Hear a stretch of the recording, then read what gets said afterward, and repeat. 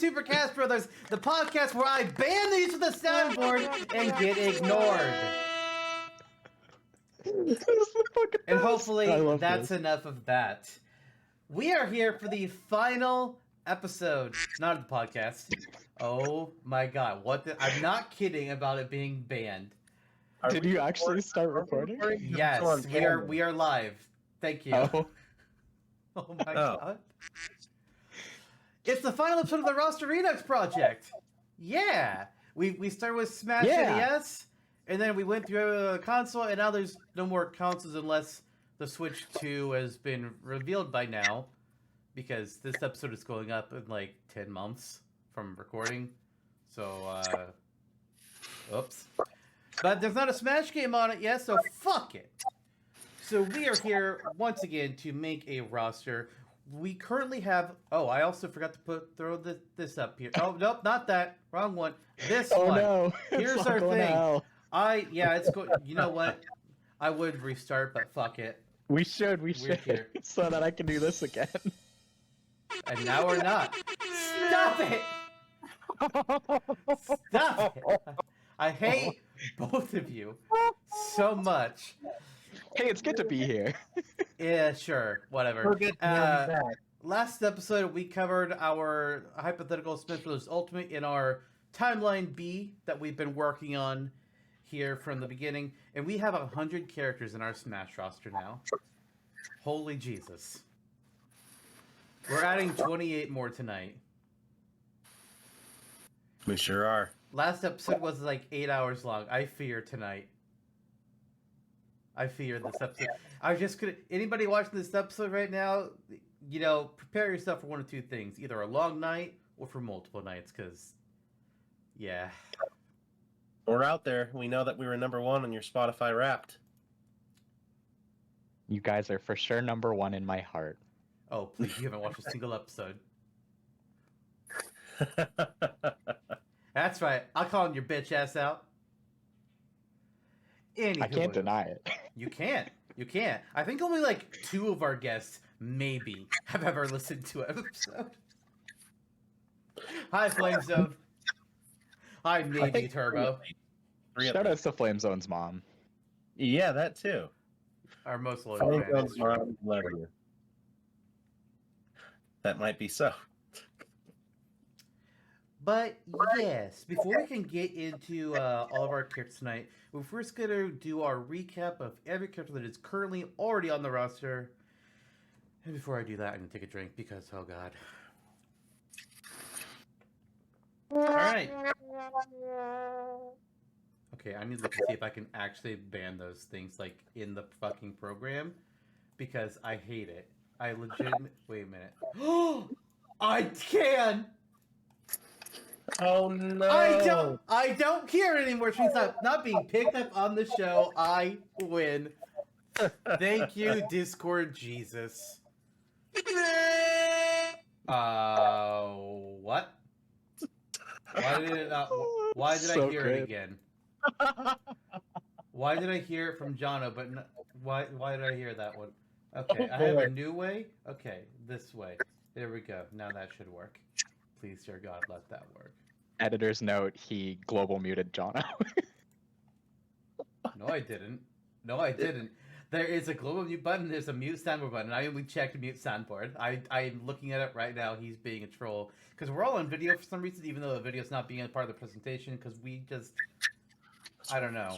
It was Eebit's idea. But anyways... It's almost like we like each other. Hard pass. Anyways, the 100 characters that we currently have on the roster right now are...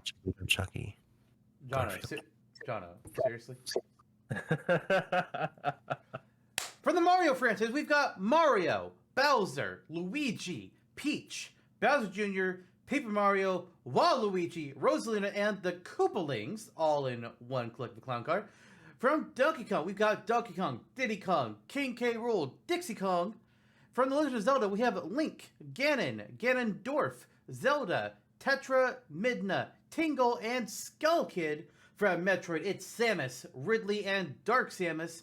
From Kid Icarus, it's Pit and Viridi. From Punch-Out, Little Mac. From the Murasame Castle game with its title Takamaru. From Yoshi. From Kirby, and Meta Knight, King Dedede, and Vandanity. From Earthbound, Ness and Porky Mitch. From Fire Emblem, Marth, Tiki, Ike, Lindis, Robin, Celica, Fox. Wait, no, fuck. Just not Fox. Not Fire Emblem franchise. I almost went on to say Wolf, and that's when I realized that something wasn't right. Was when I was about to say Wolf. From Star Fox, Fox, Wolf, Falco, and Crystal. From Pokemon, Pikachu, Mewtwo, Meowth, Feraligatr, Blaziken, Lucario, Pokemon Ranger, Zoroark, Sylveon, and Decidueye. From F-Zero, Captain Falcon. From Wario and Mona. From the Game & Watch games, Mr. Game & Watch. From from Shino Nagashima. Fuck. It's Donbei and Akari. From Pikmin, Olimar. From Rob. From Animal Crossing, Tom Nook and Isabel. From Chibi Robo, it's Chibi Robo. From Wii Fit, the Wii Fit trainer. From Xenoblade Chronicles, Shulk and Rex. From Duck Hunt, it's the Duck Hunt dog with his friend the duck.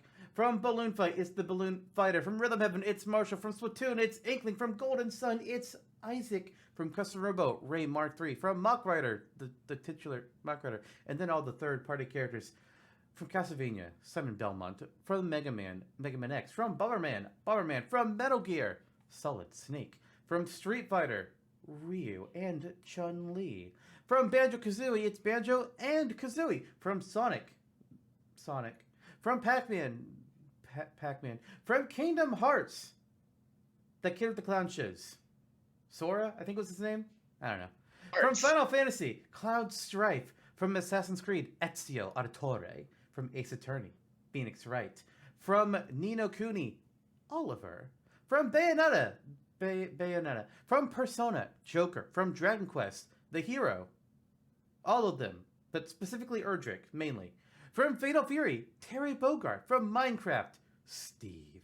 From Rayman. From Shantae. Man, all these games with the characters that they're just named after. What the hell? From Ninja Gaiden, Ryu Hayabusa. From Tomb Raider, Lara Croft. And from Halo, John Master Halo. Chief. Yes, John Halo of Halo.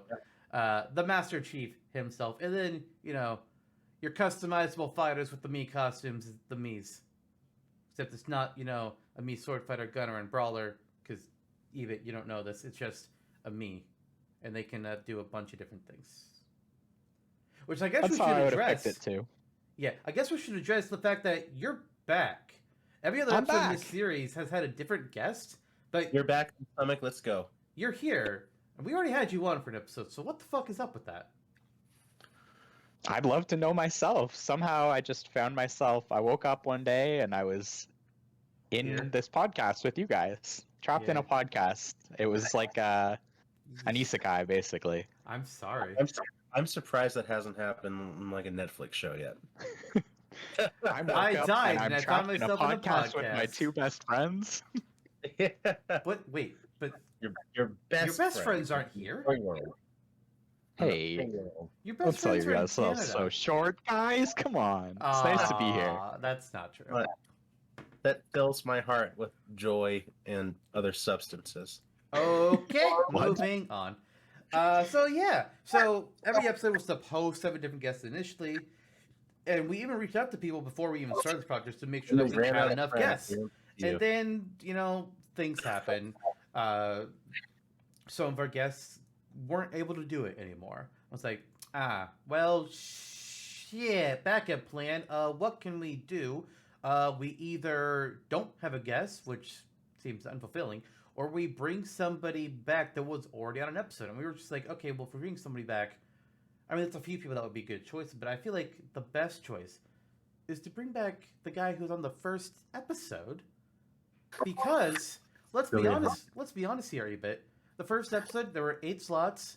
You really didn't have much freedom, much creativity to really play around with. It was like, okay, here's like 6 characters that need to have it, and then you have like 2 slots that you can maybe be a little bit creative with. Yeah. And here we are. Now you have what, 28 characters on the board?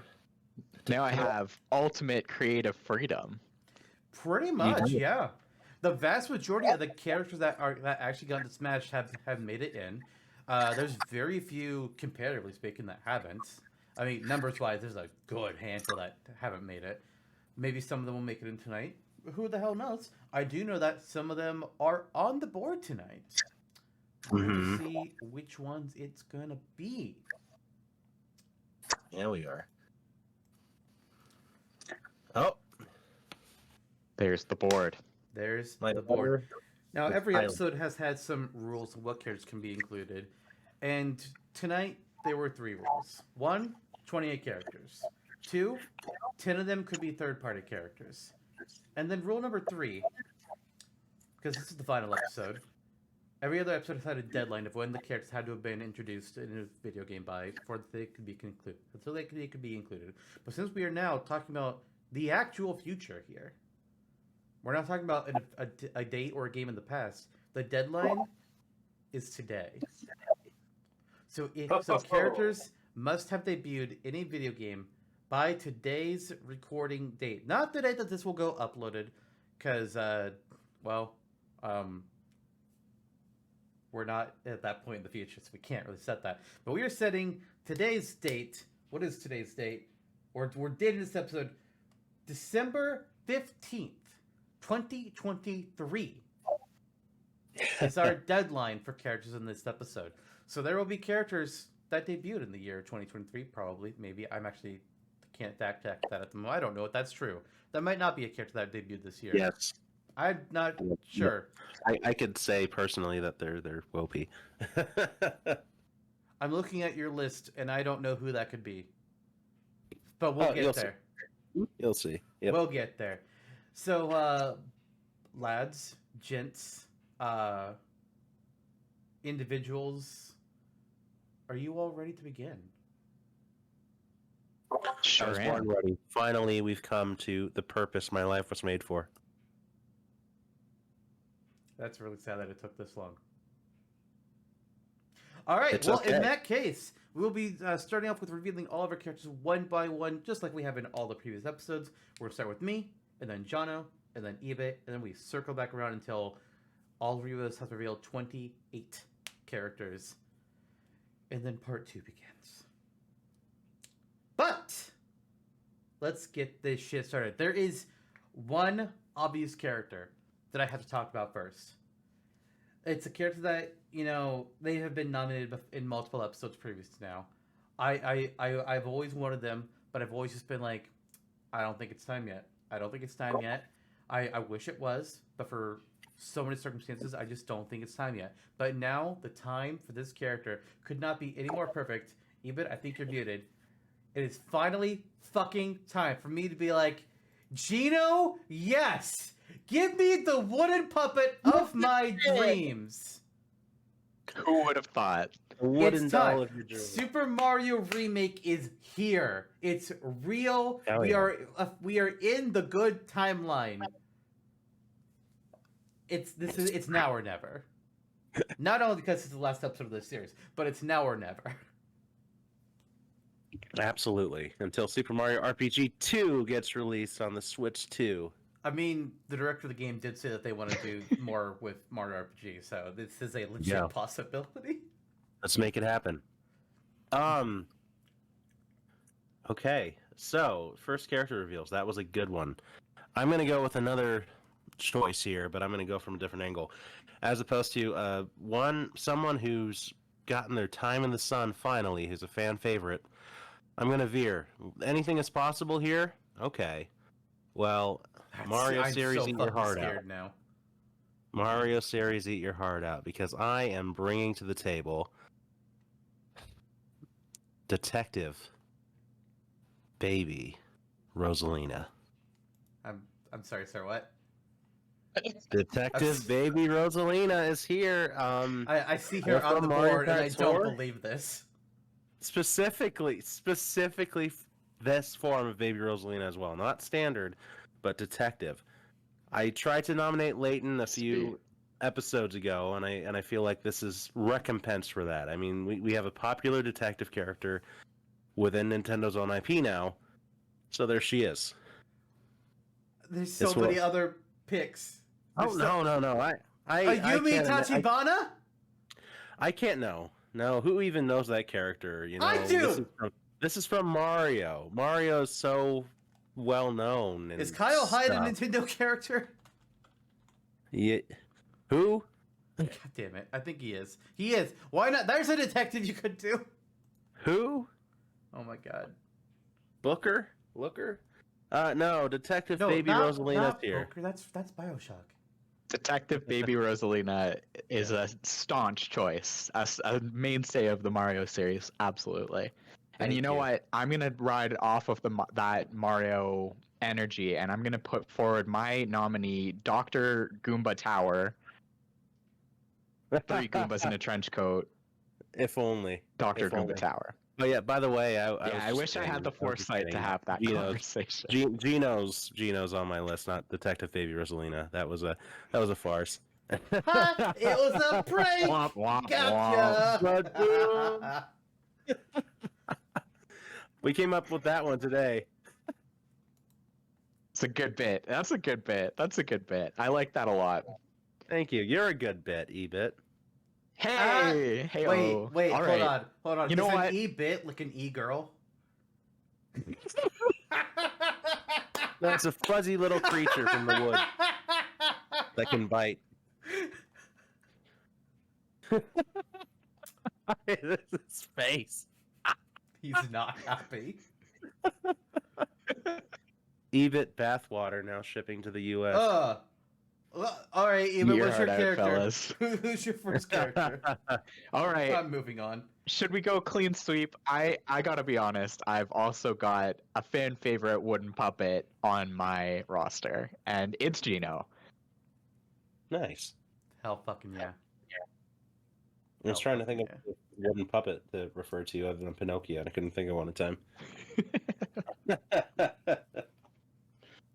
No fanfare needed. I think that's gotta be a lock for all 3 of our rosters. It's made all that much more sense this calendar year, this good timeline. Yeah, not much more to say about that. That's a happy one that all 3 of us happen to have this celebrated character on our roster. I'll also say it here now, and I'm sure I've said it somewhere sooner in the season. But if Gino is not in the next Smash game, he never will be. This is quite literally prime time for him. If it doesn't happen now, it's never going to happen. If it's not Gino now, it's going to be Spiritovich in the next game. Oh god, I don't remember. I hate that they changed that name. I understand some of the name changes, but that one just does not flow verbally. Unlike Eebit, that's very smooth on the tongue. That's creepy. All right, moving on. So a couple of series that we have included at this point. It's been a bit, it feels like, since they got another character, or at least like 2 rosters ago, which, maybe 2 or 3. When did that character make it on? Oh, they made it on last time. Oh, well, okay. The series I couldn't remember when this character made it on. Smash proper doesn't give them much. I guess they did get a character in Ultimate Smash Bros. Anyways, what I'm trying to say is that there's a certain series that it's a little bit hard to give characters to sometimes, because a lot of the things in this game are monsters. And it's like, okay, well, you can't really put a fucking kaiju in Smash. It doesn't really work too well. They made Ridley work, but there's limits. Like Kraid, you can't put Kraid in Smash. I'm sorry, it just doesn't work. But you know who does work? Ravenbeak from Metroid Dread. Finally, we have a character that can stand alongside Samus, or against Samus as it is, and not just be another version of herself. Boy, I wish Fire Emblem could do something like that with a non-Marth, but hey.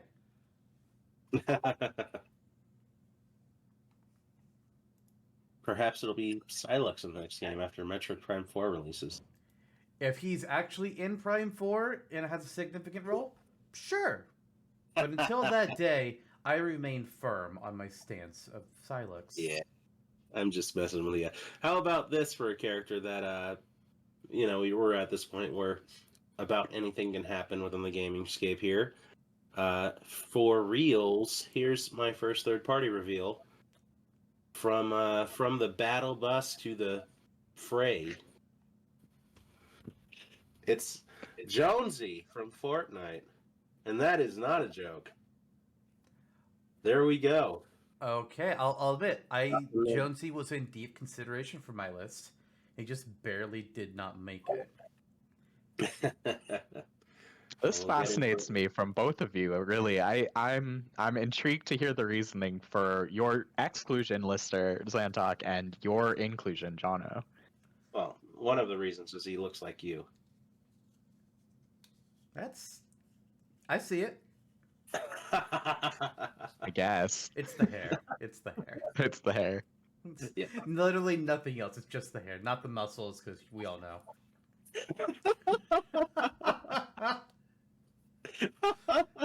If we were to only have our cameras on for this episode, gee whiz. If only the layout had room for it, but it does not.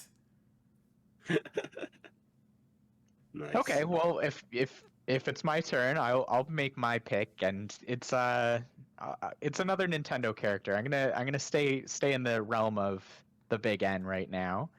My next character is a little different from Marth, and it's a Fire Emblem character that's a little different from Marth, and I'm gonna go with Alir from Fire Emblem Engage.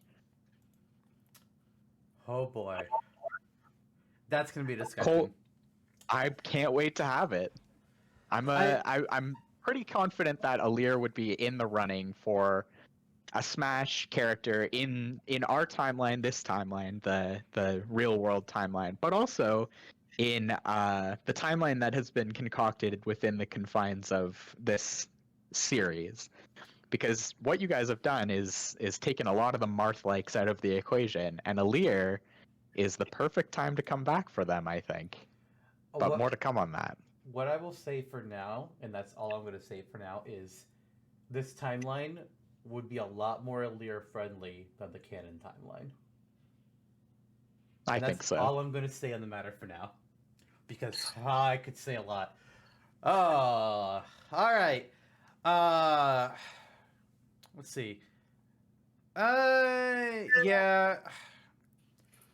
See, what the thing with me is, I feel like I need to. There's like some I want to get out of the way sooner, just because like I've already nominated them in the past. So it's like I just want to get them out of the way. So I'll jump in third party here. Character I've nominated a couple times. Their series have been nominated even more than they have. Yuri Lowell for the Tales series. I'm nominating him once again. Tales is a big JRPG. It works in different fashion than like your typical turn-based game does, with it being more action-oriented. And Yuri is the most popular character from the entire series. So eat your heart out, Lloyd, but it's Yuri. Sweet. Okay, onwards and upwards. From 2023, The Legend of Zelda: Tears of the Kingdom. Not the Game Awards Game of the Year, but IGN's Game of the Year, if that, for whatever that's worth. We have Raru. Right. I Yeah. forgot you had him.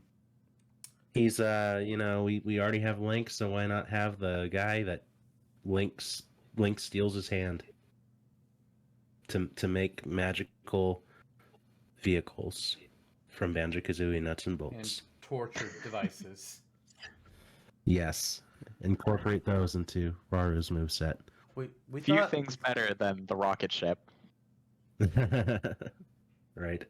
I don't know. I've seen a torture house that they literally dropped on monsters and it just spit out flames that burn everything inside of it, and they did not stand a chance. Link in Tears of the Kingdom is a fucking psychopath. And that's why we have Raru. Yeah, they continue the legacy of Hyrule. Okay, that's all. Good segue. Good segue. Thank you.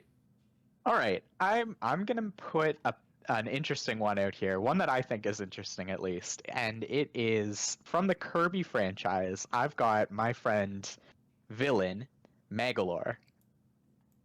I think that first for this timeline that we're in, and around this time, we've seen the rise and fall of a few Kirby characters in popularity, and I'm not sure which one has more staying power outside of the ones on the roster already than Megalore, who's come back a few times in a few different avenues. An interesting character, villain rep, Kirby rep, probably arguably the most prominent not on the roster today. I don't know if I would make that argument. I don't like. I'm not super familiar with Return to Dreamland. I know some other Kirby characters a bit better. Megalore, like of the so-called friend villain characters, they've never been the most interesting to me. But here's the other fact: but they are very popular in the Smash community, and also Return to Dreamland Deluxe is the newest Kirby game. So there's that. That's a big part of Megalore. Yeah, that is true. That is true. Yeah, and he's very well received in Japan too, and Return to Dreamland has a whole Megalore epilogue as well, where you play as him and find redemption in his cold heart. Yeah, How familiar is that? very. I remember when the Lore Star Cutter fell in 2002. Well, gonna look back at me here and now. Let's see. So, man, who doesn't just love giving orders, right? Commanding the little people to do what you want, and if they die, well, you know, they had their chance at life. And you know, it's a very popular series of games. Miyamoto's a big fan of them. They just don't come nearly often enough, I think, for a lot of people. And let's give this here's a second rep with Louie from Pikmin. Now, why Nice. not Alf? You may be wondering. Well, Pikmin 4 is here. Alf isn't in it, but Louie is. And Louie's the key of the beast, and Louie's a bad person. He's a bad person, and he's the reason things go bad. And he can control monsters. So yeah, Louie is more unique than Alf. Who would have thought that twist would have ever happened? Here we are. He's not good, but I love it. I love that. I love that he's this non-intentional villain. Definitely. Such a good angle. Mm-hmm. Speaking of good angles, I'm really enjoying seeing you guys on camera, even though the public can't see, but it's a nice little window into your worlds here. Speaking of windows and worlds,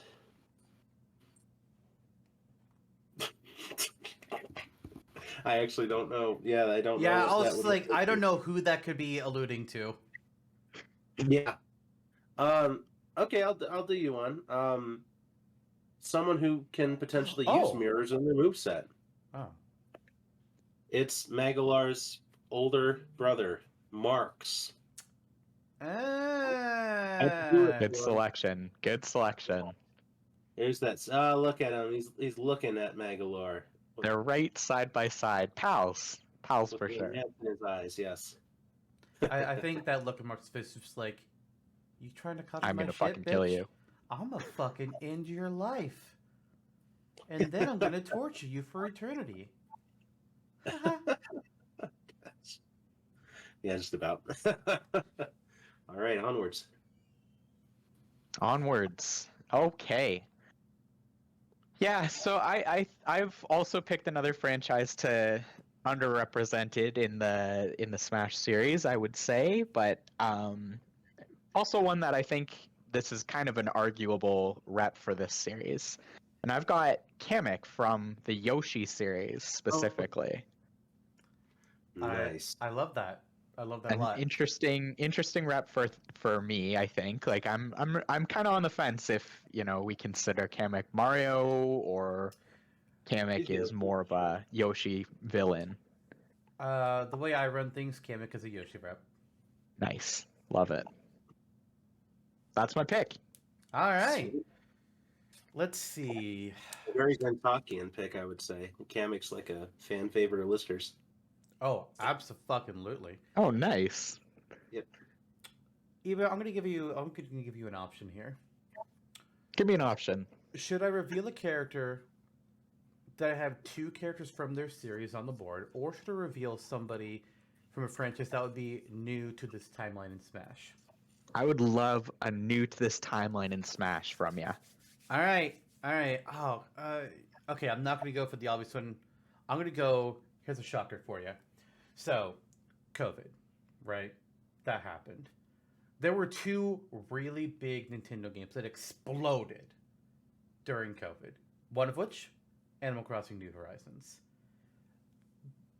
The game would have sold well regardless, but it sold even better with nobody being able to leave their house.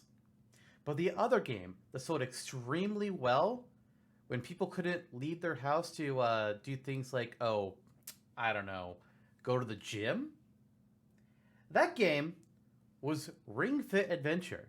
And so I am nominating Drago. The dragon villain from the game who, villain is a word that you could call him, but all this guy wants to do, he just wants to work out.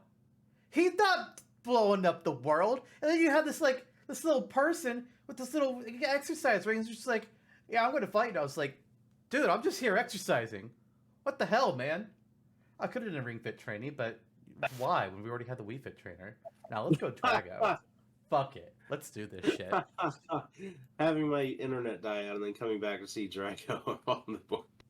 Hell yes. That's a thing of beauty right there. Right. He sure is. It's like the man who picked him. Yeah. That would have been a memeable fire meme if the people could see it. Okay, Eebit, let me pose a question to you. Pose away. Okay, should I reveal a character with a hat or another accessory in their hair? Give me a second accessory in the hair, please. Okay. Well, in that case, I'm going to toss a pretty probably obvious one out there. It's Noah from Xenoblade Chronicles 3. Nice. That makes Yeah. sense. It's the one with the thing, you know. It's The one with the thing. The Yeah. hairband. The guy The with the hair tie? thing and the The yeah, scrunchie. that thing. Yeah. Noah canonically was a scrunchie. It's canon now. Don't make the rules, we just report on them. I would have chosen another character from this series, but Public Affairs told me not to. Thank fuck. Me again. Yeah, you again. Shoosh. Okay. Well, hey guys, let me Yes, pose sir. a question to you. Oh, Should yeah, should I pick a character from a new franchise or somebody who I've already picked from the same arguable series? New franchise. Let's get Give away you a from new the top few franchise? rows. Yeah. I would love to reveal that I have selected from the ARMS game, singular. I've picked Ribbon Girl from ARMS Interesting. as my representative. Interesting. She has ribbons in her hair too. An accessory. I'm curious why you picked them over Min Min. Well, Because you'll have to find out now, won't you? We'll have to find out. you already know why you chose her over the guy that says boy oing unironically. Yeah, Springman sucks. It's canon. He does. Anyways, my next character. Yeah. All right. So I revealed a dragon, right? That was my last character. But what if I said I have another dragon? Sort of. They're not really a dragon themselves necessarily, but they are a dragonborn. Nice. Interesting pick. One of the most ported in big games, Skyrim. I'm not a personal fan, but You can play it on the fridge. cannot deny Skyrim's hugeness in the gaming Staying sphere. power. Yeah. Good choice. I would have chosen Dragonborn myself, but I took an arrow to the knee. Lovely. Here's a character who's never taken an arrow to the knee, and it's kind of hard to see their knees. It's Tiltakeke. Tiltakeke. Otherwise known as KK Slider.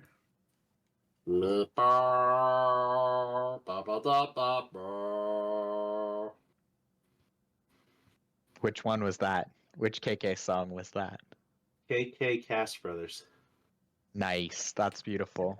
I feel like It's funny when I request that one.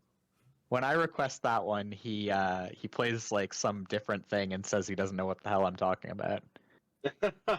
Wow. It's KK too bad. Slider, Oh. not a true fan. Fake fan. Fake fan.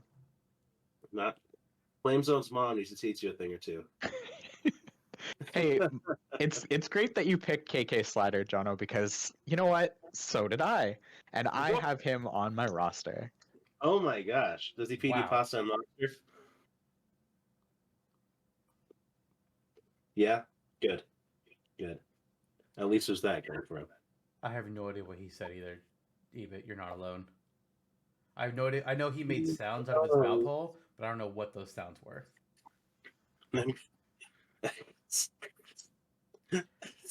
All right, we've revealed how many is this? 6 characters on all of our lists so far, but we haven't said anything from Pokemon yet. What the fuck is wrong with us? I'm gonna get to it. I'm gonna do it. So far, we've been very good at representing every Pokemon generation without at least one Pokemon. Gen 1's the only one that has more than one, because they've got 3. But, that was back when only Gen 2 was the only other Pokemon game that existed at the time. But for Generation 8, my nominee here, the thing with Generation 8 is, honestly, I actually had a hard time finding good Pokemon for this. It didn't really feel like there were any ones that felt really...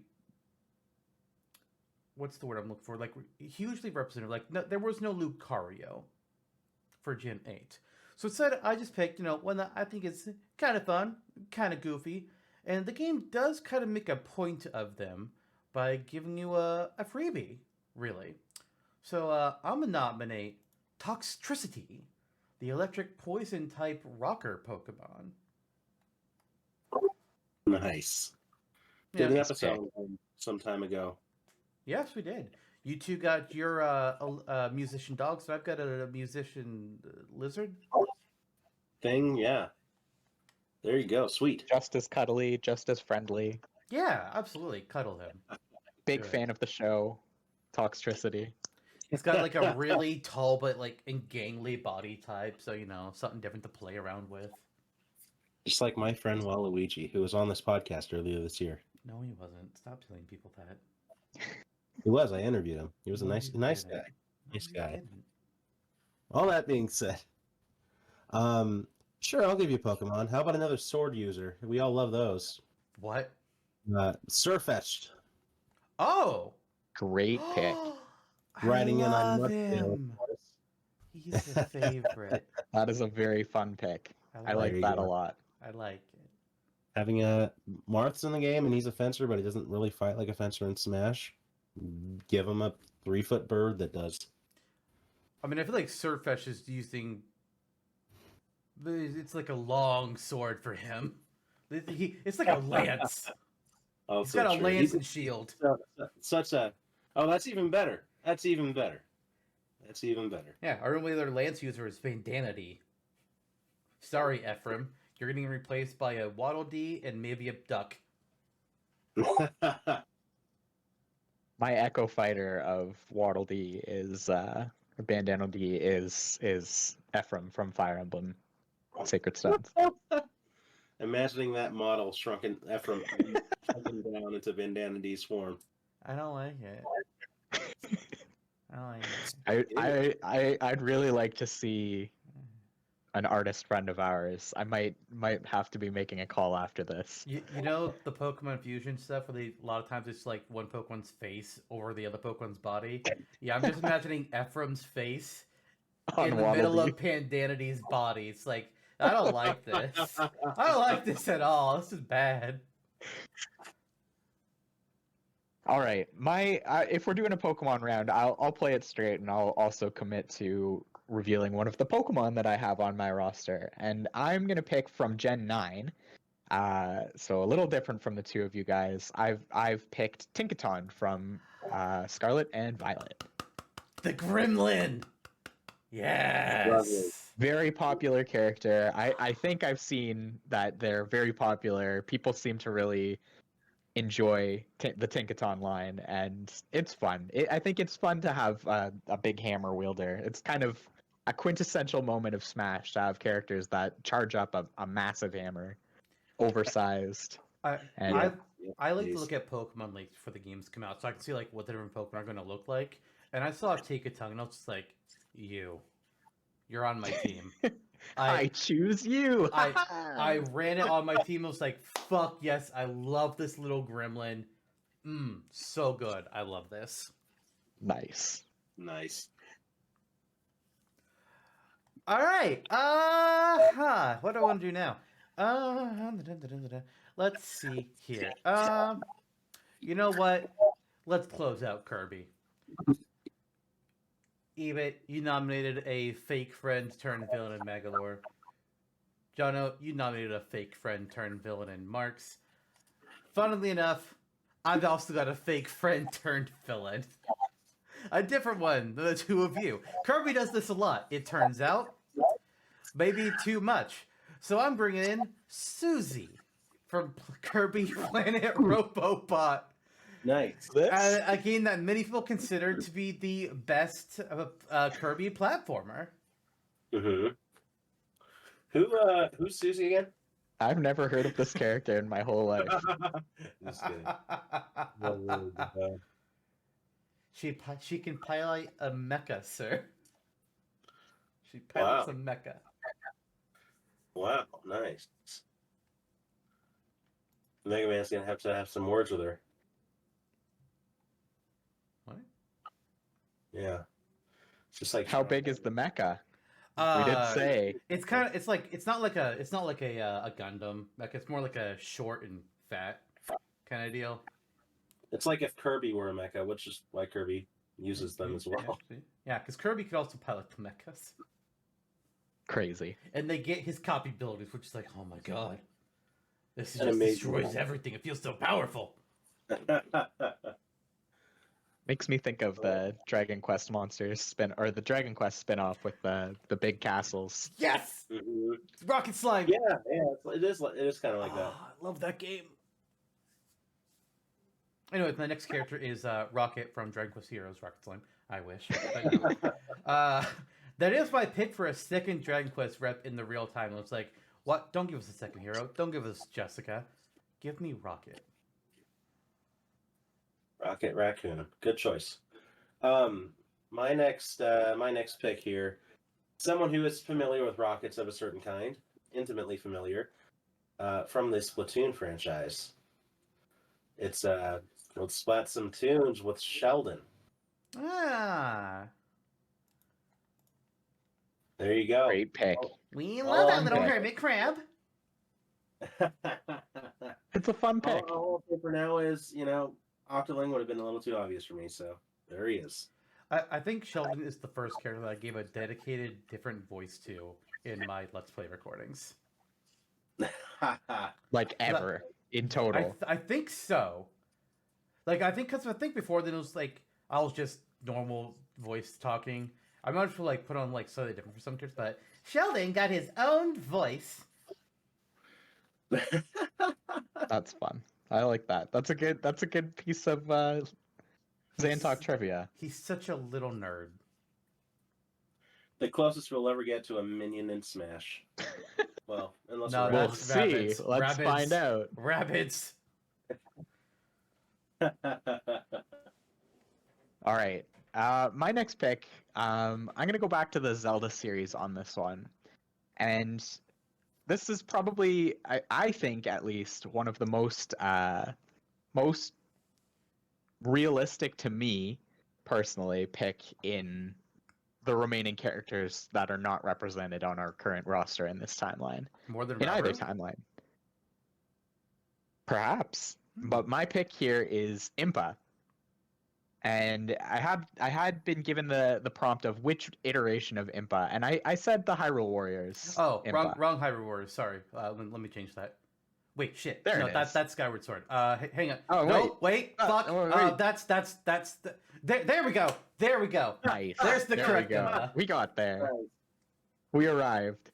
I was really hoping that you would you'd had the on the board my other sleeper pick, the Oracle of Ages and Oracle of Seasons Impa. Sleeper pick. It was either going to be that or the original one from Zelda 1. I was like, the Zelda one's funnier. Sorry. But she's been through so many iterations. Very iconic character, very iconic designs throughout the series. And I think for me, the one that I would pick to represent is the Hyrule Warriors iteration. Got the big old, I forget what that sword is called. Big old sword, different play style. I love it. Doesn't quite suit her in some other iterations, but I think it's fun. I think it's different. Yeah. And we'll get into that at a later point in the episode. We will. Definitely. Oh, cool. I think it's time for me to get into somebody now. That's a weird sentence. I'm gonna go. All right. Yeah, I need to get one of them on the board here. Okay. I nominated them last time. I lost the battle. Let's see. Let's see how part 2 goes. You want characters that don't just play with a sword? You want more villains, but you want a hero too? I got just the nominee for you. I'm bringing it back. My arguments still fucking stand. It's Edelgard from Fire Emblem Three Houses. Axe That is not user, who I thought you were part-time- gonna say. a villain in 3/4 of the game, but number 1 in my heart, Edelgard. Who do you think I was gonna say? I thought you were gonna say like Travis Touchdown. No. He did get nominated last episode by our guest. I didn't know. But no. Yeah, I don't know what you were gonna. I didn't know what you were gonna say either, my teacher. But here we are. That's right. Teacher. Okay. Here's a villain for you, and one pulled straight from the Smash canon, from Mishima Dojo all the way to Final Destination. Hooray! Kazuya's back. There he is. Look at that angry guy. There he is. Holding his fist towards you and saying, I want to put you in the lava because you're not my friend. Looking to put It's you like in the my lava dad. like I did my Dad dad. wasn't my friend either. Yeah, precise. God, hey, Hachi's a prick. Yeah, he is. Fuck that guy. Funny because I feel like of the Tekken characters, like I know Heihachi more than I know Kazuya, even though Kazuya is the Smash rep in the end. I feel like what was it? Heihachi featured in Soul Calibur, I think. Mm-hmm. Yeah, Soul Calibur 2. And I think that's how I knew Heihachi. I'm not a big Tekken guy, so interesting pick. Obviously iconic series.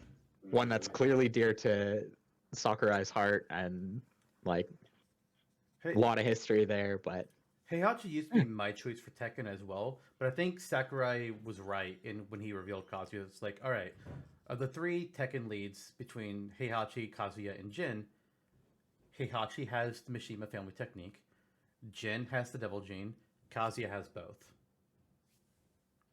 It just makes sense.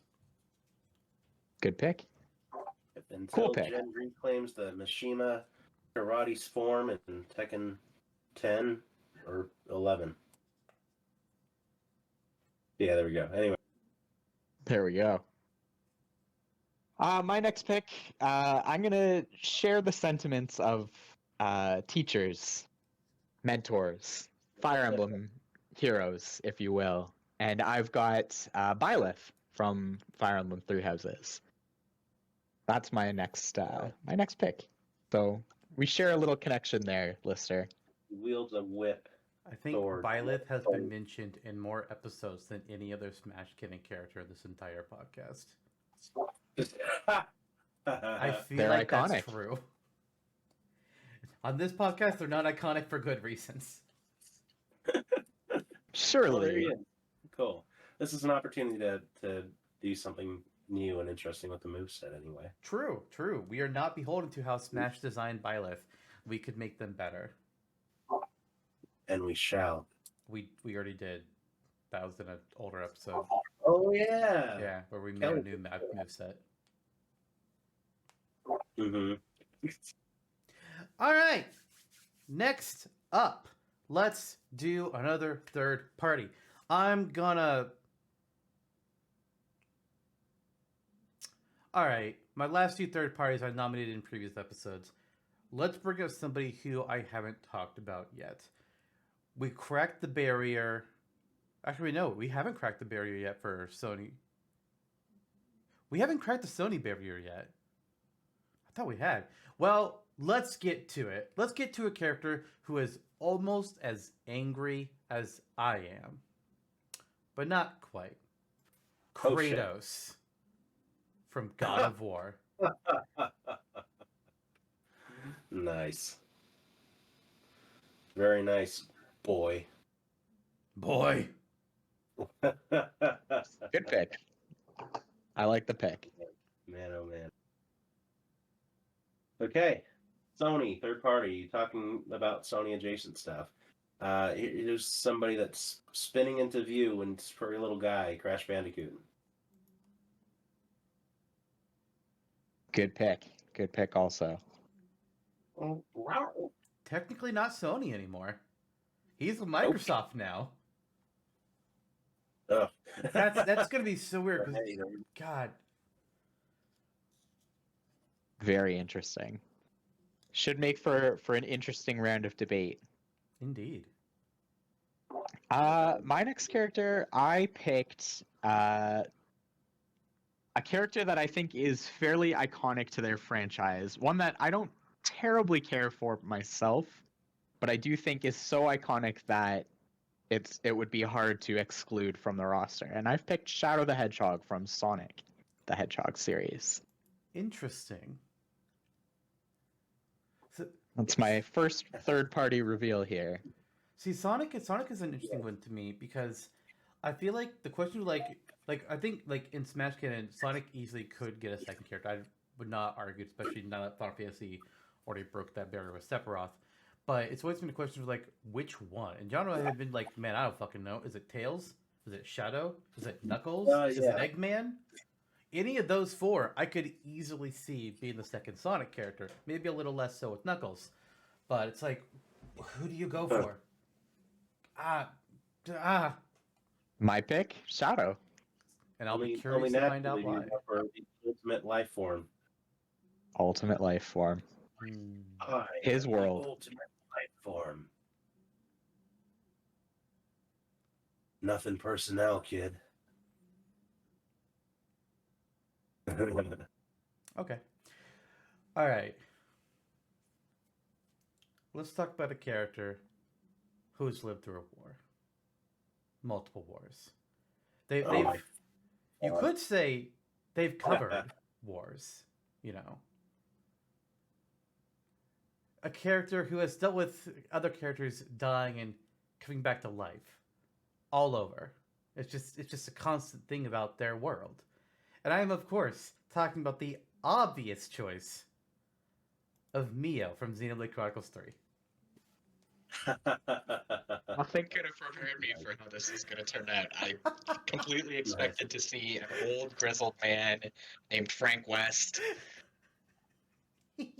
zombie adjacent, but you led us down a very different garden path than to reveal a cat girl. Yep, a cat girl with dual rings and is a tank. Fascinating. Like you. Meow meow. How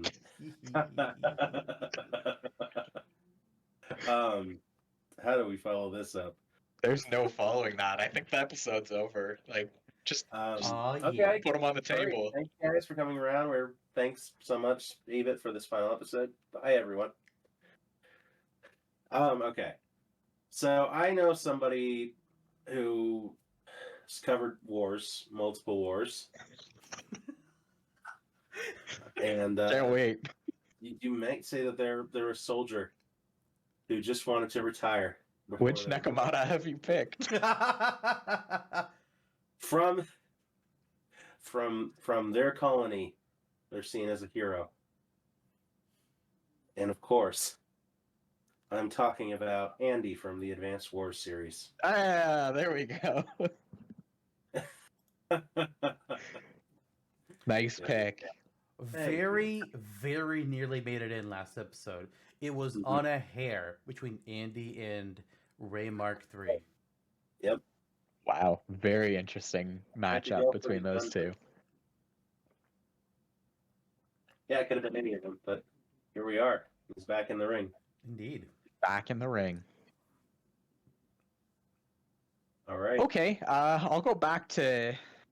I'll stay with the Nintendo characters here. And I'll pick another villain rep, or maybe anti-hero, depending on how you want to frame it. And I've picked from the Wario series, Captain Syrup.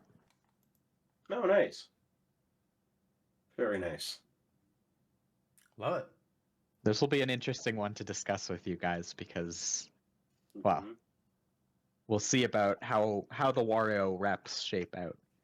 All we'll say for now is that when we added Wario doesn't exist yet. So Wario absolutely operates off of his Wario Land stuff.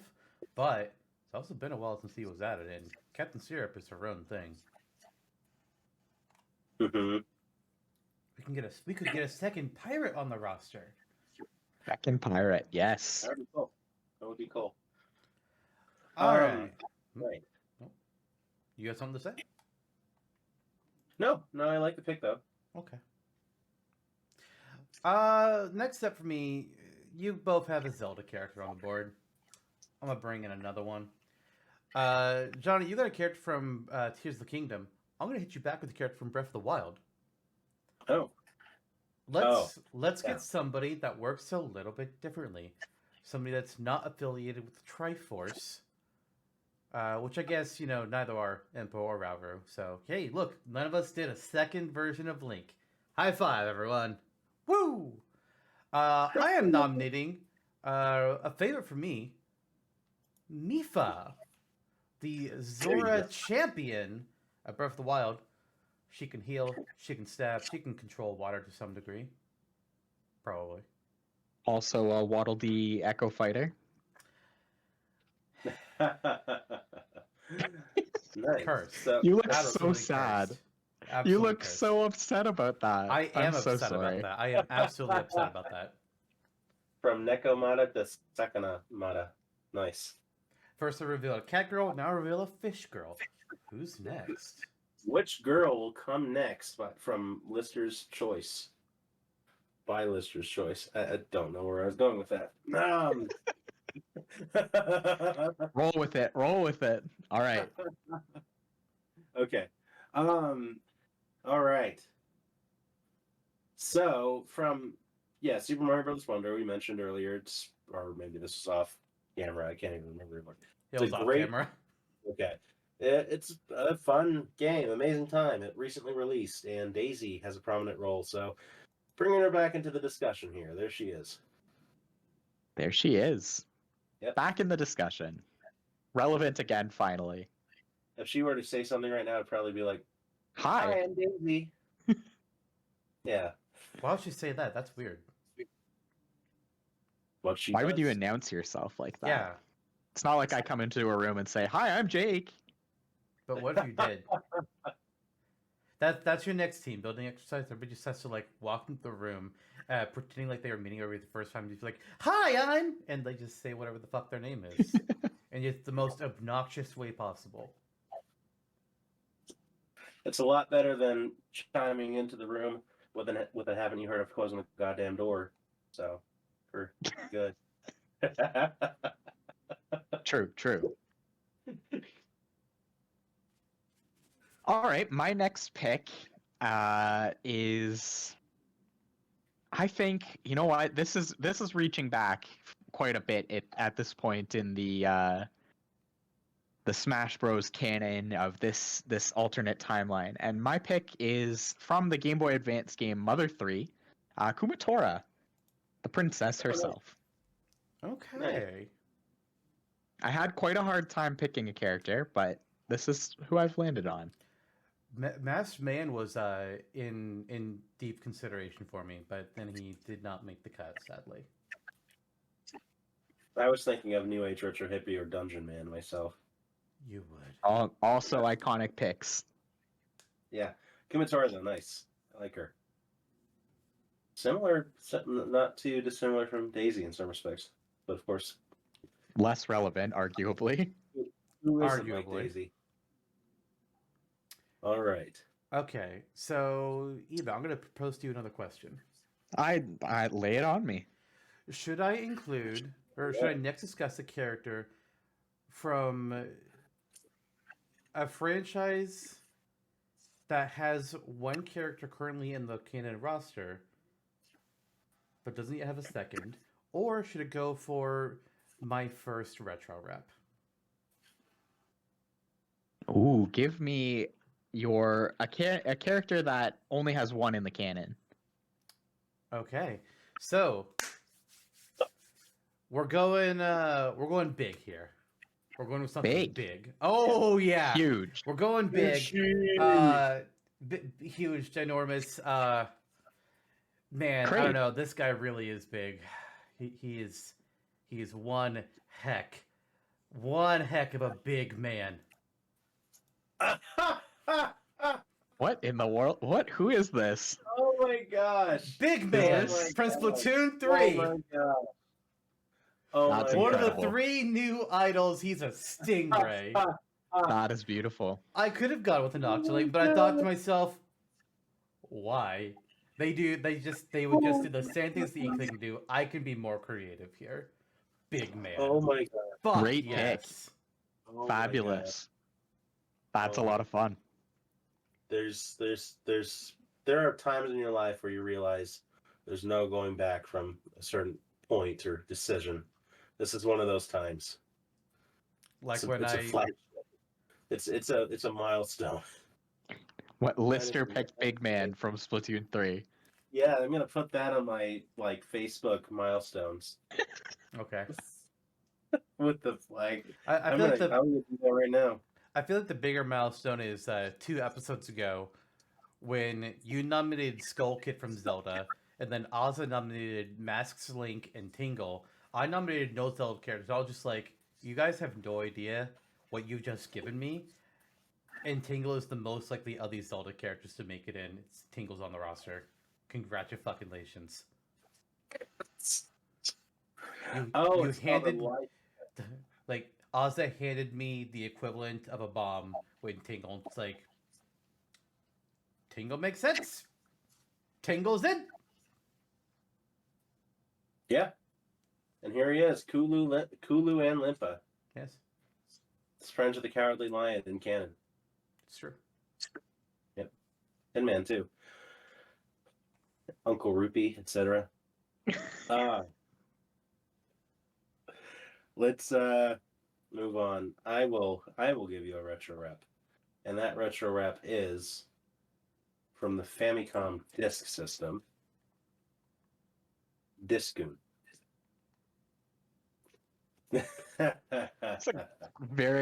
I can't wait to hear the discussion on that. Hell yeah. The lost mascot, representative of the floppy disk. Hero. You mean Of the save time. icon? Yes. Okay. 3D printed save Almost. icon? Almost. I mean, look at him. Here we are. There we go. There we go. I'm gonna pick a retro rep here as well. Sort of a retro rep, maybe. It could be argued that way. And I'm gonna pick Black Mage from the Final Fantasy series. Oh, nice. Ooh. I do like me the Black Mage. Arguably a retro rep, maybe. I mean, Final Fantasy 1 is old, but the Black Mage is less of a Timeless. character, more of a class, and it just More of an icon. Yeah, it's An It's like a emblem. black mage character or class availability in, like, I want to say every game. I mean, okay, 7, technically any character can be anything, but 10. Lulu. Lulu is the black Yeah, I mage. guess that makes sense. I guess. Have you played 10? Yeah. Okay, Lulu is canonically the black mage, lore-wise. Yeah. Sweet. Yeah, that's fair. No, it's a character. I mean, before Cloud, when we kind of felt like that was impossible back in the day, Black Mage was a very common and wanted choice, including for me. So this would be fun to talk about. Yeah. All right, Eebit. I kind of threw you for a loop with Mio. You know, you were expecting a grizzled old man from a Capcom game. And I got good news. I got for you a grizzled old man from a Capcom game.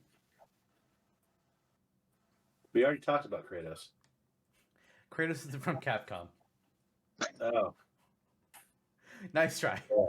No, it's Dante from Devil May Cry. From the Devil May Cry series? Yeah, and he's old now because my it's God. DMC5 Dante.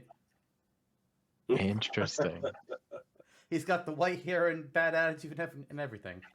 So we finally got for us Super Smash Brothers Ultimate Friendship Battle featuring Dante from the Devil May Cry series. Oh my. And Shadow the Hedgehog. And Shadow the Hedgehog. Fuck. But For the we don't ninja, have Knuckles. they wield Oh, that's them. who it is. It's Knuckles, not Shadow. Damn. You And fucked Big Man. up. Until Jonno? Jonno picks. Louis is also on my list. Oh, that's not Knuckles. That's not Knuckles at all.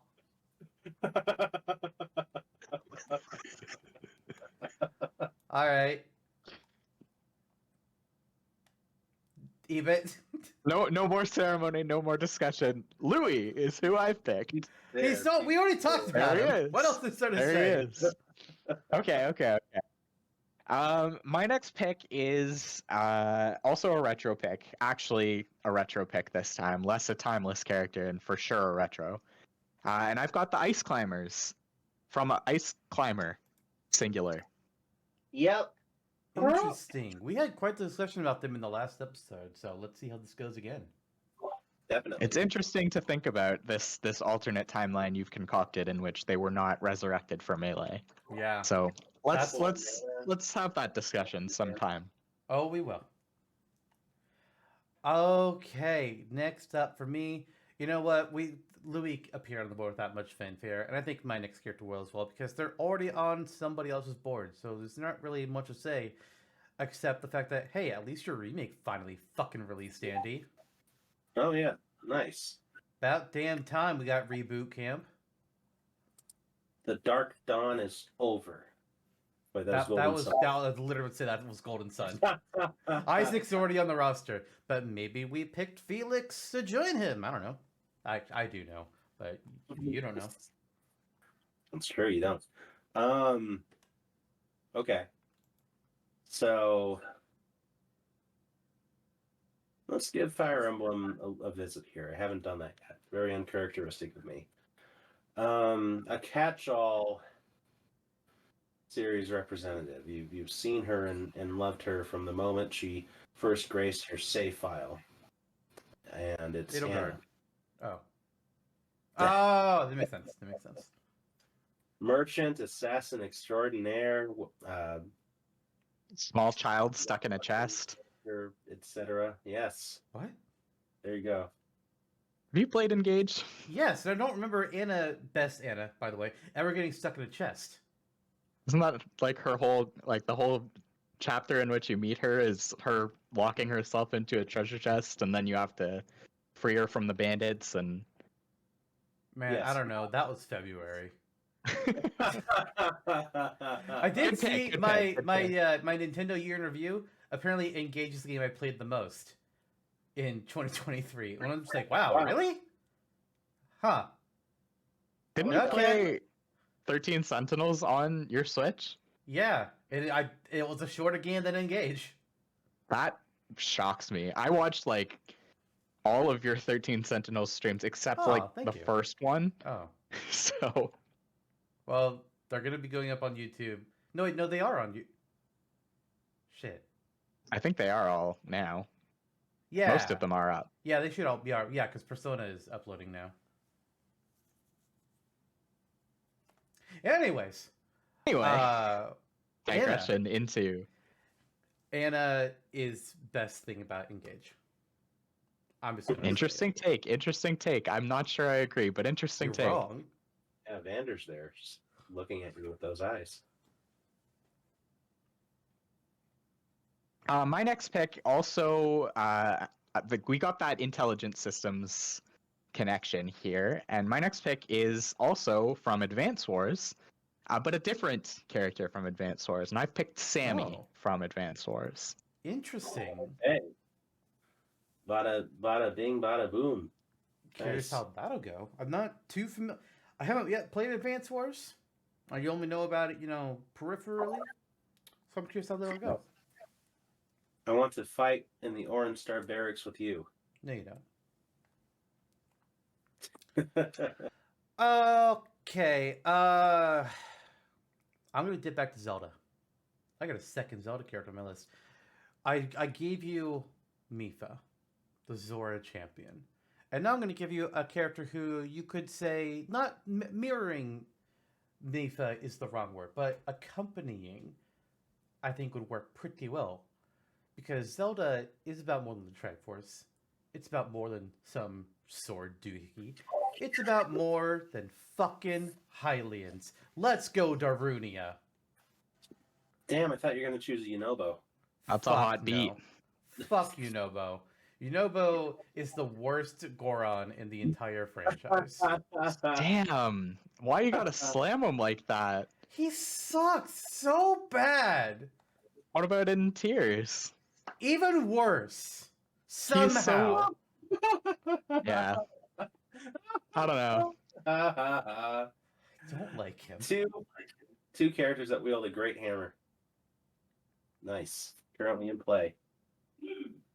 Yeah, Zelda is more than just your Triforce wielders and the people that are there, the Hylians and that stuff, and with that being said, that sometimes it's all feels like a dream.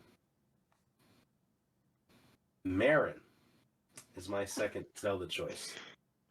Love that pick. Wow. Fascinating deep cut choice, I think. Indeed. We got some choices here, boys. We got some choices. That we do. So you guys know how the Zelda series is more than about the Triforce wielders. Yeah, obviously. And it's more than what we've got on the board here. And from not the Zelda series, I've picked Crash Bandicoot. What? What? Wait. Nice. Hold up. What? Crash Bandicoot. What? Crash Bandicoot is my pick. Who? I don't have much more to say about him because John already has him on the board. But there he is. He's on the board for me too. All right. Yeah. A Wumpa fruit for you and me. Well, my One to next share. character. My next character features in a game about the color orange. Good connection. Yeah. That's in about fact, all. this is a Crash Bandicoot game. Oh, Kind of. Is it? Yeah, because Spyro the Dragon, it's a star of Spyro Orange. True. Sadly, he's not actually on my roster because as much as I fucking love him, Crash is just yeah. There he is. I like Spyro more, but Crash would make more sense. Representing that company and that side of things, that era of gaming. And also, Japan didn't latch on to Spyro, but they fucking love Crash. I know, right? Oh my god. At least we can have the ugly Crash, all the costume. The fake Crash, but yes. Yeah. Ugly Crash. So ugly. It's so ugly. Ugly Crash is incredible. Can we also get the Crash mascot suit that the guy wears with the megaphone? Yeah. Fuck yeah. work it enough, and you might just get Spyro as an alternate. Please. Long Spyro who twirls around. Never mind. Says, Moving on. Next character. moving on. Well, there's a lizard on the board. Yep. Might as well bring another, well, not a reptile, an amphibian into the equation. It's, you could say it's a retro pick in a sense. They were sure around back then and beloved in the beat 'em up world. I'm of course talking about Rash from Battletoads. Good pick. Damn. All right. Fun pick. Not Interesting reach. Not Pimple There or you Zits. go.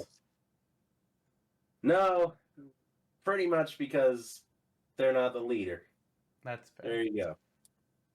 He's got cool sunglasses too. Everyone wants to be this. Sure does. I want to be a toad who fights in the sea. Everyone wants to be a pimple. The title of your memoir. Mm. Oh wait, The Faces of Eebit is the title of your memoir. Can't shake that one, I think. Never will. Never will. All right, next pick. For me, okay, so I double dipped on the Final Fantasy series here. Honest pick, kind of a shameless pick. I think that the current timeline has indicated where we sit with Smash, with Final Fantasy characters, popularity of the certain games, and I've got Sephiroth from Final Fantasy VII. The internet broke when A Cloud was touching announced for reunion. Smash. The internet broke again when Sephiroth was revealed to follow behind him like he always fucking does. You can never let Cloud have a day of peace. Cloud can never know peace. He's just a sad little emo boy. He really is. Poor tormented man. Who is Where was sadder, Cloud? Cloud or Squall? Both are very Ooh. sad boys. What was Cloud's hometown again? Nibelheim. Oh, that's right. For me, it's Gungaga. Fucking.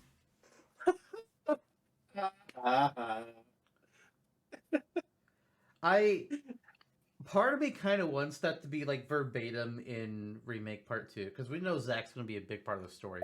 Somehow, even though he's not supposed to be alive. So what the fuck is happening in this game? We'll see. Just machinations. By the time this uploads, I'll know.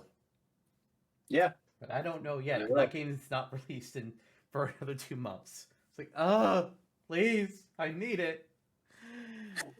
I just bet it'll involve the pet doctor somehow. Yeah. You know what else I need? What do you need? A retro character. I Give it to me. fucking love retro characters in Smash. I think it's so good to be able to get these characters that would not see the light of day again otherwise. And I'm picking a character that, what?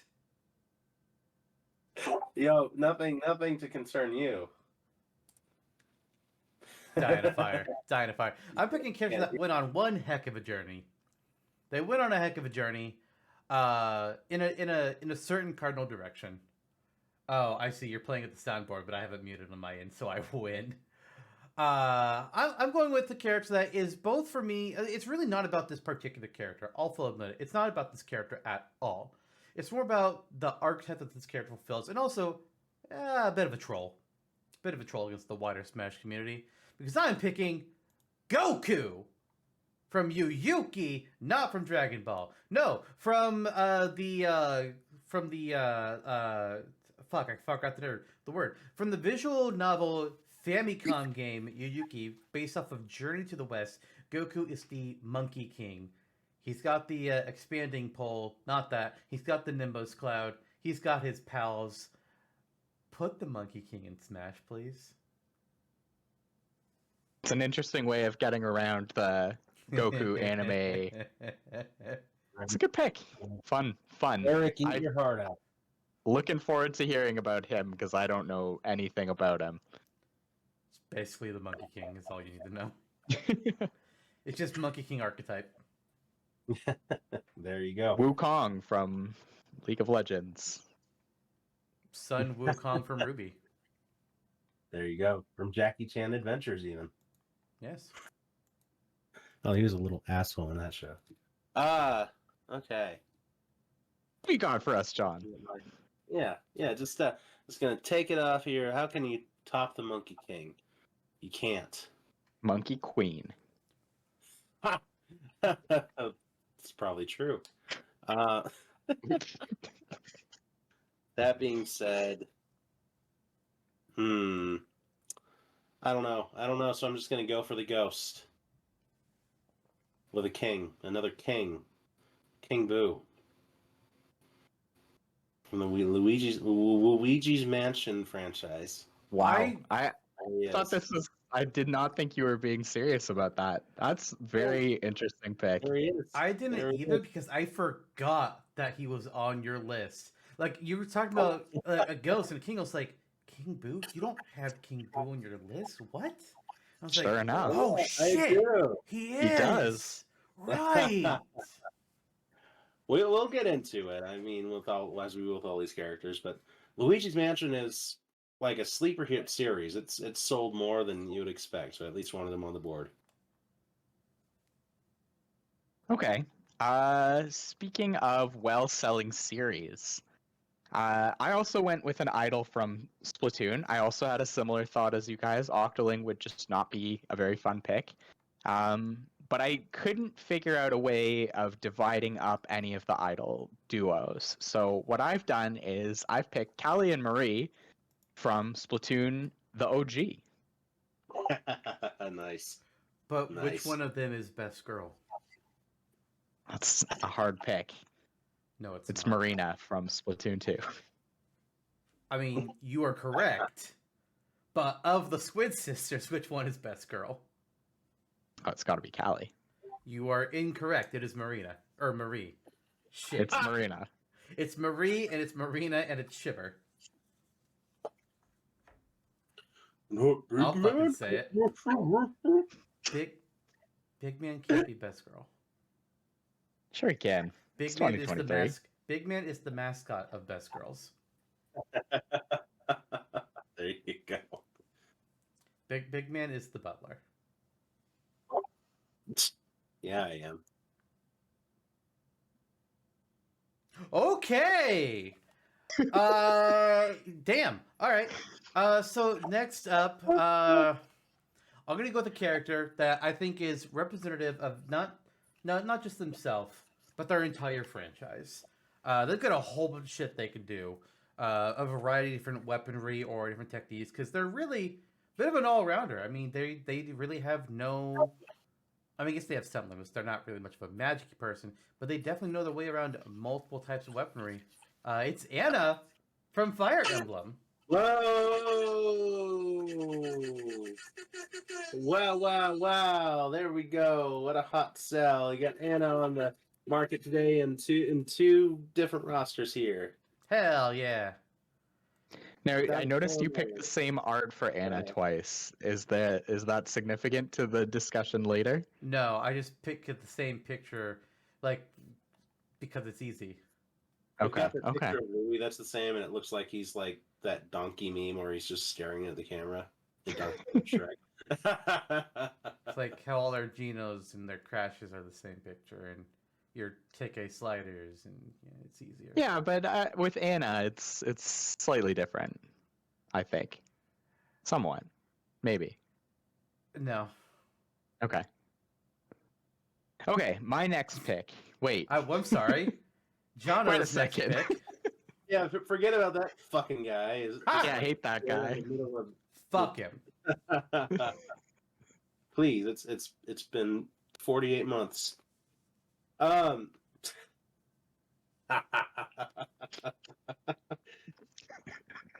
Okay. You like the number 1000? I mean, it's okay. I prefer 3, Nice. 13, and 128. Yeah. and Yeah, that's 64. true, Lions Kid. Well, 1000 is perhaps the number of characters we'll have after the end of tonight. No. No, but it is the number in the Pokedex that Goldango has. Great. String pick. cheese man. Oh, Tony Hawk Cheese Stick Man is here. Save the day. Funny skateboarding, man. Oh yeah, yeah. What a clown. Also, someone who was trapped in a chest until they gathered enough coins to be set free. That's not at all how their lore works, but okay. Something like that. Tony Hawk. Just about. Uh, no, It's pretty close. it's You have to not. give it to him. No, it's really not. I also picked a Pokemon, and I like that Pokemon. I actually don't really know if I like that Pokemon all that much, but the Pokemon that I picked is Urshifu, Oh, the stance change Pokemon. the stance change Pokemon. We Now- love stance changes on the show. Now I noticed We like, had the picture. some fun discussions about that. Yeah. Yeah. So I noticed the picture of Urshifu here actually has both versions of Urshifu. So why don't you just briefly go over that for us here? I wanted to pick not a starter Pokemon for Gen 8 as well, and for similar reasons that you guys have already said a little bit. It's kind of the obvious pick, and seemed like it would be maybe too obvious. And I thought maybe if I was picking Tinkaton for Gen 9, I would pick maybe a more dynamic character for Gen 8. And I was thinking about Urshifu being a mascot for the downloadable content for Sword and Shield. And then I was thinking, oh, like, wouldn't it be cool to have the both forms and have like some adaptations of the form change? And then I forgot about the key piece that they're technically considered different Pokemon by the game. But I think that we could get around that with some creativity in Smash Brothers. And I think that it would be interesting to have that as an aspect of this moveset. And so I ran it by Zantok, and I was given the express permission to have some fun with this Wow. selection. Express permission. Normally, I have to Express write permission. In writing. process. Yeah. Yeah, Nice. I typically make Jonno fill out a form in triplicate, and then he has to send it to my my agency, and then it takes about a business week to get to me, and you know how it goes. Yeah. Yeah, so the bureaucratic process, really. Yeah. Mhm. Nice. I like it. Yeah, I think if we live in a world where Sakurai can like honestly say like, oh, Snake and Smash is Big Boss and Solid Snake combined, this isn't a big issue. So there we go. All right, let's talk about some icons here and of genres more. We got our platformers, we got shooters, we got RPGs, both J and W. Actually, I don't think we have. Well, Dragon Ball's representing the Western RPG side of things, but we've got a bunch of different genres that are either on the board already here tonight or have gotten into the roster already. But something we don't have, and that's something I've pushed for a bit, and it just has yet to see any amount of success. But this is our final episode, and I'm going for it once again. From Resident Evil, Albert Wesker. You could go with Chris, you could go with Jill, Leon, Claire, Ada Wong, maybe not Jake. But they're just regular people with guns and overpowered knives. But Wesker injected himself with the T-virus. We've got a literal monster here on our hands. I love this idea. I love this idea. But I will say on it for now because, yeah. Yes, indeed.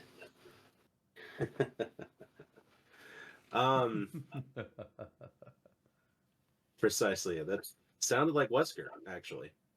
Chris! Okay. Where to go next? Oh, I also have Ravenbeak on my roster. That's cool. What a cool looking guy. Cool. Yeah. Quick. And That's fashion. a selection. Indeed. I'll pick my next one. I'll also make it a quick pick, and I've got Alucard from Castlevania. Nice. Ooh. Last time I was on this show, I was championing a Castlevania character, and we're bringing it full circle in some ways to champion one of the most timeless Castlevania characters, Maria Renard. Alucard. Oh. Oh. Second most timeless, I suppose. Okay. Sypha. Oh, yeah. Grant Nancy. Okay. Tonya Belmont. We're getting Jonno. there. So as long as it's John not Soma Morris. Cruz, he sucks. Oh, I love Soma. What? He's such a dumbass. You ever see that pixel art game? We talked about it the last time I was on the show, I think. Or at least a time I was on the show. Card Sagas Wars. No? Okay, Yeah, never mind. yeah. Forget it. Forget I said anything. Soma Cruz. He's cool. He's a Soma cool guy. Cruz, the most dipshit protagonist in a Castlevania game. He's a cool guy. He is literally a college student, and boy is it accurate. Alright, so my next character comes from a game that I'm actually currently playing. It's been fun so far. I'm maybe about a third of the way through. But man, all this side content is just like, I just keep getting lost in it. I'm just like, main story who? Nah, I'm over here becoming a reality, not reality, a realty business kingpin. That's what I'm doing right now in the game. I am nominating. Where'd their name go? There they are. Kazuma Kiryu from the Yakuza series. Nice. Very nice. But Kazuma Kiryu, he wouldn't fight innocent souls. Yeah, he will now. Hey, I've There you punched out people that are just drunkards on the street. Like, it literally pops up between drunkards. Like, yeah, I'll punch you. I don't give a shit. He didn't. This guy does nothing wrong. Like, I bumped into him. He got upset about it. He's just drunk on the street, and then I knock his ass out, and I steal his cash. Of course. As one does. As one does. Open orphanage, why don't you? I don't know what game that happened in. I just know it happens visually. He is from an orphanage, so I found out. He's actually an orphan boy. Nice. That explains a lot. Yeah. To its heroism. To be or not to be? That's the question. Not here. Because we have the answer. To be is on my list. Beautiful. Couldn't have done it better myself. I wanted to put her on my list, honestly. But I was just like, I have so many choices. I'm sorry, I had to drop you. Yeah. Similarly to Persona 5. Nier Automata was such a huge sensation. Another platinum character on the board, but also another Square character, interesting enough, on the board. We'll see where this goes, but in our current gaming landscape, there are a few games I feel that are as perhaps not influential, but it did break new ground in interesting ways, and is still part of the conversation years on. I'll go along those lines, and I will pick from Undertale. I'll pick Sans from Undertale. Nice. Another character that I think massively popular, massively influential in terms of how wide-reaching the cultural impact of Undertale was. Yeah. And I think that Undertale, as well as Toby Fox, were launched into mega stardom by the success of Undertale. And Sans, a very popular character, both memeable and just in general, I think stands a good chance at being influential enough to crack the Smash roster this go around. I hear you. The fact that Good. Sakurai added a Mii costume for Sans, purely because of how much he himself is a personal fan of the game, and he went to Toby Fox's house to play Smash, that says something. That says something. Yeah, it does. I Definitely. didn't know he went to his house. That's actually incredible. Yeah, it's either he went to Toby's house or Toby went to Zach's house. I don't remember which one it was, but they played Smash together. It's like, what is the so fuck? cool. Maybe Toby would be our friends in this universe. Could be. Toby, do you want to come to Lister's house? Toby would just be disappointed because I'd never played Undertale. It's okay. It means there's no pressure. It's true. Could be your new roomie. I have a new roommate by the time this episode comes out, actually. Oh, Yeah. damn. Sorry, You Toby. missed your chance.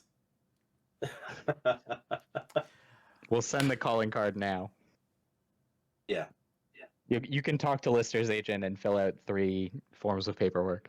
Oh, yeah.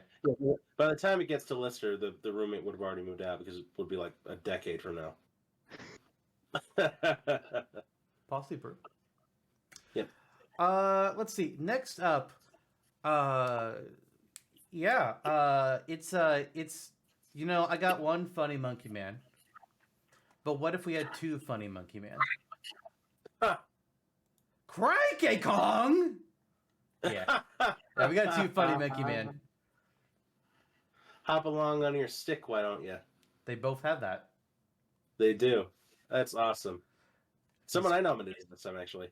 Is Cranky Kong the Monkey King? Could be.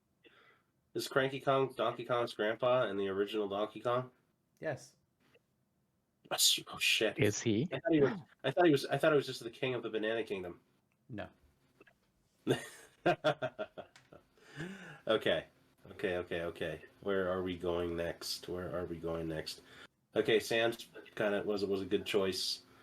I'm going to give you my indie here.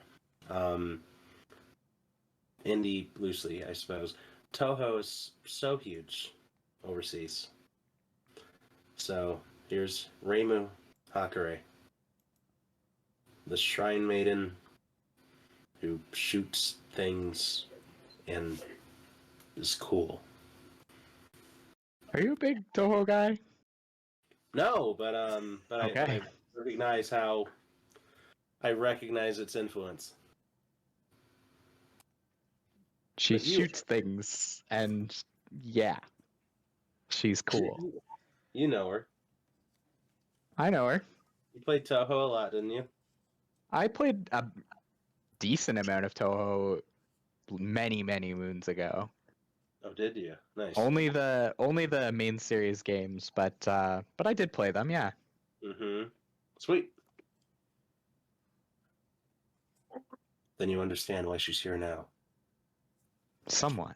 Surpassed Zantok's many forms. The faces of Zantok. Yes. My next pick is also an indie. I got a few of those, so you'll see a trend here, and also popular enough to make some form of appearance in Smash Brothers. And my next pick is Shovel Knight from the game Shovel Knight.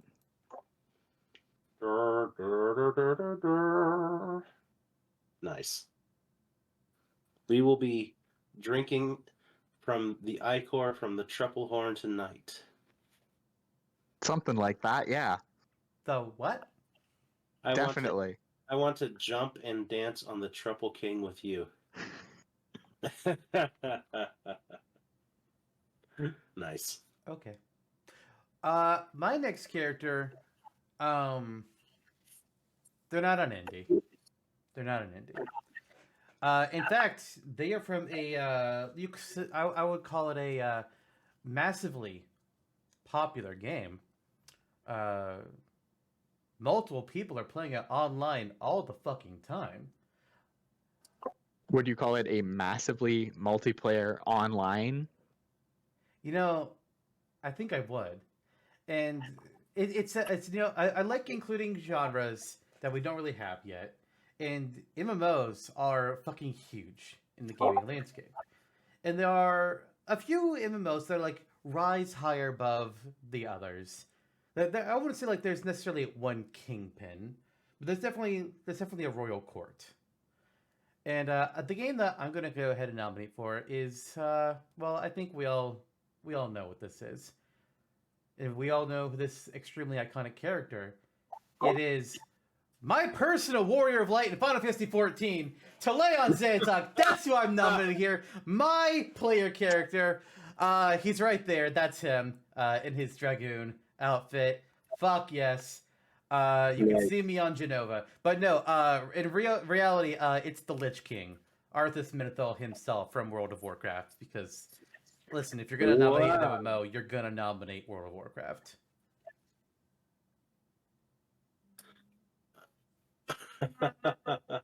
I had thought, I didn't know where you're going with that. I thought like, oh, unless you're gonna choose like Lost Ark or Ragnarok Online or perhaps Maple Story. Yeah, buddy. Nope. And none of those. RuneScape, if you will, Seven Swords. Deep cut there. Absolutely not. Niche pick. Nice though. What a brutal character he would be in Smash. Interesting too. Okay. So we pop back over to Nintendo for a second here. I'm going to give you a second Fire Emblem character to so we all have two on the board here today. That's interesting. Okay. Coming from a mobile game, a real Fire Emblem hero, if you will, Kieran. Wow. Avatar Really? From Fire Emblem Heroes, who, in a sense, could wield a gun for his neutral special. So there he is. Yeah, there they really are. There they really are.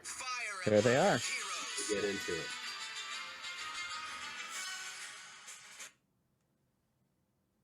You gotta hold it closer to the mic. Damn it! I thought it'd be loud enough. You would think so, but the noise cancellation. Oh, I have to completely close it and then do it again. Fire Emblem Heroes. Didn't come through that time either. Damn it! But I appreciate the effort because at the exact same time as you opened the game, Jonno pressed the air horn button on our Discord side. Jesus Christ. I play Heroes. I played that game. I know that I just game too. got who did I just get today or yesterday? I got the Christmas version of Yunaka. Hiya Papaya. Yeah, she just released yesterday. I have not played Heroes in a hot minute after the skills started getting to be unrealistically long. That's why I only play single player and I don't do anything at all that's competitive or with other people in the slightest. Like, fuck that bullshit. Fuck your builds. I don't care. I'm here to collect characters. That is a valid way of playing that game. Yes. I have a Halloween Kellum, but I only see a pumpkin. I have him too. Nice. It's like John Cena, but Fire Emblem. He makes an obscene gesture and goes, "You can't see me." It's something I'd have to explain to your granddaughter. I don't know why that became a thing. It's just like, dude, you're a fucking idiot. Waving your hand in front of your face does not mean people can't see you. Please seek professional help. Talking about seeking professional help, my next character is a professional in their field. A god, if you will, a deity. And it's the God of Thunder, Raiden from Mortal Kombat. Arguably the next most popular fighting game representative to join the fray. You want to know a secret? Give me your secret. He's not a god anymore. He's just a guy. Yeah, he get at the plot is at the end of Mortal Kombat 11, he gave up his powers, and then Mortal Kombat 1 is both an in-universe and out-of-universe reboot. It's like, what the Interesting. Did not know that. That's news to me. But hey, my pick stands. Raiden from Mortal Kombat. All right. Nice. Next for me. Back to Pokemon. We got my Gen 8 pick here with Toxtricity. And as for my Gen 9 pick, man, Tinkaton is amazing. I fucking love that little chaotic Sure is. gremlin with a giant ass hammer. And at one point, they actually were on my list. I had them. But then I swerved towards the end. I was like, you know what? I love Tinkaton, but the big gimmick for Gen 9, unlike Gen 8, I can't really play to the gimmick because the gimmick is Dynamaxing. It's like, okay, I can't. Every Pokemon can do this. Sure, there's like Animaxing, but meh. Gen 9 has the Paradox Pokemon. There are some Pokemon that have like, it's Pokemon that's like, oh, here's like a past version of Donphan. Here's a future version of Volcarona. So I picked one of the Paradox Pokemon. A lot of them I don't think have great designs, to be honest. And I don't know that they would work well in Smash. Overall, my favorite set is definitely the past Pokemon from Pokemon Scarlet, because the future one's just like, alright, it's different flavors of robot. It's like, why are they all robots? But the Paradox Pokemon I've selected here is actually one of the ones from Pokemon Violet, one of the future robots. Because while I think overall the Scarlet ones are cooler, this one in particular actually outranks everybody else. And that is Iron Valiant. A Paradox mix of both Gardevoir and Gallade, and it wields a glaive. It's like, holy shit, that's cool as fuck. Echo Fighter of Bandana. Motherfucker! Motherfucker!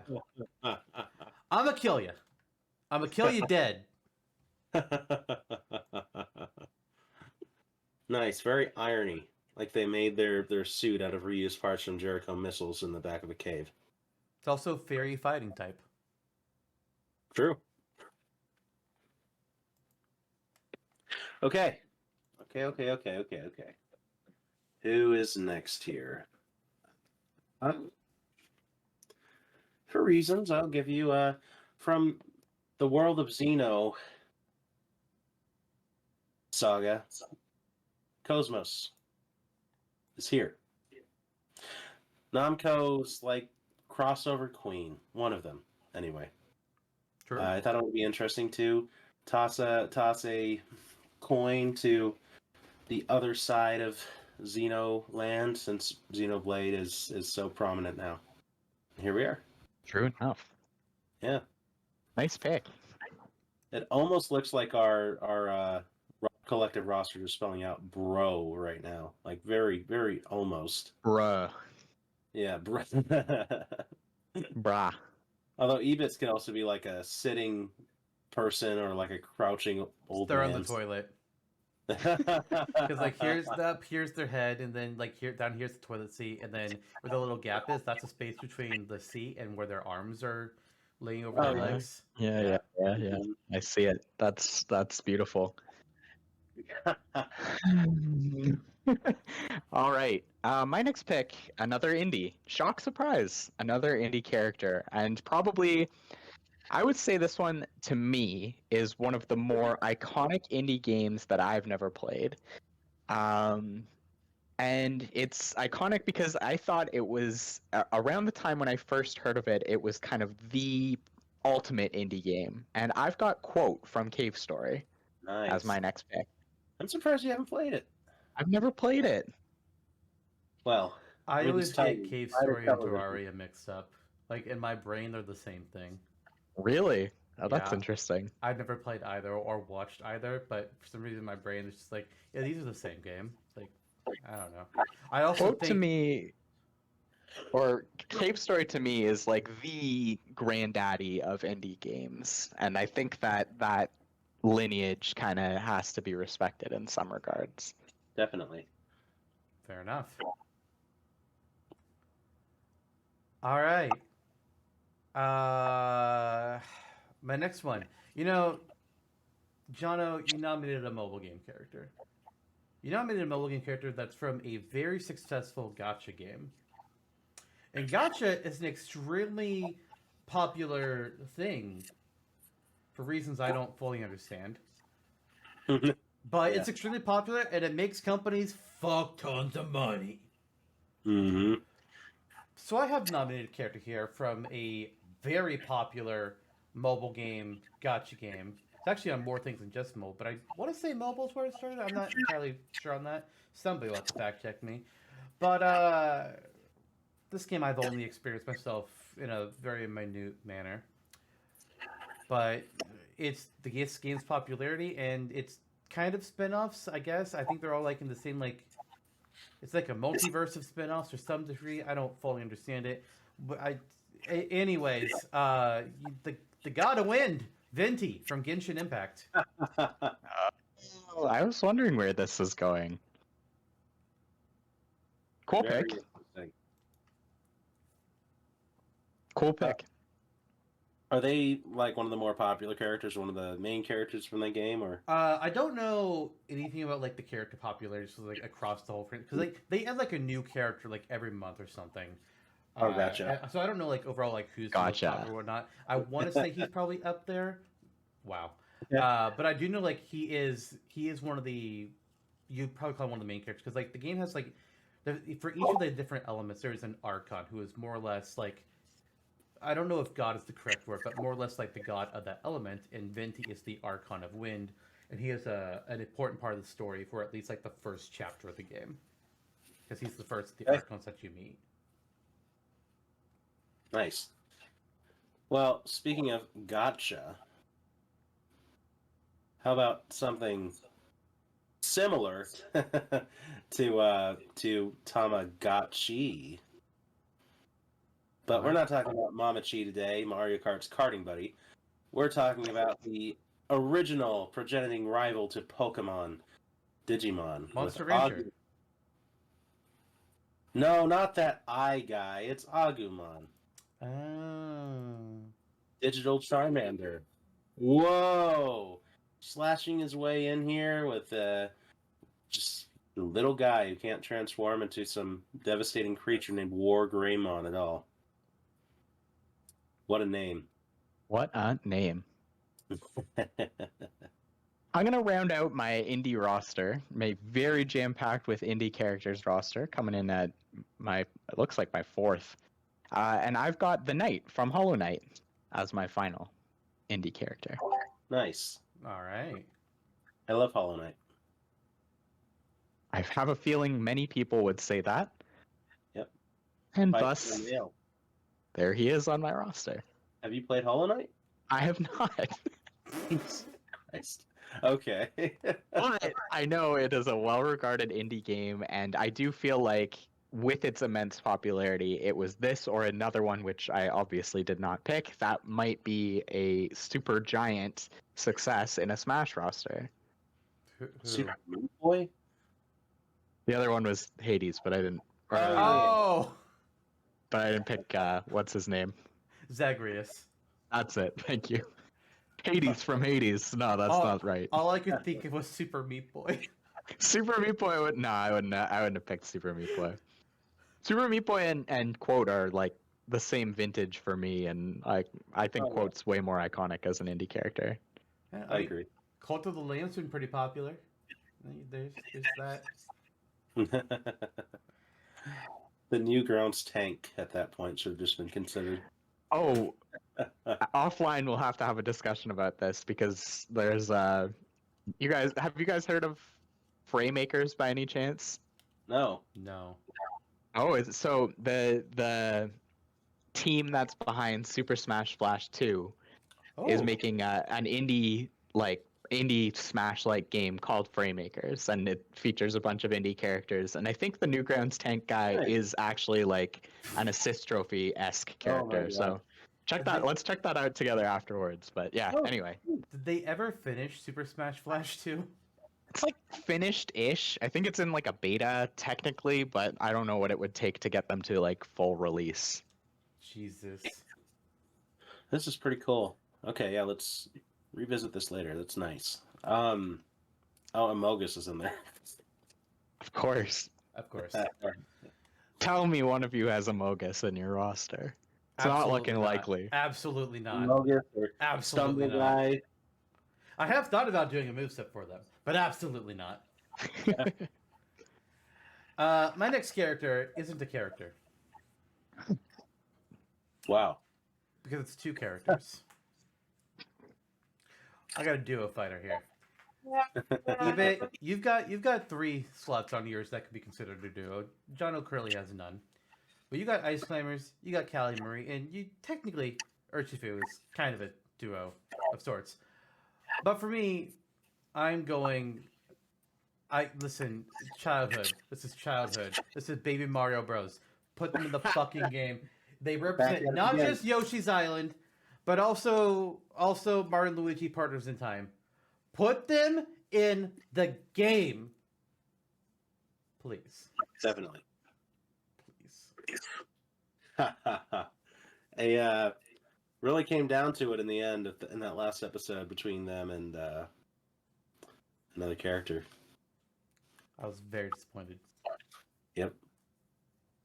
Oh yeah, the Koopalings, of course. One of my choices, one of my nominations. I was blanking for a sec. Okay.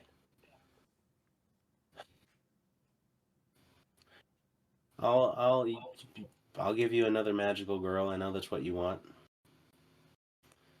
This one loves Puyo Blobs.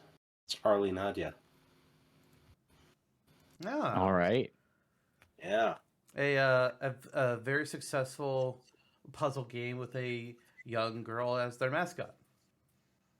Yeah. Yes, precisely. Interesting segue. It's almost as though you're setting me up to say Lip from Panel de Pawn is one of my I was remaining wondering. characters on my roster. There she is. There she is.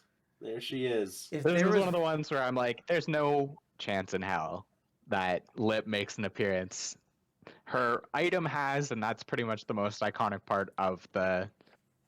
Somehow more iconic, even though it has nothing to do with the actual game itself, than like any of the characters from her series.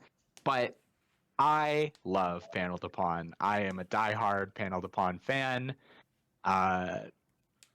It's just such a fun game and timeless for me, and I find myself coming back to it so often. She has to be on my roster.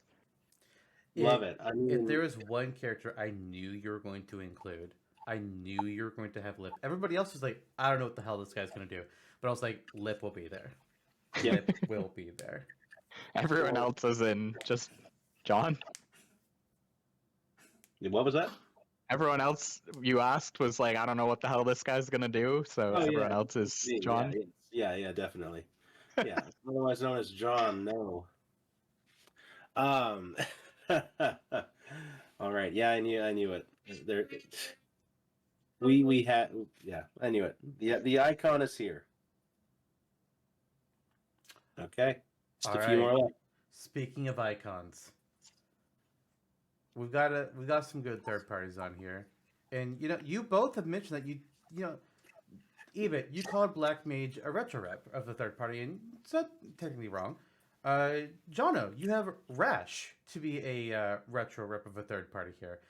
I've got my own as well, but I think mine is a little bit older than the two of you. Not quite as old as the Pac-Man himself, but this character, well, they can hop with the best of them. I got Frogger. Okay. And I love how you went with that design too, instead of just like anthropomorphized one. Yeah, fuck the anthropomorphized Frogger. It's like, nah, that don't look that's a Nick Jr. character. Anthropomorphized Frogger is a Nick Jr. character. Now we going with the frog. That is amazing. I love that we've come this far. There's no denying the iconicity. I mean, there's a reason he's here for sure. That's what's he gonna do? Pop you to death? Yes. Okay. Cool. One of his attacks is doing a backflip as a truck comes rushing out from behind him. Oh my god. Brutal. Frogger versus the Lich King. Now I know how it'll go down. Lich King all gets fucked up. An event match for the century. Yeah, definitely. You wanna go hunt some Sasquatches? Maybe Cook some griddle out in the Old West? No. Well, we can't change what's done. We can only move on. Okay. This is an iconic quote from Arthur Morgan from Red Red Redemption. Oh. Okay. You got your cowboy from Rockstar Games. How far we've come that this is even like on the table. I mean, it's more likely There than you Trevor go. Phillips. That is true. That is More true. likely than Jonesy from Fortnite, I would argue. But let's. I love the way your roster's unfolding, my friend. I got some thoughts on Jonesy. We'll get there. I got some thoughts. I can hear it coming from Jonno's headset.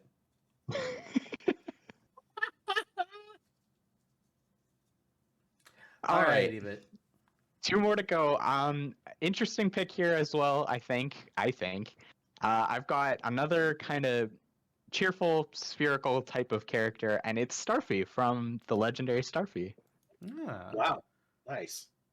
Not really spherical, I guess, but like blob-like, friend-shaped. blob-like. Yeah. What if I told you I recently made a moveset for Starfy? Nice. Does he spin around? What's he gonna do? Yes. Spin around at you to death? Yes, You make the pitch, Jake. It's your character. that's true. That's true. This is your pitch. I wanna like him. Spin around with Starfy in the sea. Me too. I'll be a little sister. All right, we've all got one character left to unveil, and then it comes to the arguing and the punching and the crying and the blood. The screaming and the Yeah, the swearing to never be on the show ever again. I saved this character for last. I have another retro pick here. You know me, I love my retro picks. This character, kind of like Goku, I'm not technically picking them for the character. This is more for an idea. Nintendo has a wide, varied history. From the Game & Watch to the Famicom, the original Game Boy, the fat fucking original Game Boy, the Wii, the Switch. There's a lot of things that have been there. But there is a lost part of Nintendo's history that nobody really talks about. And I'm not talking about its toy era. Because trust me, I consider putting down Napoleon to represent the Hanafuda cards. They were I in considered this slot. picking a deck of Hanafuda cards myself. I love that. We should check. I consider mini kangaroo. You did actually.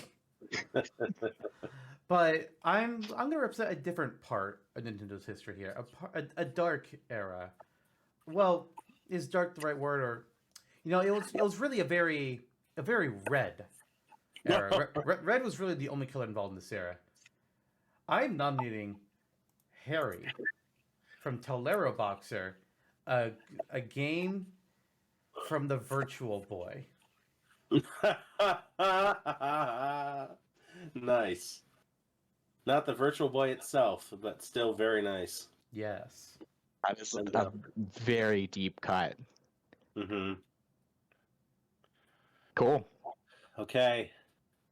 Going for the gusto here. Who's my last choice? That's a deep cut another way. Because it cut deep in my heart when he wasn't chosen the first time around. Ooh, we're bringing it back. Back for consideration for this final episode of Roster Redux, featuring the same 3 Lotso hugging boys that were around for the first edition of this series. Ninten? It's Donkey Kong Jr. Oh, I thought we were going Fighter Hayabusa. My friend from the cereal box in the 1980s is here. Cereal box. Yeah, there was an NES. There was a Nintendo cereal system or something like that. When you were alive in the 1980s. Yeah, I remember it intimately. Back in 2002? That as well, Pass. Still haunts me. yeah. All right. Bring home the gold here with your last choice here. I'll bring home the yellow, I Oh. think. What? Whoa. You just did Starfy. And my final pick is the most exciting character. I had to save the best for very last. In the same vein as the Piranha Plant from the Mario series was a huge shock, I think this last one may also be. I've got Captain Toad from the Mario series. Oh, he's not yellow after all. No, he's not. Completely misremembered that. Also, I like how you build him up something that nobody should consider when in the last episode I nominated Captain Toad. Oh, I love that for you. I love that for us. We both picked Captain Toad. We did. I was considering nominating him again, but I was like, there's so many things. So you're both no one. Yeah, we're nobodies. What's your nobody name, Lister? Rex still. You're quick with that. I like that. I thought about it years ago. Yeah, it's Rex still. What's yours? What's yours, Jake? Oh, I know what yours is. Give it to me. Kjex. Kjex, okay. Kejex. Or Kajex, rather. Nice. Okay, Jonno? what's mine? Toss it into the... Does Zantok have a thought for mine? Your name kind of doesn't really have good letters for this. Oxonage. I've got one. Oxonge. Hank. Oxonge. Hank Oxonge. There you go. Noge. Noxj. Noge. Nice. What about That's supposed to be Nanuge? alias who went by years ago. No, there's no X in Nanuge. It's after the J. It's silent. Okay. There you go. There you go. Nice. I like how that was the conversation we had right after revealing the full roster. Who needs to know about the roster? What more needs to be said about that? Now we're making Kingdom Hearts fanfic. I mean... Hell yeah. Wonder if this will maybe finally beat my fan fiction contribution to the Yoshi's Island fan site years ago. Alright, that's something I need to unpack later. There's But a lot for to unpack now, about that. we gotta move on. Okay, so we've got all of our characters here, and who boy, there's a lot of them. We've got something like 70-ish unique characters, and we can only include 28. So this is going to be really painful. Thanks, guys. Yeah, you're welcome. You're welcome. All right. So, God, where to begin? I mean, I think there's a few spots we could start. But oh God, Jonno, what are you thinking? Where should we begin things here? There's not a whole lot of low-hanging fruit here, but there are a couple. Namely, we have some characters that all three of us chose, Gino and Crash. That may be a good place to start. Are we feeling that these boys should move on? Sometimes it's a difficult thing, like when Sheik was nominated back in the Melee episode on all of our boards, and we actually didn't go with her. But here I think it's clean cut. Personally. Maybe you hate Gino suddenly at a turn of a wrist, but let's see. Yeah, I think that's a likely circumstance. The Zantok punch. Here's my thoughts on fast tracking both of these right now. Gino's my boy. Just like Love Geppetto him. and Pinocchio. I've been waiting for eons for Super Mario RPG to get a remake or just some kind of acknowledgement, and we finally have it. And the game is amazing. I'm still making my way through it. Again at time of recording, and I'm fucking loving it. And I said it before, Gino has never had a better time than now. He never will have as good a time as now. This is the moment to include him. If he's not in now, it's not happening. Mm-hmm. I am very passionate about including Gino. And I'm like, fuck yes, let's do it. Put the boy in. Crash Bandicoot. We also have Crash on our list as well. I'm a little more hesitant to immediately fast track Crash, just because he's a third party character, and we have at maximum only 10 slots for those, so I think the competition is a little bit harder for Crash there. I'm willing to do it. I feel like I would rather wait just well, I kind of like how like the last few episodes we focused on like Nintendo first for a little bit. We've added in a few clips from the Nintendo side of things, and then we've looked at third parties. That's kind of where I'm thinking just like hold off on Crash like a bit, but then once we get to talking about the third parties as a whole, it would be like, okay, looking at Crash as an icon between all these, are we going to fast track him now? That's kind of where my mind is at with these two. Yeah, okay. I'm into it. I think that seems perfectly fair and reasonable. I think Gino's a surefire lock across the three of us, and yeah, it's kind of now or never for our favorite puppet. And I think that the indication from at least the fact that we've got a remake is finally that Nintendo understands just how much the fan base was clamoring for Gino, as well as any crumb for the Super Mario RPG game. And now I think that it's if you guys like, I hadn't heard that the director was interested in making more content with the Mario RPG universe, but I think that it seems like it would be an easy pick to make a lot of folks happy. Hell yeah.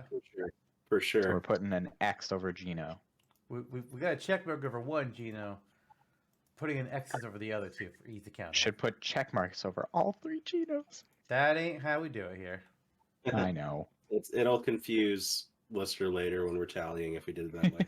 Yeah, it will. I understand. The Gino. I've been around these parts before, Pard. Have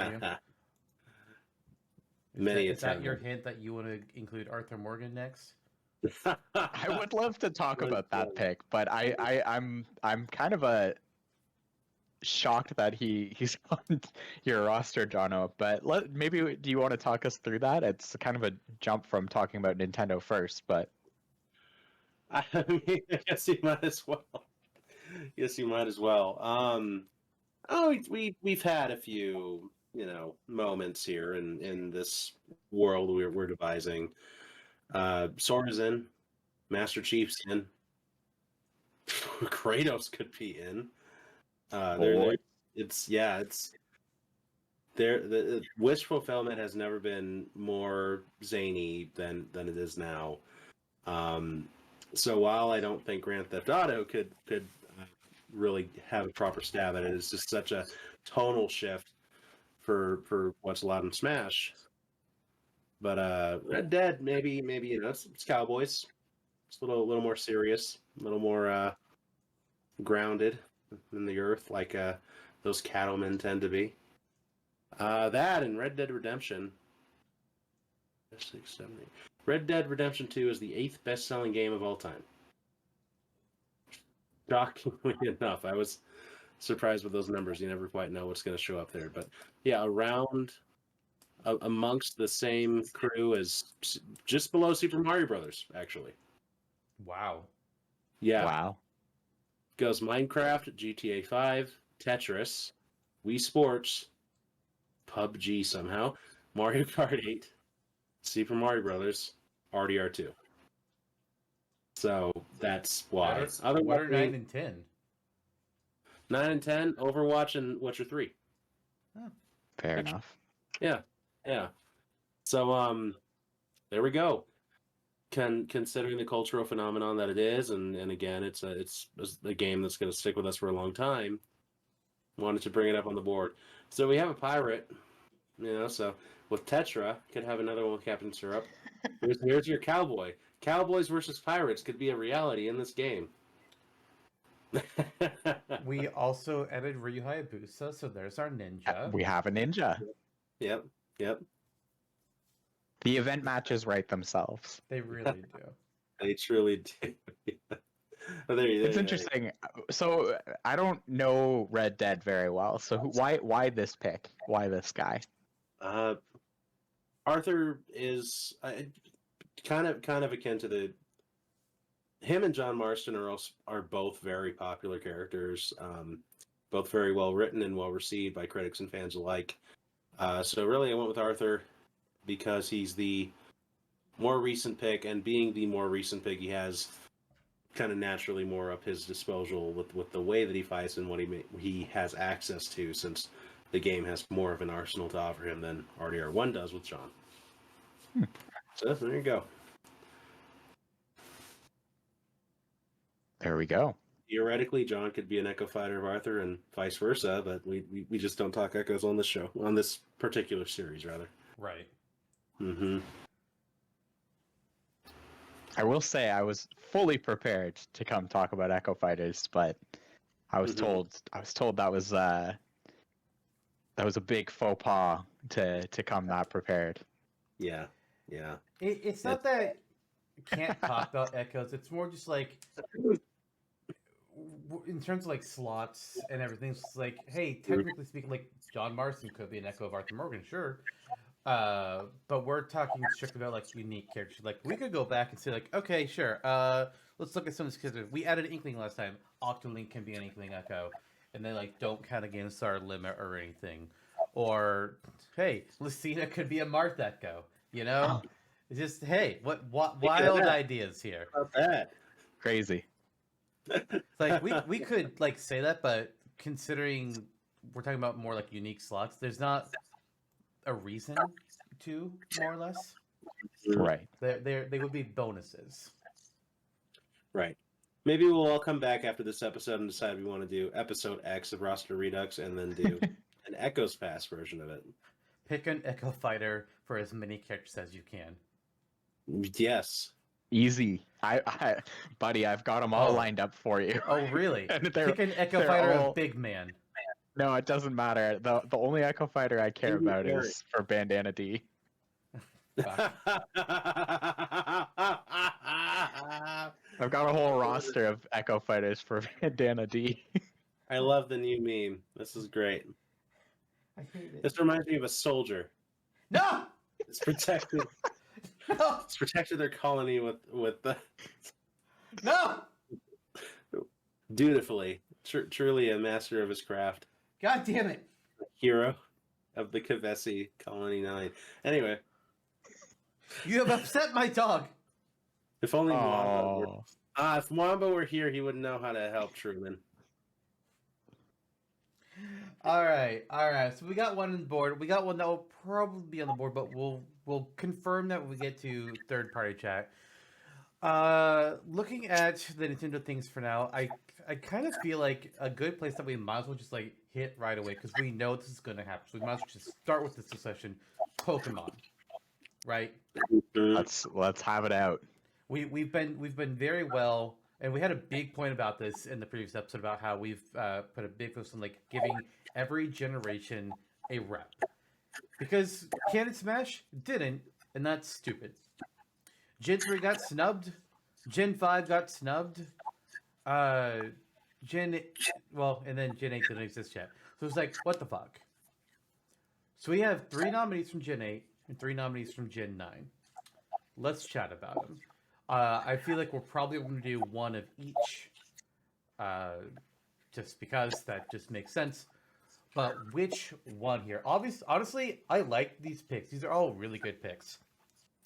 For Gen 8, we've got Toxtricity, the electric poison lizard, Rockstar Pokemon.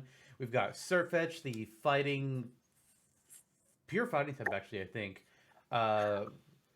Alternate evolution of Galarian, well, not really alternate, an evolution of Galarian Farfetch. She wields a long-ass spear and a shield.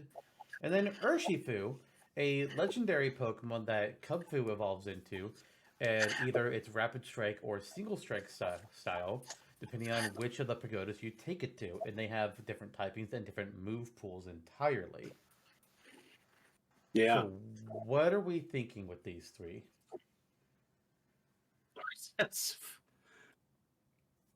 What are we thinking, Jake?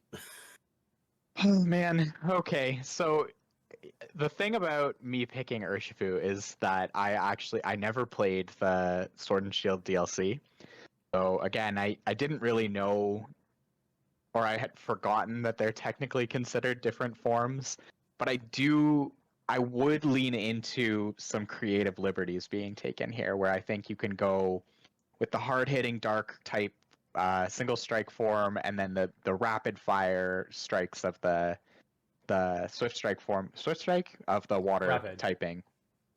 Yeah, and I do think like between those two, like there's some interesting interplay of like of a stance change character where you can kind of see the dynamic play style evolving. You can kind of see the evolution of like the gameplay where there's I don't know, there's some creativity that I could see Sakurai leaning into and the Smash team leaning into. It's also kind of cool that they're a legendary character or a legendary Pokemon, because we only have Mewtwo in the current roster you guys have concocted. Yep.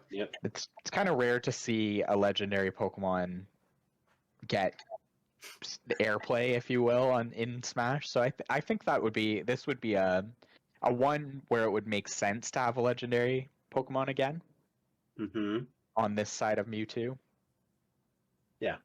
But I can't say, like, as far as designs go, Urshifu doesn't really, like, it's not as, like, dynamic or interesting a silhouette as either of the two characters or Pokemon that you guys picked. With Toxtricity, like you said, Zantok, long and lanky, kind of an interesting form, interesting silhouette, interesting animations could be done there. And Surfetched being short, but, like, with a oversized, outsized weapon is very fun and interesting to me too, from an animation perspective. Yeah. So, yeah, I'm not terribly tied. I did think that the stance change mechanic kind of wrote itself as like a concept in my head. I had no idea of what a moveset would be, but some specials where you like they maybe share the same base play style, but like same aerial moves, same neutral moves, or different neutral moves, but one of either the specials or the neutrals somehow alternate when you swap stances. So something like single strike that's like the neutral and the up special or whatever, and then when you use your down special, it's like a quick swap to the rapid strike style. Yeah, right. That was kind of that's the kind of concept I had in mind at the very least, but yeah. Didn't have a ton of big thoughts beyond that, because I again don't really know the Pokemon very well. Gotcha. So something you mentioned about the idea of having like a stance changer. It's like that kind of reminds me of like Pokemon Legends Arceus, where there's the I can't remember exactly what it's called. It's been a while since I played it, but like there's the strong attacks and then the speed attacks or whatever they're called. Oh, true. Yeah, that's right. Change the properties of every attack. It's like, man, that'd be trying to do a Pokemon that's like using that in Smash, like with Cleavor or something. That'd be kind of curious. I did almost pick one of the, like, Sneasler, I think, was introduced in Legends Arceus, was one of the other ones I looked at, but I don't like their design. Yeah, like, Sneasler is great, Weavile is awesome, and Sneasler is just like... kind of messed up looking. It looks like... It reminds me of... he lives in a trash pile. It reminds me of the Ganon-Chew thing, where you had Ganon grafted onto Pikachu's silhouette. You've never seen this? Actually, yeah, it's Pikachu, but like with Ganondorf's dimensions, proportions. It's wild looking. I almost thought you meant Ganon, Pig Ganon on Pikachu's body. Oh. no, like Ganondorf, but like that's all I can see when I look at Sneasler. It's like that is not the correct model that you like. That's not real, right? Like, but yeah, it is. Yeah. All right, so that's your pitch on Urshifu. For me in Toxtricity, I ended up picking Toxtricity because, like I mentioned, there wasn't really like a single like representative Pokemon that I felt like could take care of all of Gen 8, like what Lucario does for Gen 4. There wasn't like an icon to rally behind. And since we already have our three starters with Feraligatr, Blaziken, and Decidueye, I was just like, well, shit. What do I do here? But I ended up picking Toxtricity because you actually are given a free egg containing a Toxel. Actually, no, it's not an egg. You just get a Toxel from the daycare at one point in the game. So it's something that like every trainer can easily guarantee get, and then you evolve into Toxtricity. Toxel itself sucks. It doesn't learn new moves on level up. It's like, oh god, why? But Toxtricity, It's just a baby. I mean, yeah, but Pichu learns moves. Togepi still has its egg hanging off of its ass. It learns moves. What excuse does Toxel have? None. But Toxtricity, once you evolve him, you got this purple or this poison, electric, punk, rocker. It's got two different forms that it will evolve into based on what its nature is, between amped up form and low key form, which are purely aesthetic. There's no stat or move changes there. And he's kind of like, he's got these weird rib thingies on his chest he can play, and like he plays the music with that. It's like, what the hell is this shit? But like, I look at this guy, I'm just like, we have Pikachu already to be an electric type, but I can imagine Toxtricity being more like a physical brawler of it, mixing in both electric and poison moves. But then also, as mentioned, like his body shape, his silhouette is just so different. And I can kind of imagine it's like his running animation where like, not, I know what I'm about to say, kind of like his arms kind of like flapping a little bit behind him, like being a weirdo, but also kind of imagine like his head is going to be like hanging back behind his body, like his chest is further forwards than his head is, because he just has this long ass neck. And it's funny to me. I love the visual of this, and what the fuck else generated Pokemon was there for me to choose? I didn't think about Urshifu. I considered it, but I wasn't really sure what to do about the two different types. I was like, I don't know. I considered Zacian. Just like having, oh, you think we have too many sword fighters? Well, here's a dog that fights with a sword in its mouth. A dog that has a sword in its mouth. Checkmate, bitch. I was like, that would be funny. But I was like, nah, Toxtricity. Got it. Cool pick. Cool Sweet. pick. Yeah. I don't remember a lot about Gen 8. Didn't play Sword and Shield, but Sirfetch'd was a character that the Pokemon rather that came up early on in the reveals. I remember that, and it was instantly beloved for obvious reasons. Look at it. Sword Duck. It's far-fetched natural. That's the natural conclusion to what we all dreamed Farfetch'd would be to begin with. Definitely not, but sure. I mean, I am a big fan of Farfetch. So when I saw Sirfetch'd get revealed, I was just like, oh my god, yes. Yeah. It's like, you always gotta wonder, like, it's like, oh, do I choose this version or the other version? So you look at different Pokemon gonna be in each version and be like, okay, which one do I want? I saw Sirfetch'd and was like, I'm buying Sword. Yeah. I don't care what Shield has, I'm buying Sword. Instantly on my team. Absolutely. And this character, arguably compared to Urshifu and Toxtricity, maybe this character pulls it a little closer to the chest and is a little more centered around a singular idea, being like swordplay or lance, like more lance play, like Listard said, which is maybe a little more typical for Smash, but at the same time, it's this little bird guy. You can make a combo heavy hitter kind of lance thing. I would imagine there could be some lag in some of those moves with how big the leak is. Kind of the antithesis to Meta Knight in some ways. So, and he can, and as was once on Zantok's profile picture somewhere on the internet, it can come riding in on Mudsdale for a special, because why not? Man, It's a night. There you go. There you go. All right. Well, do we want to go ahead and decide on our Generate Pokemon now, or do we want to briefly cover our Gen 9 Pokemon first, in case that influences our decisions? Guess it makes sense to move to Gen 9. Sounds good to me. Eebit, do you want to go ahead and cover Tinkaton first? Oh man, Tinkaton is an instant beloved favorite. Talking about that first Sirfetch'd as well. I think the second that a lot of folks saw Tinkaton on, like, or at least that line, I see Zantok with his hand up on camera, but viewers wouldn't. Hell yeah. Listeners of the stream would not. Sonic fans were ecstatic. Amy was finally in the Pokemon world.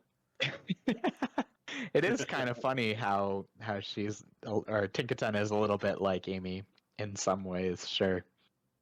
But yeah, I think like I said a little bit earlier in the show, but I do think that Tinkaton, massive hammer, oversized hammer, is just a goofy and fun like love letter to Smash as a whole. Like, who doesn't remember picking up the hammer for the first time in Smash 64 or Melee or Brawl, like the golden hammer in Brawl as well.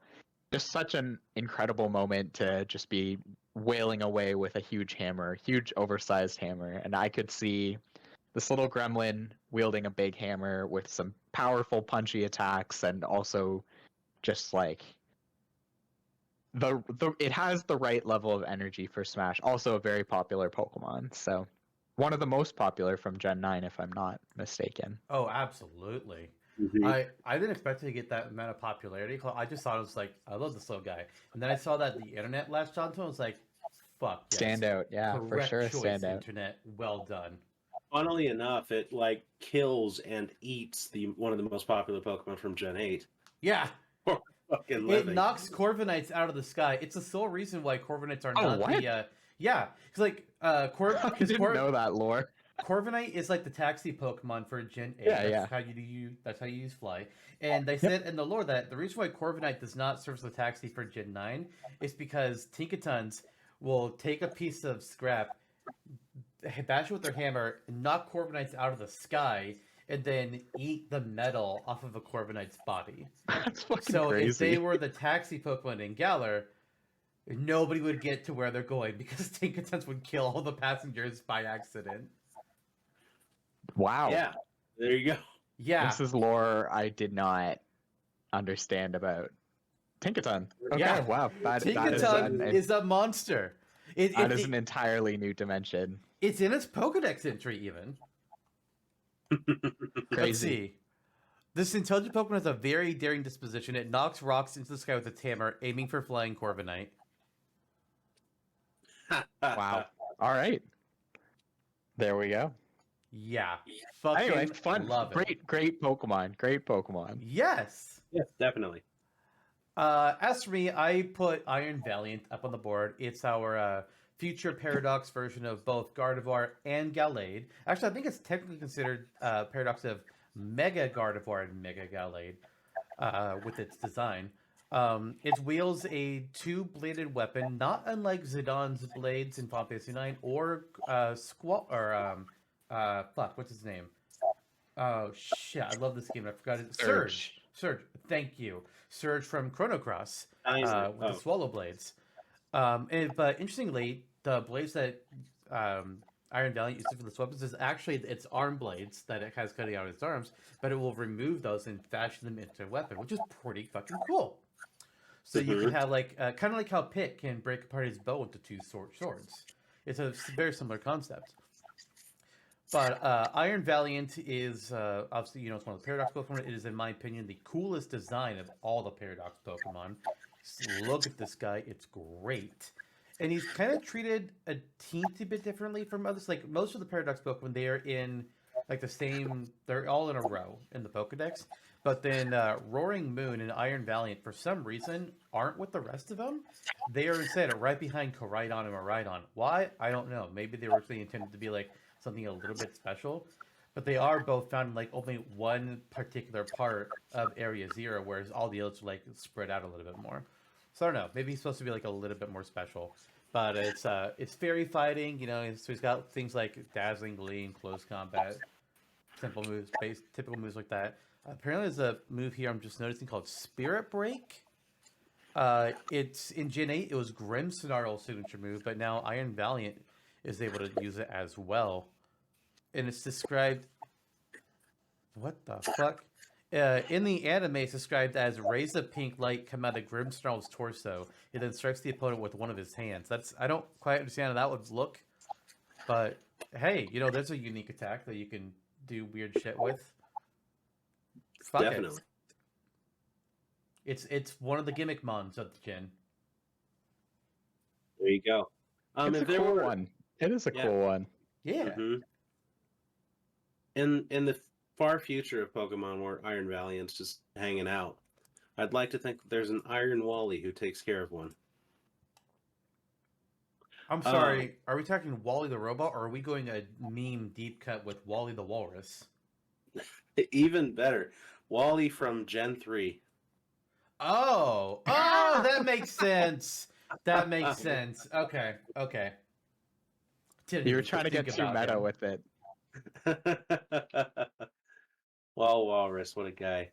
Okay, so circling back to Goldango, the ultimate PR move. There was a lot of hubbub around who the 1,000th Pokemon of the Pokedex was going to be. After all these years, we finally reached this point. It was String Cheese all along. Yeah. It's the String Cheese man from the String Cheese plastic that is wrapped around string cheese at the store that you buy. What a troll job, truly. So, and interestingly enough, the Gimmighoul, who's the precursor to Goldango, number 999, you have to collect 1,000 Gimmighoul coins by battling with Gimmighoul, I think is how it goes, to then evolve into Goldango. What? It's 999 coins, and once you gather them, you can just evolve him. Gotcha. He just Okay. evolves. Sweet. So what more than to change from a little bug-looking guy inside of a treasure chest into this thing? String cheese. With a String surfboard, or I'm sorry, it's surfboard, skateboard. It's he kind of used it as whatever. Yeah, and it's pretty interesting, pretty neat. Again, definitely a callback to the '90s kids that Pokemon started with because it's the string cheese guy. But enough about that. He's also like very gold centric. You could. There's been some Smash community users who have speculated about Goldango in the past, who've said you could potentially include the coin gimmick in there to make it more unique. Have Gimmighouls appear, work on its primary, its like main attack is what? Make It Rain, I think it's called. Yeah, that's a signature move. Gotcha.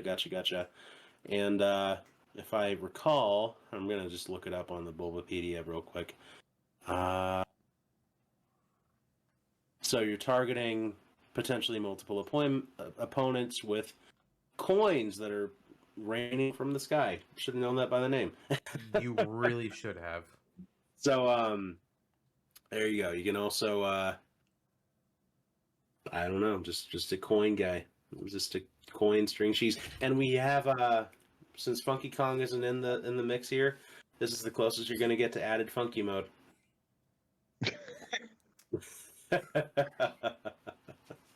Okay. Honestly, it's I like the idea for the novelty of being the 1,000th Pokemon, especially, but it is a little less immediately realizable than the other two choices for this gen.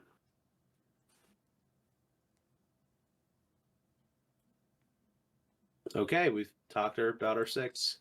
All right. So who are we going to go with? Who is going to be our Gen 8 rep? Who is going to be our Gen 9 rep?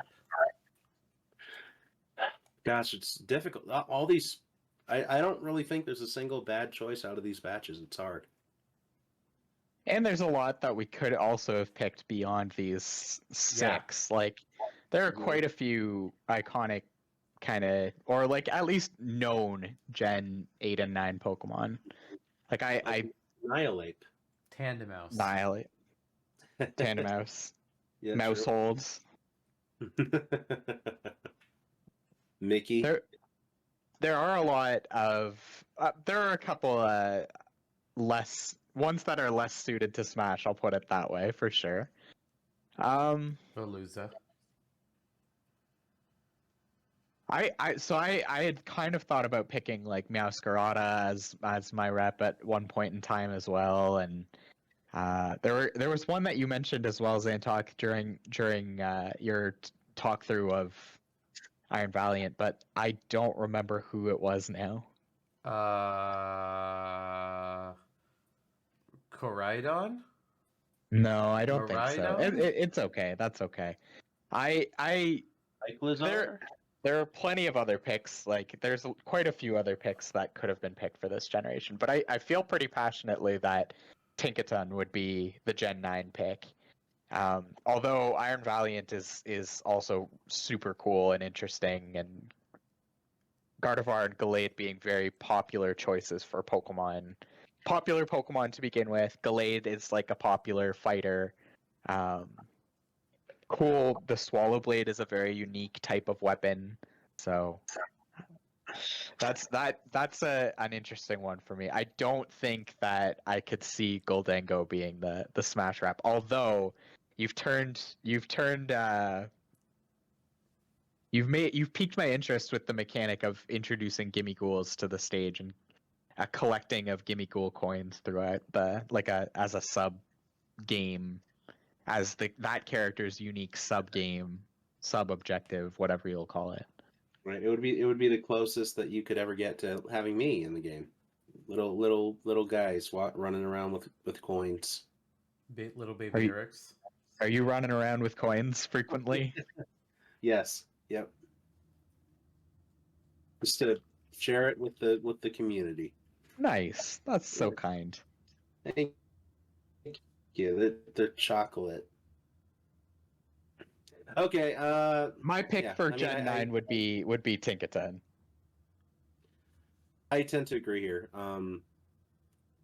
It's tried to go for just a little something different, but Tinkaton is undeniably, I think, the most popular Pokemon from the gen, like unequivocally.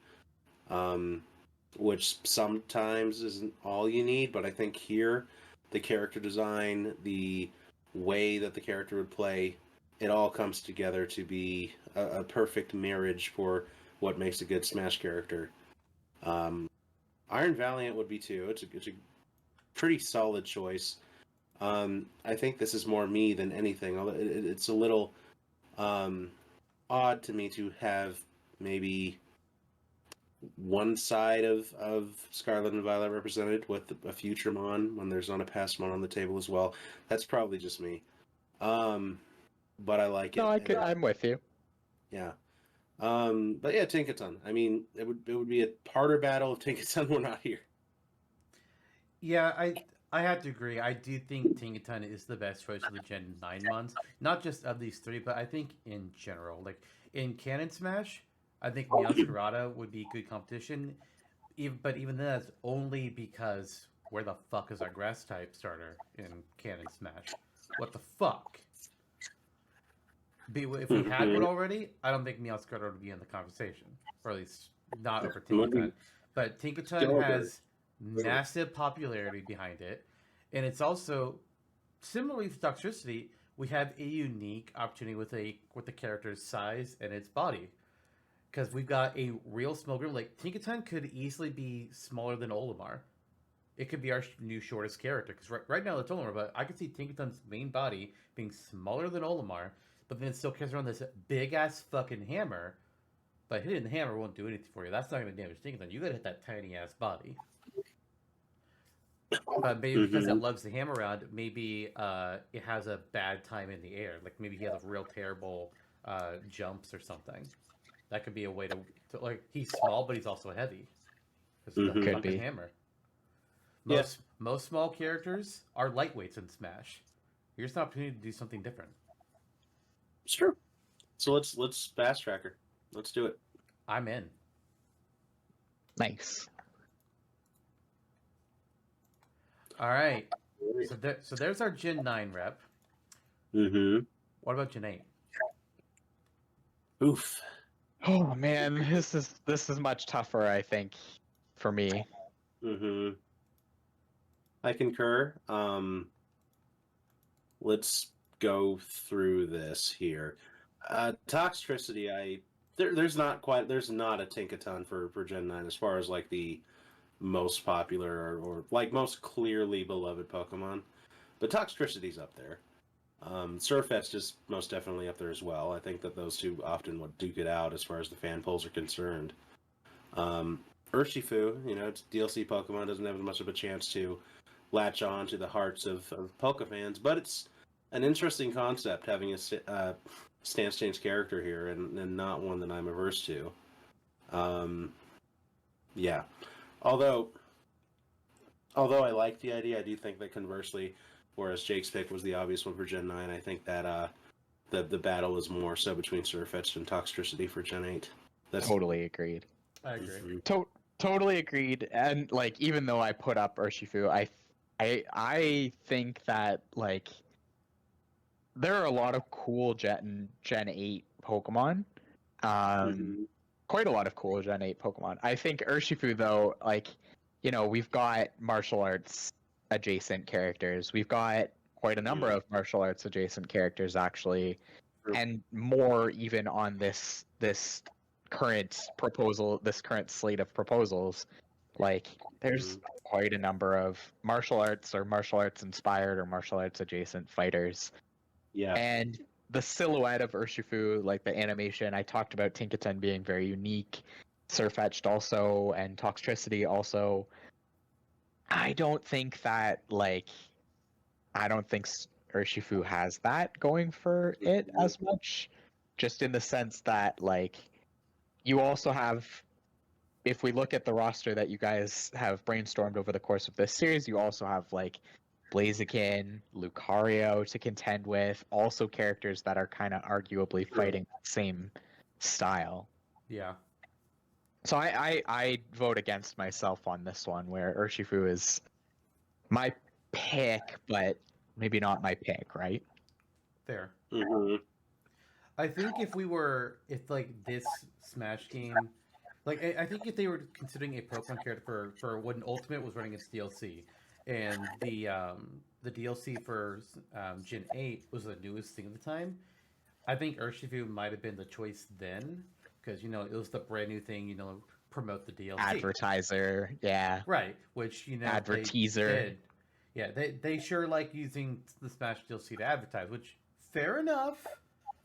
But I mean, when we did our Fighters Pass 2 prediction episode way back fucking when, I had Urshifu on my list because of that reason. But now, how far removed we are from that, and I don't really, granted, I don't see people talk about Gen 8 much in general, at least from the circles that I'm in. But Urshifu, I definitely don't see Urshifu really talked about. Maybe more than Calyrex, but that's Calyrex. And nobody's rushing back out to go and buy last gen's DLC. Like, No. maybe if we're making this episode today, then there's some sort of future Paradox Pokemon or some Paradox form for the Indigo Disc that we could talk about. But we didn't talk about that. Yeah. So I mean, I did think about Walking Wake, but I didn't. I also briefly thought about Walking Wake. I did see. I haven't played Indigo Disc yet, but I did see what the like a picture of the Paradox for Entei and Terrakion. I was like, all right, Terrakion, you look stupid, but Entei's like, all right, this one's good. I like this one. When they did not Suicune, the other one, right? Yeah, when we saw Raikou, and I was like, what is this? No. But Entei's is Raikou's the giraffe? Raikou is the giraffe, yeah. God, but I like Entei's. Entei's looks pretty good. Yeah. Probably because it's still a dog. You have fucking dinosaur Suicune. Like, what the fuck? Mm-hmm. I mean, Suicune is more like a Velociraptor or a T-Rex. Mm-hmm. And then Raikou is like a Brontosaurus ass, yeah. like. And then I think Entei is kinda Triceratopsy. Kinda, yeah. Oh yeah, I guess I could see it. It's got like a big shield for its face, kind of like Shieldon, but less. More tall than. Yeah, that's what I meant. Bastiodon. I want the case for Bastiodon in Smash. That's what we really need to. Take me back to the episode where you guys were talking on. Let's take my time machine back to the DS era episode, and I'm making my case for Bastiodon for Smash. I think we all just said Lucario for that episode. Actually, yeah, kind of a no-brainer. Actually, our guest for that episode didn't nominate a Gen 4 Pokemon. Interesting. So here's my take on the Gen 8 Pokemon situation, and let me know what you guys think about this one. Poo-poo. What if we didn't have a Gen 8 Pokemon rep? What if we consider the case where none of the Gen 8 Pokemon were iconic enough to pick them for this roster? You may have received my thought over Discord soundbar. And it was, you're gonna have to vocalize that sound yourself. Discord sound suppression coming in clutch once again. Dear God. This is the saddest trumpet noise I've ever heard in my life. I mean, I would consider like alternatives to a Pokemon. Like if doing something like, I don't know, have fucking Leon just run around and like be a Pokemon type summoner. Type Spin around, and he was like, wow. Yeah, honestly. But none of us nominated Leon. But also, we a couple episodes ago, we got the Pokemon Ranger, and they kind of work as our human rep, and they're a Pokemon summoner in that respect. So, otherwise, Leon would be. There's a few different characters from across Pokemon that I think could work as like a good summoner type. Do something like Giovanni or Lusamine, a Pokemon coordinator, even. But Or the president from Pokemon Sword and Shield. Chairman Rose? Yeah, that's the guy. Ew. What a lovely face. I hate it. He sucks. But this ain't that Wow. song, and this ain't that dance. We have Toxtricity and Surfetched here. I mean, we And could Urshifu. go for and Urshifu.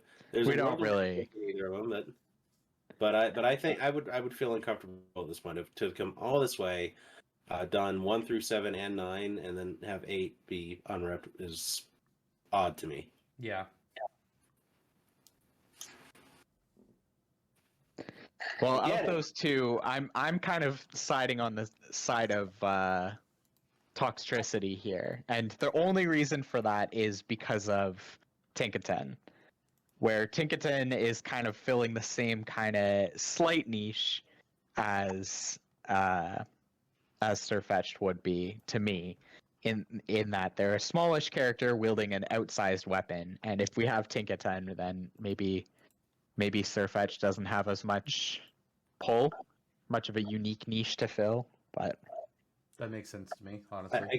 I could see a dichotomy where Surfetch'd could be a more, to contradict myself earlier, a faster answer to Tinkaton. But yeah, I agree. I agree. Like a faster character who has a better jump because he has wings, but 3 jumps, Meta Knight-esque. yeah, there you go. In no world is Toxtricity the lesser choice here because it's the most unique and still realizable. So yeah, I think we should move on Toxtricity as well. Nice. All right, we have our 2 Pokemon. All gens are once again represented, and now I would like to nominate Eternatus for our 3rd Pokemon slot. Great selection. I know, right? Everybody's Excellent favorite choice. legendary Pokemon. It totally does not. It totally looks like it belongs in Pokemon and not a game of Call of Cthulhu. Yeah, everybody loves Eternatus.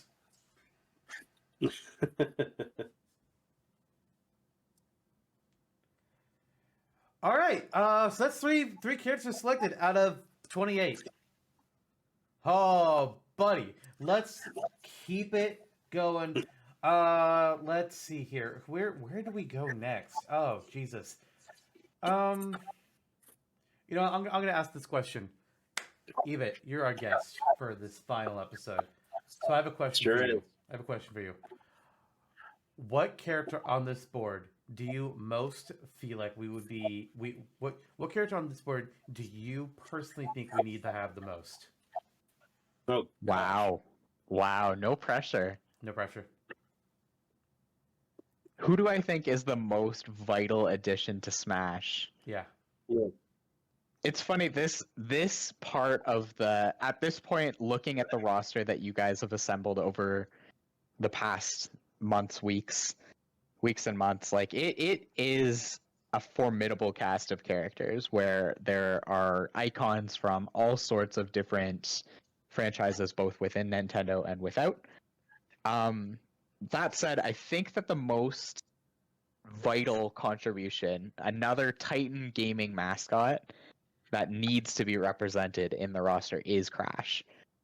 I know we kind of said we would table it for later, but I think that Crash Bandicoot is like the only current emission of Titan gaming mascots over the years. Yeah, Where we've got like we've got your Pac-Man, we've got your Mega Man, we've got your Sonic the Hedgehog. We've even got, at this point in our roster that has come together over the years, we've got John Halo, we've got all sorts of titans of gaming, and Crash Bandicoot is kind of emblematic of a bygone era now, but an iconic era, and kind of was for a time one of those iconic mascots mentioned in the same breath of other characters. So to me, that with the three of us all having agreed on Crash Bandicoot and that kind of legendary status, I think Crash is a solid pick to be represented. I agree. Okay. I mean, I'm not disagreeing. I was actually, gonna wait on the Crash, but I asked the question. I don't mind it. You said you're the most.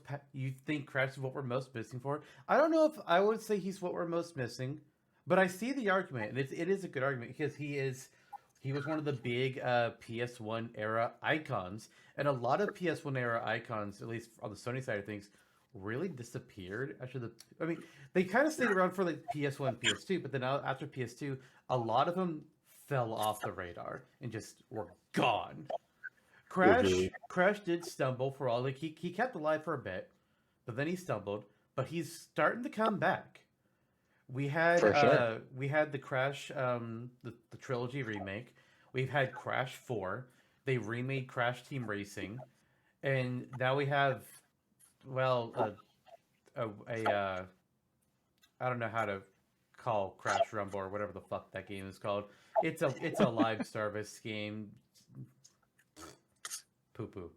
But Crash himself is back and it's great and I love that. I just wish Spyro would get the same love and attention, Activision. Yeah.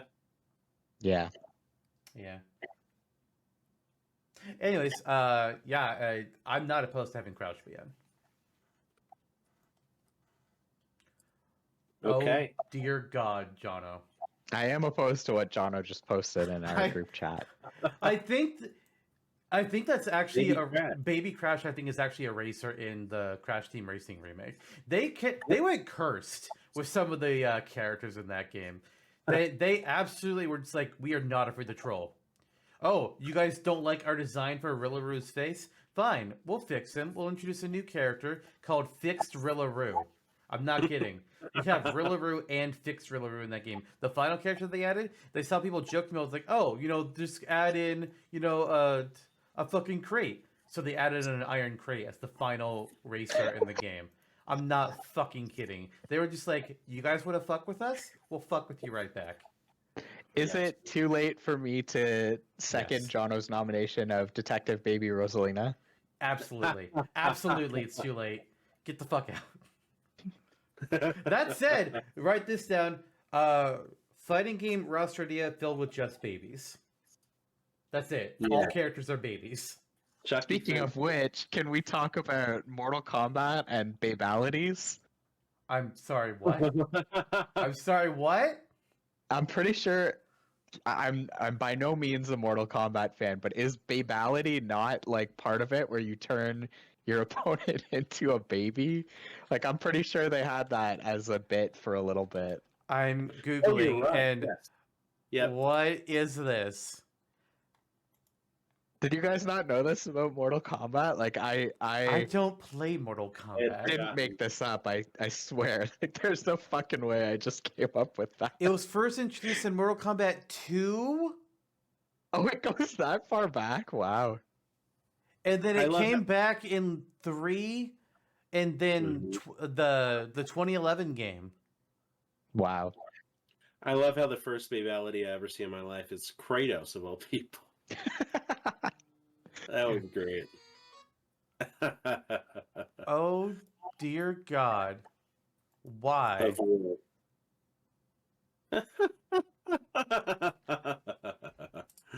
Uh, I'm glad we got to share this knowledge together. absolutely. That's how they decensored it for. That's how they censored it for Japan. I thought Japan was the the Nintendo Switch version is like the friendships. Oh, I didn't Yeah, know that. instead of fatality, it's friendship. That's amazing. Oh man. So good. Oh, 'Cause- yeah. Wow, Yeah. that's hilarious.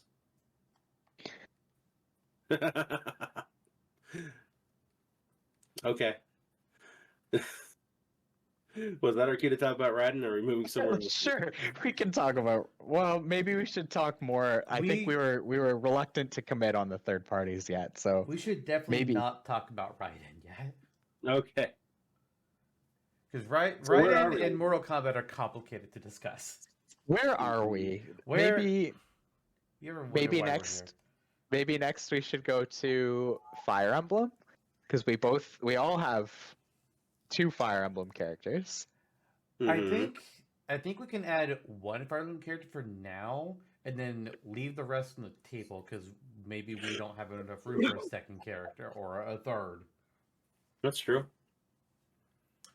All right, so looking at the board here, I have Edelgard, playable character in 3 houses, and a villain in 3 out of the 4 routes of the game. Axe wielder and potentially a heavy character. She has her armor. Then there is Anna, who's on both Jonno and I's lists, who you can do kind of whatever with, because merchant, so she's got every weapon available to her, pretty much.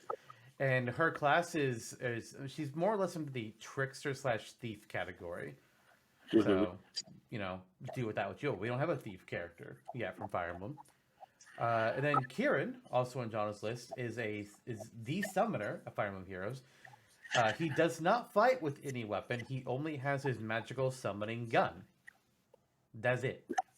So he can summon heroes to do things for him. It's like all right, okay. Here's a lance, or here's a cavalry unit that's just going to charge forward for a side special and hit people with their weapon.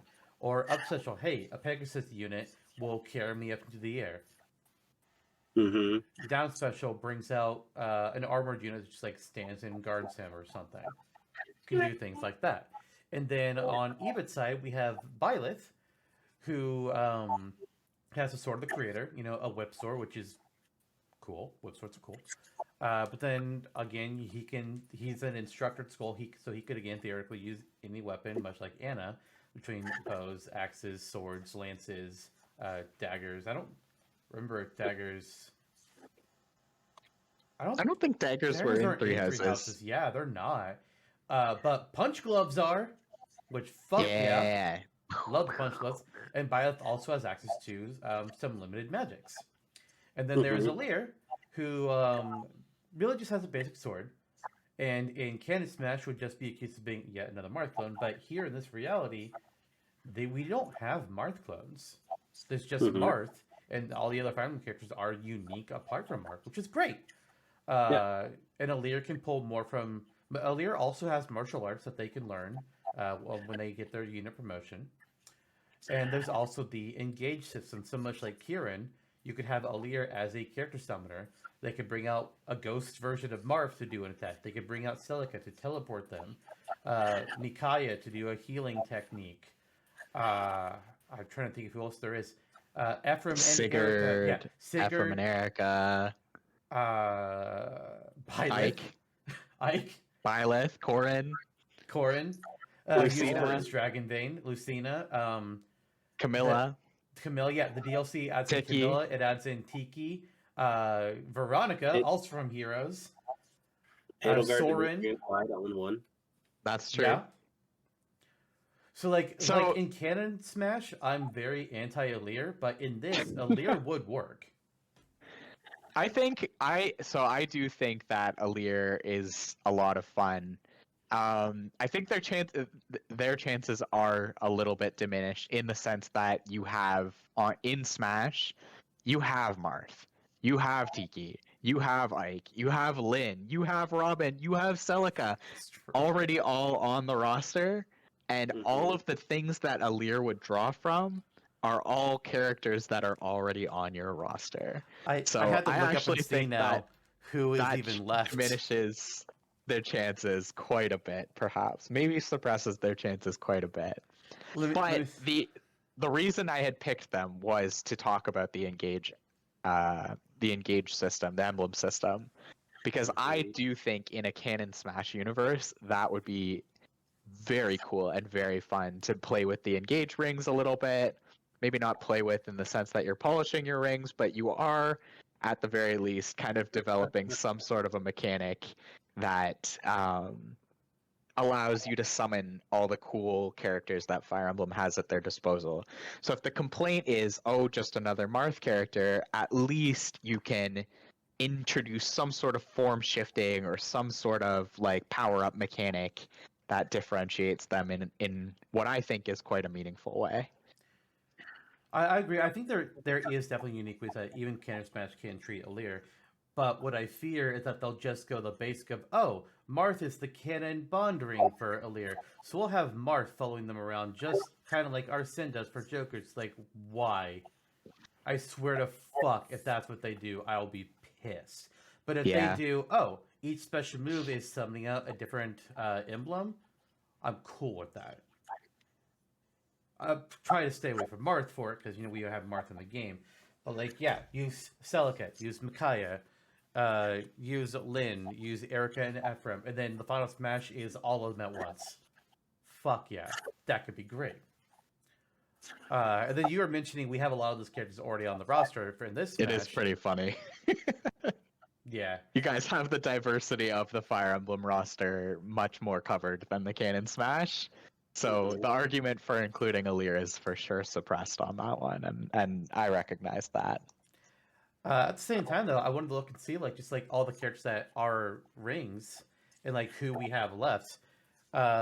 Sigurd, Leaf, Roy, Leaf. Erica, and Ephraim. They're part of one ring.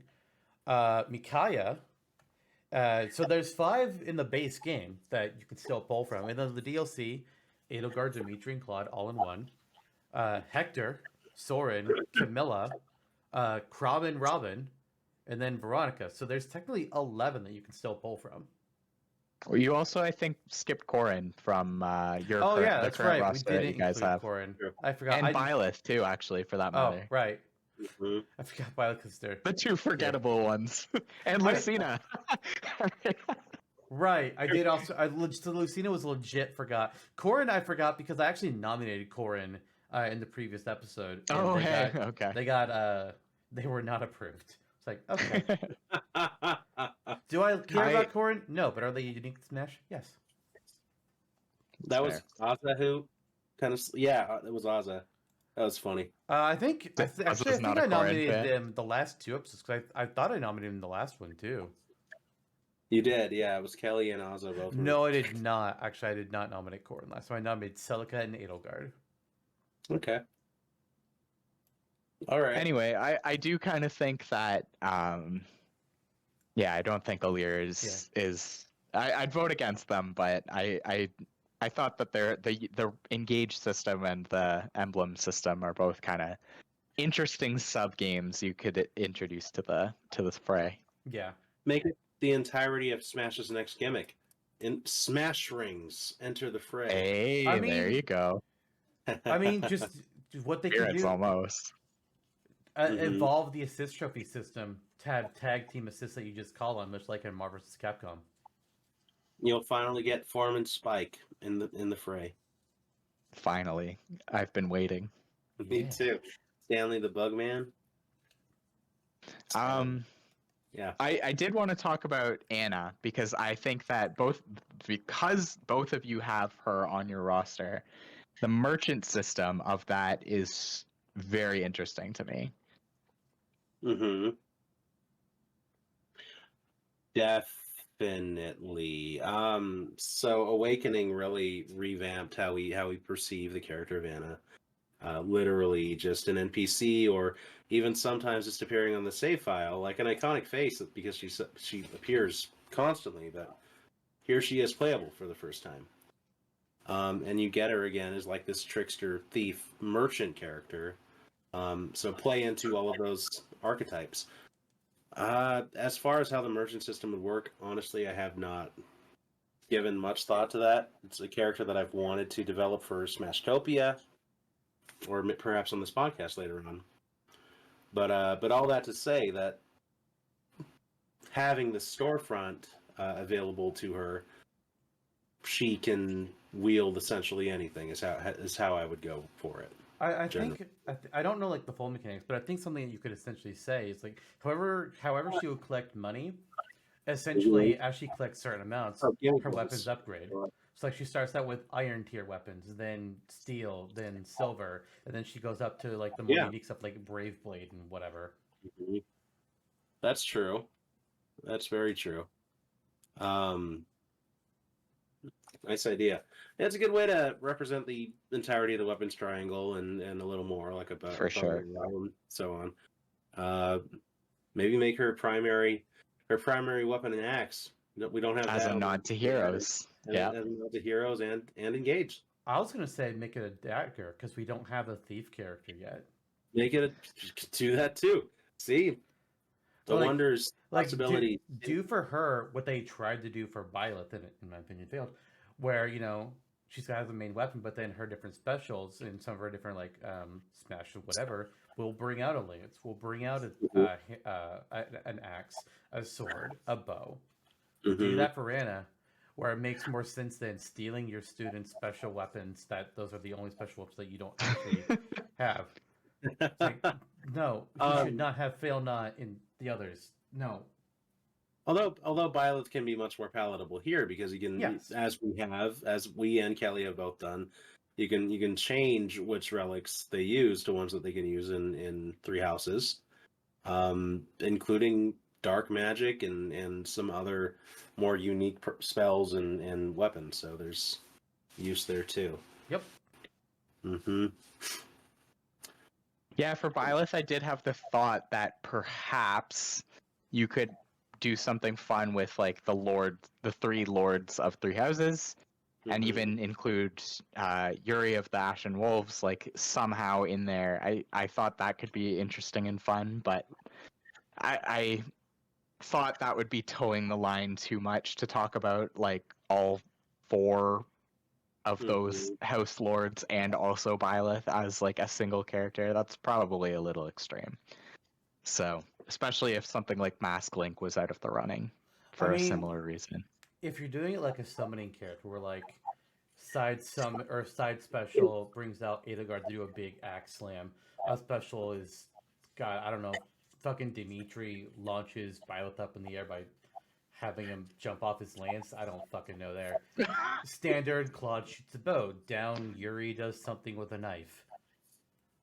I don't know. A counter, presumably. Yeah. Because it's Fire The Emblem. classic. Yeah. That's all they know how to do is counter. I do really like the idea of the counter as it was presented in like the Melee era of like, oh, like this is our way of paying homage to the game, like Yeah. the actual mechanic of the game. Like you wait and parry and counter, like you get a counter attack. That's like its key differentiating thing to other tactical games like Final Fantasy Tactics, for example. But like every fucking one of them has a counter. Every Yeah. Smash representation pretty well of Fire Emblem It's characters sad. has a counter. It's outstayed its welcome a little bit. There are more unique things you can do. At least Robin's is actually a command grab instead of a counter. And Corrin's, I don't think Corrin's is a counter. They do, I think. They have Shit. they turn into the dragon and stomp you if with the counter, I thought. It is, yeah. It's just a fancy. It's dragon counter. So Robin is the only one that's not on a technical counter. I Right. think just, so. It's just a command grab. Mm-hmm. Then Kieran's on the board, who I don't know, they should be the first choice, but they're on the board. This is Similar concepts. Yeah. Mhm. Again, another potential summoner character. Similar concepts, but this is more of a catch-all. Just For kind of sure. the nature of how Heroes is. So, this is your opportunity to represent the flying units of the game, or the mounted units of the game, or so on and so forth, with multiple different variations. So, like for instance, run up special Pegasus Knight or a Wyvern Knight could pull you up, and that could be Camilla, or it could be Paula Estracatria, or whomever. Navarre. Maybe even, yeah, or Not Navarre. I meant Narshin. Shit. Yeah. Walter. So it's interesting. It's and the reason I went this path, I mean, Heroes is an odd, like we're Incredibly seeing, successful. yeah. Like Mario Kart Tour eventually finally fell to the wayside and isn't getting updates anymore even. But Heroes is still going all these years later. It's kind of a surprise. Heroes Fire just Emblem- started book 8. Book 8 Yeah. just started. And each Mhm. book is a year long. So it's like, god damn. Yeah. So it's interesting. It's all there. All the parts are there. It's no wonder it's a success now. But back when Nintendo was first getting into it, like, oh, Fire Emblem, that's not going to last as long as Super Mario Run because it's Mario. Here we are. And Dr. Mario. Yeah. And Tour. And Animal Crossing. Mm-hmm. Pocket Camp. Mitomo. Rip. Oh, R.I.P. Vitomo. Just I know. devastating. Gone I way know. before its time. Mm-hmm. Lasted longer than it should have. But I like to slide into Jake's DMs on Mitomo specifically. You would. For me, the one character we haven't talked about is Edelgard, and I do actually really like the pick of Edelgard much more than I like the pick of Byleth. Whoa, really? I do, yeah. I think Edelgard is probably the most dynamic character because I look at the roster that you guys have assembled, and despite everything we've said about the Vanilla Smash, it's still a lot of sword fighters that have ended up on the roster. Iconic sword fighters for sure. You've got Lyn, you've got Ike, and you've got Marth. And with Lyn, like there's some flexibility a little bit because she's got the bow as well, but primarily like the Manikadi and the Soul Kadi are her main weapons. Mm-hmm. And Robin has the Levin sword in the character selection art that you've picked for them. And yeah, I think that like Edelgard is the right opportunity to bring in another weapon type, which is something that between the three of us, we've talked about quite a bit in Smash of Fire Emblem has the weapon triangle, and yet Fucking we only use see it! sword fighters. All we ever see is damn sword fighters. Mm-hmm. Yeah. So I think that Edelgard here is a breath of fresh air in that she brings an axe, which is very different. And we've talked a lot about lance users and I've memed about Bandana D, but Mm-hmm. we've got it's a great opportunity to add a unique character, a very popular character, a very polarizing character, but nonetheless a very interesting character to the roster. Yeah. I'm pro Edelgard on this one. Hell yes. So speaking of like the lance users as well, like I like every time I think I was like, man, I want to do the weapon triangle. But it's like the lords, 9 times out of 10, they're a sword fighter. And that's part of the problem with Fire Emblem, is that the lords are almost always a sword fighter. It's like, God, okay, fucking come on. Mhm. And I think that's part of why they've pivoted to doing avatars so much, is because you can do whatever you want with the avatars. Even though Robin was primarily Default. a mage, Corrin is primarily sword, Byleth is primarily sword, and then Alir is, again, primarily sword. Even though they're all avatars, they still have their particular specialties. And there are a few good lance users you could use in Fire Emblem, Ephraim is typically the big one people talk about. But when Ephraim became eligible for this project, Ike and Lindis also became eligible at the same time. It's like, well, they're kind of a lot more popular than Ephraim is. So Mhm. And he Roy, Roy also way more popular. Yeah. that's only because of Smash. I don't think he would be otherwise. Absolutely. I really don't. And then the other big lance use that comes to mind is Dimitri. And I think Dimitri Very popular could pick work. also. Indeed, he could work to represent three houses, but I feel like we had a big discussion of Edelgard and Byleth in the last episode. But I think that Byleth and Edelgard are the two best choices to represent three houses. One being because Byleth is, the main character, and Dimitri is only really an important character in his route. He is a villain in Edelgard's route, but the other two routes for Claude and the Church, he's not really as involved in. Whereas Edelgard is the main hero of her route, but she's also the main antagonist of all three other routes. Or at least a antagonist, because, Claude and the Church route also deal with the Slithers. Whereas Dimitri, she is his personal villain. So that's why, to me, like, she covers three houses better than anybody else, than perhaps Byleth. But Edelgard is more focused. She actually has a personality. Gives us a female character. Gives us a part-time villain. Gives us a dedicated axe user.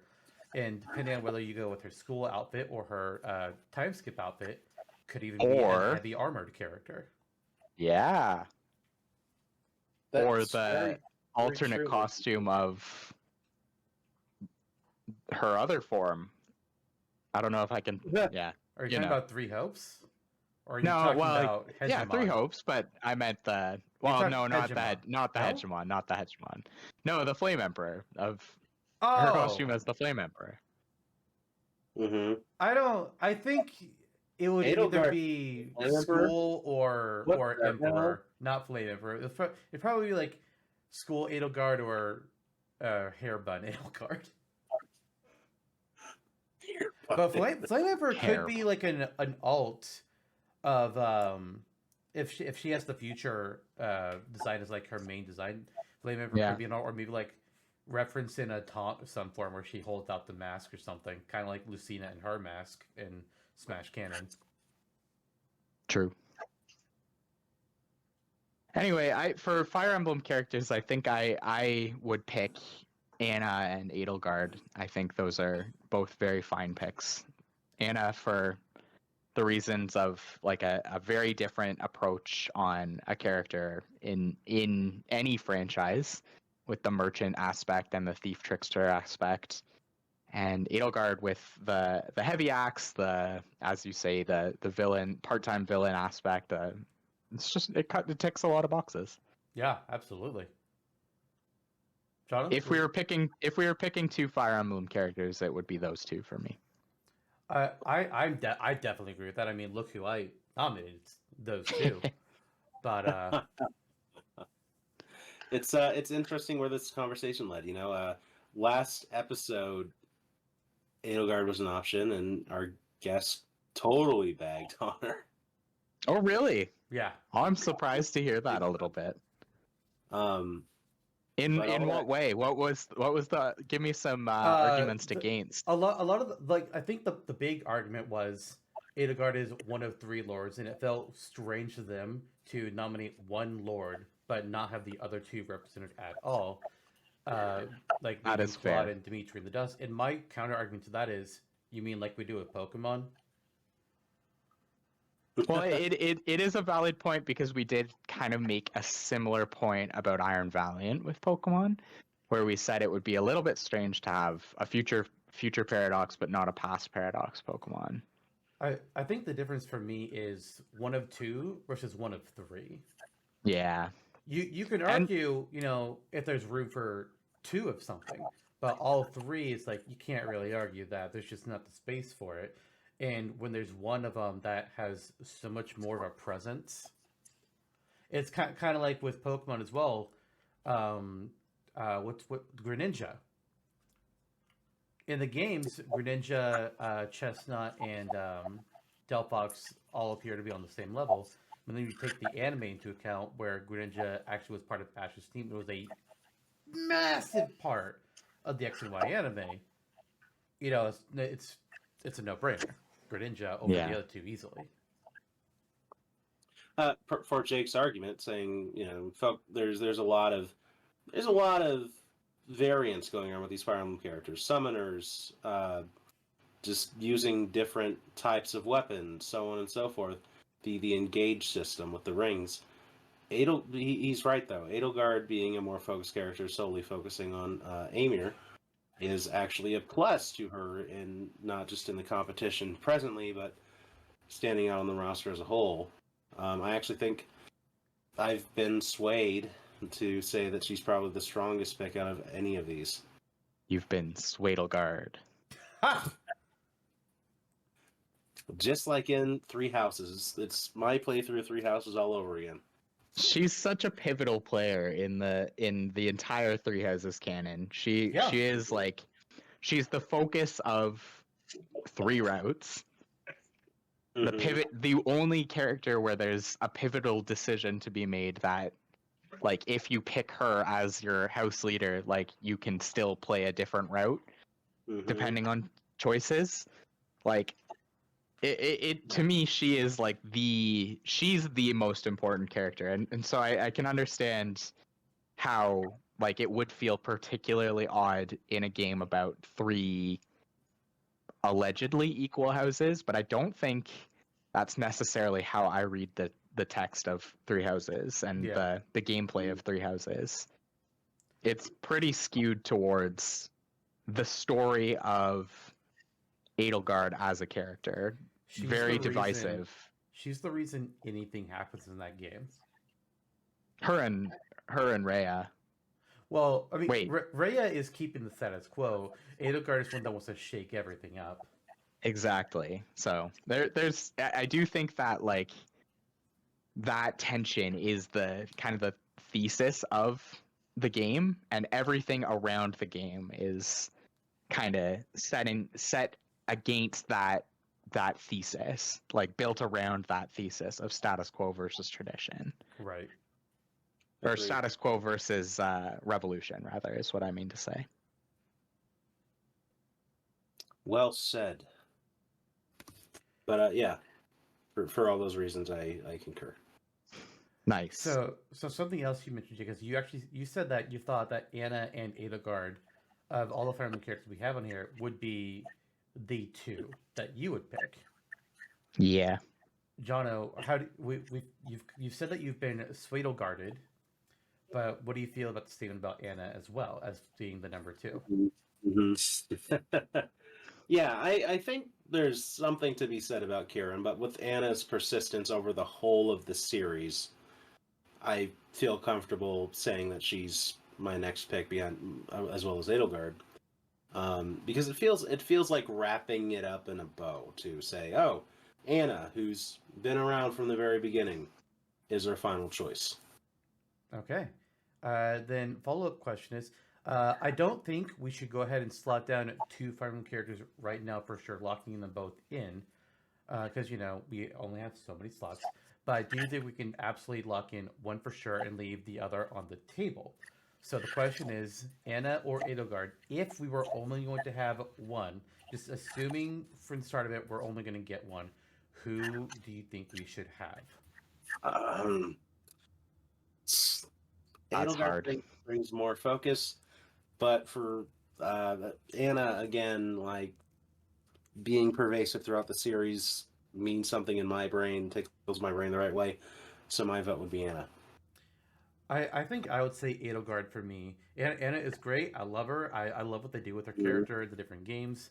With Three Houses, they actually really did bad with Anna. She's an afterthought of an afterthought. But then Engage, oh my god, love what they did there. But I would say Edelgard, because dedicated axe user, and she's also more of an actual character, whereas Anna is a connecting thread. A very cool connecting thread, but she's a connecting thread, whereas Edelgard is more of a presence It is the driving force of the events in an entire game.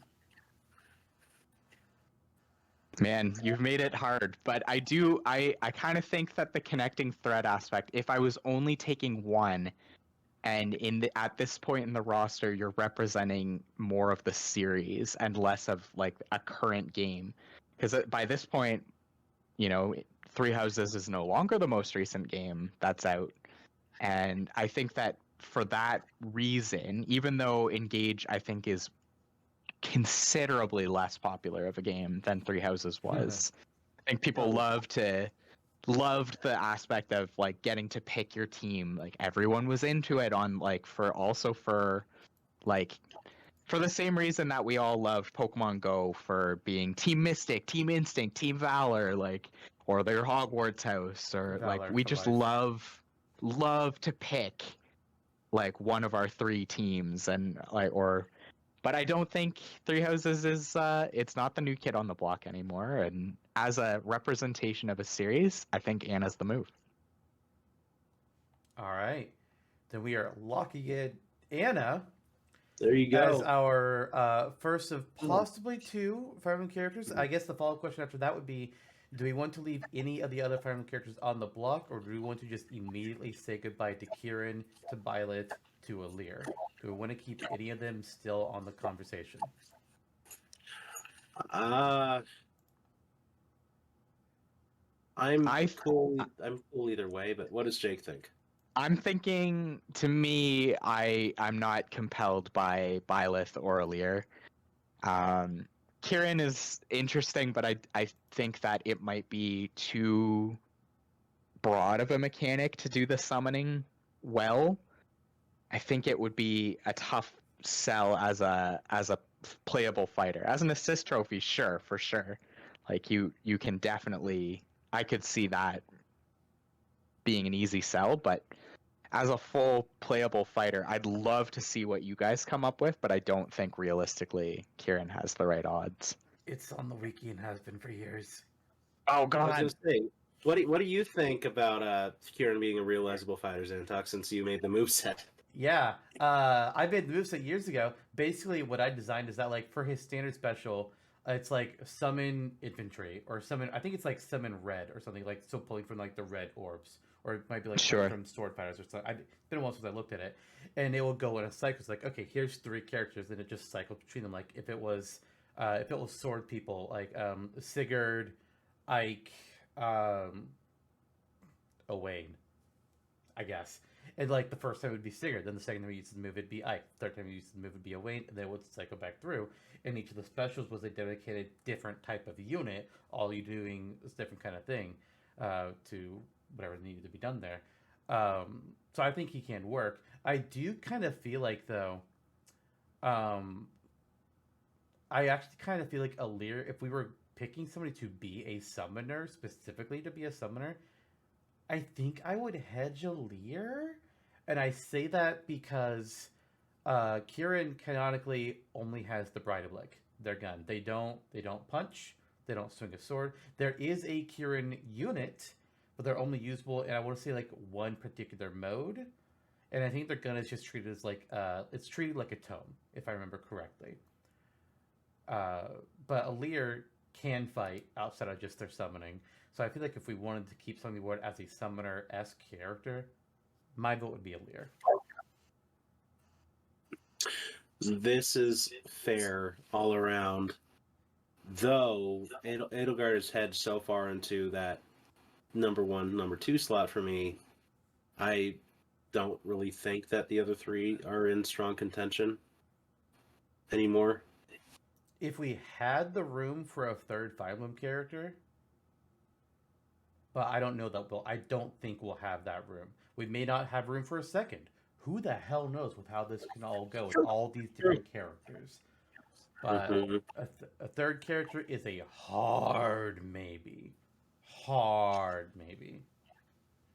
Yeah, I think it would be a very angry, like the three of us, I think between the three of us,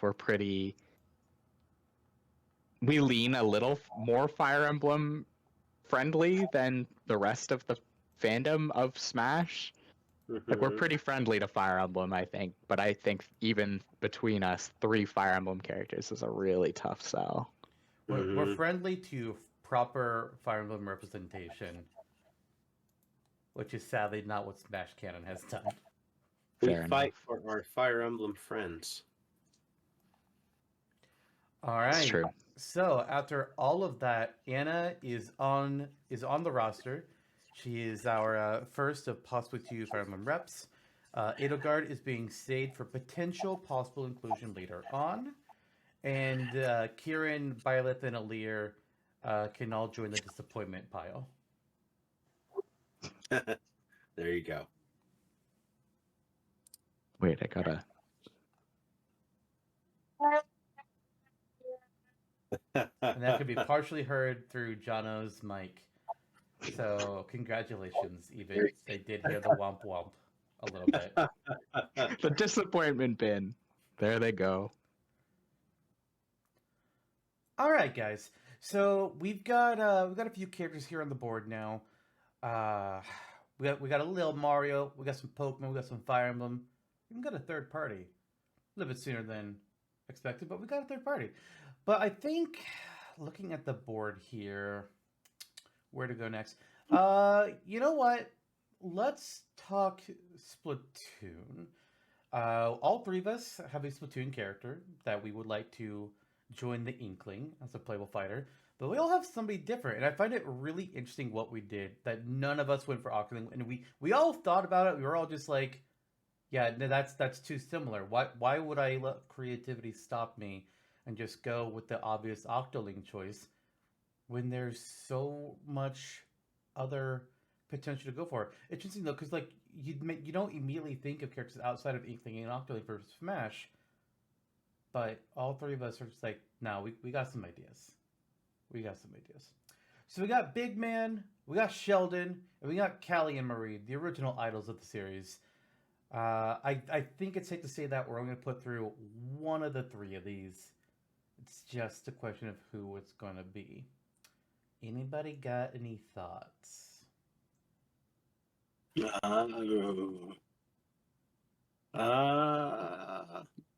I guess I can give you a quick dresser on why I chose Sheldon for this spot.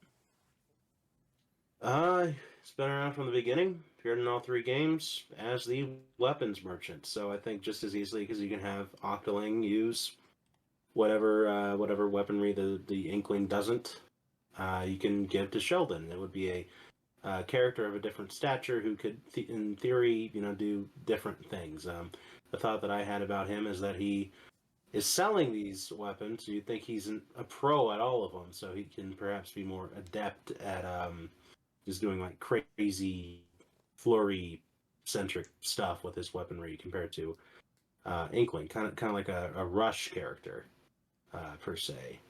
There you go. All right.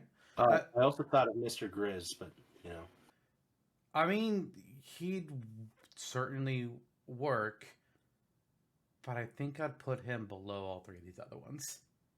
Yeah. It's interesting. He doesn't do much. Yeah. It's kind of weird. Yeah. Mm-hmm. I will say, like, I've thought about Sheldon in the past and making a moveset for him, and my ideas for him basically were to, like, kind of lean on different weapons as well, but I was actually more going to, like, hey, what if he could actually use the different special weapons? And that was, like, what all his special were based off of. Like the Ink Strike and whatnot. The Inkling only uses the Killer Whale for their final smash, but, like, hey, Sheldon's got a weapon shop, so he has access to everything, so you know what? Why not let him break up the big guns? What I really want to have is anybody who can do the Booyah Bomb for a special move. That's what I'm waiting for in Smash. So again, we're going There you Goku go. adjacent. So everybody lend me your power for the Spirit Bomb. That's what we're doing here. The Booyah Bomb. The Booyah Bomb, Zantok. How many characters Sheldon's can we also a include in part Smash that are Goku but aren't Goku? We got a Splatoon kid with Booyah Bomb. We can do Goku from Yu Yuki. We need Chrono from Chrono Trigger. Or actually, no, wait, no. You already had the hero from Dragon Quest. What am I saying? Those three True. characters just equal Goku. Jesus Christ. As for me and Big Man, I picked Big Man. He's obviously he's from the most recent Splatoon game. He's one of the new idols, and of Big Man, Shiver and Fry, Big Man got the largest cry of fans. They're just like, "Oh my god, we love this guy." He's just like this big, doofy manta ray who serves as backup for Shiver and Fry. It's like for the first time we have not only a 3-character idol group in Splatoon, but also a male idol and also a non-Inkling or Octoling. It's like, oh shit, well, look at this adorable goofball. But what actually made me go for Big Man instead of like another idol like Marina or Callie Marie is the fact that in Splatoon 3 you actually fight against Deep or what's their group called? Shit, did I forget their? I think it's. I need to look before I accidentally say it wrong. Yeah, Deep Cut. Okay, that's what I thought. That's what I thought. Good, good. But you actually fight them as boss fights in the story mode. So there's a whole boss fight against Big Man that you can pull from. He has some kind. He can basically sink into the floor, and his shadows will run around the ground of it. They get to shoot and make smaller an attack. Otherwise, they'll fire projectiles at you, like tri-stringer shots, or dropping splat bombs on you. They can even use splashdown and a reef slider against you. It's like, okay, he's got all these tools available to him. They also has access to torpedo and fisty bomb attacks in that same boss fight. But even just looking at him, like, you would look at this guy and you'd be like, okay, he can't hold a weapon. This doesn't make sense, right? Look at those fins. How could Big Man hold a weapon? Okay, well, Smash has done Strangers, so I'm throwing that argument out the fucking door. You're crazy. Give this man a heavy splatling or a slosher. I think giving him, like, a normal Splatoon weapon, like a splatter shot, would be pretty boring. But if you give him some more unique weapons, I think that'd be pretty cool for him. Pull from the boss fight. Give him weapons that the Inkling doesn't use. The splatterling, the slosher. I wouldn't give him. I think I'd only choose those one for him. I wouldn't go for a charger or or the stringer or dualies. Definitely not dualies. But I think you could use those quote unquote heavier weapons just fine. I would like to add too that his boss fight in Splatoon 3 is a replica of the Manta fight in Super Mario Sunshine. Yeah, I was just thinking about that. I've never even watched Sunshine. I should do that someday. Oh my gosh, that's such an iconic boss fight, really. It's on the list to someday watch an LP of. Unfortunately, the person who I would normally watch Nintendo LPs for, his Sunshine LP had less quality for his mic, and it just makes it harder for me to watch. I'd like for him to redo it, maybe someday, or find somebody else. I don't know. Yeah. Well, okay. Well, for me, I picked Callie and Marie. So admittedly, at the time of recording, I've not played Splatoon 3 yet. So I didn't have the ability to draw from the gameplay there. Yeah, that's okay. No worries. But I also haven't even really played the Splatoon 2 story mode, but I know that the Squid Sisters feature very prominently in it. When I played Splatoon 2, I played very much the online modes and pretty much only the online modes. Funnily enough, I barely touched the online mode in Splatoon 3. I played the story and I was like, all right, next game, let's go. Oh man, I guess we've got some splatting to do, friends. I'm gonna die. Splatting of the tunes. Yeah, just don't invite Kelly. Do invite Kelly, and we'll all just Kelly, and we're on the same team. Yeah, there we go. If we can form a team of 4, it's all good there. But yeah, I know that the Squid Sisters have kind of the staying power as being the original 2. They both featured in the story mode of Splatoon 2 pretty heavily. They were obviously the fixtures of Splatoon 1.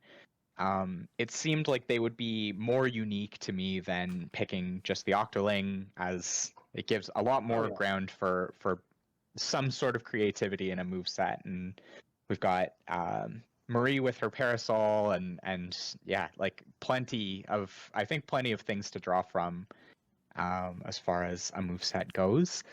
And at this Mhm. point, yeah, I think Splatoon has kind of carved itself out as being one of the most popular modern Nintendo properties. It seems to have a ton of staying power, an enormous following, and just quite a lot of goofy, unique moves to properties to pull from as far as a Smash character. So I'd honestly be very happy with any of these three as representatives for that series. But like for any number of reasons, really, like if Sheldon because he's been in each of the games.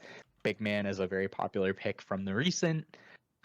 Especially online, and then Callie and Marie also as kind of a nod to the first two games at the very least. Mhm. And the third. Spoilers. Yeah, Ah. I was gonna mention as well. Like, they are involved in the story mode for Splatoon 3 as well. They Go more or figure. less more or less taking the role that of like what Captain Cuttlefish does. Mhm. Gotcha. Yeah, he I've also pulled up. retired. Yeah, in 3 he's retired. In 2 he's doing the DLC story, as I believe you know. But then in 3 he's retired. We don't know where the fuck he is. Oh no, wait, no, I can't remember for sure. It's been a bit since I played, but I'm pretty sure he appears. It's not to a large effect. But I've also pulled up here some information on Callie and Marie. They actually do have weapon mains that they associate themselves with. Okay. As you know from the Splatoon 2 story, Marie is a charger main. We get that moment of her where she uses one. Callie, however, prefers rollers.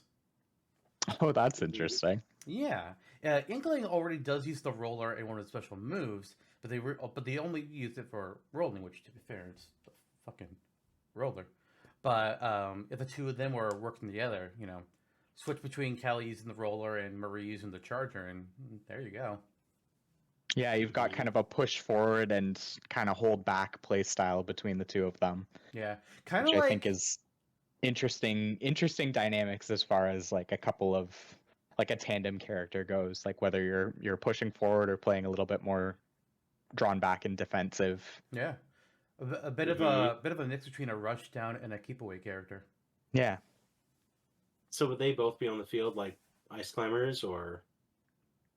I figure, especially within the confines of the rules of picking this roster, I didn't have them in mind as necessarily a transform character or a stance character, like not like quite like a Pyra and Mithra or a Zelda Sheik. I was thinking something more along the lines where they're both on the board at once, but maybe not exactly in the same way as the Ice Climbers.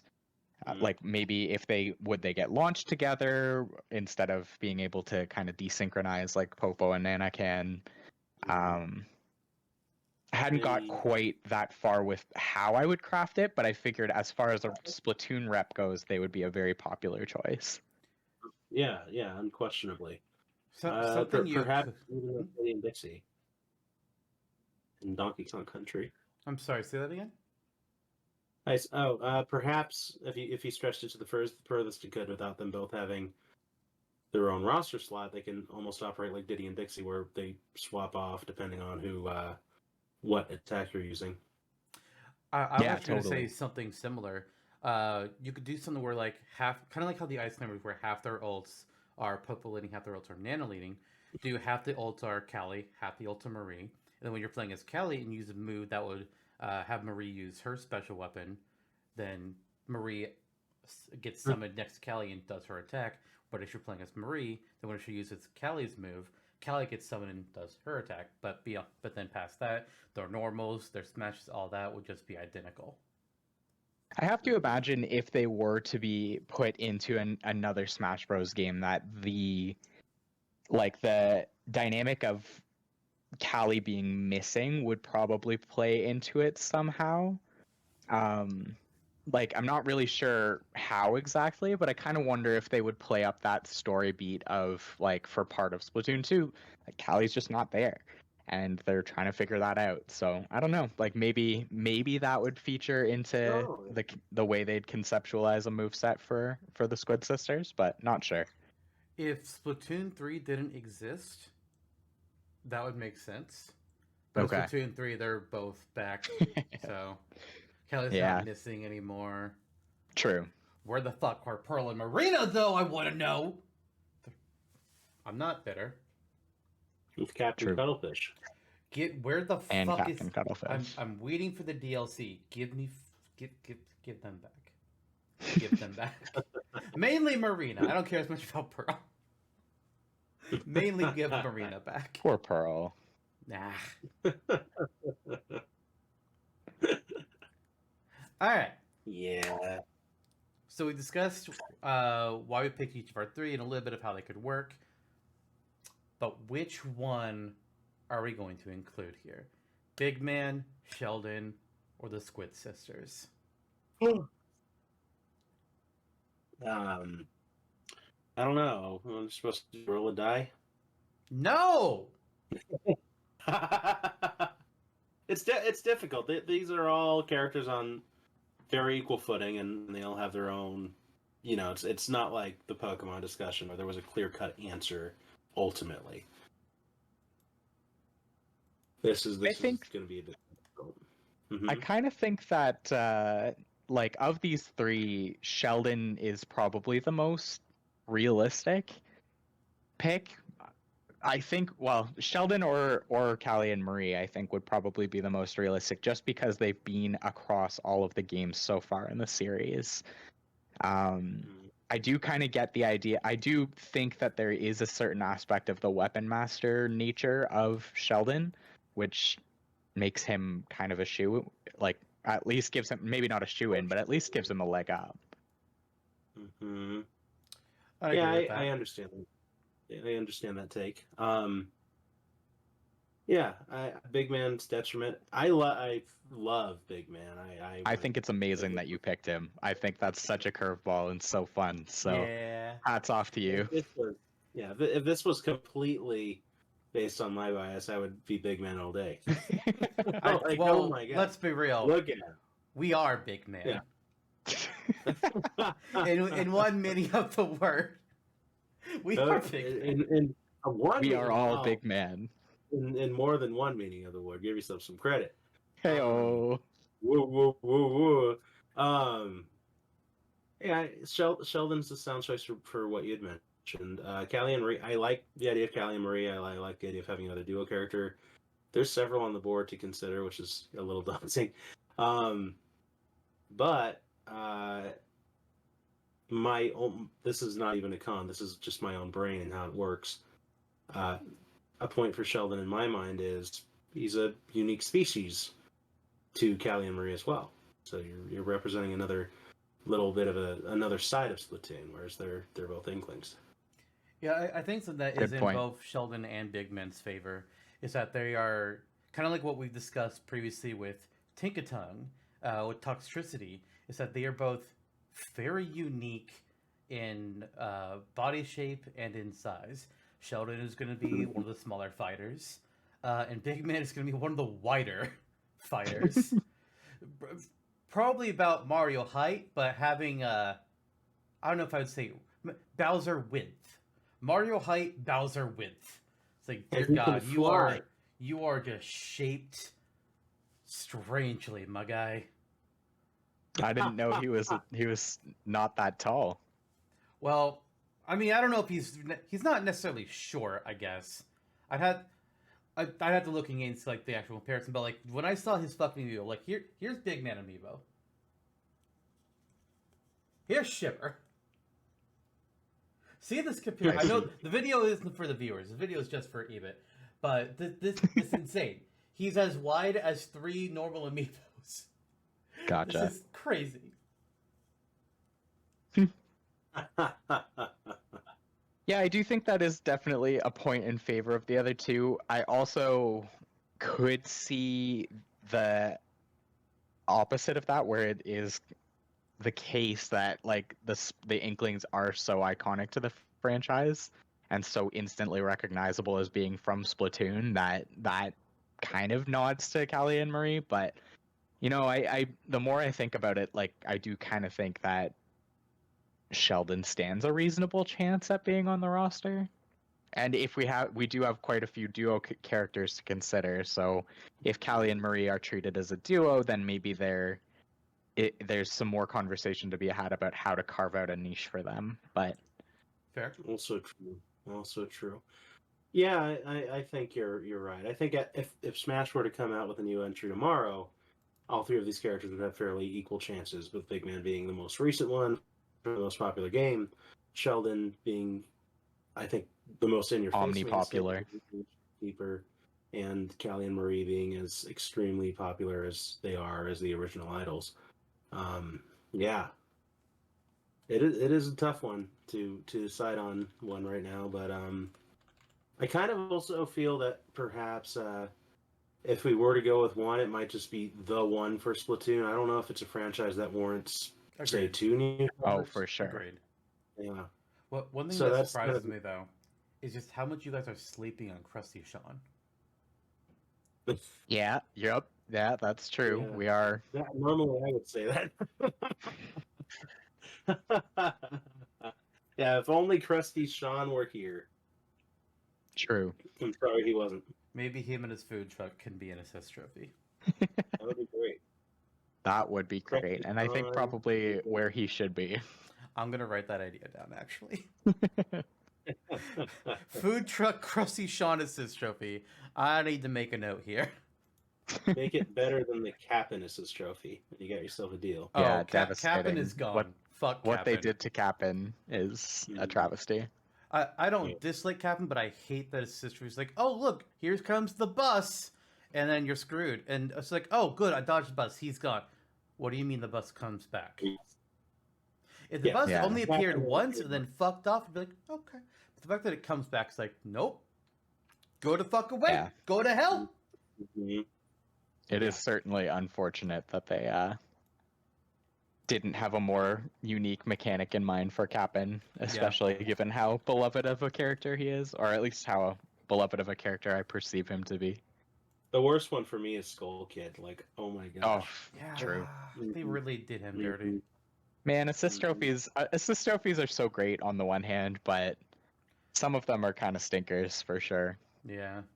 Also, I do want to make a mention here. As much as all three of us kind of like negged on Octoling a bit, we are. I mean, I guess to Eebit's credit, he doesn't really, again, didn't play Splatoon 3 yet, so you don't really know this. But Busted. there is something that would make Octoling incredibly unique. Little Buddy, Oh yeah. the little I forget what it's called. The salmonid, the little baby salmon Okay. that follows you around in the story mode that you can throw and do different things with. That's how you make Octoling unique. Okay. Just before been awesome. like we get comments being like, "What the fuck are you? What's wrong with you?" It's like we know- Sleeping on. Yeah, like Octoling absolutely could be made unique. You just gotta focus on Little Buddy. But This is a little easier to realize yeah, for me. Yeah. Mhm. It kind of sounds like we're nearly at a stalemate here because these are all strong choices. So Zantok is kind of leaning like Big Man or Sheldon territory. Eebit's kind of leaning like Callie and Marie or Sheldon territory. I think the common denominator for us is Sheldon for sure. until right now. Jonno comes back and says it's either Big Man or Callie and Marie. Yeah, I think we have. It He seems we wouldn't have do reached that. an impasse. I would do that, but I won't this time. I do think after the discussion, I'll say I'll rip the Band-Aid off and say that my choice is probably the compromise here. You like Sheldon. Fair enough. I'm Might not as well opposed to Sheldon at be. all. I think he'd be good. Mm-hmm. Definitely. Yeah. All right, there he is. That's character number 6, guys. We're making Wow. Well done, progress. team. Well done. We're chipping away at the Progress is roster. being In made. another 20 minutes, we close our 6th character. Oh, jeez. Don't count. Well, on the notion of moving the fuck on, there is another franchise that I've noticed that all three of us have nominated one character for, so clearly we all think they should get somebody. and we've all picked a different character. It's even more interestingly, that character is all the same basic archetype. What is wrong? Kirby time. I got Kirby Susie, time. Jonno's got Marks, and Eebit's got Magalore.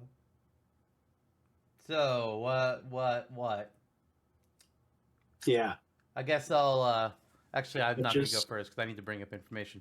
Somebody else can go first. Okay. Marks. He is the progenitor of this archetype of Kirby, where Kirby comes into the scene, he sees a friend-shaped object and works with them throughout the majority of the game, and it turns out that the friend-shaped object is actually evil, wants to steal your MacGuffins and take over the world. Oh Shocker. my. Marks, a demi-fiend, demonic-looking son of a gun. When he enters his final form, and you fight him in Kirby Superstar. We saw what you could kind of do with him in the boss fight in Ultimate, which was amazing, and I'm so glad they included it.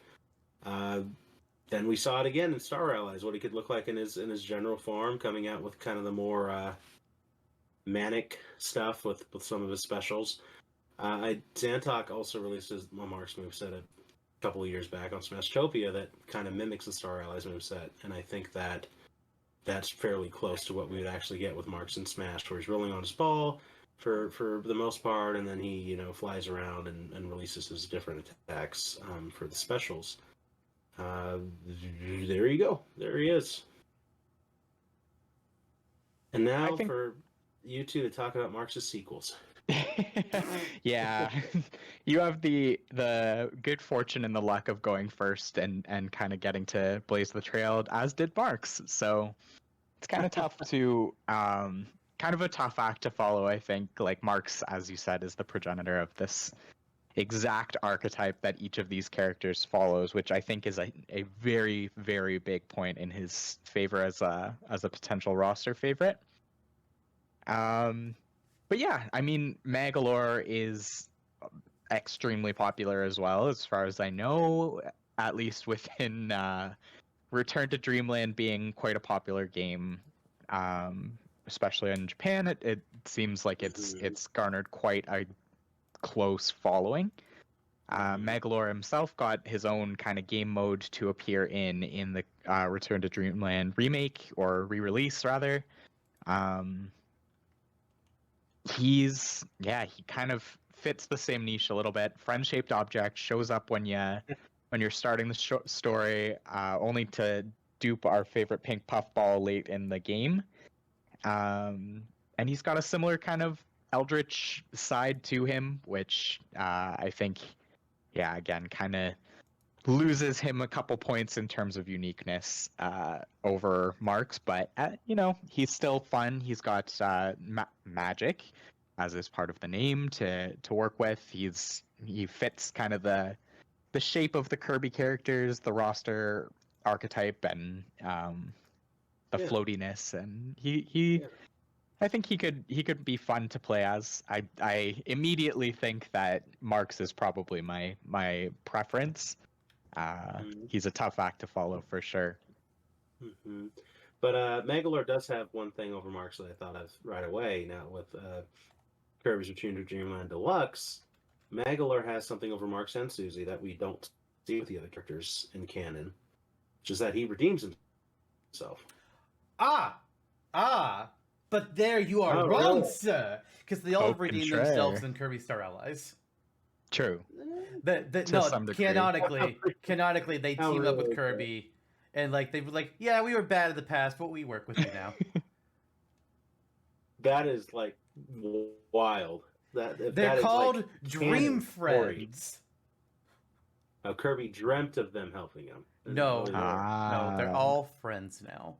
They're all friends now, and all three of them are playable in Star Allies. So Star Allies makes a lot of characters playable. It's like, man, I want to play Star Allies. Magalore can more easily come in and hug everybody compared to Marks. This is true. Susie as well. But some people don't like hugs. That's true. That is true. Is a premature vote for Marks, but tell us about Susie. So Susie is the most recent character in this archetype, at least of these three.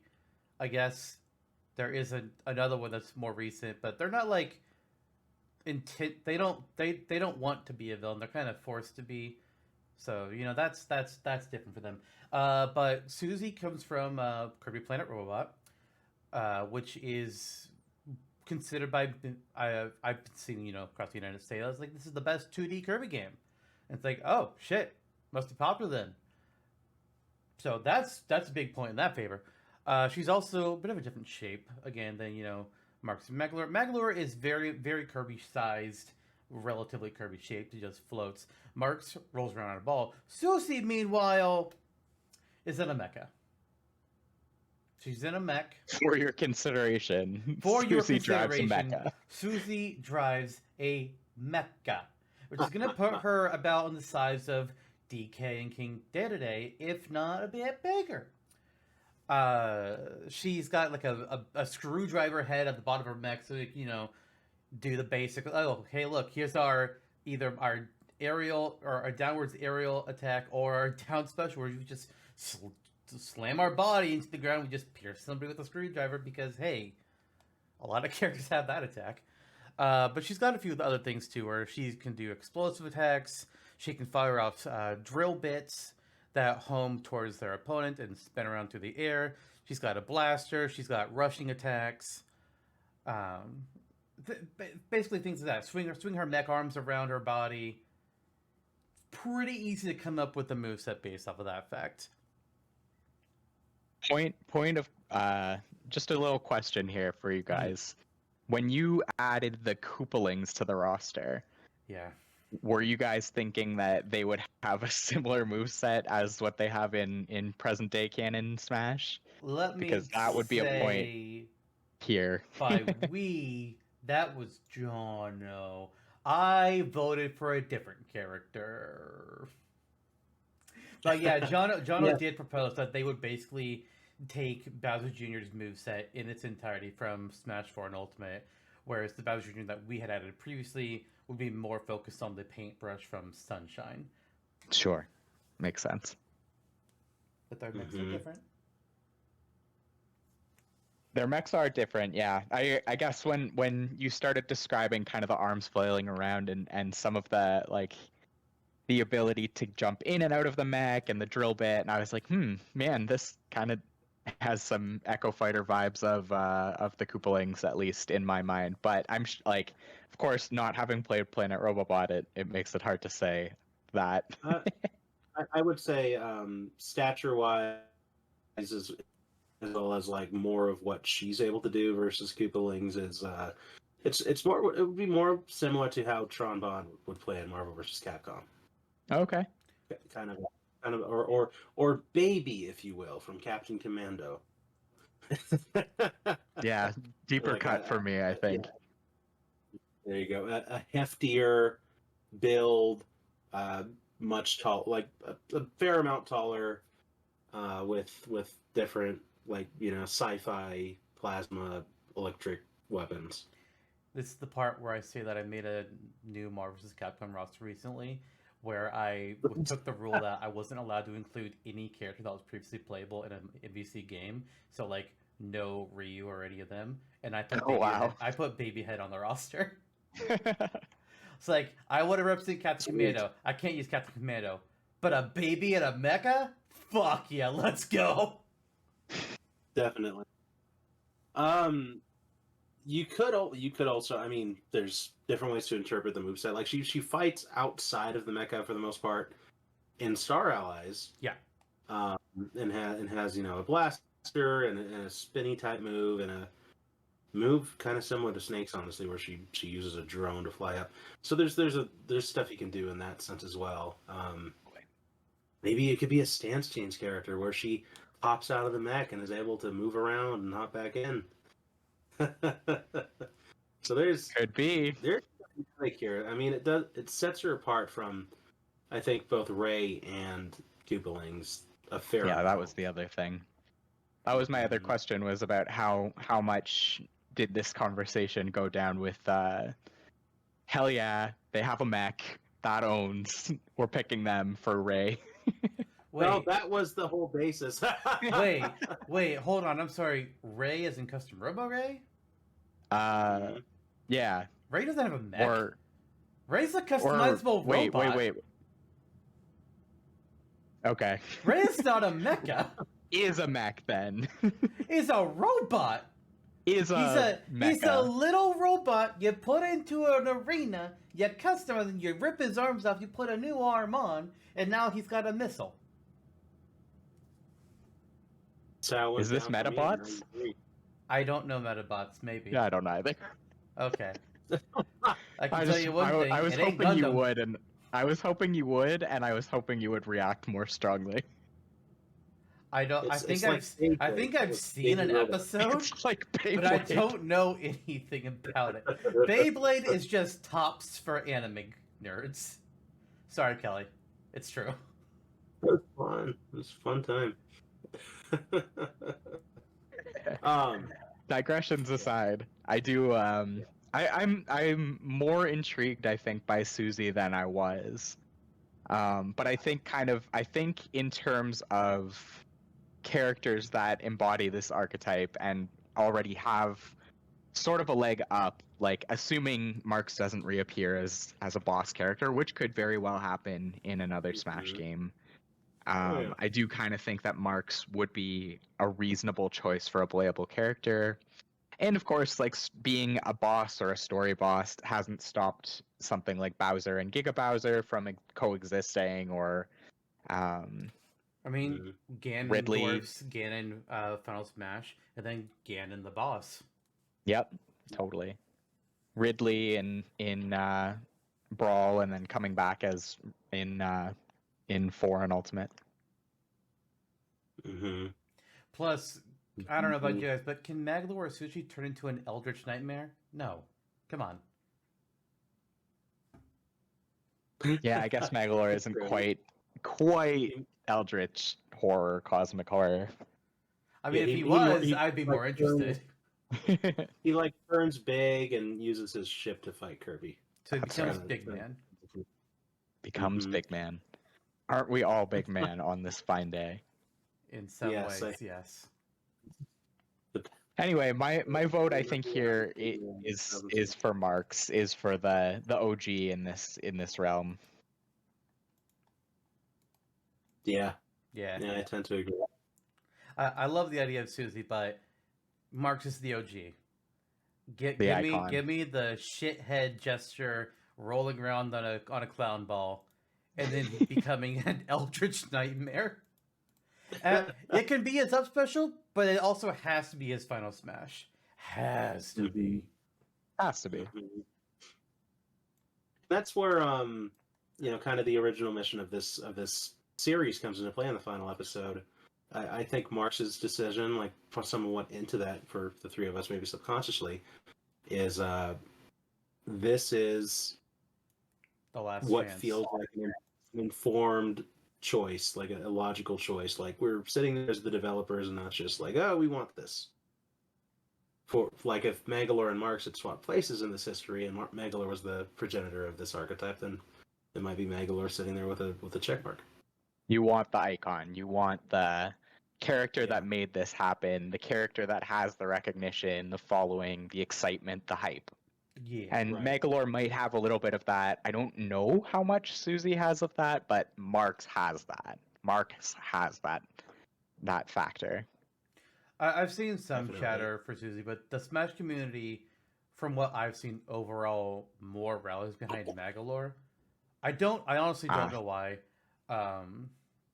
I'm not saying he's I bad, will say, but I just don't know why he is the choice for a lot of Smash fans. Sure, for sure. I think it's because Return to Dreamland at the time was a revolutionary game. Like there's so many Kirby titles out now, but when Return to Dreamland came out, Kirby had seen a drop for a number of years, and this was the realization of that GameCube Kirby coming back, 3D modeled Kirby. I mean, that makes sense for back then, but even Mhm. before, when for Ultimate, That's true. he was still the Even Newells, now. people saying. Mhm. So Mhm. That's true. That's true. Unfortunately, Robobot was just kind of it was released towards the end of the 3DS's life cycle. Didn't get as Yeah. much attention as it should because, for my money, the best Kirby game is Robobot. Like almost, I would say easily. It made my list of top 10 Mhm. games that I first played in 2023. So Yeah, there you go. There you go. It made my list of games that I first played whenever Planet Robobot came out. Subconsciously, I didn't make one though. But it was there. It was a favorite game of mine. cool. Played it a lot. All right, so Marks then. We got Sheldon. We got Marks. Cool. Each of them took 20 minutes. Well Oh, done, gosh. guys. Good Well pace. done. Way to go, guys. You guys, are you guys about ready for things to take even longer? I'm strapping in. All right, we need to go to third parties now. We've Oh, got God. 6 Nintendo characters in it and 1 third party pick, as we all unanimously were just like, yeah, Crash Bandicoot.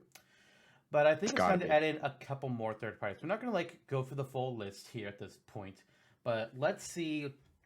We'll pick a few, and then we'll go back to the Nintendo side of things. We have quite a few. I don't think there is any of these. Yeah, no, we all have completely different lists outside of Crash Bandicoot. Fuck me. Mm-hmm. Okay. Oh Jesus. Does anybody feel particularly strongly about any of these, and you feel like this particular character needs to be discussed? On each of our lists, I see at least one character that may immediately be in contention to I don't perhaps even be taken off the consideration. I'm sorry, I think I misunderstood you there. Are you saying that you see a character on each of our lists to include, or you see a character on each of our lists to knock out? To knock out. I'm curious. Ooh. Who are you thinking? I will say maybe these are okay on my list. No, that's strong. I like this. Mm-hmm. You gotta pick up the pace. Bring the heat. Bring the heat. Yeah. Okay, so I'll be fair and go with my list first. On my list, I think it's Jonesy. And here's why. Zantok and I talked about this off camera, and there's merit to it. While Fortnite's a super sensation, this is the kind of Minecraft level stuff where people who do not know games are playing this game. So there's merit there. It's been extremely popular for years, doesn't seem to be slowing down. But the developers of Fortnite and Nintendo have kind of a tenuous relationship. Fortnite tried to get Samus and Fox in their game before. I think it was Link. It was definitely Samus. We know Samus for sure. Yeah. Mm-hmm. And they had come to Nintendo saying hey, can we have these characters in the game? And Nintendo said, sure, but only if they're locked to the Switch. So there's a contention there.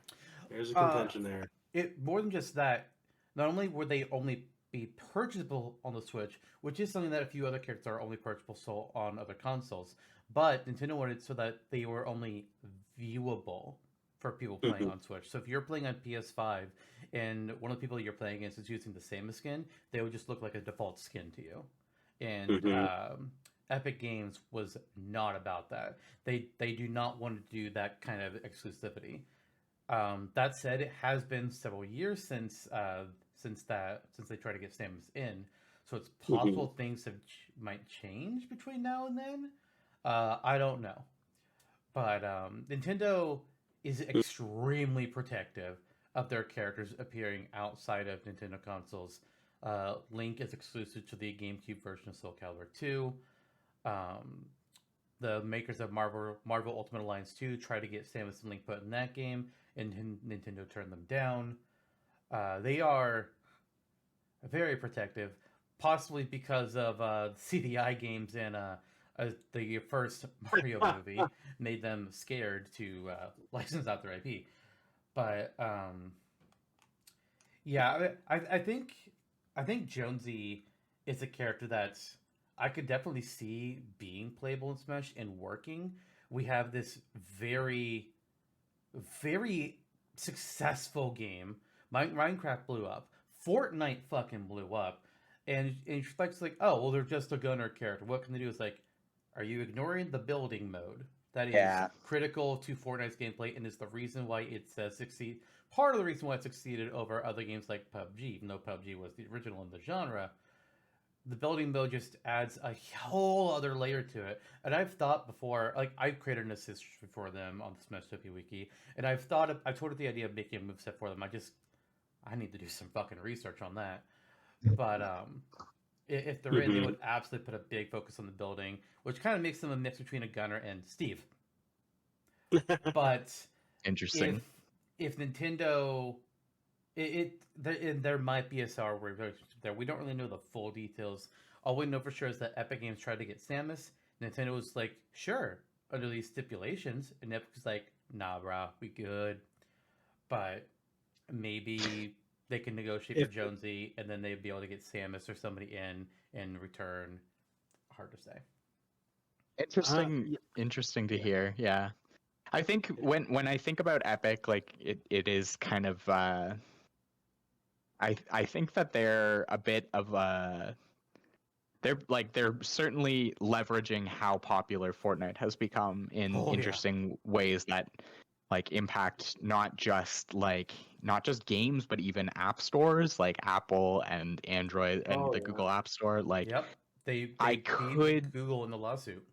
Exactly. Like, I could see it being extremely contentious because of how pro freedom Epic is. I think that relationship might not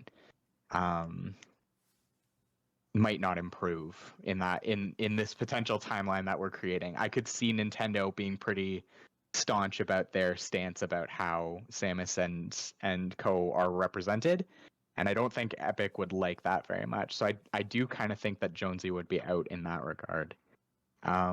Interesting character idea though, and also interesting about the build mechanic, because they've since removed it or like made it less important in my understanding.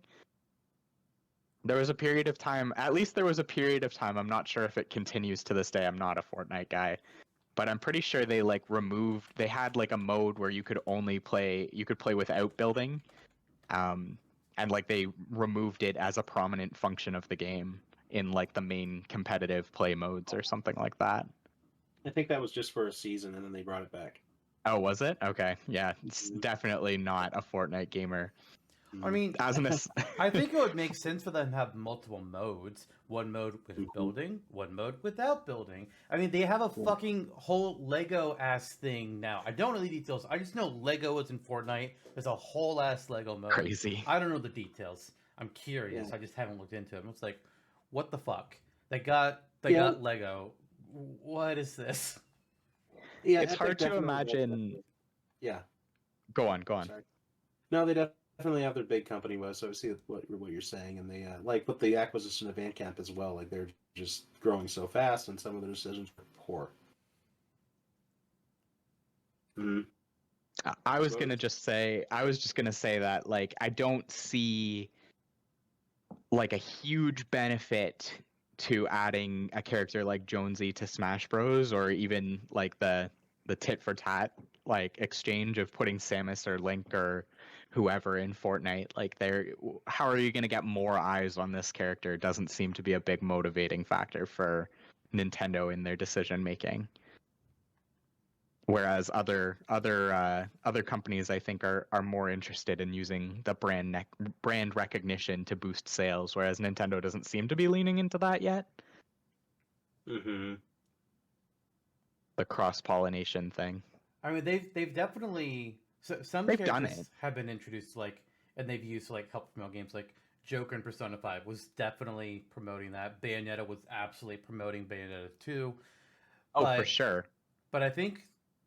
But the Nintendo doesn't need to promote themselves at all. So, putting the characters in Fortnite doesn't really do anything for them. That's what Everybody I mean. Already knows it's not a Mario. motivator. It's not a motivator for Nintendo's executive team as a decision-making process. So I kind of think, on those grounds, I would agree that Jonesy doesn't seem all that plausible. But it's not so much about his merits as a character as much as it is... how the relationships and the dynamics of the third party relationships are made up. Yeah, and I feel like while neither company necessarily needs the other, because they're both extremely fucking relevant, Totally. I think Fortnite needs Nintendo more than Nintendo needs Fortnite. Like, if it ever is going to happen, it is going to be on Nintendo's terms. Oh yeah, definitely. Right. And whether that's because of how relevant Fortnite is, or whether that's because of just how old school sometimes Nintendo is like prepared to play it. Yeah. Mhm. Tough to say, but I mean, we know Epic is still interested, but it's up to the big end. Sorry, 8-year-olds around the world. They already got Steve. They're fine. They've got Steve. They've got Steve. They're fine. Now they can just move on to asking for Call of Duty. Or If Roblox. Jonesy were in this, at least we can have we would have meme taunts, a running dab, the one where they go like, yeah. There you go. Okay, onwards. Talking about rights controversies. This is a character I'd love to see here. But even in this world, which one of mine are you slamming down? I wonder what the discussion would be that would get Kratos in Smash. I'm surprised that's the one of mine you're slapping down. Oh, I shit. don't want to slap him down. But consider the relationship that Sony still has with other companies, Microsoft and Nintendo. They don't play softball. They're not friends with Nintendo like Microsoft is now. And it's a hard decision. I think Sony may pursue PlayStation All-Star Battle Royale 2 before they put Kratos in Smash. Yeah, that actually makes a lot of sense. Yeah, like his crossplay, like their stance on crossplay, and in that racing game, I forget the name of it. It's ridiculous. And they have the same thought for Minecraft. Yeah, There's frankly, a huge deal made up of Nintendo and Microsoft initiating crossplay, and then Sony was just like the kid in the corner, just like, we have Minecraft too. It's like, nobody cares, Sony. Let us play with our friends, and maybe we'll go to you. It's like, we're better. Yeah, and I will say that's like the most elitist and anti-consumer stance of all of the big three. Yeah, it's ridiculous. Sony has its periods where they get like the Nintendo and Microsoft. You know, all three of the companies, they have their attitudes. Sony has a real attitude where they think themselves better than everybody else. It's like, guys, do you remember the PS3? Because I do. Right. With the Spider-Man 3 text emblazoned on the front. Yeah. But yeah, those are I would love Kratos in the game. We talked about him at length on the Smashtopia episode for the last season, the last season finale. We split him up into his Greek and Norse movesets and made a moveset for both. And there we go. And yeah, that's unfortunately Sony is the issue here. Like, Kratos is an icon. He would deserve to be in Smash. He would be great to play as, but yeah, unfortunately. We can, but do you have a rebuke or? I think the counter I would have is it's mainly, first of all, he is the only Sony character on the board. Yes, I know you're thinking Crash Bandicoot. He's owned by Microsoft now. He's a old school PS1 icon, but he's a Microsoft character now. In Kratos, it's like, oh yeah, sure, PlayStation All-Star Battle Royale 2. Yeah. Fun joke. Where is that game again? The first game happened, and it tanked, partially because of its gameplay, partially because of its roster that they had, and Sony's meddling in that roster, where they really screwed things up. And then Sony pulled the plug on the game before they could finish the DLC. There were supposed to be more characters. We were supposed to get Dart from Legend of Dragoon. Wow, we were supposed to get him. That's devastating. Yeah. I didn't know that. he was supposed to be one of the first couple of DLC characters, but then Sony made them put in Zeus and whoever the fuck else it was first because they were just like, oh, this would be more popular, and well, then they pulled Sure the plug enough. after that. It's like, good job, Sony. But there is zero sign of a new PlayStation All-Star Brawl game or any other kind of like big Sony crossover in the works. Yeah. If they're not going to do it, then give their character to Nintendo. I just don't think they would, right? Like I kind of am with John here where it seems that of all like the other like major relevant parties out there, Sony and Epic kind of seem like the ones that have enough gravity to kind of play on their own terms, and they don't necessarily always want to be on nice terms. And where I think Epic maybe would be willing to extend something of a compromise, I don't think Sony would as much with Nintendo unless it severely benefits them in some way, and I'm not sure that having eyes on one of their properties is enough of a benefit. Although I will say Sony and Nintendo are friends in the moviescape now. True enough. Yeah, but Sony different part Sony of the company. Yeah, Sony Mhm. Pictures and the Sony Game Division are very different areas of Sony. They don't communicate. But It's true like enough it's that like they how a are. lot of people think that Sony owns the gaming rights to Spider-Man because of the movies. Like they don't. Oh. Other companies can make Sony Spider-Man games. They just aren't. Well, at least it means that Avi Arad is not going to be directing Smash anytime soon. Yeah. The only really last thing I can say about Kratos' chances is we do have a new president of Sony Entertainment. We don't really know what their stance is for Nintendo or how things will move forward with them. So if we're cutting Kratos now, I'm just going to personally headcanon that this game is what gets Sony to get their heads out of their asses, and then the next Smash game will include some Sony characters because god damn it, the three of them need to. Sony, get your heads out of your asses and play ball. Not just with Smash, but with other companies. Will open the door to Minecraft and the Rocket League and whatever the fuck else that you're being stupid dicks about. Mhm. I will say one last thing about Kratos as well right now, is that his beard is probably one that you would want to put your hand inside of. That's The weird That's thing is, I wonderful. know what he means. The weird thing is, I know what he means. Even you can't understand this because you can't grow facial hair, but I do understand what he means. It's like a more coarse version of Santa Claus's beard. oh man, sick burn. And now it's Ebit's turn. Yeah, who are we crushing? Whose spirit are we crushing for Eebit? Well, if I know where this is. I know who this is actually. Raiden. He has Yeah. one thing standing in his way, more than anything. Mortal Kombat's banned in Japan. Yep, and several Yeah. other countries. Yeah. I even checked while we were going through characters earlier. I was like, is Mortal Kombat still banned in Japan? Yep, okay. Right instead on arrival. Which That's I think is that's a pretty easy one. But Yeah.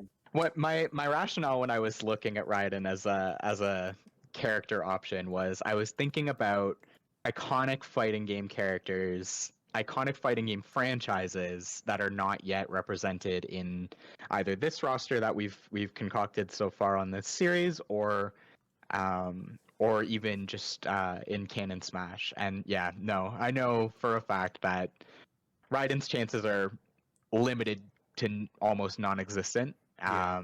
But as far as iconic fighting game characters go, Oh, yeah. absolutely worth a mention. Agreed. But yeah, there are other ones that I think we'll get into. Tekken is on here still to discuss for this particular roster. Yeah, there's no question. It's not a popular, not a loved. There's no love for that series in Japan necessarily, but that's okay. If Yeah, it wasn't for that, I think Raiden would be really cool. Honestly, him, Scorpion, or Sub-Zero, all three of them would be amazing choices. But Mhm. considering we're going for that hint of realism here, which is also what Yeah. has killed Jonesy and Kratos, Raiden is more dead than Immediately either out. of them two, in my mind. Arguably, yeah, And for also, how dare you talk about iconic fighting game franchises and not mentioning Clay Fighters? sure. I thought you were like gonna seriously dash me about like something like some fighting game franchise that I didn't give a nod to, and then you said Clay Fighters, and I was like, oh my god. I mean, I could say Soul Calibur. I could say, Clay Fighter. I mean, I Power was- Stone isn't iconic either. I could say Virtua Fighter. No, you couldn't. I was Oh. so close to picking Nightmare from Soul Calibur. I think Yeah, I may buddy. have actually. I don't know if I had him on. He was the on your first first list. He was on your Yeah. first list. Yeah, I backed off. I think because the first draft of my roster had a ton of third party characters, perhaps too many, Yeah. perhaps four Yeah, too many. You had 13. Yeah, so I neglected. I was going off of outdated information on how many third parties I could have, and I really shot for the moon. And Oh. Nightmare was unfortunately one of the ones that I thought might be a little less realistic than say a character like Raiden, but maybe I should have gone the other way on that. Oh well. I mean, Yeah. to that credit, both Nightmare and Kazuya would be fighting for that Namco fighting game slot. Yes. And I think we all know Tekken over Soul Calibur. Like, I like Soul Unfortunately. Calibur more, but when it comes to something like Agreed. this, it's Tekken first. It's totally Tekken first. It totally is. But yeah, I'm more of a I'm more partial towards Soul Calibur myself too. Killick I love Mains, them both. Rise Yeah, Up. I think Soul Calibur a little more. What was that? Rise Up who? Killick Mains. Oh yeah, there you go. Voldo mains rise up. I don't want anything in relation to Voldo to rise at all. Jesus Christ, that character. Oh boy. But yeah, I do think it's very antiquated that Seattle would ban Mortal Kombat to this day. It's other Japanese rating boards are not that way across the medium, so it's hypocritical. But well, semantics.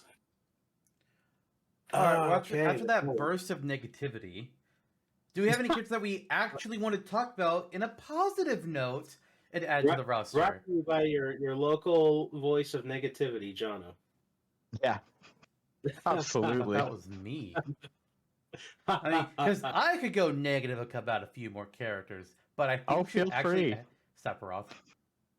Oh man, don't go for him like that. Come on. Listen, So all right, we've already had this discussion. Where Cloud goes, Sephiroth will follow, and I do think that principle really holds here.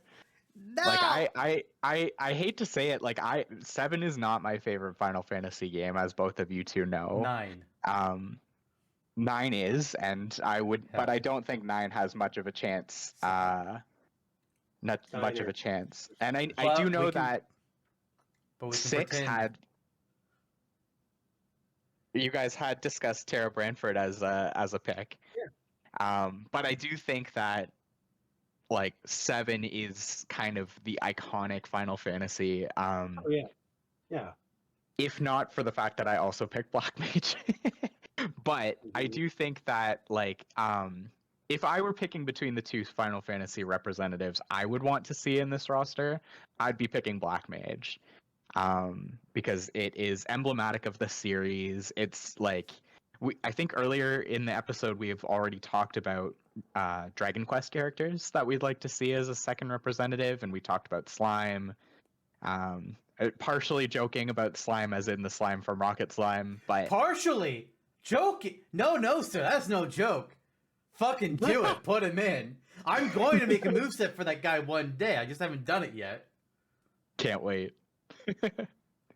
But yeah, I do think like I would pick Black Mage over Sephiroth, but Mhm. even in the real world, we were all shocked to see that Sephiroth made an appearance, and I Oh, kind yeah. of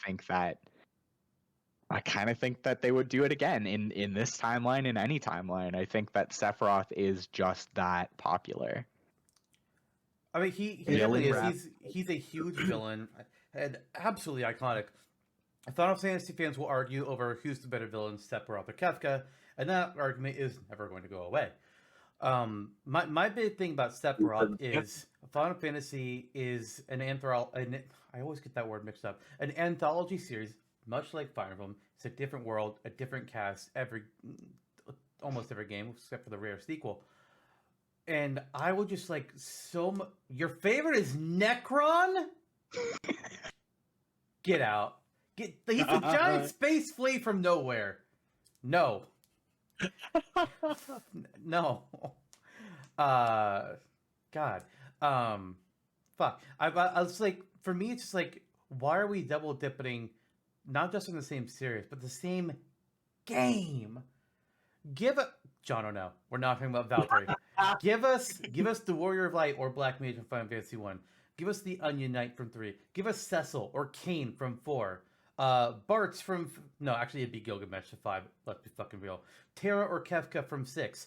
Squall from 8. Zidane or Vivi, or I guess even Kuja from 9. Tidus, Yuna from 10. I don't really know about 11 very well, outside of what Dissidia did. Don't give us Vaughn. Let's skip 12.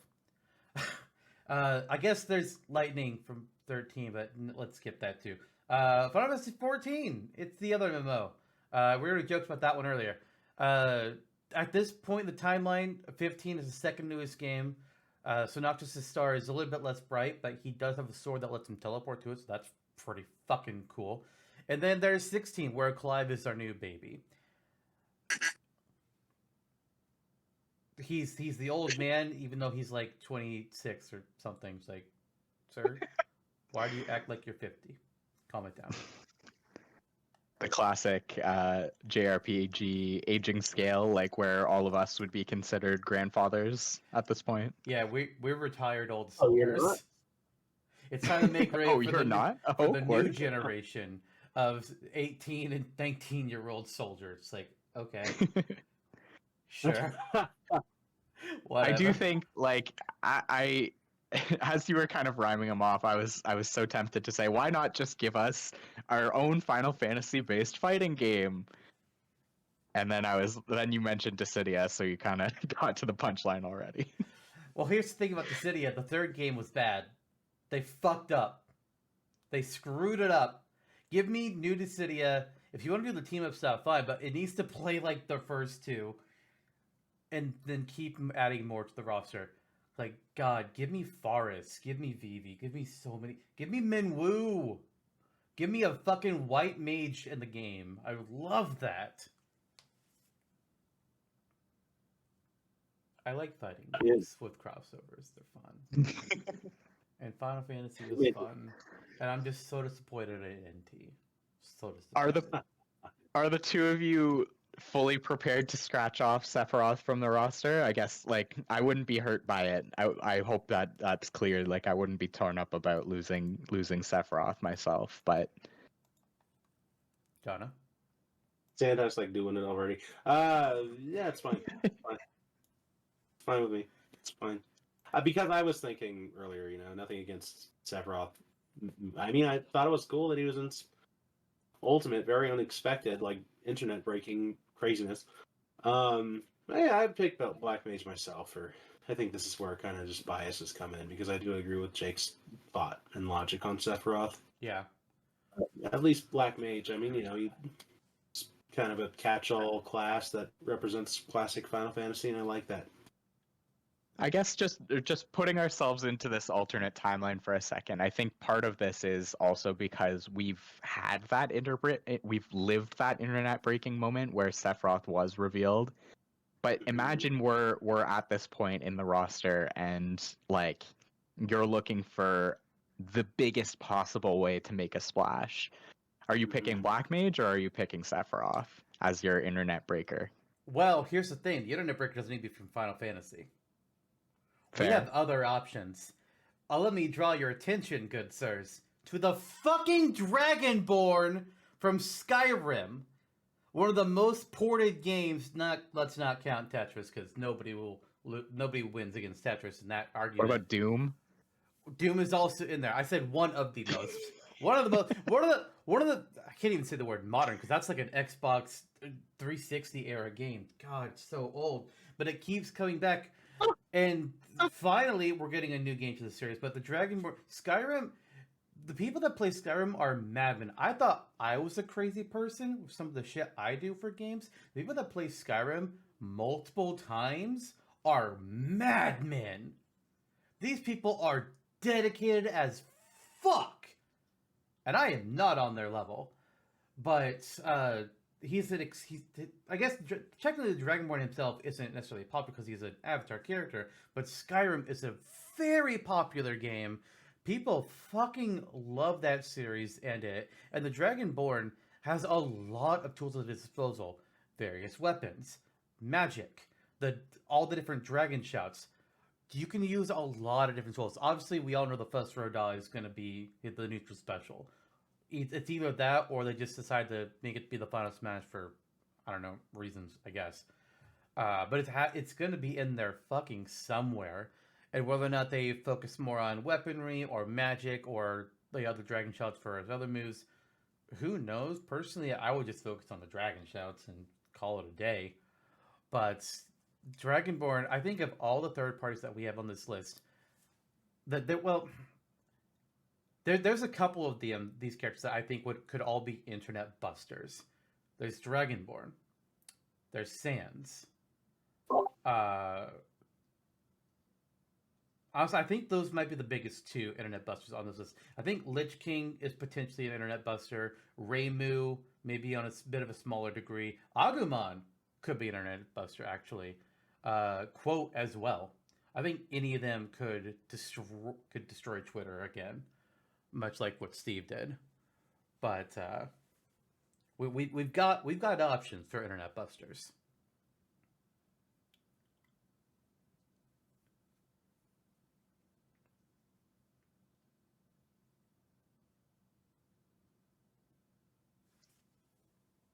You do. You do have many options. I guess when it comes to the Skyrim Dragonborn, I think that I could see both for and against it. Visually, I mean, it has the advantage of on screen being sat next to the Lich King, and in a slightly grittier corner than I think most, but I have to say, it's one of the least recognizable characters for me, to the point where I had to remind myself of who it was we were talking about when I, refamiliarize myself, reorient myself on the page, when we opened the roster up again. Definitely one of the ones that is kind of the least immediately, for sure, a Skyrim representative is a strong candidate for gaming because it's a gaming titan, a gaming icon. It is there's so many jokes and so many memes about, took an arrow to the knee. It's kind of one of the most zeitgeisty gaming things. But I do think it is I don't know, is it too realistic for Smash? I don't know. Hard to say at this point. I think that argument's gone away a lot with Ultimate, but I still kind of feel that lingering, maybe it's too realistic, maybe it's too clashing with the art style. But then again, on the other hand, not Skyrim itself, but we did get that crazy dragon boss fight in Mario Odyssey. Yeah, the fucking Dark Souls looking dragon, which, to be fair, in that game looked extremely out of place. Completely. What is this? But I mean, looking at Ridley's design in Ultimate, that's a pretty realistic isn't really the right word, but I feel like that'd be in the same tier design wise. Same with the Belmont Bros or how we have Master Chief on our roster for this project. That's true. John Halo, yeah, that guy. Wow. Yep, John Halo. Yeah, who's Master Chief again? Sorry, I forgot. It's just that guy that shoots things. I would imagine too. You could play as different races as Dragonborn, like a Khajiit or the lizard guy whose name I forget. If the modeling works for it, I don't know if the characters in Sky, if the different races in Skyrim have like different stances or anything. My brother is the bigger Elder Scrolls fan. I But played Skyrim. It was on my 360. It was forever ago. yeah, Yeah, you can change the height, sure, but they have fairly like analogous. They're pretty similar to each other in how they play okay. out. So long as they can all stand and move the same, I don't think there'd be a problem with it. I imagine the base version would be the standard human or whatever they call the human race in Skyrim, and they're wearing like the horned helm that's in all the promotional material. Yeah, I think personally, this is one of the ones that I'm more excited about between the three of our third party choices because Skyrim is so pervasive. I wish I had this information in front of me, but it is easily one of the most ported, if not the most ported game in modern gaming history. How many games can you play on your Alexa? More than you know, but less than possibly there could be. So. On your refrigerator's Alexa, as the meme went. So I'd like it from that regard. Skyrim is incredibly pervasive. Who knows if Elder Scrolls 6 would be out by the time this game released? So I mean, No, there's no way Elder Scrolls 6 is going to be out by the time this episode goes up. We don't even have a trailer. oh yeah, no, I'm like this game in our world, but Oh, yeah, right. mm-hmm. Well, it doesn't matter But, because the deadline is set for this year. Right. So yeah, in that case, Skyrim is still the most recent title, and it's on modern hardware. It survived how many console generations? 3? Almost 4. I did check it. PS3, Xbox 360 was where it started, and then it came out for PS4 and Xbox One, and then for the Switch, PS5, and Xbox Series X and S, and it's also on PC. Mm-hmm. And Skyrim fridge version. That's longevity, baby. And again, talking about a weapons master thing, and it's more of the opportunity you have this character that has dragon-based runic spells, magic, as well as axes, swords, like anything from the melee medieval realm. So it could be similar to our answer to Kratos, but in more of a admittedly more generic because it's an avatar. But there you go. Yeah. So I do think it's a strong contender myself.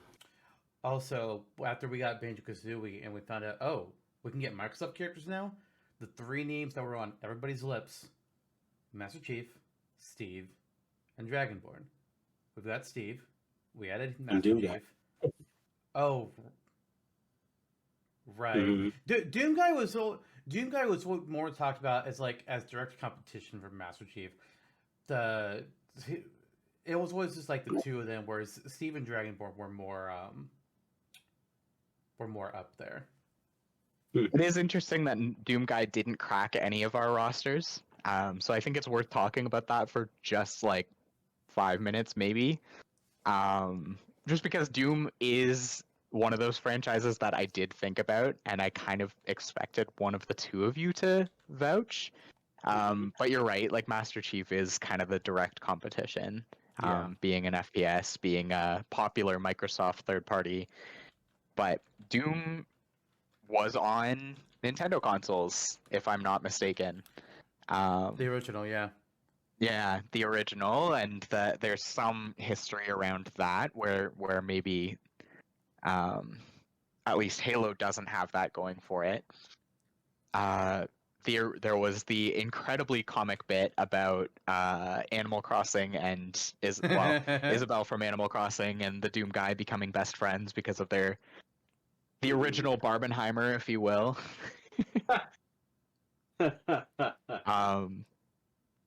But yeah, I mean, I think like John Halo has kind of eaten the Doom Guy's lunch in some senses. Yeah.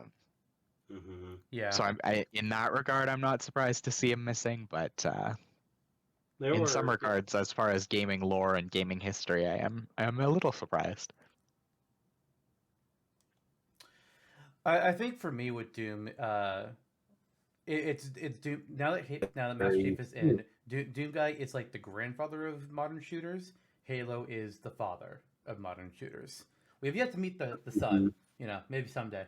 But so that thunder's already been stolen from Doom Guy, and then after that it becomes Doom Guy or Dragonborn, or I guess Mhm. the guy from Fallout. I yeah. guess. hmm Yeah, Doom plays very differently from Halo. It's a very much more in your face game with the chainsaw and the ripping and the tearing and constantly shooting. So there absolutely could have been a space for it. I just with Master Chief already a part of the equation, although they wouldn't fight the same, they do come from the same cloth. So instead, I went with the very obvious choice of Rash from Battletoads as my Microsoft choice. And I love you for that because I'm a huge fan of the Toads myself. Apparently, fan.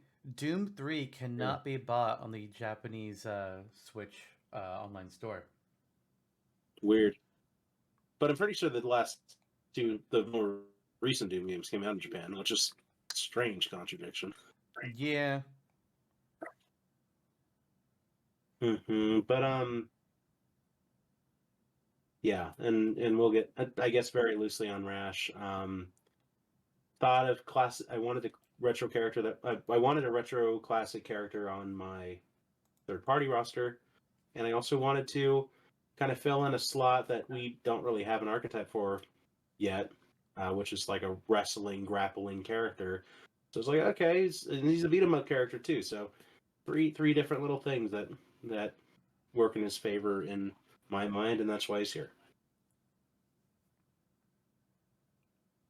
But yeah, where do we go from here? 'Cause, I mean, We need to add somebody. we do.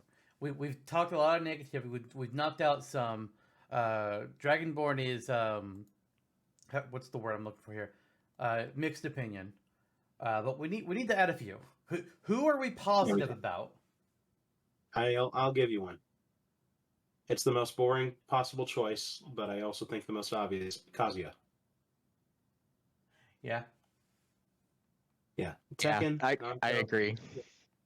Mm-hmm. It's an easy pick, and like it is a little bit of whiplash for us to go from talking a lot of negative beats here, and then just to go, oh yeah, also this other character is positive. But throughout, there's been some interspersion of like Tekken is the obvious choice throughout the course of this episode, where yeah, I think they made the right call. I think we've said that already in this episode. Nintendo made the right call. Sakurai made the right call to pick Kazuya, to pick a character from Tekken, specifically picking Kazuya over Heihachi, and also picking Tekken over Soul Calibur, another massive Namco franchise. I think it just makes a lot of sense to have Kazuya. He seems right at home in the Smash roster. It's been proven by the present timeline in which we live, and I think that's a reasonable one. I think I can get behind easily. Yeah. Yeah, I agree. And I feel too that like Ryu and Chun-Li and Terry being here, it's like Kazuya has to be here. For sure. Okay, back to the hard parts. All right. I'm gonna push attention here towards the indie side of the crowd here. We've got 5 different indie characters on the board. Oh my gosh. We're definitely not adding all of them. I think at absolute most we'd be choosing 2, but which 2 is honestly going to be a very hard decision. I think we should start by just choosing one of them. Maybe knock out 1 or 2, maybe, and then later on in the episode we'll circle back around to third parties again, and we'll debate. It's like, okay, do we want to add a second indie, or do we want to add other things? But the indies that we have on the board are obviously from Eebit side of the board. We have Quote from Cave Story, Shovel Knight, The Knight from Hollow Knight, Sans from Undertale, and then on Jonno's board we got Reimu from Toho. All 5 of these are interesting picks. I think they all bring value in different degrees. Each of them has I don't know what the word I'm looking for here. I think they all bring like flavor isn't right.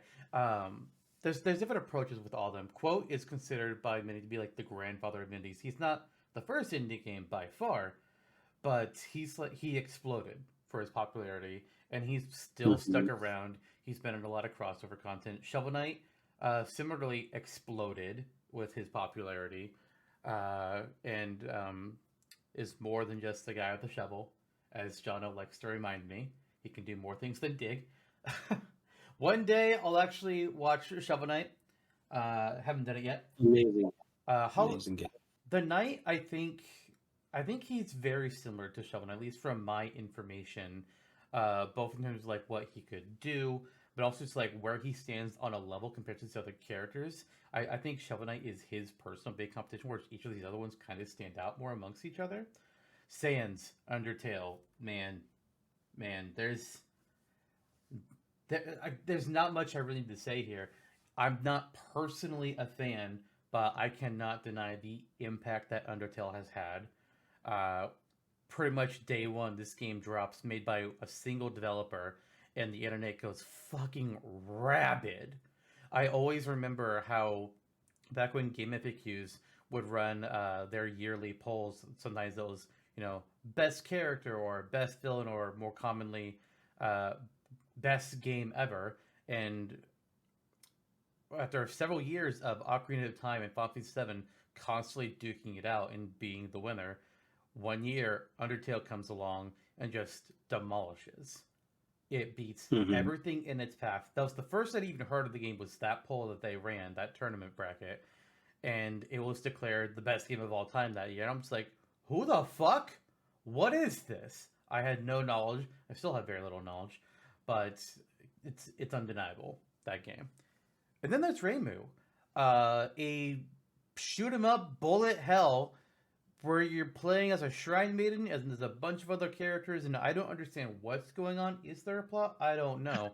What I think is most interesting about Reimu, and about the Toho series as an indie series compared to these other ones, is that anybody is allowed to do anything they want with Toho, legally speaking. Anybody can make a Toho game, and it is treated as an official Toho game. All fan games are canon. It's like, what? What is this? Yeah. Nintendo would never. Yeah, I do think that's a very funny way of, like, I do think that it's a brilliant and delightful way of creating a franchise, and the Toho series is beloved on the internet.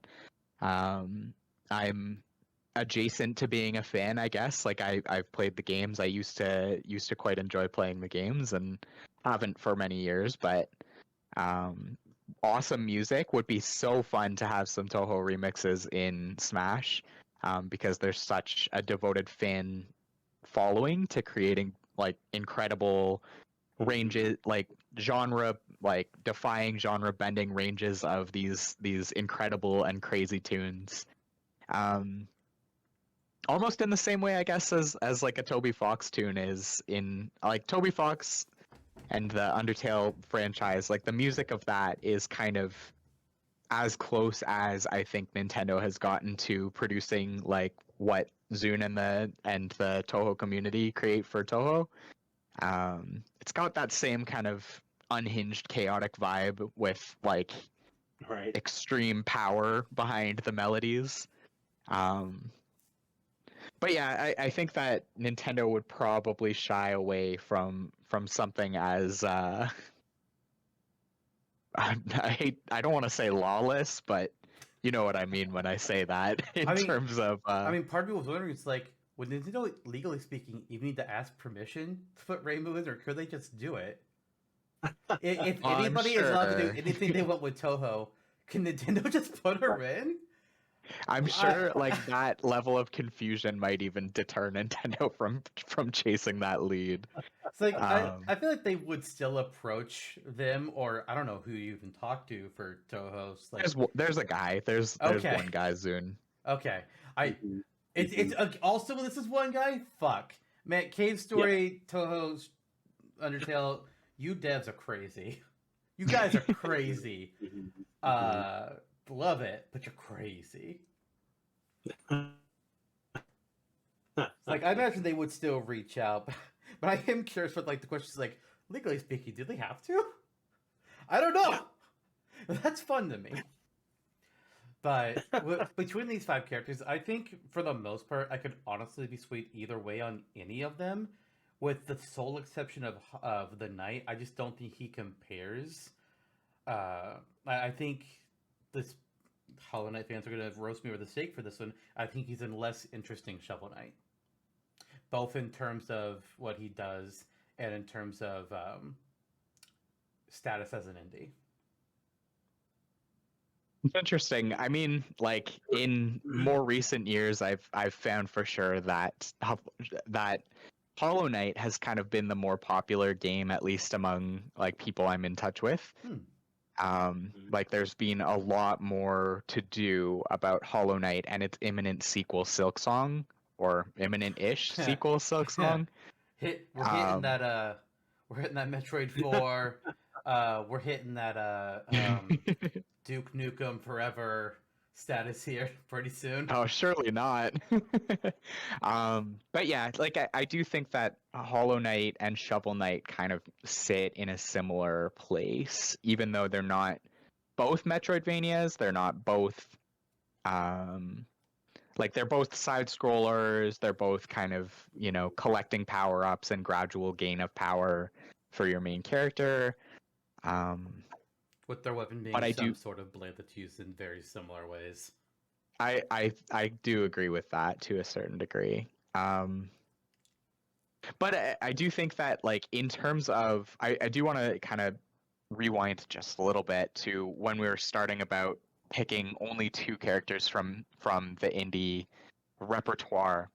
I really think that in this hypothetical era of Smash, I could picture this being the year of the indies, or like this is when the indies come out in a swinging way. Like we already saw some breakthrough moments with the Shovel Knight assist trophy, with Sans coming in as a Mii Fighter costume. I think that like it's right on the cusp, it's right on the precipice, and I were it not for the fact that I was restricted on a certain number of third-party slots and indies count against that, I could probably have seen way more of my roster share having gone to indies. Like Celeste was an honorable mention, I think, for me. Or yeah, what's her actual name? Madeline from Celeste. Madeline. Yeah. Like other characters, like the Rivals of Ether characters, would be an easy fit because they're quite literally a Smash game being made, or a game being made in the style of Smash. Like all of these indie characters could very easily crack the main Smash roster in the next generation, I think. Yeah. The bird from A Short Hike. Sure. Work. The cat thing from One Shot? I don't know. I don't know indie games very well. Aurora from Child of Light. There you Sure. Go. There you go. Great stuff. Ori was almost on my list, actually. Owl Boy. I mean Otis. Ori, yeah, Ori absolutely was very close to being on my list as well. I think that's another character that actually has demonstrable roster potential. Mm-hmm. Ori, as well as Shovel Knight, from being in Rivals of Ether, actually, as an honorable mention here. Both of them have appeared as playable characters, and so we've got a bit, or I've found a bit of a taste for how they could look in Smash Bros. It's not hard to imagine. Definitely. I could see 2 to 3 on the roster. I think that they're, depending on how the discussion goes, we could potentially add another one. Because looking at who we have here, they're not just somebodies, right? They are very much staples of their respective areas of the indie realm. Toho, yeah, I was kind of reading about the rights thing when we were talking about it. It looks like Zune does, like his publication, Team Shanghai Alice, they do publish a number of Toho games on Switch, so there's a precedent where they're working with Nintendo at the very least. Included Reimu for consideration being an old school, open source rights indie game, 1995. Soon Damn. got started. Put it on the NEC PC 98. Was the first Toho title in 97. It's like, holy cow. And it was Right up called there with- Highly Responsive to Prayers. That was the Toho game titles, by the way, are some wild ass shit. Highly Responsive to Prayers, Phantasmagoria of Flower View, Legacy of Lunatic Kingdom. That one kind of sounds fun. What the fuck? Right. Hold on a sec. Unfinished Dream of All Living Ghosts. What is this? Right. What is this? Right. They're all so good. I mean, it's just like it's such a great. The titles are so great and so opaque, and I kind of love it for it. Absolutely. So that was that and having started as a bullet hell and being a shrine maiden, having all these very, very folkloric elements to the way your character is represented. That's why she's on my list. Quote, when we think about indie games and where they really started to blow up, as we've already said, that's where your mind draws. Sans is the modern version of that, dialed up to 11. Shovel Knight, in his own respect, again, it's kind of a crossover king. Has appeared any and everywhere over the last few years in the Indiescape, Rivals of Ether, Nicholas is speaking of Cave Stories, their crossover titles, the Blade Runner and Thing, Hollow Knight actually was quite a renegade success as well. It had similar sales to Shovel Knight at the beginning, where they both surged and had 2.9 million sales for Shovel Knight respectively and 2.5 million for Hollow Knight. Hollow Knight is different from Shovel Knight in that it's a more of a Metroidvania in the way that it's presented. Shovel Knight's more of a old school platformer, although you're collecting things. It's more like presented in a Mega Man or Wario Land-esque way. I would say Shovel Knight probably is more popular on the overall because these numbers were from years ago. So just assuming like with the additional presence that Shovel Knight's gotten since in multiple crossovers compared to the Knight and with other games like Shovel Knight Dig and whatever the mobile game's called. So there's a big presence there, and of course he in our world is an assist trophy. But yeah, I do see the merit of all five. Yeah, I think that as far as indie gamers go, as we already said, the tournaments on GameFAQs and the sheer immense popularity of how much Undertale took the world by storm, to me, makes Sans almost a shoo-in at this point, like almost an inevitability. Toby Fox has been prominently featured as a collaborator of Nintendo's now in multiple Pokemon games, coming to do guest compositions for a bunch of different games now.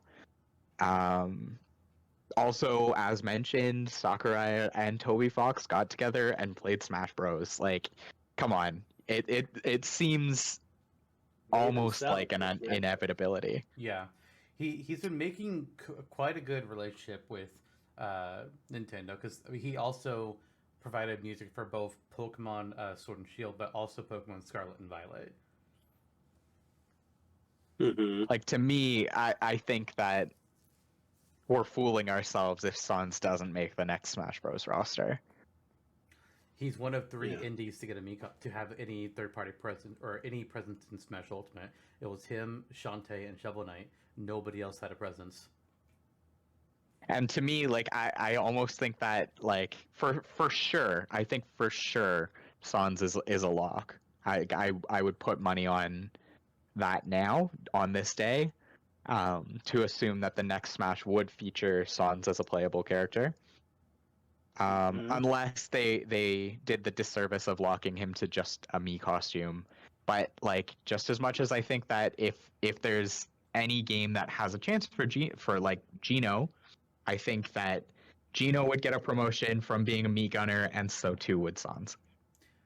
I think the only thing that might count against Sans, and this is one of those non-arguments, kind of like the "oh well, Kiryu won't hit women" kind of arguments. Like, all right, listen, this is just a thing in the game. Obviously, Smash can fly by its own rules. I think the only thing that like would be against Sans is that it's like, no, you're not supposed to fight people. You're supposed to do the pacifist run. So if they like, so like, oh no, Undertale's supposed to be pacifist, so you can't be fighting. It's like, hey guys, spoiler, do you know who the final boss genocide of run. Genocide Route is? It's Sans. So I kind of feel like it's like, yeah, your point, but Sans is also, it's like, oh, you wanted to fight? Okay, let's fight. That's also the extent of my Undertale knowledge. I know nothing else. I do think that the existence of the genocide run kind of precludes any sort of argument about the pacifist run being like the way of playing the game. Like it's kind of a key component of the game that there is this dichotomy and this commentary on how games are played, how how we as players interact with combat in games and cannon fodder monsters in games. So I do think that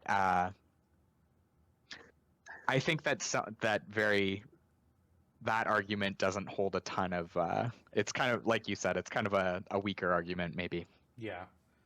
It's one of those arguments where a developer will make a weird comment bill. It's like, oh, see, they see this can happen. It's like, yeah, they said a very strange PR answer that we all know doesn't hold water. Right. Okay. Yeah, I tend to agree.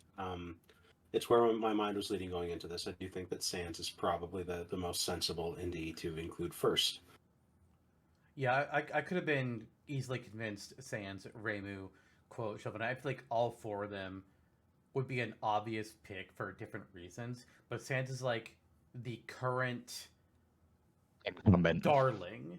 He's like the big one right now. It's like, even though he's got one game, well, I guess most of them have one game. 1.25 or something like that with Deltarune and yeah, we're up partially. to what, chapter 2, and I think 3 and 4 are both supposed to release at the same time or something. I have no idea how that release is going. Kind of Yeah, outright I'd have to separate ask it Twilix. from He's the for a one long that time. knows. Yeah. And then if I were going further, I think the other character that I think is a lock is the Shovel Knight. For many of the similar reasons that already featured in our personal timeline in Smash. Immensely popular indie with a ton of crossover opportunities that have been granted to it. Appeared in has appeared on several platforms as well as like Nintendo's platforms, and has some degree of staying power in terms of historic relevance and present relevance. I would agree. I think it's already been like almost 10 years since Shovel Knight came out, which is nuts. Shoot, no way. Yes, yeah. We're really. old. I mean, it with it. it's a Wii U game, man. Wii U, the Forbidden History. Crazy. All that being said, I do agree. I mean, we see it. I think the most you have to argue is Shovel Knight Assist Trophy in Ultimate in real life. So there he is. He's on Nintendo's radar. He's there.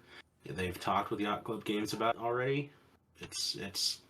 I think he's the obvious choice. I agree.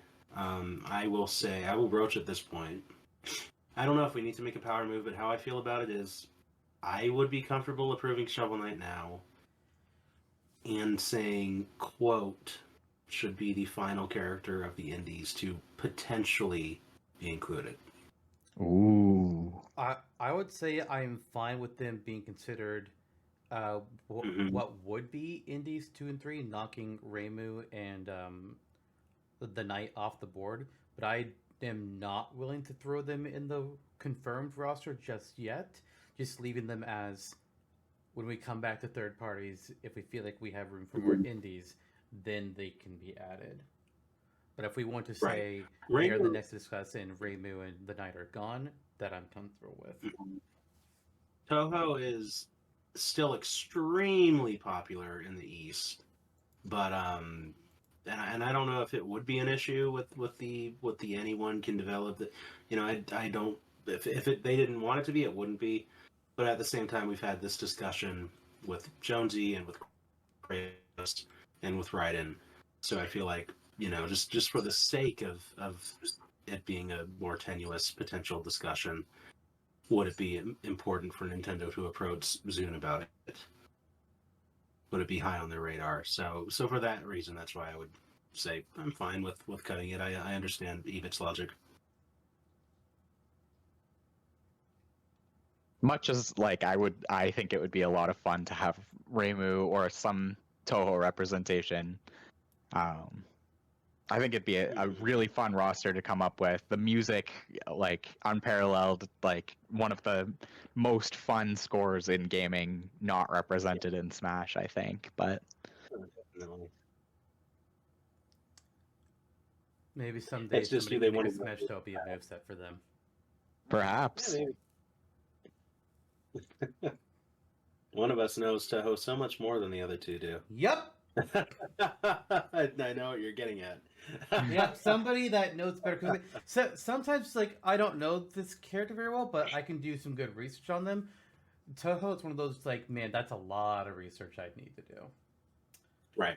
Oh, Well, it's one of our friends from way back in our Mercurius days would be the true authority, and that's the person that Nightmare, where are you? kind of introduced me actually to one of the first people to introduce me to the Toho franchise was our friend Nightmare many moons ago, I remember that. I As- remember that now that you mentioned. as well as other indie darlings like Yuminiki, and that was my first exposure to a lot of them. They also taught me how to make my own tulpa. What?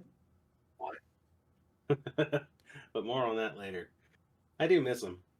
They were great. They were kind of like our level, you know, of for a while, like as far as their presence on that forum and how much I spoke with them. But you know, not everyone hung with them, and that's okay.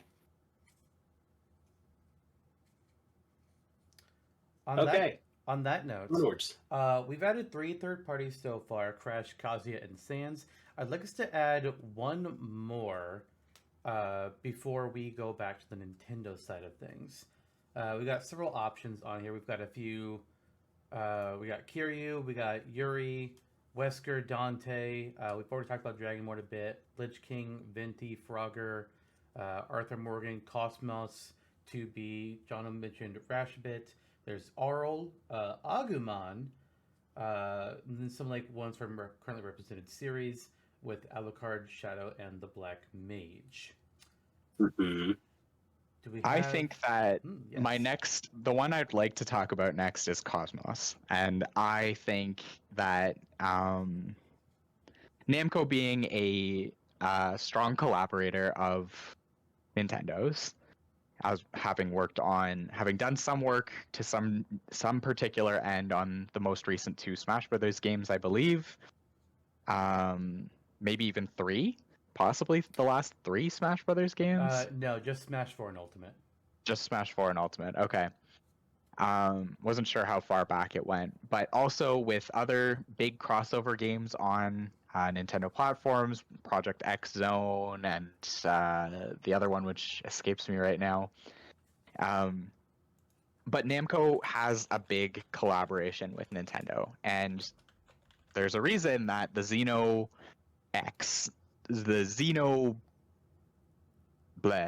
games are so popular.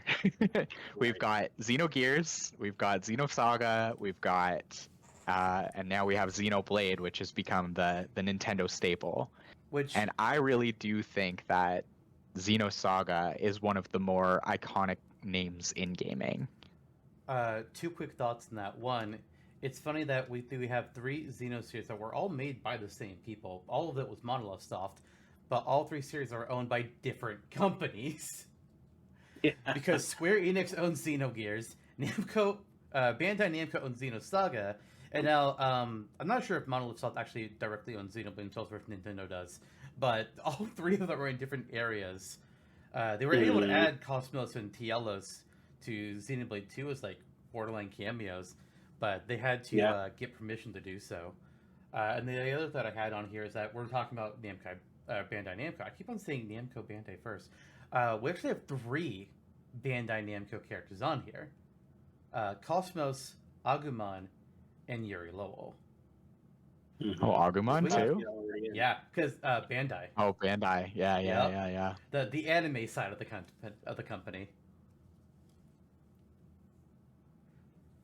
John, maybe you can walk us through the KOS-MOS pick. Well, for reasons you already mentioned, she's appeared in multiple crossovers. She's Shovel Knight's a crossover king. KOS-MOS is a crossover queen. Project Cross, you mentioned there's also Namco versus Capcom, Namco the Cross RPG Capcom. one that she's in. Yeah. Namco, that's right. Among several other appearances, including Xenoblade 2, as Lister mentioned. So she's managed to stay. Although we've moved on from Xenosaga in some senses, she has managed to stay in the narrative and is a very popular female character, which, it's not always a pillar that we have to go towards, but it's always nice when you can kind of bridge that gender gap a bit as well. And it's one of the characters where the moveset writes itself because there are so many different ways to approach her moves in Xenosaga. It's a reliable choice. Totally. Mm-hmm. Yuri Lowell, Tales is an extremely talked about franchise Smash as well. It's one of the biggest Digimon JRPGs. Yeah, Tales is one of the biggest JRPGs not represented in Smash at all yet, while also being still active and receiving games in its franchise. Yeah. I don't know if there is necessarily a limit on the number of Namco Bandai characters we'll have on this roster. 4 out of 10 maybe might be a little much, but 3 out of 10 even might not be that bad. Wait, 4? Who's the Kazuya. 4th? Oh, shit! Right! Duh! Mm-hmm. I wasn't thinking of characters we'd already put in. So it's like, what are you talking about? None of these other options are Namco Bandai. Dante's not, Rash isn't. What are you on? Oh, right. Yeah. That's right. So we could potentially have up to 4. We have up to 4. I do like to have some variants. It's not necessarily a rule, but we've liked to have variants where we can, and the companies are presented. Yeah. But yeah, KOS-MOS I think is a very strong choice, which not all of my characters necessarily are. But Yuri is also a very strong choice, and Agumon is there and is what the heck is going on? Yeah, he's there. He's there. I know it's a shot in the dark with him, but I did want to talk about him a bit. So he's there. There we go. What? But as far as the one that we're gonna get to before we move on from third parties, I'm fine with it being KOS-MOS. I also thought it could potentially be one of the Capcom choices on Zantok's side. Dante is iconic. Wesker is actually a choice that I really like and gravitate towards.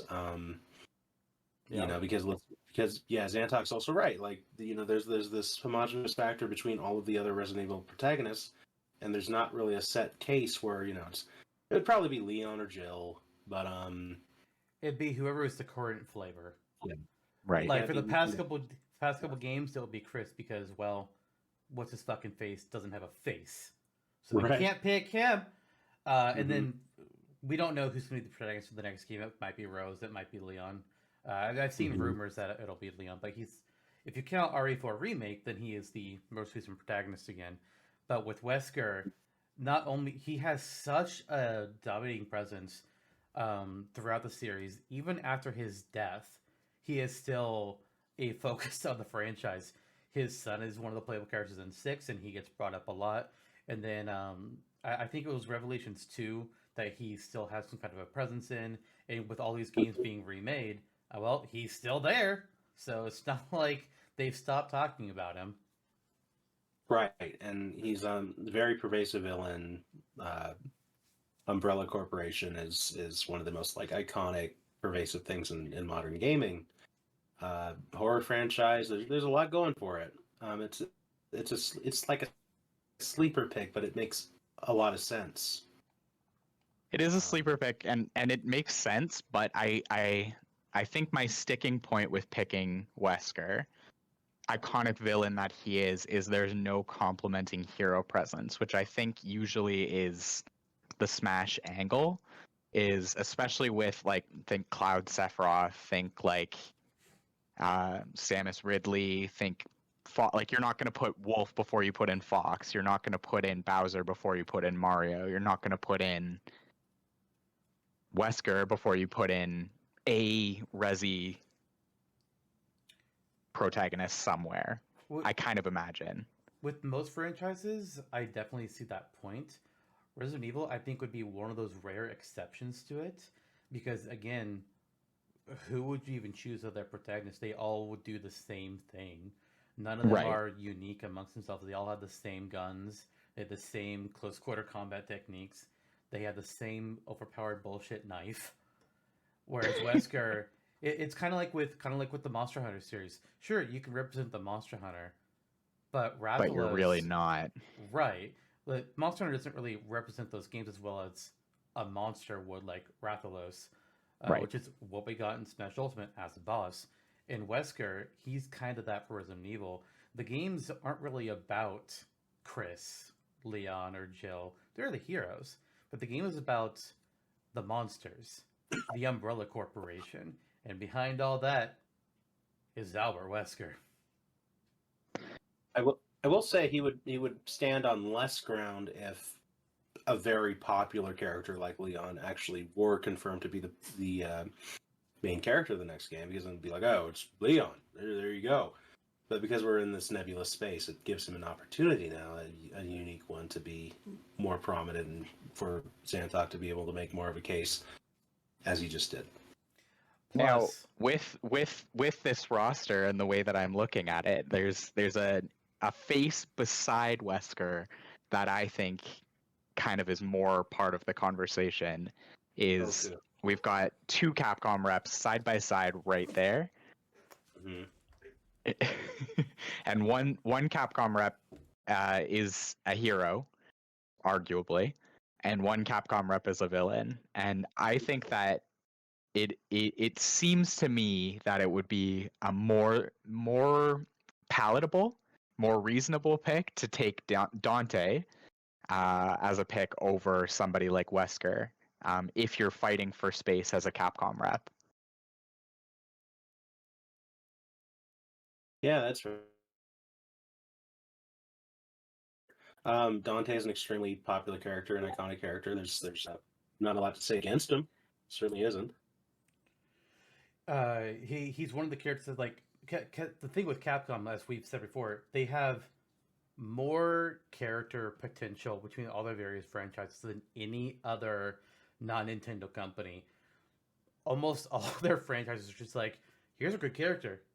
Yeah. It's like, holy shit.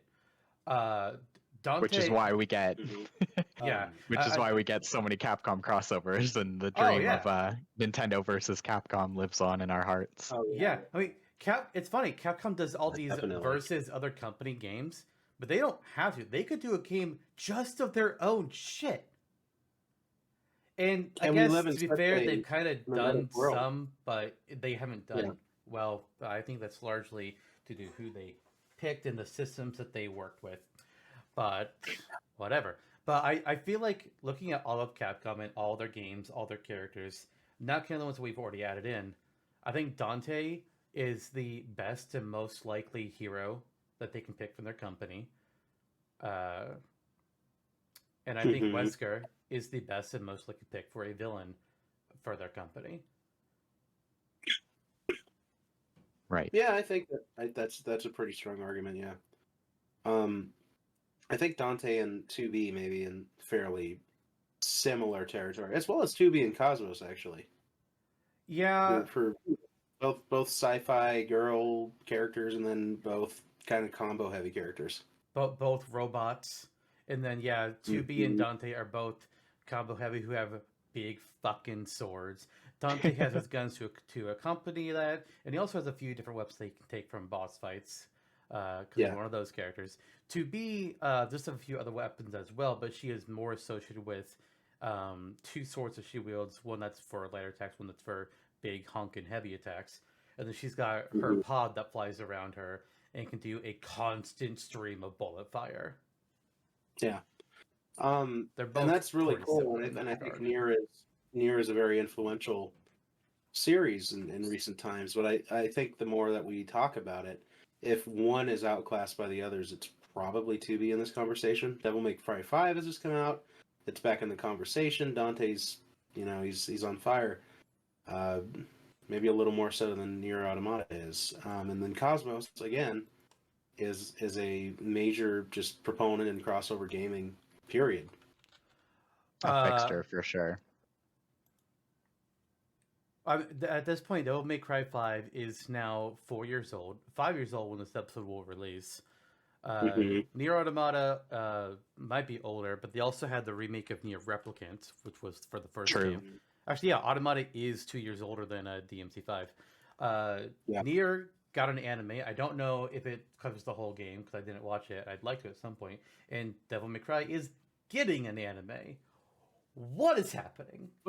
That's right. What is going on? That's gonna be awesome. Yeah, it's like you could look at it as 2B is Dante plus Cosmos. Maybe you include the two of them instead of 2B, or you include 2B and you don't include the others, so that you don't have either that Right. crossover either way. I don't know. Right. They're all very popular companies too that own them. Square, Namco, and Capcom. But I think I don't know. The only other Square choice is Black Mage. Then there's several choices, and then there's Wesker. I don't know where Ebit's leaning on this, but I kind of feel like where I would go with it is probably Cosmos and Dante next to B. But what do you think? I'm completely with you. Like I think like 2B cool, very cool character, very interesting character, very like modern sensibility character. But Cosmos fills a very similar niche to me and has been more the crossover queen for longer. Like 2B has, to my knowledge, 2B has done a few crossovers, but I think that like she's not necessarily as much of a figurehead of her. Right. I guess if you can call it a franchise, whereas like you don't think about like maybe now with Xenoblade you think of Shulk and you think of the Xenoblade trilogy more than you maybe think of the Xenosaga trilogy, but you're for sure not thinking about Xenogears, and you never were, because the second Xenosaga came out, like Cosmos took the video game world by storm. And harkening again back to our humble roots as little forum dwellers on GameFAQs, like I remember just how popular Cosmos was on those polls as well. I was also doing just a little bit of research about like Yeah. connectivity between the Xeno series, and apparently, the guy behind the Xenogears and Xenosaga, when he was doing the Xenogears games, he realized, oh no, I've written myself into a corner, and I can't do what I want to do with the series past this point. I'm in trouble. So he literally was just like, fuck it, I'm rebooting. So it's not technically a reboot, but it's basically a spiritual successor reboot, and Xenosaga just completely replaces Xenogears. I think also part of it, and I think this is part of why Jonno included Cosmos on his roster, because it would be really funny, or maybe not funny is the wrong word. It'd be fun to have Cosmos interacting with Shulk and Rex, and the other Xenoblade related characters in Smash when they when Cosmos has technically met Rex, technically, but it's like two sides of a universe. I would love it if like the next Xenoblade game can somehow be like, yes, Xenosaga is connected to Xenoblade canonically, and here's how. I'd like that even more than I'd like to see Xenoblade X be brought into the connectivity. They should all be connected. Just do it. I don't know how, but do it. Maybe Xenosaga was the world before Xenoblade Chronicles. I don't know if that would work for the canon because I don't know shit about Saga's world or its setting, but that'd be cool. They do have figures that we know in our world in Xenosaga, so it would make sense. Yep. I know who you mean.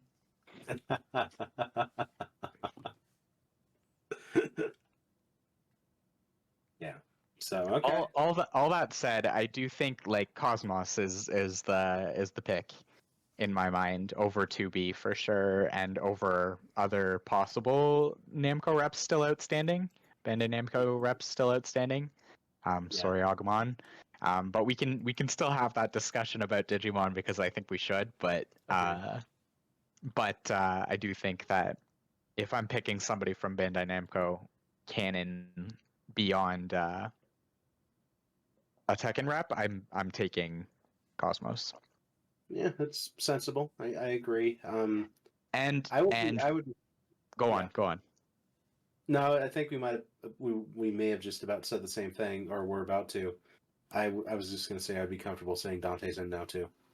Yes, sir. I was about to say the same thing too. Unless Lister, you have more big feelings for the case for Wesker over Dante. Over Dante? No, not over Dante. In addition to Dante, that I'm down for. That might not happen, but I'm absolutely down for Dante, and I'm down for KOS-MOS.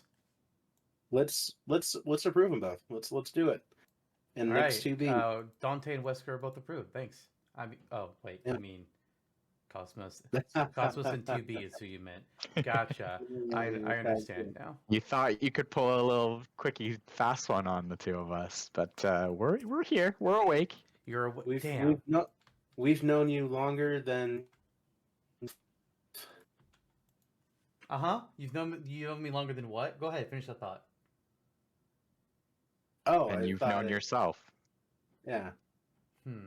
Don't think I'd agree there. All right, so we've added 5 third-party characters here. That is half of what the maximum is that we are allowing. We don't necessarily have to go with 10 third parties if we decide, hey, we want more than Nintendo's. That's something that we will get to later, which I do think it's time to go ahead and jump back to Nintendo here. And I'm looking at the board, and I'm seeing there is one other franchise that we haven't talked about that all 3 of us have at least one character nominated for. And again, very different characters. So, Legend of Zelda. This is going to be a complicated one. Oh boy. I honestly, depending on how this conversation goes, we may not be adding any characters yet. There will definitely have at least one Zelda character that makes the roster. That's just going to be a thing. But depending on how this conversation goes, this might be more of a nix a couple and then come back scenario. I don't know. What I am going to say is this. Jonno, I think you've got some more, what's the word I want to look for here? Off the wall picks compared to both Eebit and I. So I'd like to have you start talking about Rauru and Marin. I think we basically understand the Rauru argument, but go ahead and give us the full deal. Okay. Yeah, Rauru is what you expect. Whereas, there were a lot of people in the Smash community saying, "Oh, Breath of the Wild Zelda could come into Smash and use this Sheikah Slate, and you'll have all the abilities that you do from the Sheikah Slate in Breath of the Wild." Same idea here, but it's Rauru is using his hand that he gives to Link in Tears of the Kingdom. He has his hand. All of the abilities from the Zonai hand stuff, that's here. It's present. You can ascend. You can use Ultra Hand. You can build things. You can rebuild things that you've previously built. Yes, precisely it. And that's the concept behind the character. I mean, you could technically get as crazy with it as you want to, but I figure within the realm of feasibility, There could be a construction element to the character. It's like that's why we don't need Jonesy. Raru's already here. Ooh, the hot yeah. take, the presumptuous take. You think we're gonna let him in? Marin. Oh, these I also like. These are the two games that most recently released. Technically, Tears of the Kingdom and Link's Awakening Deluxe. Marin, True. take what you can, take liberally what you can from Hyrule Warriors. Her appearance there, where she fights with the Sea Lily's bell. And just you could pull from the other musical instruments in Link's Awakening. The Windfish could be involved in the final smash or appear on her home stage, which would, of course, be the top of Koholint Island. And otherwise, you can also incorporate her singing somehow into the mix. She can be our Jigglypuff since Jigglypuff. Ah, man, I was gonna ask. There you go. Mary. Okay. And then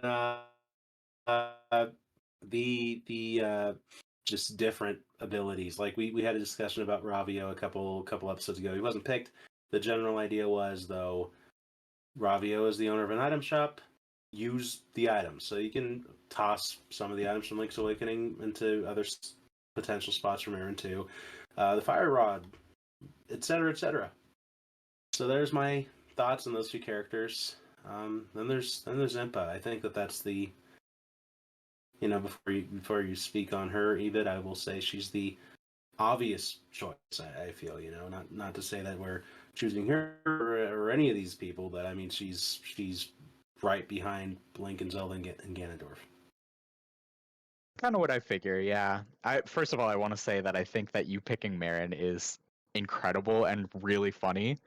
It's such a random pick in Hyrule Warriors to be a playable character. Because at that point, correct me if I'm wrong, but I think that Link's Awakening remake had not been announced or even conceptualized when Hyrule Warriors came out. They just really went ham with the DLC. Just what a pick. There was Agatha with the bugs. Oh yeah. Oh yeah. Now that's the pick that we should all be championing for this roster project is Agatha from Twilight Princess. Oh, I wish. If it were just us, we would have gotten away with it, but then Lister would have to point out, Midna's already in. Yeah, too true. Yeah, sure, Midna makes sense, I guess. Anyway. Midna, Wolf Link, maybe. Yeah. Midna, right? Yeah, exactly. But yeah, I mean, to be honest with you, I do think that Marin would be hilarious, but unlikely as a pick. I think that I could totally see some representation of Link's Awakening in the form of like a Koholint Island stage or a Tall Tall Peak stage. Oh, that'd be great. I would love that personally. I'm a huge Link's Awakening fan. I have very fond memories associated with playing that on the original Game Boy or the Game Boy Pocket and the Game Boy Color and so on and so forth. Huge love in my heart for the original Game Boy Zeldas. So totally love the pick. But I think it's a bit of a long shot. Or Subrosian, so you have to tell her to go to hell. She's not what's her name? Rosa from Subrosia. She's not Onyx, she's not Varen, but or Bow Wow. Bow Wow, yeah. She's not Mamoru Yan. Maple. Yeah, Maple. No, that's a good rep. But yeah, no, all nostalgia and love for the Game Boy, the classic, very classic and near and dear to my heart Game Boy Zeldas. Marin seems like a long shot for me, especially compared to who we've yet to discuss on the Smash roster, or who we've yet to discuss of the Zelda characters that are potential candidates. Yeah, I just didn't want to go with Toy Link. Yeah, fair enough. I think I think that the Zelda series has done a pretty big disservice to it does a pretty big disservice to like the Zelda franchise and the fact that Link is represented trifold. Like there's so much more out there in terms of like, you know, Fire Emblem gets a really bad rep from the Smash fandom for its kind of homogenous approach to the Fire Emblem lords, how it's all sword fighters, how it's all sword fighters specifically with a counter move and blah blah blah blah blah.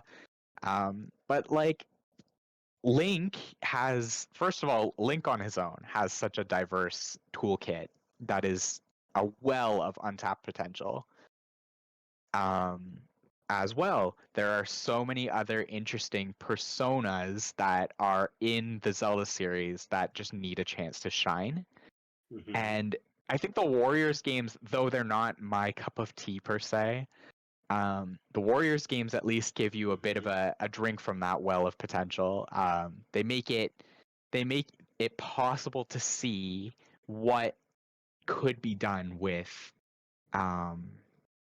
these characters, and I think that sparks the imagination in some regard, and that's why we see characters like Marin on this roster as proposals and Impa on this roster as a proposal. Like, I wish that the mainline Zelda games would lean into that more, and they kind of did a little bit with Tears of the Kingdom, where you have your party members as spirits or as temporary companions or their avatar forms, which I love, and I hope that we refine that in the future, because my God, I wish Sidon would just one time hit any enemy that he can.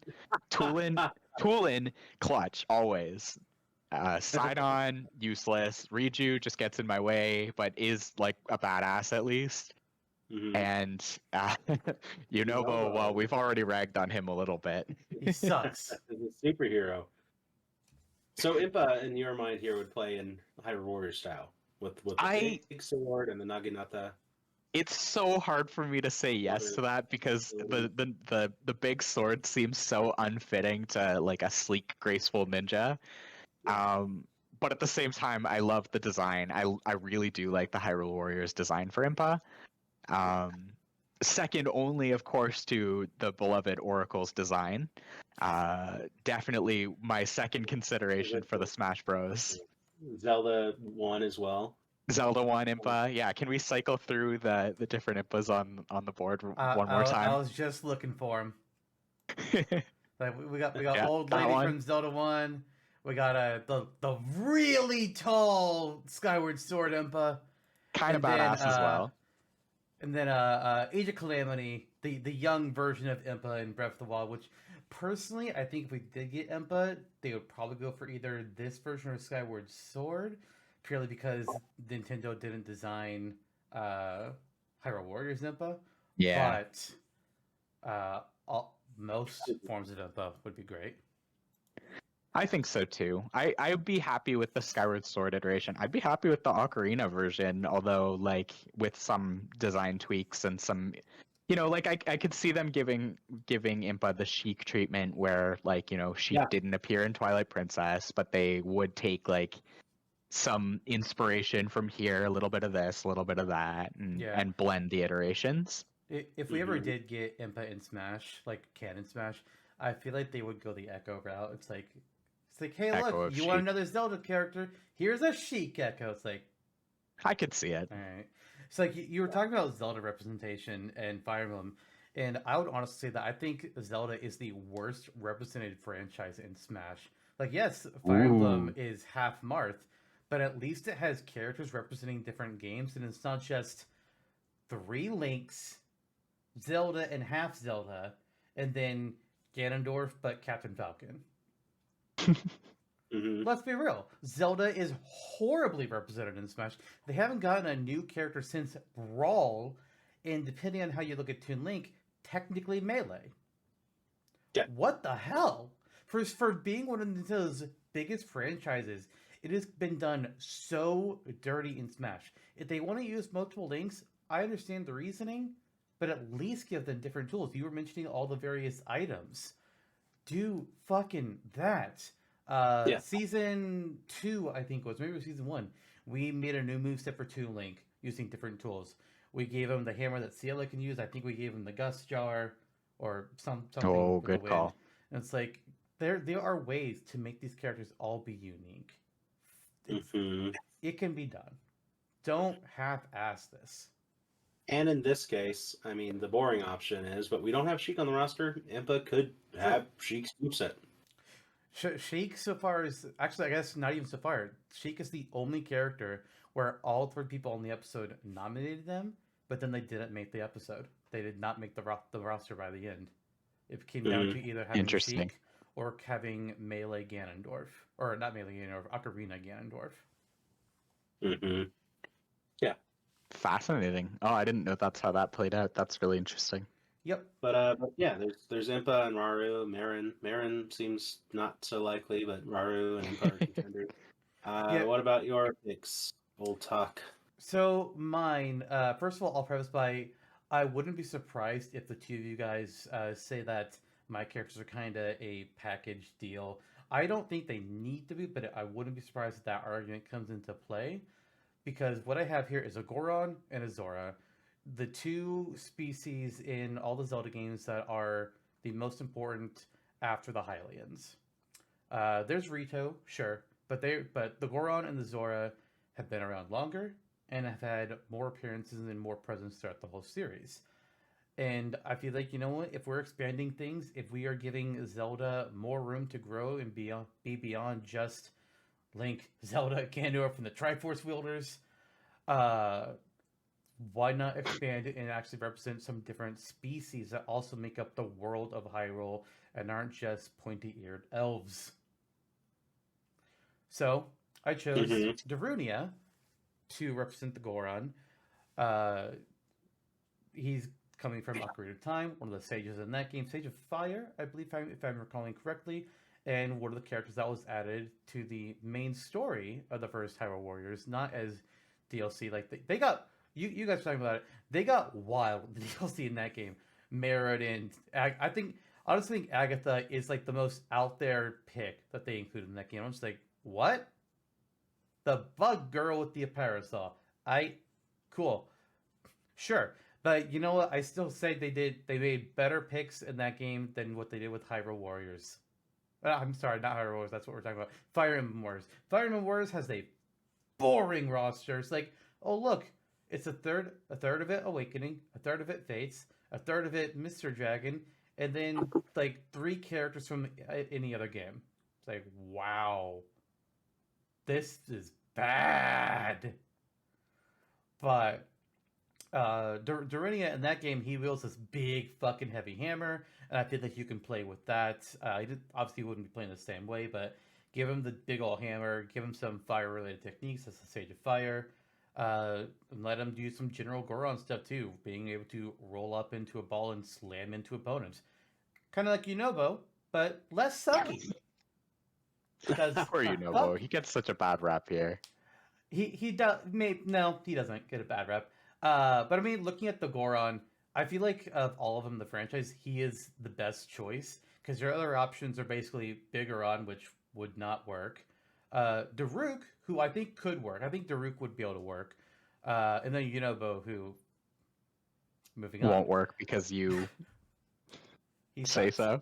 He's a terrible personality. He makes me want to throw a baby out a window. Whoa, sheesh. All right. And that baby is Yunobo. Because he cries so much. Also, he made me do a companion quest where I had to guide them up the mountain with all the obstacles, and fuck that gameplay. Fuck that so much. Ooh. Meanwhile, I have Nifa representing the Zora.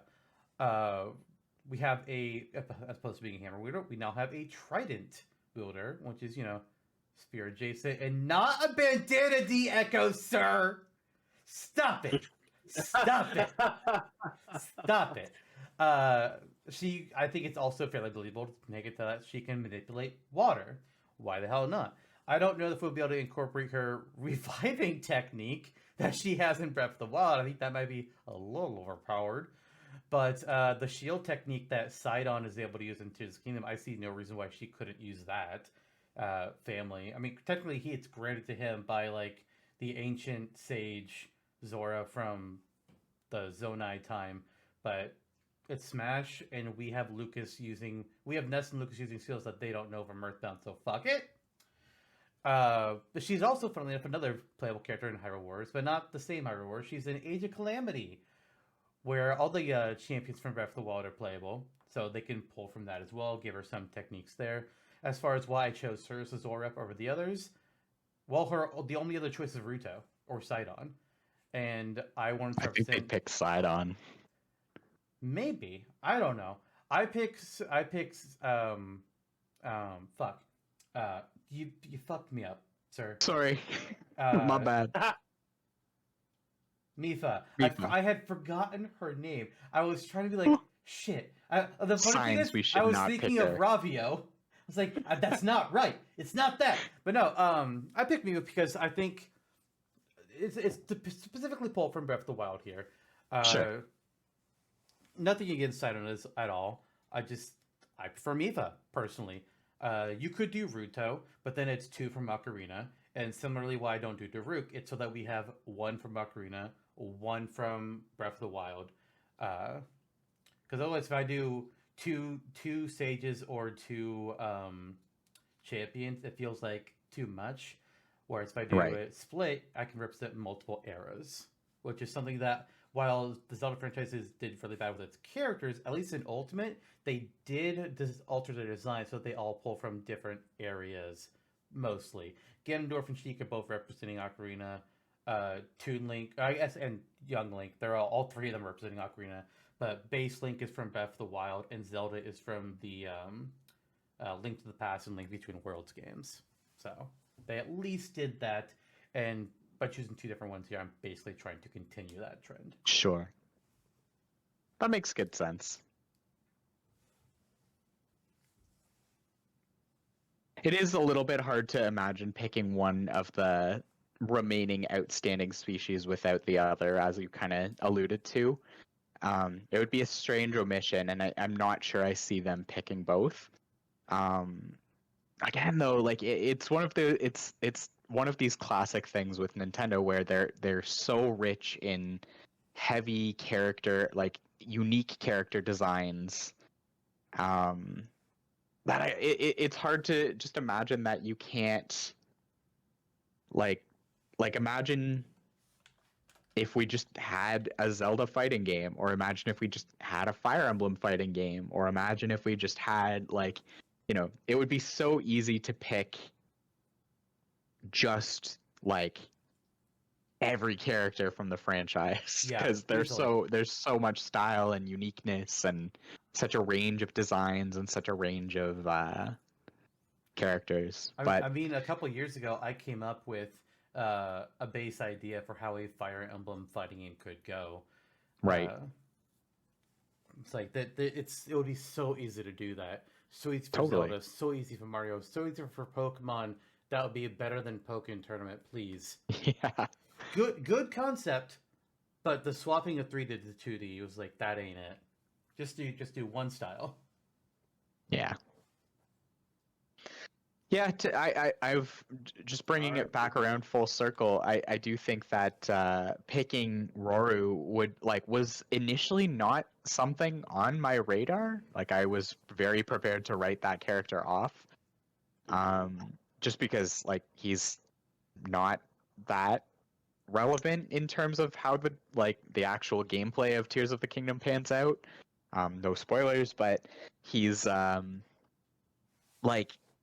he's important as a character, but not like the main focus of the game. And you could just as easily have Link wielding his hand in the same powers, but it would be an interesting change and a very much a different profile of character. And I could see like if Tears is still at this cutoff, Tears is the most recent Zelda, and it is the most it's very enormously popular, and you could also potentially get some of the representation of like the different species up to and including the Rito in the form of calling forth their spirit avatars for certain specials, like having Tulin come forth or some sort of spirit of wind Sage of Wind come forth for doing like an up special or a side special or like a glide or something like that. Come riding in on Hestu's shoulders.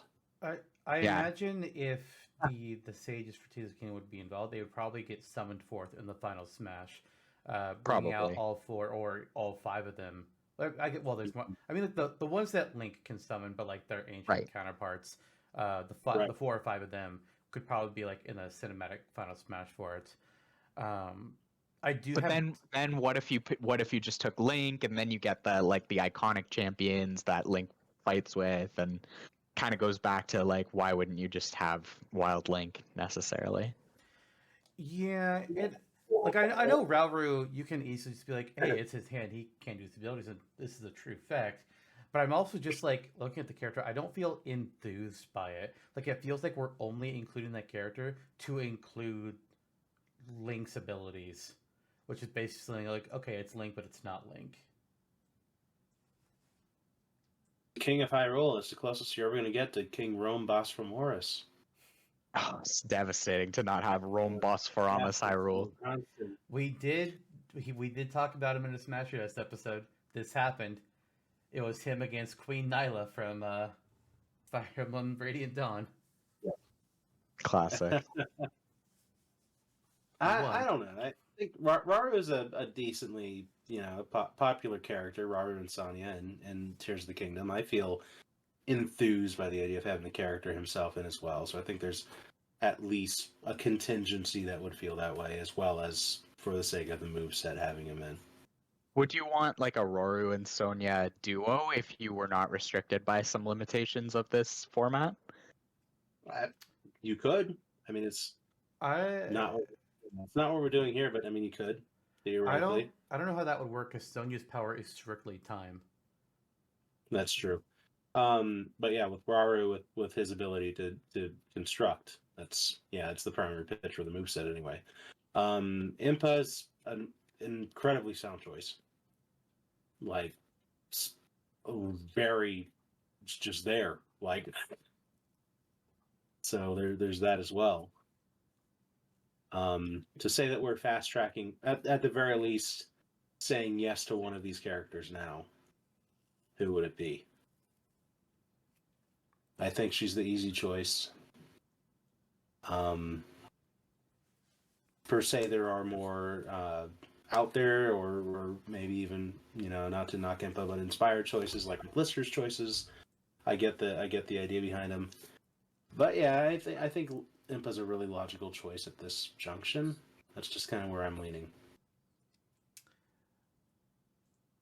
On the one hand, Impa is an Octoling type scenario. It's a very... Well, hang on. I'm not done. It's the very basic, obvious choice. You think of a new Zelda rep, Impa is the name that is on a lot of people's lips because she's one of the very few characters outside of the core trio that makes multiple appearances, even though it is a different Impa in the various games. But on the other side of that, in this timeline, as Jonno reminded us, we don't have Sheik. Impa standing next to Sheik, to me, makes Impa very uninteresting. It's like, okay, so we're getting not Sheik as our first non-Triforce character.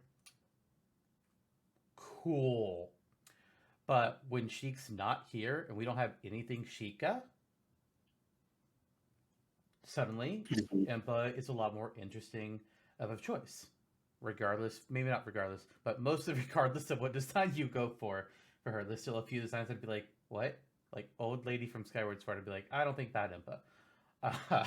But Hyrule Warriors Impa, Age of Calamity Impa, Skyward Sword Impa, Ocarina of Time Impa. I think some blend. So honestly, I do think it would, if Impa got into Smash, I do think it would be a homogenous form of her. With that, with her, I think she would I think Canonic or in Canon Smash would be primarily pulling from. They would either do just straight up Age of Calamity Impa, or I think it'd be a blend of Skyward Sword and Ocarina Designs, while taking more battle flavor from Age of Calamity. I think that would be what Reality would do, but we don't have to come up with that specifics here, so we ain't. Mm-hmm. Okay. Sounds I like could go on, but I do think that Impa is the pick for me. Mm-hmm. Now I do feel that we could have one more Zelda character. I mean, it's a big enough franchise. I don't know about 3, definitely not 4. So at this point, what if we just cut Marin out of the conversation now and put Impa in? I'd rather cut Rauru. I am not enthused. That's I'm a you not, problem. It's like I've watched all of Tears of the Kingdom. I just don't care about him at all. He's boring to me. Sheesh, poor man.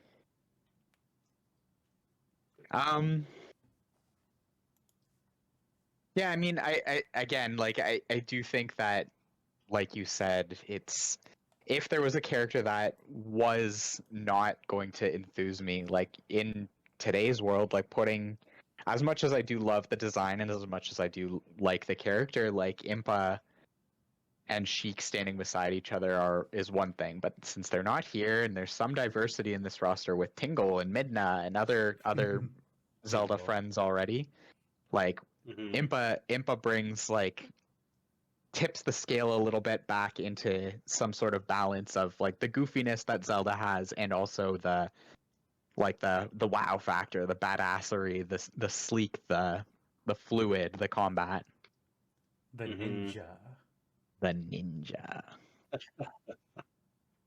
Yeah. That. Yeah. I think we should Sweet. probably put a pin in the Zelda series for now, otherwise we will make not very much headway as it goes. But I think I now agree. I agree. We don't need to cut any of the other 4 yet.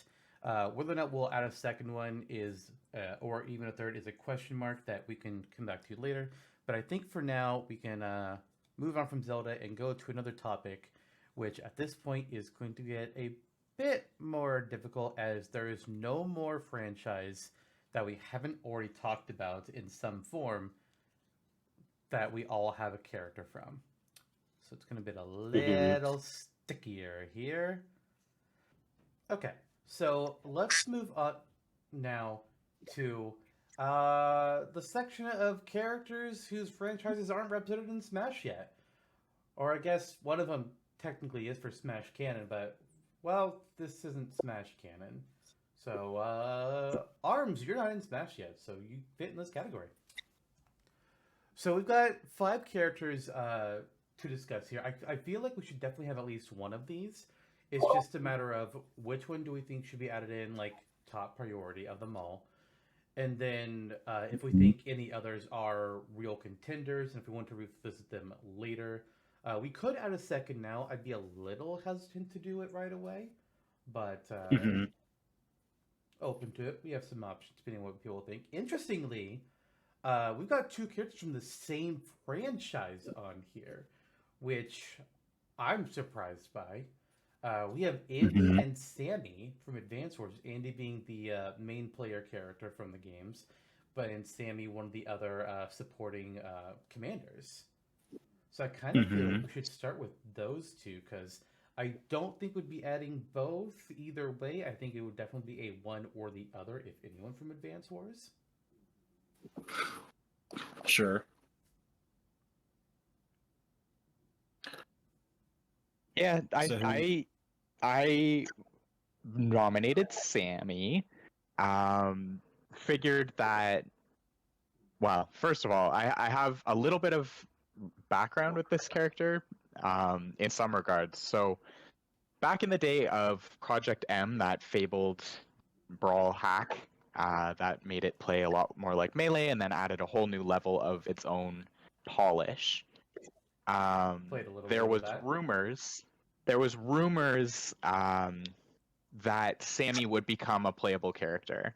That was the next wave of the evolution of Project M.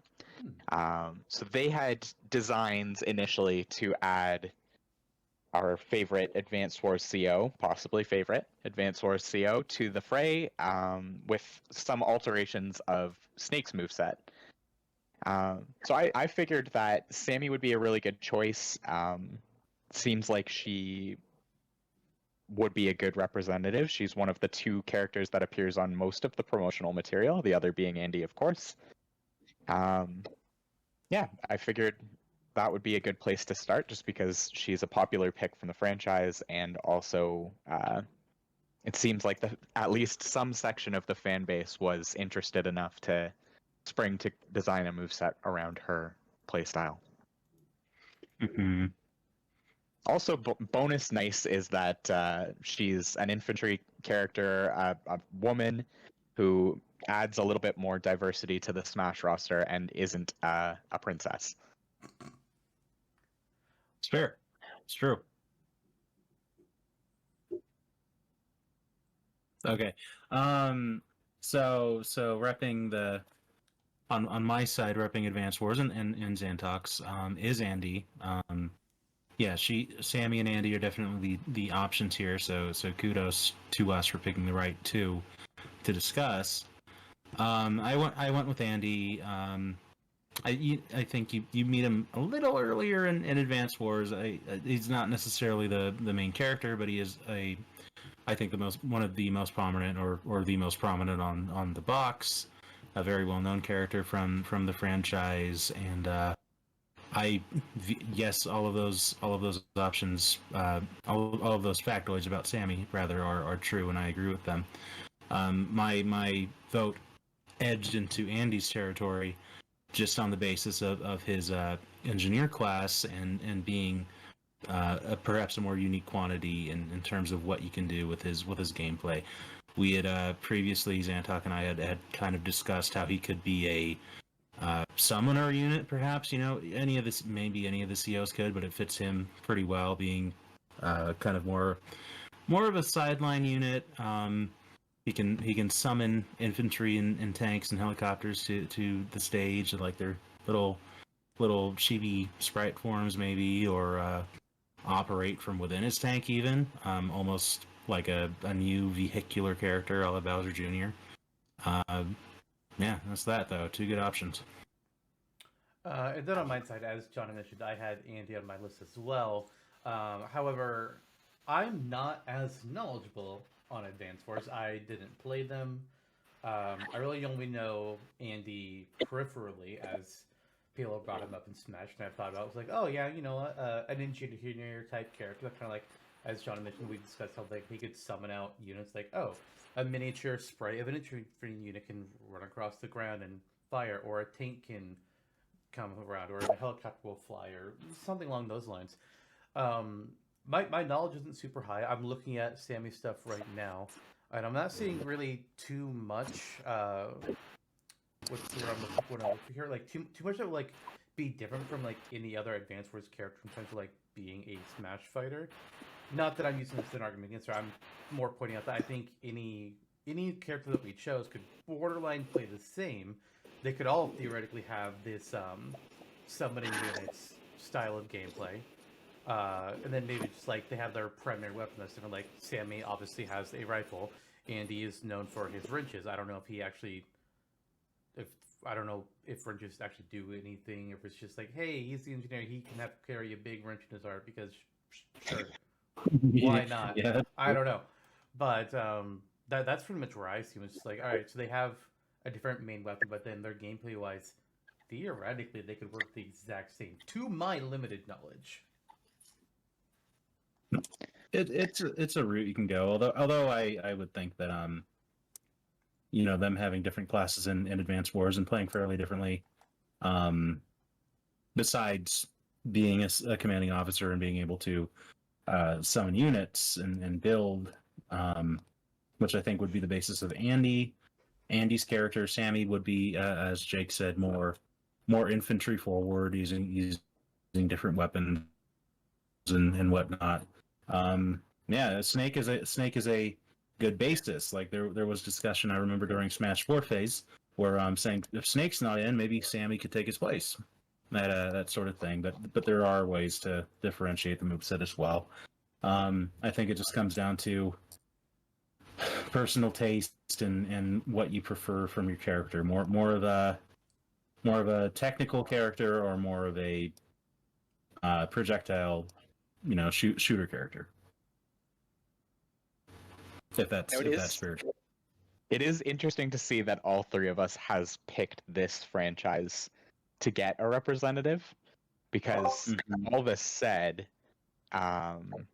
Advanced Wars is still what I would consider to be a fairly niche Nintendo franchise. So it's cool. I think it speaks a lot to, I don't know, maybe the longevity of the three of us in this fandom, maybe the longevity of these characters being mentioned from like the days in which we were still debating character inclusions on GameFAQs and stuff like that. I think that these characters have a lot of longevity, and I think that we've talked a little bit before about like now or never type characters. I think these characters are in their now or never phase with this roster.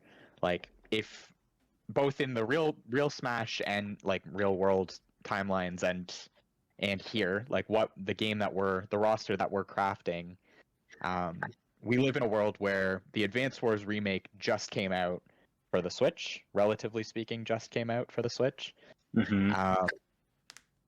So if that aspect of it isn't going to revive this franchise, then probably they won't have another chance to revive this franchise. I agree, and I Less think an indie like Wargroove, for example, eat their lunch. right. I concur.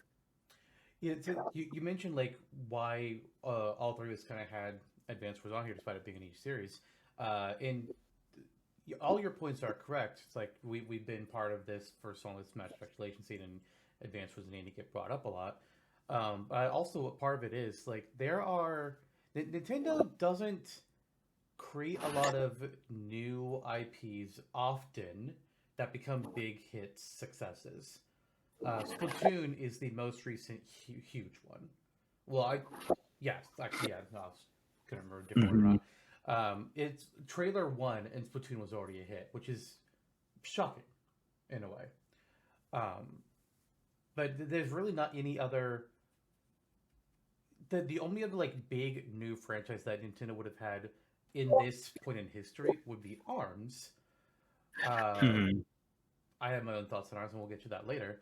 But I ended up going to things like Advance Wars, and if we hadn't already had Isaac, I would be going towards Golden Sun as well, because these were big name games. Well, maybe not. There's nothing on a level of a Mario or even a Splatoon, but very well loved series, multiple games, and they're in a period of downtime. That doesn't mean that they have to be. And then, as you again mentioned, this is the time. We just got the Advance Wars remake, and in the previous episode, we were actually debating Andy back then as well. It was between Andy or I believe Ray. I think Ray from Custom Robo was the other character in debate last episode. There was Kelly went Ray, Jonno went Andy, and then it was me in the middle. And I'm just like, and I leaned Ray. Cause like at the time I was just like, both these are niche. I can't think of the word I want to use, so we'll just say hibernating. They're hibernating franchises, and I leaned Ray because I think you could do some fun stuff with being able to reconfigure your parts mid-battle to change your moves on the fly. But now the Advance Wars remake is here. Andy and Sammy are both very relevant. It's a niche franchise. The game probably didn't sell huge numbers, but that don't mean shit to us. Not with where the sphere currently is. Yeah, absolutely. That's definitely. I mean, I was thinking of this as well. It's the time to go for Advance Wars, as you said, Jake. Now or never, because of the remake. it's a fresh option for Nintendo. We've had promotional choices before, with Fire Emblem most especially in Smash proper, and Arms in Smash proper actually. Where at this point I would feel like with the recency of the Advance Wars game, I actually feel good about including one of these characters in this roster. I would like to do so. Absolutely. Mm-hmm. Just kind of comes down to which one. Both good choices. I don't think there's room for two. That's not going to happen. No, for sure not. For And- sure not. And I will say, Jonno, you were saying that like Sammy would be more of a gunner as opposed to like summoning units. And in my opinion, if that's the case, we've already got several gunners. Mm-hmm. Unless I'm forgetting something, Jake. Is there something more that Sammy would, or would that be the primary basis in your eyes as well? I think that there's a couple different ways that you could form a moveset around an Advanced Wars CO, but I think that with Sammy being kind of an infantry focused CO versus like Andy being, as far as I'm aware, a vehicle focused CO, commanding officer, I think that probably is more of a unique space to tread as far as developing a moveset goes. But either way, like you could take just as much inspiration from like creating units, building stuff. Yeah. Right.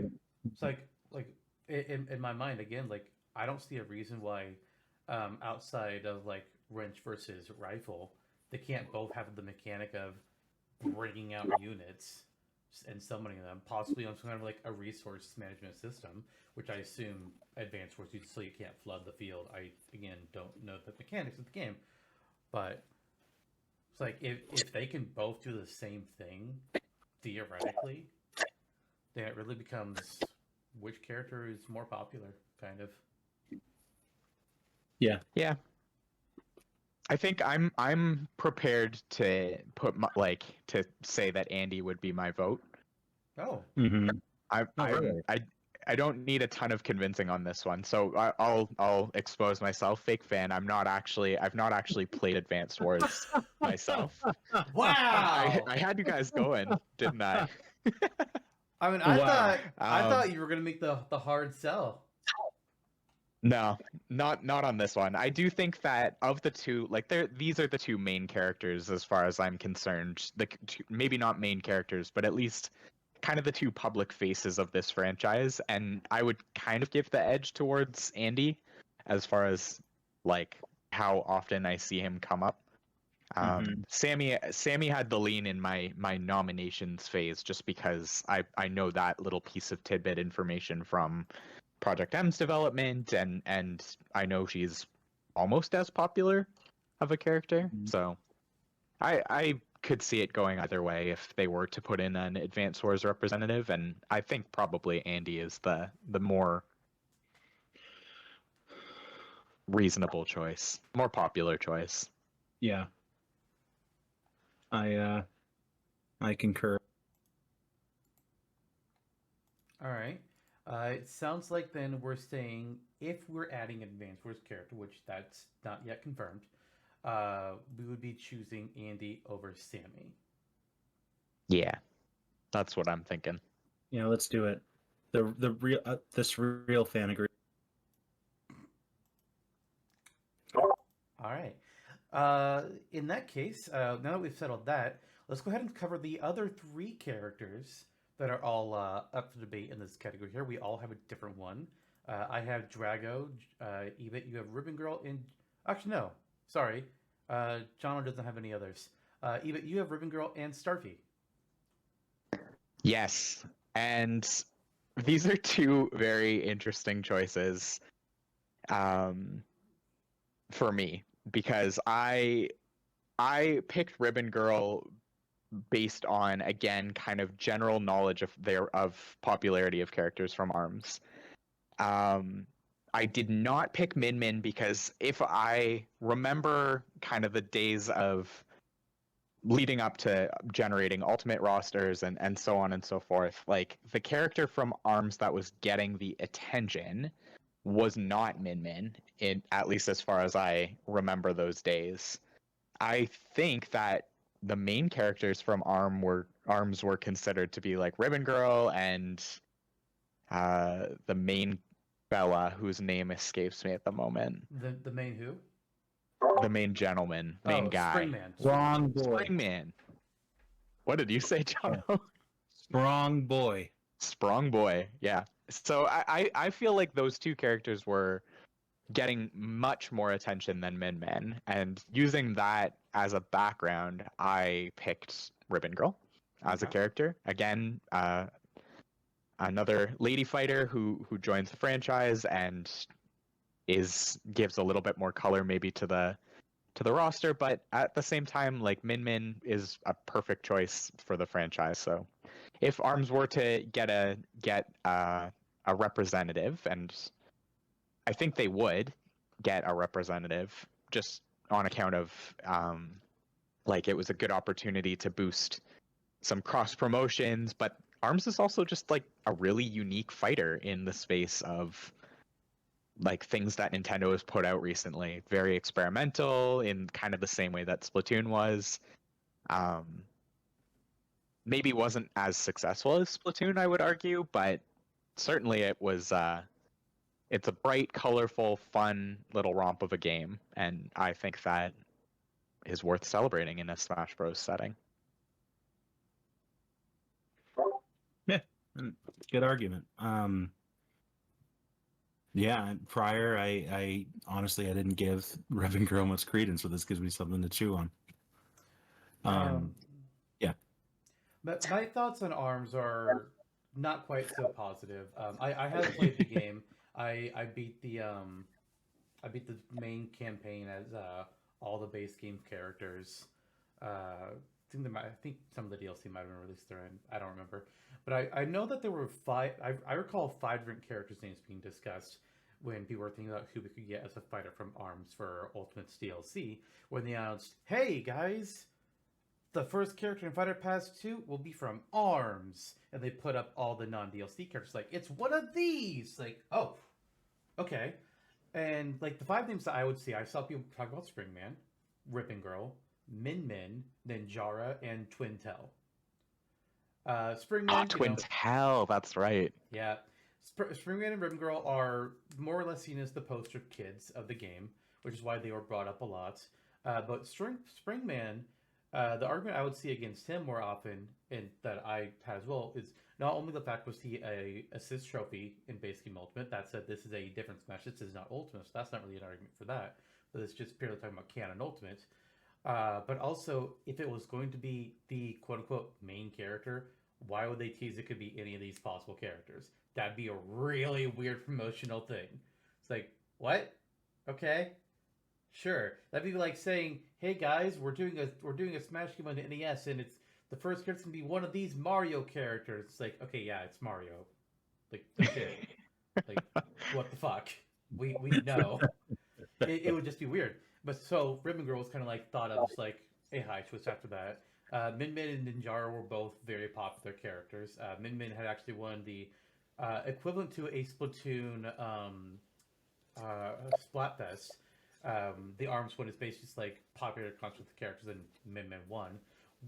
That wasn't why she was in Smash. She actually got picked because Sakurai was debating her or Ninjara, and he asked the director of Arms, and he said to put in Min Min. Fascinating. And then Okay. Twintel's a fan pick. People like Twintel for reasons. I think, on a serious note for Twintel, I will say, like, I think something that would make Twintel higher on my personal list for Arms characters is because she doesn't just lose her arms as like a normal tool like every other character does, because her arms are her long hair. So she still has regular human arms that she can use for holding items and whatnot. That said, they made Min Min do it just fine. Just that's where my mind would have gone. As far as some of his stuff getting in Smash, Jonno, you and I were both surprised when they announced Arms getting in Fighter in Smash, because we both kind of felt like, well, really? Arms? Didn't that game already die? Yeah. We were both just like the view. It's like, wait, I thought Arms was dead. Nobody talks about it. It was kind of frustrating to play. And we were just thrown. At the time, closer to Ultimate's release date, I mean, it was still newer, so, probably a promo pick there. At this point in the timeline now, it's been like 5.5 years. We're a bit out from ARMS at this point, so I'm a little less positive on ARMS rep. Yeah, I wouldn't mind. Like, to me, I have no personal attachment to this franchise. This is like, this character was popular enough to become a Smash rep in our timeline. Yeah. Or sorry, this franchise at least was, but not necessarily this character. But like, I hold no personal attachment to this franchise, and I wouldn't be the one to be making a strong case for it. I didn't find it to be like the most compelling game to play more than just the what were they called, the demo that they put out. Yeah, every the Test Fire, I think that was what it was called. That sounds right, Test Fire, yeah. Or maybe that was the Splatoon one. But either way, I wasn't compelled enough to buy the full game. At least it was fun to play once or twice. But I like the concept of it. It's a really cool love concept the of a concepts. game. Playing it was a bit frustrating, but like having these like actually doing punches was fun. Like being able to swap out arms and have different abilities, like that was really cool. Totally. Grand Prix should not have had many games that you had to succeed in to clear. That was a huge mistake. Basketball mode is not fun. It sucks. Arms devs, I'm talking to you. The hoops mode, do not make me have to succeed in this shit to play Grand Prix. Stop it. Stop it. And then I also like I was pretty pleased with how Min Min works in Smash Ultimate. I like how she plays. She's a little difficult to use, but she's fun. She's different. Her Fair range enough. is disgusting. It's like, good God.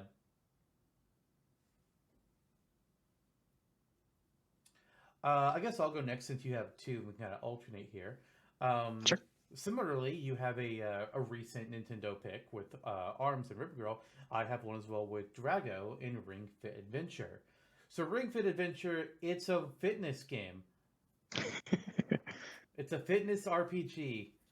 Who died? Does that make Drago from the same franchise with air quotes around it as Wii Fit Trainer? Well, yes, no, not franchise, but definitely similar genre, I would call it. That's actually, Wii Fit Trainer is actually the reason why I don't have the Ring Fit Trainee on here. On my first draft of my roster, I had Ring Fit Trainee in this slot, because, main character, right? They can do the different exercise moves, and they can push and pull the little ring front to suck and blow air. Oh, wow. I forgot about that game. But I ended up not including them because it was just like they seemed really too similar in concept to Wii Fit Trainer, who is on our roster as well. I was just like, with exception to the ring mechanic, they had the same vibe. It's just, hey, look, poses and exercises. It's like, meh. Now, granted, Drago, you could have him do the exact same thing. He can do the exercises. But what gives Drago an advantage over Ring Fit Trainee, in my mind, is, hey, Ring Fit Trainee is a dude. It's just a normal-looking dude. Drago is a fucking humanoid dragon. He's big and beefy. And that's a more interesting character model than Ring Fit Trainee is. You lose the ring as a attack gimmick, but I think you gain a lot in personality, and that's worth it. Yeah. But I included them for reasons that I feel are obvious.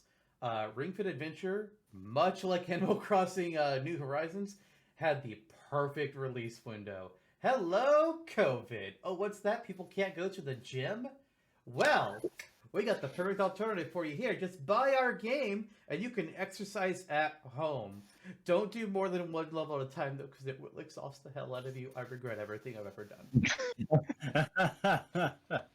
I uploaded a 2-hour video that I spliced together of multiple days of me playing some levels, and there are some parts where I did 2 levels back to back. It's like, nope, we're not doing that again.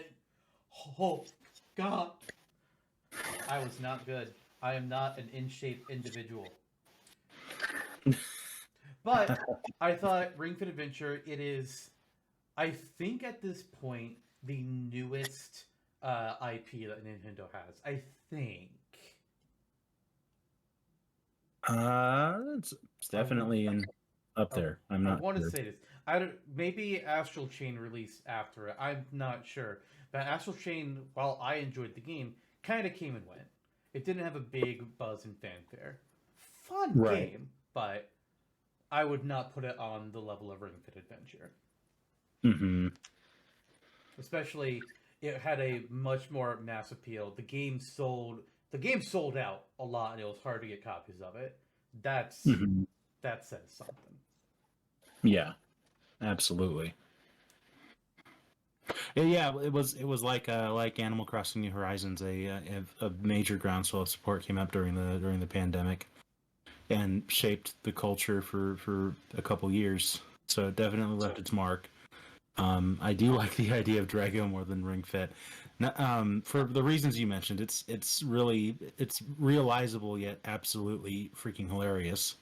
Like, oh my Yeah. god. Him and Big Man are both kind of my sir, what are you okay? Why are they on here? It's like, I got reasons. My reasons are valid. Fuck you. Mm-hmm. Well, I They're wouldn't great. I wouldn't be so quick to say no to Drago. It's pretty entertaining.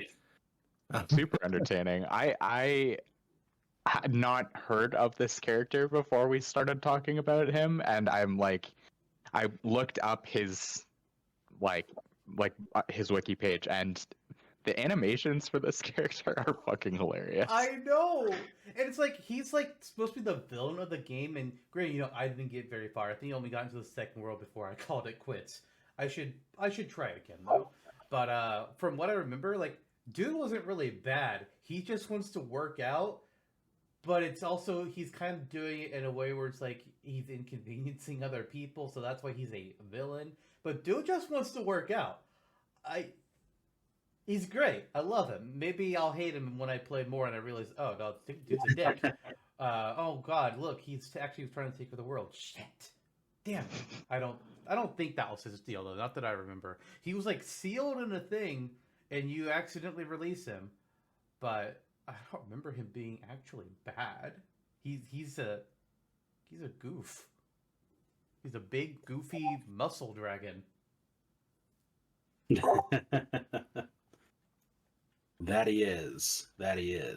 And just having a character who's like his workout, like we have Wii Fit Trainer whose workout is their moveset, but this is like a weightlifting that's different. It would be great. And then there's Starfy. Then there's Starfy. This is a heart pick. This is a character that's like just a good little fun character, and this is a friend. Look at that look at that little smile. Look at that little wave. Look at him spin around. Look at him swim around in the sea and go real fast underwater. That's a friend right there. Just in this kind of the same way that you've got Kirby, you've got Jigglypuff, you've got a couple of round characters. Like, why not have a little star-shaped friend in your Smash Brothers? Oh, hell yeah. I've played a few of the Starfy games. Can't remember. One of them did end up coming stateside, if I recall correctly. The last game. Yeah, it's such a fun and sweet and charming and just a fun game. It's bright, colorful, cheerful, and we've had Starfy as an assist trophy, and to be honest, that covers about all that the character does, in that he spins around and swims around. Not true. True. He does so much more. I haven't played the game, but I've reached him so I can make a character out of him. He does a lot, actually. Yes, a lot of it is spinning. Yes, but I'm sorry. He also gets dressed up in costumes and can breathe fire. Heck yeah, he does do all of those things. This guy has tools. Yeah, I would really like Starfy to be a playable character in Smash. Just Yeah.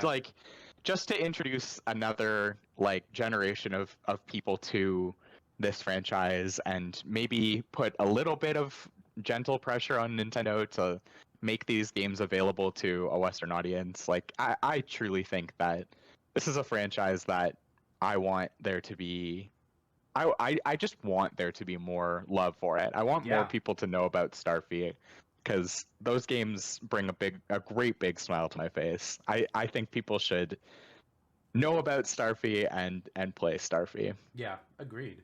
I would absolutely play it. Hmm.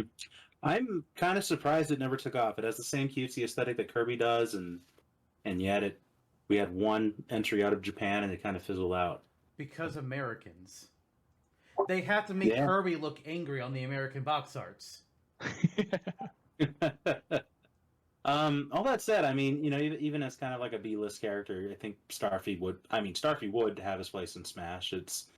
I don't think it's anything against him that he has never made it thus far in our world we're creating here or the real one. It's more just other characters had more precedence, but the reasoning for Starfy and the moveset potential for Starfy is firm. Yeah. Like honestly, I think of the new franchise characters we have in here, I think Starfy might be a weaker choice. That said, I'd love to have Starfy in Smash.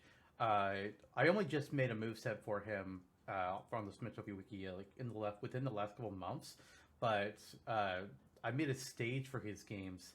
One of the first newer stages I made on the wiki, Glug Glug Lagoon. I made that, and it's probably still one of my favorite stage concepts I did. Yeah, definitely. So what should we do here? Well, we should add at least one of these 4 options. Past that, I'm open. I'm super content to let Arms and Ribbon Girl kind of go to the wayside on this one. I don't feel a big opinion about the franchise Arms or the single game that is Arms. I do kind of think that it was added as a bit of a promotional thing. 100%. I love the creativity, love the vividness of that game, but I'd be happy to let this one go. Yeah. Like, if we knew that there was an ARMS 2 in development, which that's part of what some of us were suspecting when ARMS got announced for Smash. Like, is there a second ARMS game in development? Are we getting promo for that? Because again, like we thought it was dead. But if there was a new one like on the way, I'd be like, all right, ARMS makes sense. Put it in. Totally. But until that point, I'm kind of just like, ARMS dead. Mm-hmm. Yeah, I mean I agree with Jake. It's they put a lot of work into the character design and the general aesthetic of the game. That's I was really surprised and pleasantly so that Nintendo would go this very, very contemporary, almost like a Western MOBA or with the character designs. Or rather not a MOBA. Why the hell did I even say that? Like like an online multiplayer game. Like it's very akin to Overwatch and from the design out. To a degree, for sure. It's a very popular art style and very like it skews that way, I think. I think it has its own level of liveliness and charm, but it does skew into that general turf of Overwatch and adjacency. Fortnite even. There are very few characters in ARMS that I don't think are designed well. Most of them look really good. Now it's a shame that the game itself, it felt like more like a tech demo in many respects, and did not really latch on. And Lister mentioned like certain aspects of the game design were frustrating, and it never caught on. But yeah, it was a head scratcher that 2 waves of DLC in, they decided to promote the game, but Min Min was my choice, so I was like, okay, if we had to have an ARMS character, at least it was her. But yeah, odd. It was odd. My motion here is, I do think at this point we should shelf for a year, which we did, and then my vote would be Andy for now.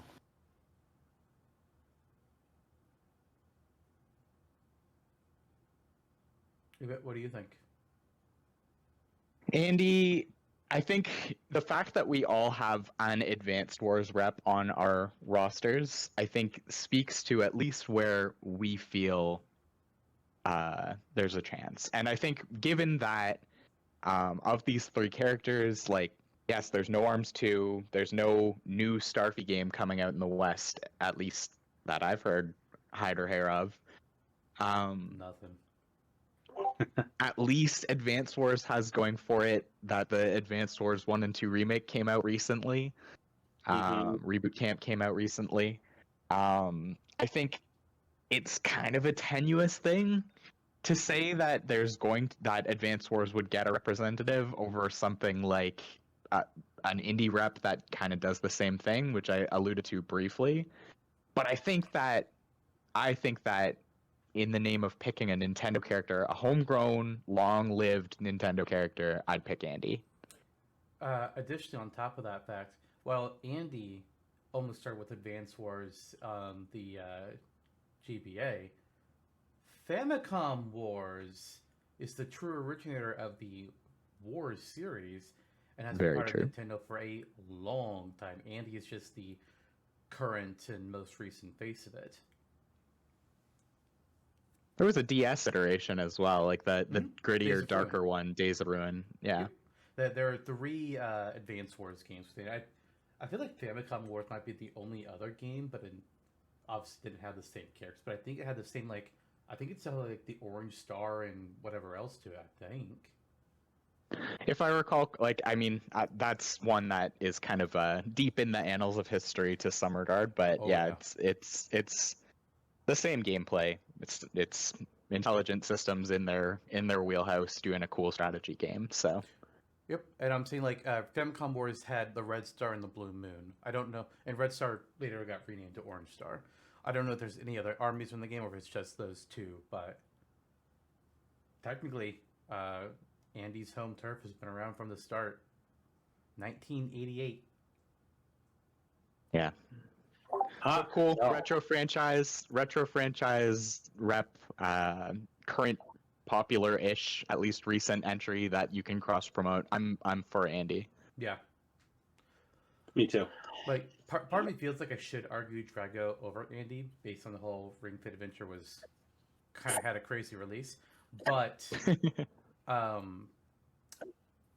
Wave Fit Trainer, there's technically similarities there. Andy would bring in something completely different.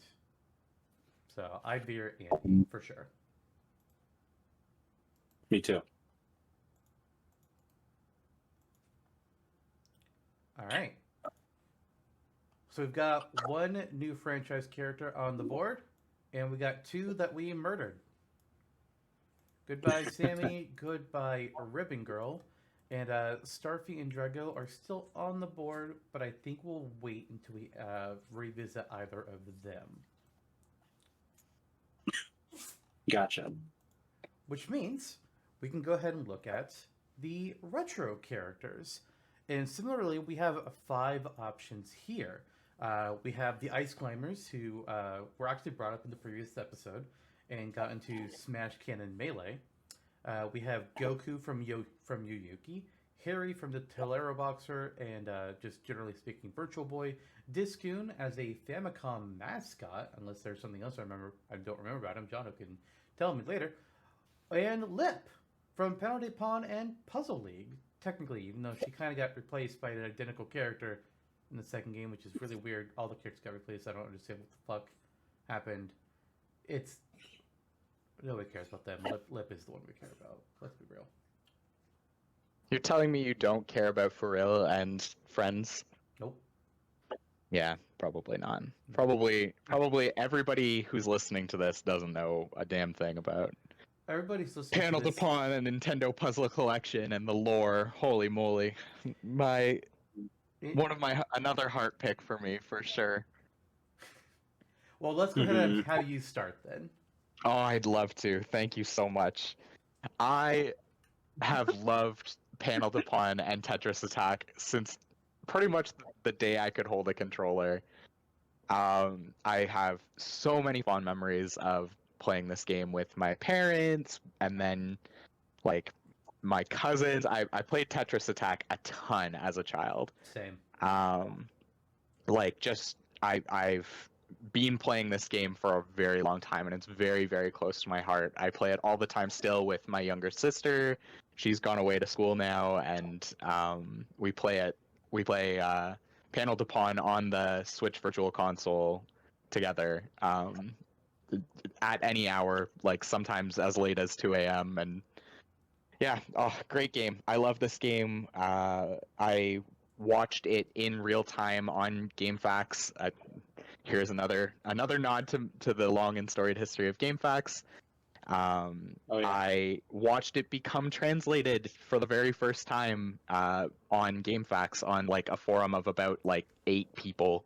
Wow. This game was being translated in real time before my eyes, and wow, that's a big throwback. That's some Eebit lore for you. I think that Lip is done a huge disservice by Smash in basically including everything about Panel de Pawn, short of including Panel de Pawn. The Lip stick is an item. Lip's theme is a stage theme in PictoChat since Brawl and has been a mainstay ever since. Kirby, one of Kirby's Down B specials is the garbage block from Panel de Pawn.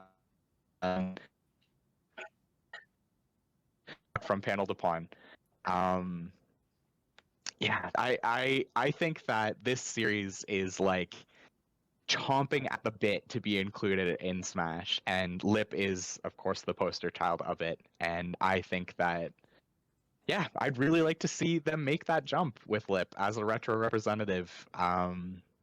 It would be great to somehow incorporate like the shuffling, the cursor switch. That's an easy one. They've already basically created Lipstick as a mechanic with the ability to poison your opponent by putting a flower on their head. She's got a lot to draw from for a game that has a single mechanic, which is flipping blocks back and forth. She does, and John and I, we discussed her earlier in the season in a Smash Bros. Episode, and we determined like there's actually quite a bit she can do. Like, yes, there's the flower. She's the flower fairy. She can use various like flower magics. You can kind of expand it a little bit into Nature E, but there's also a dedicated Nature fairy, which kind of like okay, we have the same ground here. All right. But flower and grass, or maybe like small bushes or something, if they really wanted to do something with fairy magic specifically. But like the cursor switch, like just swap you and whatever's in front of you around immediately, or just being able to like throw out blocks, wave the wand forward, blocks just get thrown forward for a little bit, or as like a side smash or something. She's the only fairy that has to use a wand. All the other ones are better at their magic. And if anybody's just like, oh, well, the lipstick item is already in, so, you know, what's the point of having lip? Hello, Samus Aran has Screw Attack as an up special, and the Screw Attack is an item that lets you do the same thing as her up special. So, who gives a shit? Does all that sound canonically correct, Eebit? Canonically correct? More or less. I mean, you guys are pretty good to have the Nature Fairy. But do either of you know her name? Without looking up. Yes. Meadow. Would you say Glory Jonno? Beauty? Glory Beauty. Farina. Yeah, definitely. Wait, wrong franchise. Shit. Her name is Fiona. Now here's a question I do need to ask you. Going slightly off topic here. So you grew up playing Tetris Attack, but how did you learn about Lip and Panel de Pawn extending from that? That is actually an incredibly funny question. I have no idea. I think I probably came across it when I looked up Tetris Attack and found out, like, on GameFAQs that it was, like, not the original version of the game. And then I was like, oh crap, what's the original version of the game then? And then I found these fairies that they just deemed not that like you guys just said about Starfy, that an American audience wouldn't like that. And what the heck is a panel de pawn anyway? Nintendo gamers only know what Tetris is. And so we're going to name it Tetris despite it having no actual connection to Tetris other than there's blocks involved. Yeah. I mean, they made the right call, really, because if Panel de Pon had released in America on the Super Nintendo at that period in time, it would not have sold. And I would for sure have not played it as a kid, but Yeah. because it had cute Yoshi characters, my parents bought it. So Because it had cute Yoshi characters, my grandma bought it. anyway, all told, I have a huge soft spot in my heart for picking Lip as a Smash rep, and like pretty much all the time you guys have known me, I've been a staunch advocate for Lip from Panel de Pon as a Smash character, and I will continue that storied tradition today. All right. I'll step down from my soapbox now. All right. I'll go ahead and talk next then. I've got two, and then Jonno has one. So let's discuss Goku here. Not Dragon Ball Goku, although he is a large part of why I became a supporter of Goku for Smash. Not gonna lie, I'll fully admit it. People, we're not getting anime characters in Smash. It's not gonna happen. But you want your Goku fix? Oh, I got your Goku right here. Now, granted, Yuki, it was also a Japan only a game. It didn't even have a Tetris Attack version of it to make people know about it in America. But the game is basically it's Journey to the West, the classic story, mythological story, Journey to the West, featuring the Monkey King, and Goku is that Monkey King character. This game is pretty much a visual novel. There's really not much more to really say about it than that. So why include Goku if this is all he is?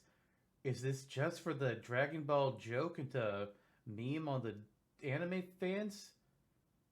It's part of it. Not gonna lie. It's part of it. But also, I like the Monkey King as a general concept and character. And when I see a franchise has a Monkey King character, I'm just like, hell yes.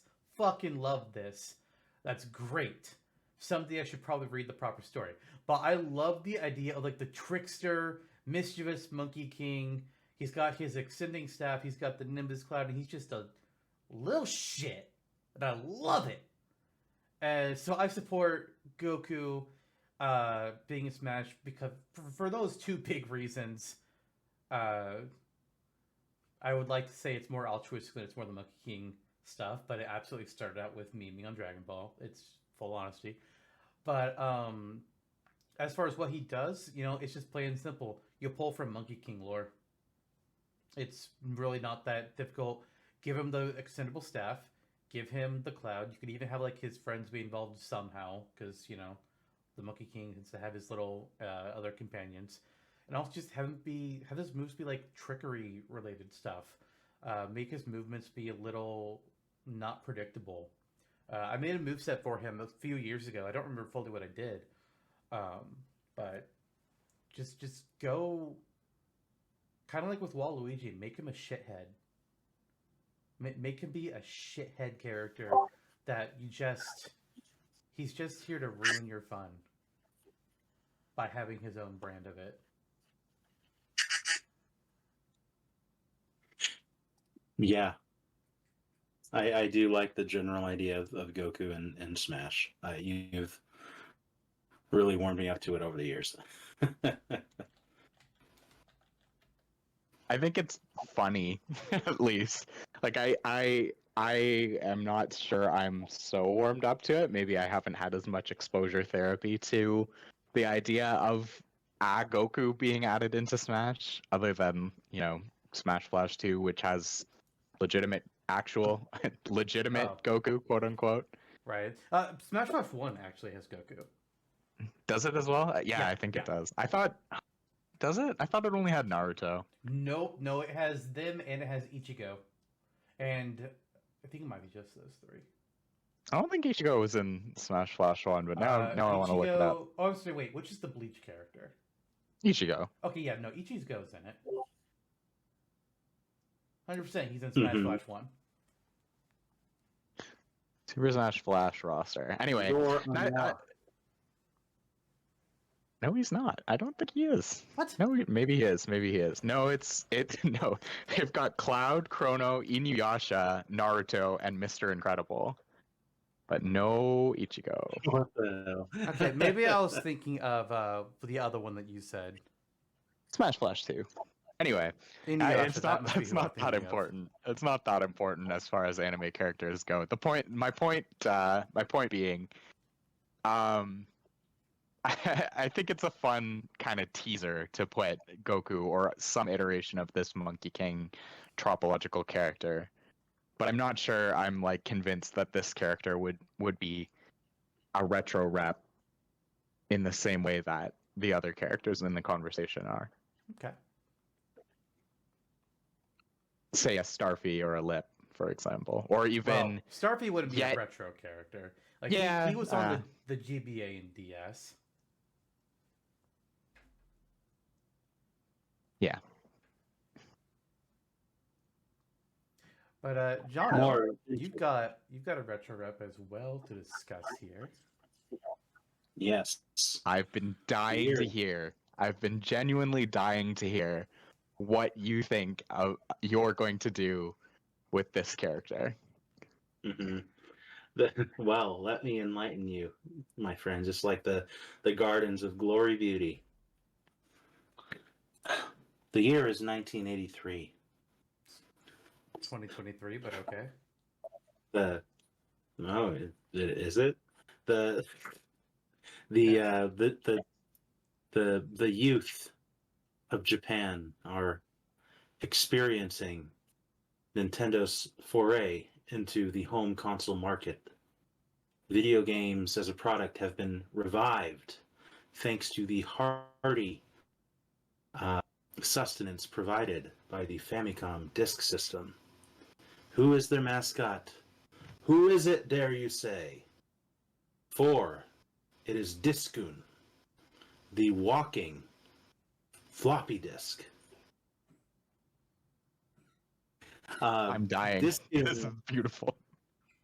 Diskun has appeared throughout the Famicom disk system's life, and has made cameo appearances in multiple games since. But he has made physical appearances like in the game, on Smash Table Tennis, ping pong, ice hockey, different visual novels, etc., before appearing in Smash as a trophy in Melee and a spirit in Ultimate.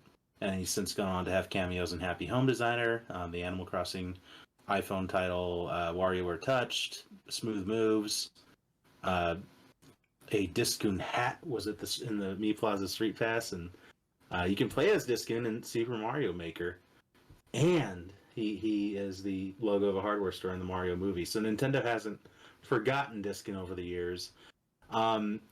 Interestingly enough, like besides being the mascot of the disk system at the time, back in the early 80s, there was a product, the Famicom Disk Writer, so you could bring your like legitimate Famicom discs that were just essentially Nintendo branded floppy disks into a hardware store or a video game shop or a toy store, and insert them into the Famicom Disk Writer at a Nintendo kiosk, and have that kiosk rewrite your cartridge or your disc rather to have a new game put on it. So that was like the earliest days of like physical disc or cartridge based hardware for Nintendo. And the disc writer was literally Diskun. It was shaped like Diskun and had Diskun space on it. So there's a lot of history there. We're following up, in the vein of Rob or Mr. Game & Watch, Wii Fit Trainer even, or Duck Hunt, as like, oh, this is a nod to hardware in Nintendo's portfolio. Kind of a funny little guy, but that's like the reasoning behind it. As far as what he can do, which was admittedly a struggle to initially figure out.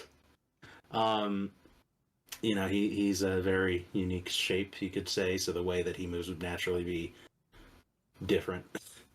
I think the natural idea is you pull from these games that he appeared in, especially back in the day. So you give him a ping pong paddle or a tennis racket. You give him the ice hockey stick, and you give him so essentially.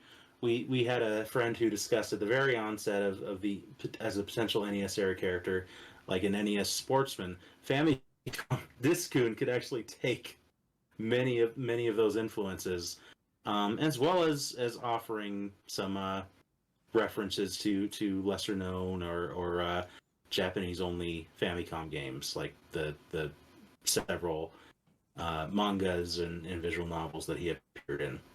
So there's that. I feel like Discoon would very much be like Mr. Game & Watch 2, as far as like how he functions in Smash. Like, I imagine he would be a 2D character who would move in like very janky looking movements. It's kind of just going from like one leg to the other, kind of like teeter tottering across the screen. I imagine he would be like probably always he'd probably like always be facing towards the. Oh my god, yes. Facing towards the camera kind of thing, if only because, hey, if he turned around, it would be kind of boring, and it would just be like, hey, look, here's the back of a yellow square. But it's like keep him like always facing the screen, and like if he's doing something like a ping pong ball text, like he's shouldn't be facing the screen, and he's just like kind of like holds up a ping pong paddle with one arm to the side and just gonna like hits it. Like that's kind of how I envision this character being. It's like, and then he would be pulling things from games like kind of like you mentioned, a ping pong or ice hockey, whatever that otherwise can't really contribute things themselves. Like he's not going to pull from Kid Icarus, because even if we didn't have Pit would be a workable concept. But things that can't really work as well on their own, Diskin could conglomerate all of that, much like how Mr. Game & Watch conglomerated all of the Game & Watch titles. Oh, he also, one of the first discs on the system was F1 race, so maybe find a way to include F-Type in the moveset. Wrong game. Yep. Oh yeah, F-Type and F1 race were on the disc rider. You can include either vehicle. What? Final thought. His final smash could be the Wait, which game was this? No, this was F1 race. Okay, there we go. So he could ride in that vehicle, which is interesting looking. Also, his final smash could be disc rider, like literally open up. Make like it look like he's crashing your game. Yes, he's overwriting your file. There you go. And it just becomes there just like, you go. Because he looks like a puzzle piece, right? So it's just like making a puzzle piece of Discoons all over the screen. it looks like, you're being hacked or whatever. It's like, ha ha ha, we're fucking up your computer. Nice. Yes. Jesus. There you go. Christ. Well, that's that. My long-winded visual pitch. I'm speechless. Oh, look, there's artwork of Discoon dressed up like Mario and Link and a baby. Baby Discoon as a costume. I'm not kidding. I think it's supposed to be Biomir Bokute Upa even. I'm fairly sure. Oh my gosh. I'm not kidding. Oh, it is! It is! It says it on the page! Yes! Yes! Also, Kid Dracula from Castlevania. Actually, no, I don't think it's scary. I think it's like actual Dracula he's dressed up as. And there's another one I can't tell. I think it's a second version of Mario. Oh my gosh. Wow. I stand for Discoon even harder now. Oh wait, no, it's the Doki. Oh no, I'm sorry, I'm dumb. That's Metroid, or at least that's Metroid. Samus's helmet. It doesn't look like her power suit, but okay, whatever. Artwork. And then a character from Doki Doki Panic. I think we know the alts, and I think we know what Jonno is going to be playing. Biomiracle Bokuteupa? Oh yeah. Yes. I have no idea what that is, but I know I've heard you guys reference it before. I know I've heard Jonno reference it before. It's a game where you're playing as a baby, and you hit things with your rattle, and they turn into bubbles or something. Jonno fucking loves this thing. I'm just like, you weird, man. You weird. You would like it. You would like it. That's my thought. I'm looking it up now, so... yeah, I think this might be... I think this one might be a bridge too far for me, as far as character design goes. It's a hard sell. It's a hard sell, I think. But I mean, I'm also trying to soul within your heart. I am trying to sell you guys on a character that also hasn't appeared in the West ever. So what can I say really? I mean, we have 3, possibly 4 of these characters that have not appeared in the West. So, I mean, actually, no, only 3 of them. It's the 4th, yeah. 2, I couldn't remember if Harry had been in the West or not, but he has. So Goku, Diskun, and Lift, the West doesn't know these characters. So... Perhaps we should decide now then, do any of these 3 characters have legs, and if so, yes! I don't care if they haven't been in the West. Fuck it. The internet exists. People can learn. Goku's literally from Journey to the West, so this would be like a self-fulfilling prophecy if you chose him. He does have a very valid point in saying so. It's true.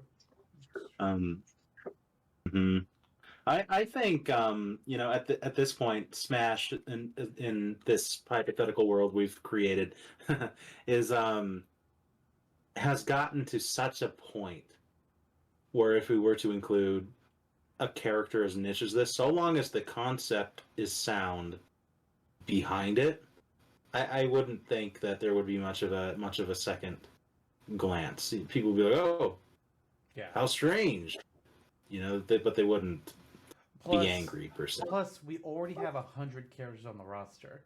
Who gives a shit God. if we throw a slot or 2 to characters that didn't release outside of Japan? Jonesy fans. Well, True. Too bad for Fortnite. I I actually think all of them have legs. do But, you? Yeah. Well, All 3. Yeah, how else do they walk? Bowser Jr. doesn't use his legs to walk in this game. This is a good point. Except when Um, you... Oh no, I guess he never walks. No, that's true.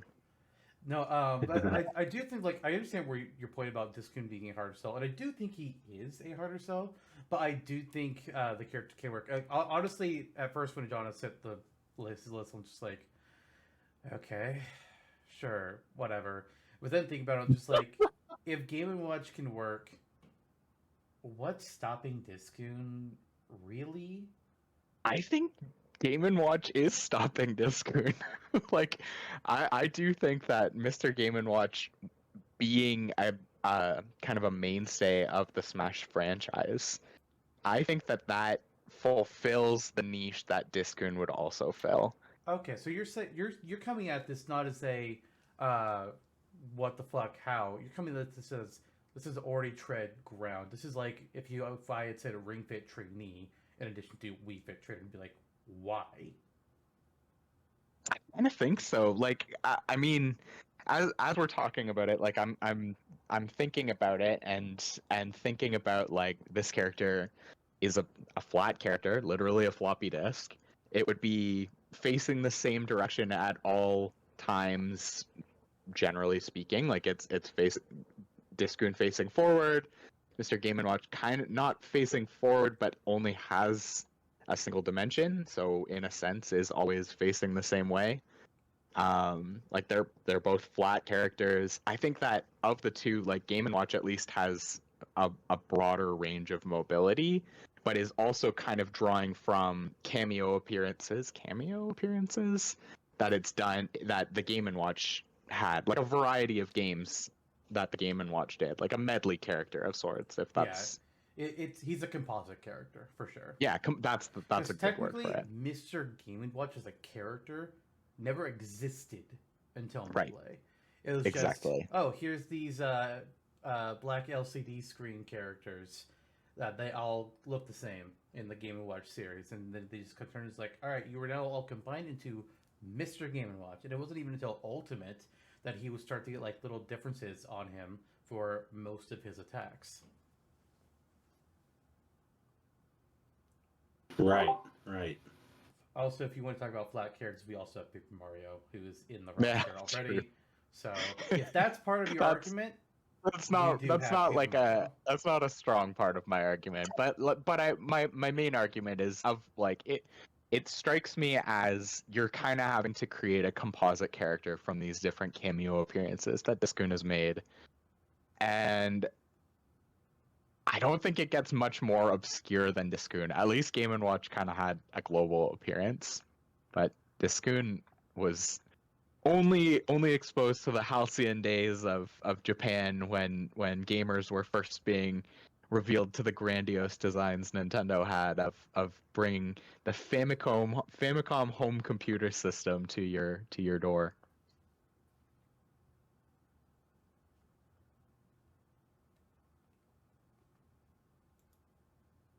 All right. Well, I think we go from there then to Eebit, your second retro character, the Ice Climbers. Who are these characters? I've never heard of them. Who are they? Yeah, really, they are.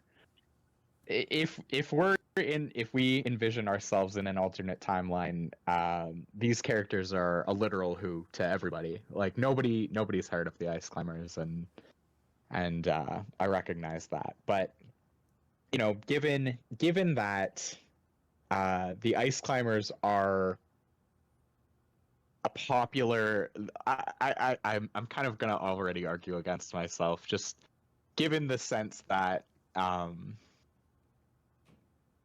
Ice Climber, all that we know about the Ice Climbers today is because they made an appearance in Smash Melee, and I do think that kind of hampers the Ice Climbers quite a bit as a retro pick. But at the same time, I kind of love the way that Nintendo brought the Ice Climbers back as a dynamic duo, as a character archetype. I think that there is a lot of fun involved in having a duo character on the roster. Like that, the idea of like playing as two characters at once, or having an AI controlled follower that boosts your capabilities for as long as you're able to keep that side character alive. I really like the mechanic, and I think it's a lot of fun. So that's why I picked Ice Climbers for my roster. I mostly based it on the fact that I've seen what Nintendo did with them and really liked it. But as far as like relevance and iconic, icon status of Nintendo, Ice Climbers kind of ain't it. Yeah, Ice Climbers also got nominated by our guest in the previous episode. So we gotta. I don't want to go like too hard on it because I already said my piece on it. But as you kind of mentioned, Ice Climbers is hurt by the fact that we only know about them canon-wise because of Melee. They got into Melee as a really cool retro character, a duo character that uses ice moves, and they got some hammers, and they're really fun. I enjoy them. People were not happy when they didn't make the Smash 4. We understand why they weren't added to the game. 3DS is a bitch. But in this alternate timeline, at this point in history, there is no reason to include Ice Climbers. The only thing that exists about them exists from the NES Ice Climber game. They were not added in Melee. We have no feelings to them here. And I don't know about you guys, but I tried that game. I played it. It's an awful experience.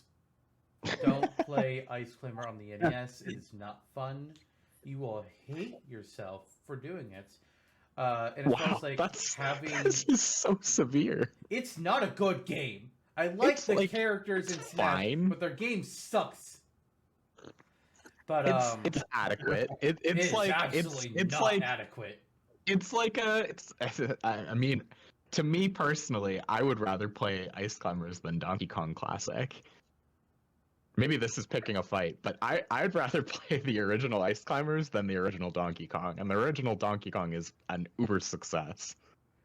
Absolutely not.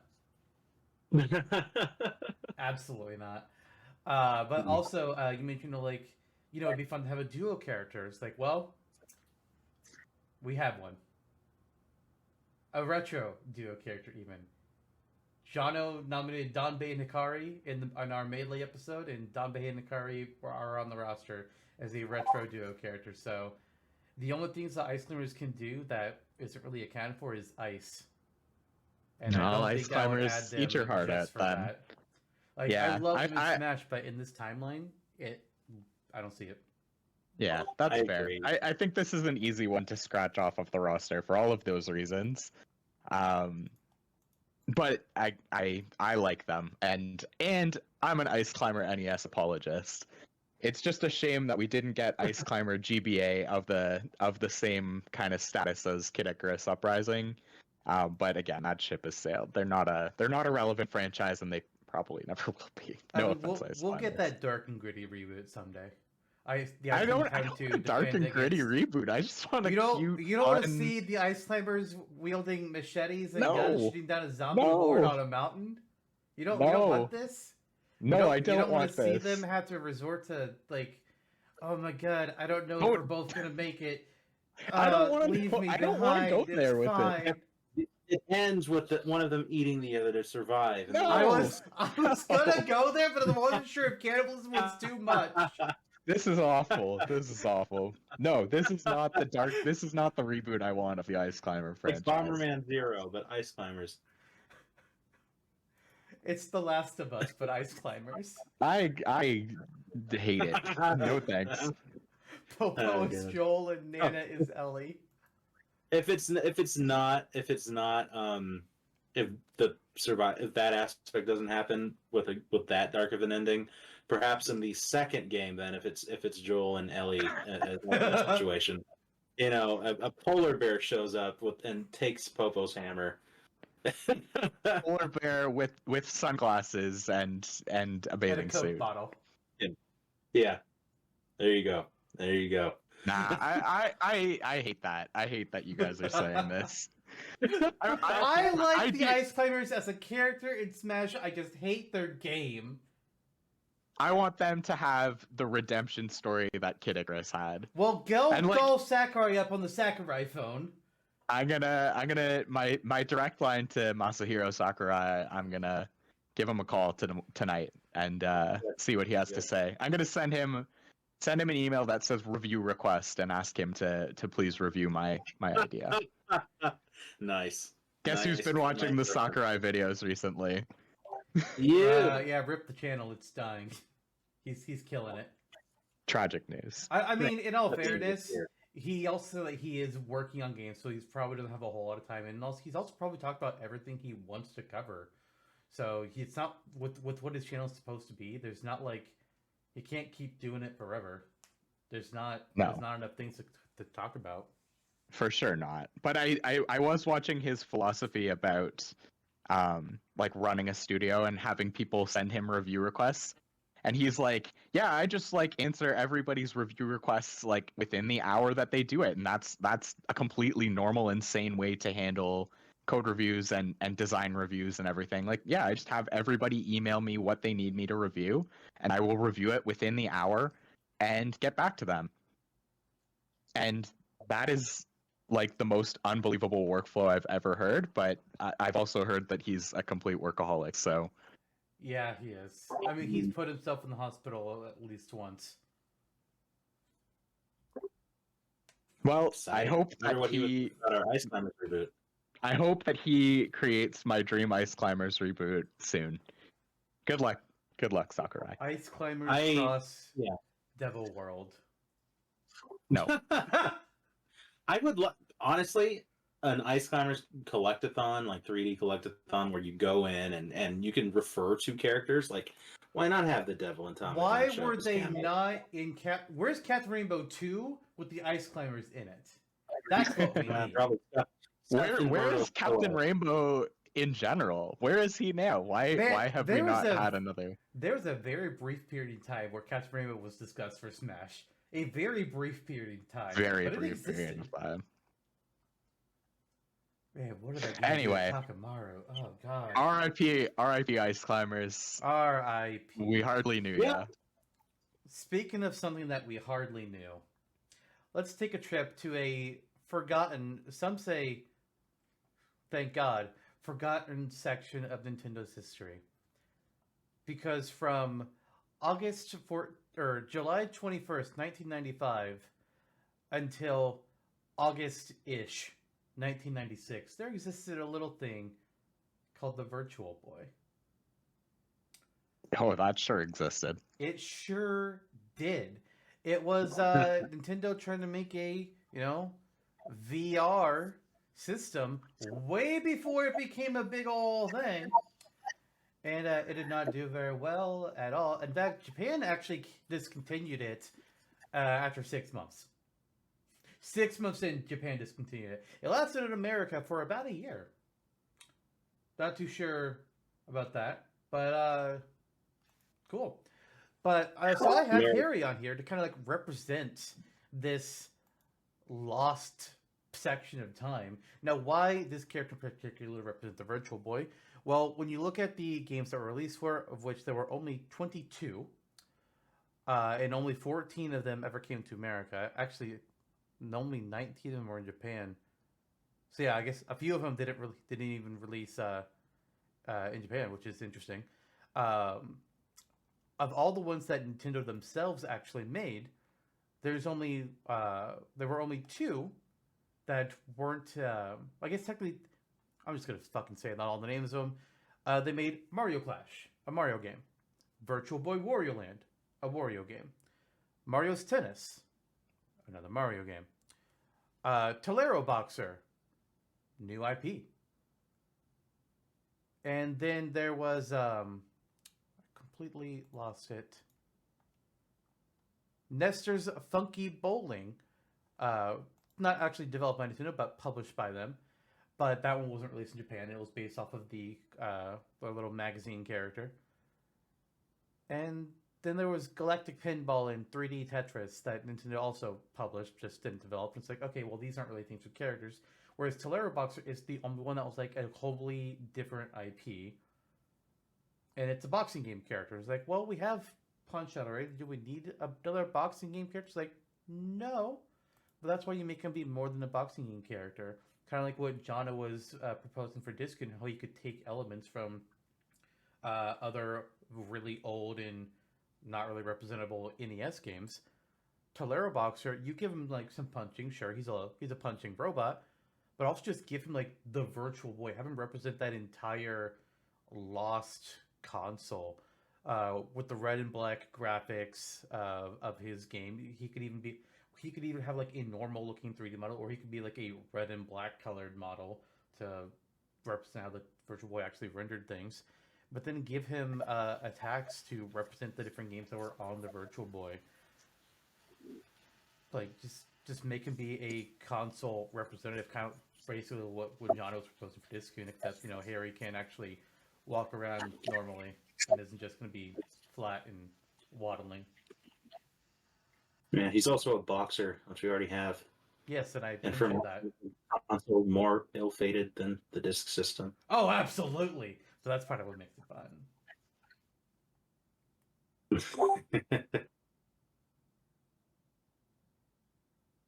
Yeah, it would be interesting. I like the idea of having a if he were in having the Virtual Boy colors as a costume, that would be natural.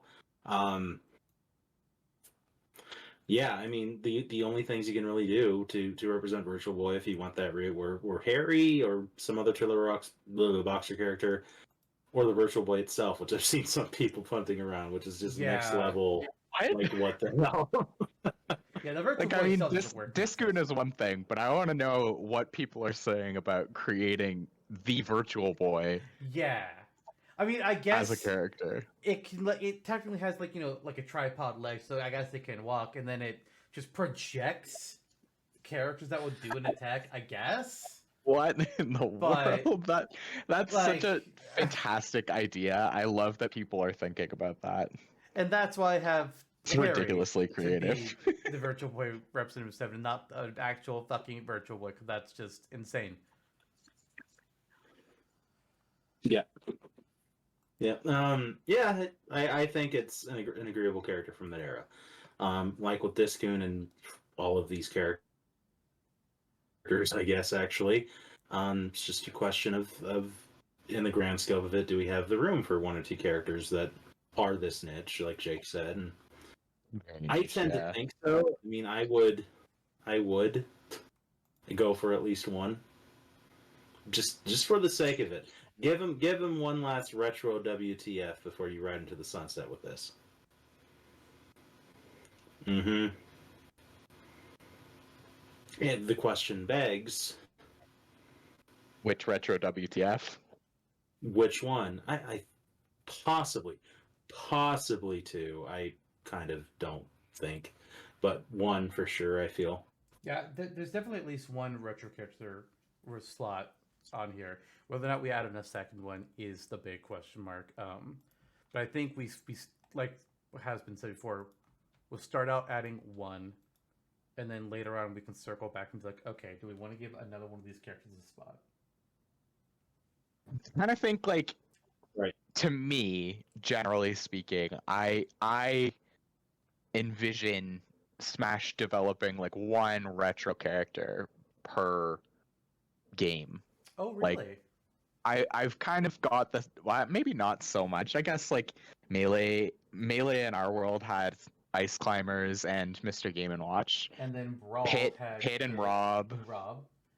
And then Smash 4 only had the Duck Hunt dog, but Smash 4 only had Duck Hunt. And then Ultimate? Did Ultimate even introduce a retro rep? some people say Piranha Plant. Some people say the Belmont Bros. I don't think Ultimate really. I wouldn't really call any of those characters retro because Metro. Castlevania is an anthology series, and it's Totally. not like it hasn't had games. And then Piranha Plant is a Mario generic enemy that's not retro. Piranha Plant Wart is genuinely the most mind-blowing. Like, if Yeah. anyone was ever trying to apply logic to the Smash roster and how Sakurai picks characters, I think Piranha Plant blew our collective minds. You mean like this entire project? And what it's about trying to apply logic to rosters and Oh, completely. yeah. I mean we And everything we ever did for the many years in which we oh yeah. did these types of rosters and Yeah. and developed like our own internal like, oh well, it can't be this. Yep. It would never be this. 3 Goombas in a trench coat would never be a viable character. Dr. Goomba Tower. Yeah, man, I guess like what other retro characters have you guys introduced over the course of this project? Well, Like when you've gone through it, let me bring up the entire roster here. please do. Forgive all the X's that are going to be here over things. Oh, right. It's organized like that. I forgot I did it that way. So looking at it, we added... I had to parse through things here. Pit and Takamaru were both added into the NES, but they wouldn't have been retro at that point in time. Let's see, who else do we have on here? No, that's not a spot. Mr. Game & Watch was added during the Melee days, alongside Donbei and Hikari. They were both retro picks for that game. We added in Rob during Brawl. Duck Hunt and Balloon Fighter made it in during Smash 4. Mock Rider was the pick for Ultimate. And that's what we've done thus far. We picked Mock Rider in the NES episode. Did we end up cutting him? No, yeah, we cut him. He was on We your cut him. list, but We cut him. it was him, Takamaru, or Fighter Hayabusa, and we went with Takamaru. R.I.P. Mock Rider. Anyway, you're on the roster, so you're cool. Man, okay. So with that in mind, I think that there's possibly room for two characters from a retro perspective. Hmm? Like, I was originally coming into this with the angle that okay, like yeah, only one retro character gets kind of developed and built up from what it was, like given like there's but now that we're talking about it, yeah, actually the real Smash franchise and our imaginary way that Smash is shaped up, like there's no such restriction to just having one retro character. So maybe there is room for two. So I do think we I start want to out- nominate Lip. I do think we start out with one, but it's then when we get to a later phase of things and we're starting to, after we've gone through some more characters and franchises, then we revisit and be like, okay, do we want to add a second one at that point? But absolutely one at minimum. At minimum. 3? Yeah. Absolutely not. Yeah. Not 3. But you're nominating Lip, Jonno. What do you think? At this junction, I think Lip is the strongest choice too. Yeah, obviously it's Lip. There you go. Sarah, you'd have to From yeah, like from a design perspective, from it helped that we had the Smasher Dash episode about her, and got to learn more about the character kind of actively there. But having this puzzle centric and also kind of like magical girl-ish character, it's an appealing thought, and there's no detriment to Lip, other than the knowledge of her universally, which it doesn't affect her in this discussion. Yeah. I mean, I think there's value to any of the other choices that we still have on the table here, but I think Lip, the magical nature of it, and being represented a puzzle game, which, unless I'm forgetting a character, we don't currently have on the roster. That's a whole avenue of game, a huge avenue of games that is not represented. So I like having Lip on here. That's yeah. Mm-hmm. Now I do have a question before we move on to things. Since we have Lip, I want to look real briefly at third parties, where we have Aro Naja representing Puyo Puyo and another French I can't remember the name of, who was also a puzzle representing character. Young girl that could easily use those same puzzle mechanics and something at the Puyo blobs as opposed to the panels from Penalty Pond. Should we still be considering Aro for this roster, or is she too similar to Lip? Should she be cut, or should she stay on the table? As the one who nominated Arlie, I think that she is too similar, and I think it's at this junction is an easy cut. There are disparities in between the movesets. Like it wouldn't be a 1-for-1 thing. Like it's plenty different. But the concept being this similar, there are better options. Eebit, what do you think? I don't know Puyo Puyo as well as I know Panel Pond. I know Puyo Puyo is iconic. Like it's another beloved franchise. Very popular, very passionate fan base, probably more numerous than Panel de Pon itself. That said, in terms of like picking a third-party rep over a homegrown Nintendo rep for a puzzle representative, I'd pick the homegrown Nintendo one versus going afield for that. Right. Like if we were comparing franchises and characters and trying to look at it that way, Yeah. Laurel is the bigger character from that perspective. But that's not the Definitely. perspective that we're approaching things from here. So, and we definitely don't need both. Absolutely not. All right, from there, I want us to. I think it's time to go ahead and go back to the Mario side of the roster. Not Mario specifically, but the adjacent franchises. We've already added in Geno to represent the mainline Mario series, or well, maybe not mainline, but the main Mario franchise. There's still Daisy, King Boo, and Captain Toad that are all on the board. But we've also got Yoshi, Donkey Kong, and Wario characters that I feel like we should discuss first before we go back to the other actual Mario characters. And I think we should go ahead and get this one out of the way. Donkey Kong. We have Donkey Kong representing the Donkey Kong Country franchise. It's the Old Man Monkey, the original DK. Bit of an oddball goof old man. You know, he wishes for the good old days of the past, and he, for some reason, pulled a Scrooge McDuck. Don't ask me how. Against the return of Donkey Kong Jr. Jonno, I'm just going to throw it to you. Take us away. This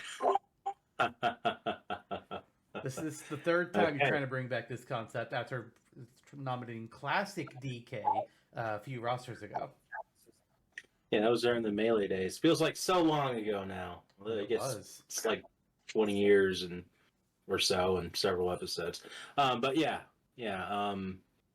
I returned to form for Classic DK. I guess in a sense this is another retro rep, although it's more of a main franchise. All the same, DK Jr. You know, he's made cameo appearances in Mario Kart Tour and other titles, but hasn't had a mainline appearance in or like a big appearance since what I think Mario Tennis. He was not in Mario Tennis unless he was on the N64 version. N64. He was. Oh, was he? Okay. Mm-hmm. You can't forget the voice clip of Donkey Kong Jr. is emblazoned into my mind forever. I only played the Game Boy Color version of the game, so yes, I can. He I didn't own an N64. Don't. Mm-hmm. That's tragic. Oh, Well, tell my parents. We will. And he's appeared in the Game & Watch gallery. So he's been in a few things, I guess. But all the same, very much a retro pick just from the DK side of things. Looping it all back around, the classic argument was DK Jr. versus Donkey Kong. That way back during the NES episode that started it all, with Jake as well guesting, we went DK over DK Jr. Both were good options at the time. Now it's decidedly, you know, paying homage to this character and this era, where he was very prominent and more of a main. So he's like more of a mainline, less bizarre retro option. And he pulls from his games. You know, he Tossa, the wind-up crocodilian creature. He climbs up the vines, and with the fruit and the mathematics, the entrapping the foe in the cage, etc. There he is. The math. I absolutely demand that DK Jr. map be represented in some form with this character. I demand it. I demand it. I demand the Mario teaches typing representation that we so desperately deserve. You know what? Why don't you do that? It's a free wiki. You can make your own page. I'm gonna hard code edit the Mario teaches typing into it and cannot be deleted by anybody. Okay. Anyway, Donkey Kong Jr. is, I agree with you, decidedly a less bizarro retro pick. But in a world where we have kind of the spiritual successor as Diddy Kong on the roster, is there space for Donkey Kong Jr.? It would be, in my mind, it would be like including Bowser Jr., the Koopalings, and then also creating a separate character for Koopa Kid or whatever the like not Bowser Jr. character is in the Mario Party games. Funny thing about that, Koopa Kid is in this roster technically. Yeah, it's true. He's part of the Bowser or the Koopalings slot. Oh, for real? Okay. There's the 7 Koopalings, so like, okay, what are the other costumes? Well, the other costume is Koopa Kid, and then boom, That's boom, hilarious. pom pom. If we extend it to 10. But DK Jr., I disagree. DK Jr. has such a strong legacy to him that stands on its own, in my opinion. But I can see why you would think that way. Yeah, like obviously I said it against DK Jr. in the first episode. I went Donkey Kong. Uh, and if this was like Diddy versus DK Jr., like you're fucking crazy, Diddy Kong. You're out of your goddamn mind. But we have DK, we have Diddy, we have Dixie, we have K. Rool. I think DK Jr. could definitely work. I mean, I don't think he would needs to work at all like Diddy or Dixie. Both of them are pulling from how they function in Donkey Kong in the Donkey Kong Country games, whereas Jr. can pull from those classic arcade games. Give him like the vines that he can swing between. None of the other characters do that. Uh, I don't remember what the hell else are in the classic games besides like, oh, you mean maybe he can like throw a spring or roll the barrel if our version of Donkey Kong isn't doing that anymore. Because at this point, he's probably more based off of country as well.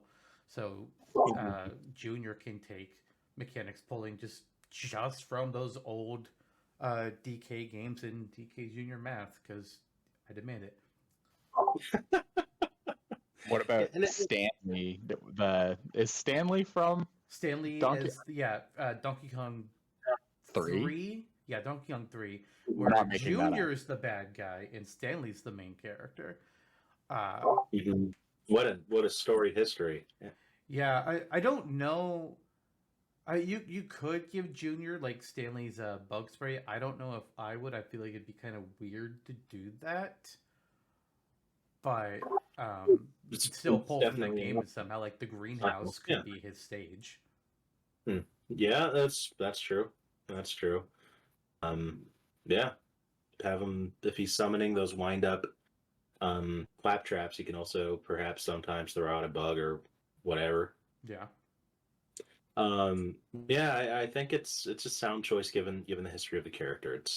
It's dated history, but it's a robust history looking back at those 15, 20-ish years where he was rather prominent. But there's also Cranky on the table. Yes.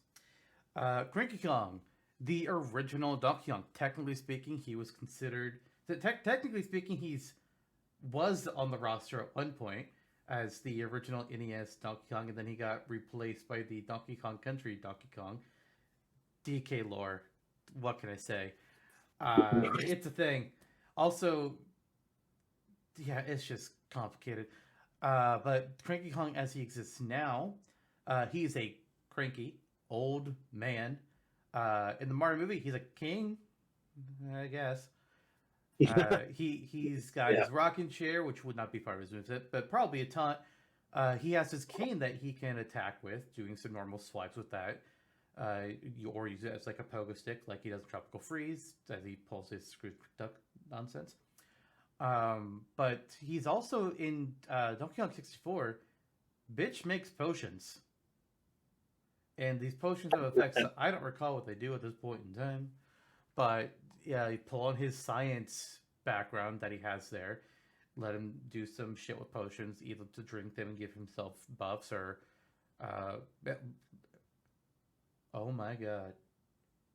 Alright, so I know I came up with the most brilliant Final Smasher of Cranky Kong back when we did our Smash W set for him, Jonno, but I just came up with a new idea. Cranky Kong drinks a potion and regains his old brawny form, at like his original DK like muscles, and just pummels you. Nice. I love that. You mean 8-bit DK or like no, he gets buff? like he gets buff. Okay. Like old man Cranky gets buff. I fucking love that idea. I still think my other Final Smash idea I had way back when is still amazing. Go watch that episode. It's great. But Cranky, I think you pull largely from being able to fight around with his cane as a pogo stick or just like as a general swiping weapon. Not like a sword, but just like a more club-like, probably. He could even throw barrels because, who says why not, given the potions again. Just make him be a grumpy old man. He needs to have Mr. Rossetti style complaints for like a taunt. Not that long winded, but just like he gets in his rocking chair and the text bubble pops up and it's just him bitching about something. Back in my day, we only had 8 characters, and I was technically on the roster. I do love the concept of a playable Cranky Kong. I would vouch for that to happen in real Smash any day. I mean, and he's had a reinvigorated moveset too with Tropical Freeze, with the Denture pop gun and whatnot. So you could technically have him toss a barrel too, given the lineage of the character, as we had done in the episode where we made his moveset for the Smash Shield. Include Rabid Cranky. Mm-hmm. Yeah. So both characters with a lot of history for DK. I like the idea of both of them. Yeah. One with more of a modern placement, given he was in the Mario movie and Tropical Freeze, and Rabid Cranky exists. Yeah. As he does in the fucking moveset that we made, because Yes, he does, because I'm a crazy person. And then there's DK Jr. Maybe a little closer to the vest, but I mean he has the Sprout, he has the Snapjaws, the Vines, stuff there. I mean, if Donkey Kong got a 5th character, I think it's absolutely one of these two. Yeah. The only other character in conversation is Tiny Kong. Yeah, Candy Kong? I think I don't think any of the other. Yeah, I mean, if there was another, I guess, or Funky. Oh, but it would be Funky Kong. Funky Kong is a hell of a guy. Yeah, Funky as well. Anyway, I want to know if Cranky Kong is the OG DK, then who's Donkey Kong Jr. in the DK lore? Can somebody riddle me that? Yeah, DK's father. It's Cranky Kong, DK Jr., Donkey Kong. That's the lineage. Donkey Kong himself is playing with a past version of his father in Mario Tennis. Yeah. That's the lore.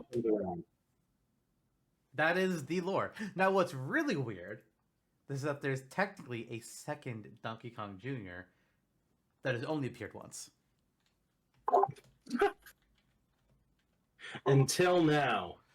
They're only known as Junior the Second. It's the second, it's a pink colored palette swap of DK Jr. in Donkey Kong Jr. Math, but it's their only appearance. Absolutely a color swap for DK Jr. and Smash. Yeah. Someone online has Donkey Jr. Math legitimately appearing in a moveset where you have 18 possible options for a buff or nerf, depending on if you get anything between a negative and positive 9 on a roulette. It's like, oh my gosh. So it's Mr. Game Watch's Judge, but on crack. Yes. Yeah, these are the characters. I don't necessarily think that we need a Donkey Kong character, but I think at the very least, we know that they would at maximum be one of them. So we can figure out which one of these would be cut, and then later on we can determine, okay, are we going to have one of them? Sure. And to interject, not for forever here, but looking at the overall board between Mario and Mario adjacent characters, I think like maybe 2 max between all of them. Maybe that's thinking too far ahead. But like King Boo, Daisy, Toad, the Kongs, Baby Burrows. Are you saying 2 max counting Mario, Yoshi, Wario, and Donkey Kong, or just 2 max of the adjacents outside of Mario? I forgot Captain Syrup was there. Okay, yeah, that was too early. It could be a little bit. 2 to 3 potentially. So okay, or all of them. The night is young. Absolutely not all of them. There would not be room for anything else. Mm-hmm. So what So, we're again, okay. Yeah. Again, Junior or Cranky Kong. If we were to include one of them, which one would we include? And then, meaning, which one are we cutting right now? Sure. Since neither of these are on Jake's roster, perhaps we should make him go last on the vote for it to be suspenseful. Actually, I think we're too early for a vote, and we haven't gotten Jake's thoughts on either character yet. So maybe we should do that first. I was so thrilled by the discussion, I forgot that Jake's voice wasn't heard. I'm so sorry, you glory beauty. That's okay. Hey, I'm keeping quiet on this one because me personally, I think Donkey Kong has the representation that it deserves. It's got 3 hero characters and a villain. It's got it's kind of 3 chieftains. It's 3 top picks. The 3 chief characters that you think of when you think of Donkey Kong, I would argue, are Donkey, Diddy, and maybe K. Rool, and then oh yeah, it also has Dixie Kong.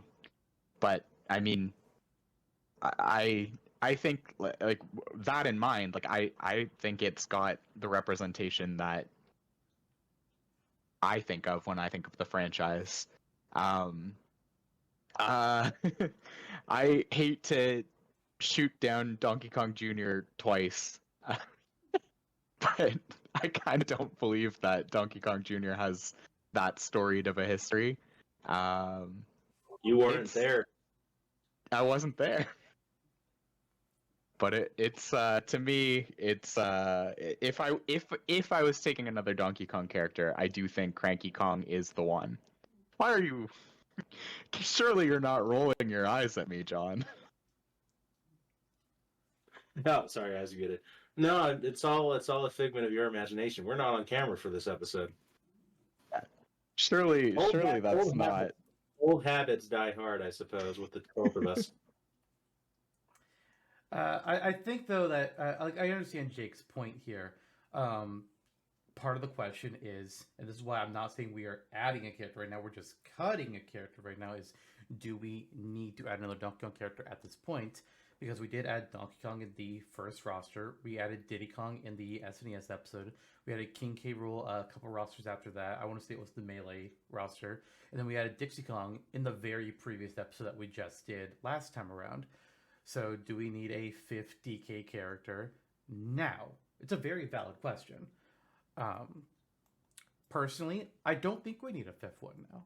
I would be totally okay with neither of these characters made it, and they were saved for hypothetical the next Smash that we're not doing an episode about. But hypothetically, I'm totally fine with them being saved for that.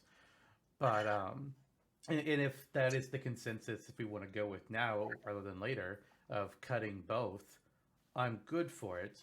I just wanted to start the conversation with, if we were going to keep one on the table, who would stay on the table? Especially considering we're kind of looking at Mario adjacent as a conglomerate. Right. And in that case, there's still Captain Syrup and Baby Rose to consider in like the overall. Okay. Yeah. I disagree with the notion that DK is at its limit. I think a 5th would be sound enough. These characters both have a history. Cranky Kong makes a good bit of sense. I would love to see him in the next Smash even. Or Funky, who only wasn't here because it felt like representing something a little more different from like Donkey Kong's physical stature. But yeah, we'll. What are we thinking as far as cutting one? Well, I think we have Eebit's vote on Cut Junior. I think that's very well established. And Jonno, my vote is cut both. Honestly, like I'd go so far as to I would go so far as to say that of the Mario adjacent franchises, to me, I think Donkey Kong has the representation. I would take a strong enough stance on that. I'm not like against having another rep, but I'd want to be more. I don't feel like I'm compelled enough over the other franchises like the Baby Bros or like Daisy with her more recent Mario Wonder appearance, And Captain Toad, I don't know. Kamek, I don't know. But Kamek, I don't know. Bitch, that's on your roster. Captain Toad is too. I don't know. Oh yeah, I forgot Captain Toad was on mine because they were on mine last episode.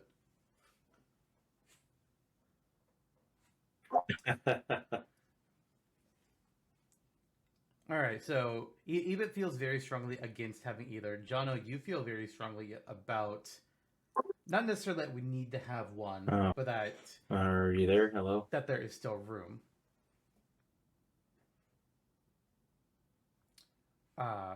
Meanwhile, I'm on the board about it. I could kind of go either which way about the two of them. I don't think we necessarily need them, but I don't necessarily think we need to cut them before we even talk about Yoshi and Wario. So if we're having some disparity between the two of you, let's move on to the next set and cover them before we definitively answer the DK question. Fair? Yes, fair. All right. Yep. Then let's jump to Yoshi, the other one that has two characters. Unlike Donkey Kong, I guess both similar to and unlike Donkey Kong, you could both argue that Yoshi is perfectly fine as is, and that it's very not. Does Yoshi need anything else to represent its franchise besides itself? Maybe not. But Yoshi also hasn't got anything for its franchise since the Super Nintendo episode. Been a long time. Arguably, the one of very few franchises to have gotten a character in this iteration of Smash so long ago, and still has valid characters to choose from, but hasn't gotten anything else to show for it. Punch-Out being the other one that you could theoretically add another character for. We just never did. But Yoshi, we've got Kamek on the board, the series villain. You could even argue he's a bigger villain than Baby Bowser series-wide. And then the Big Mario Bros., who are in less games than Kamek is, because they're not in the Woolly World or Crafted, whatever that one's called. But they were still, or at least Mario himself was core to the beginning of the franchise. And then the Star Children came back in the DS game, and they also have their appearance in the Mario and Luigi games and all the various sports games. So, Eebit, what you got on Kamek? What do I got on Kamek? Yeah, but I mean, like, I I think that of the Mario adjacent villains, I was looking for a character that would be an interesting roster addition, just in the sense of we've got some magic use happening, we've got the broomstick, we've got quite a bit of, like, all of Kamek's appearances, he's able to do some crafty little tricks, and I thought that that would be much of the appeal of the character. I'm not like 100% sold myself on picking Kamek as a character. I think that probably for the same reason that I think DK is at its limit, I think also Yoshi is at its limit. And there are other characters on this slate that we've all nominated that I think are more appealing to me, seeing them laid out like this. But Kamek was my initial choice because of some crafty tricks and some interesting potential for movesets from a long-standing Mario villain. On the other side of that coin, Kamek is also alternatingly like a villain with his own personality and just a generic enemy. So I think that's a point against him as well. Piranha Plant. I'm Not sorry, on- I not had on an this allergic scale, reaction to generic enemies there. Sorry. My thought here is two or trifold. The characters themselves, Kamek is a strong choice for villain representation. There's the original Yoshi's Island, like, my gosh, and several appearances since.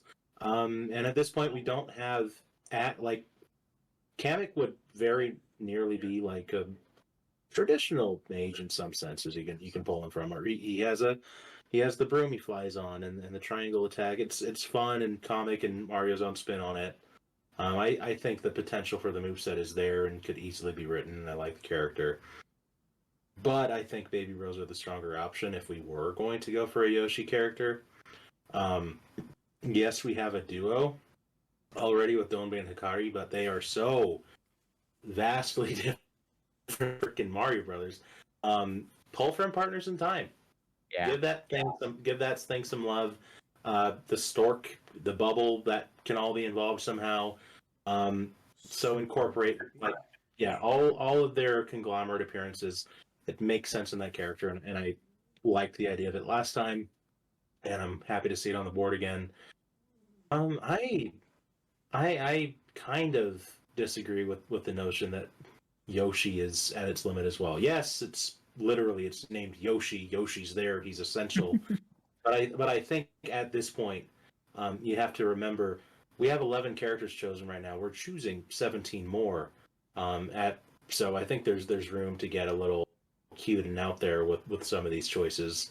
And it's not like Yoshi's a small franchise. It's attached to Mario's hip. So if you're going to represent it with another character, why not Mario himself in a way? As a brief note, we have 14 characters chosen, not 11. 14. I wasn't counting correctly. Nine Nintendo out of a minimum 18 Nintendo, however. That's the more relevant stat. But I do agree. Like, I think you can make the argument that that Yoshi doesn't need anything more. Like, it's absolutely valid, much like the argument that DK doesn't need anything more. But Yoshi only has the one character. There are multiple characters that could feasibly work. Kamek can work. The Baby Bros can work. Baby Bowser could work. I would not make that call, but it could work. And then Jonno, I'm not making that call. Yeah, no, absolutely not. And then Jonno, you several seasons ago, you were like, I want to make a moveset for Poochie. And I was like, bitch, we're at the end of season 2. What are you talking about? And then we went to the season 3 planning, and I was just like, you want to do Poochie? He's like, yes, I want to do Poochie. He's like, fine, we'll do a Poochie episode. And we made Poochie work. And if we can do that, it's possible. Easily. I would not pick Poochie over Kamek or the Baby Bros. But there's certainly things that can be done. And if Yoshi hadn't gotten... Like, if the crafted game, whatever the fuck that one was called, doesn't exist, if Woolly Crafted World, it's not that hard of an. Are they of a both title. called something World? Jesus I'm pretty Christ. sure. God damn it. Woolly World and crafted bullshit. I'm sorry, I don't like how Yoshi looks in the game. The felt texture just unsettles me. The felt Yoshi Alt and Ultimate, just looking at it, I am filled with visible disgust. It makes me uncomfortable. Like, I'm not saying people can enjoy it, but I look at it, I'm just like, I can't. Pick it up and like rub it between your hands, you know. No, I don't like how it looks. It feels. I'm saying it feels weird when I look at it. I know how weird that sentence is, but that's what it is. But to continue my fucking point, if we didn't have those games, and the most recent Yoshi game was New Island on the DS, which was not enjoyed largely by the fan base, maybe I wouldn't argue that we need another Yoshi character, but the Yoshi franchise is still alive. They still like making games for it, at least. I mean, we haven't had one on the Switch, but or was crafted on the Switch. I don't fucking know. I don't give a shit about that game. Yeah. But Woolly World was very well liked. I think there's room for another one. Kamek is a villainous mage. Technically a generic enemy as a Magic Koopa, but it's a named Magic Koopa. Yoshi is a named Yoshi. I mean, what's the fucking difference there, really, in my mind? You could have Magic Koopa probably would not be very fast running on the ground. Alternatively, is Magic Koopa always flying on his broom? There's a thought. But then the Baby Bros, that would be our second duo character that we could have on the roster, but working differently from Donbe and Hikari. Donbe is very much a little cave boy. I don't know what the hell Hikari... I think, it's Hikari a shrine maiden or something, I'm guessing? I don't know. But the Baby Mario Bros. I mean, one is it's the Baby Mario Bros. There's knowledge there, but they primarily outside of the Yoshi games where they are helpless little kids. They have their hammers in the Mario and Luigi games that they can bash things with, and then there's the combo techniques in of Mario and Luigi games that or from Partners Time that they could pull from. You could give them something related to lines, so like the Bros attacks that they have in the Mario and Luigi franchise,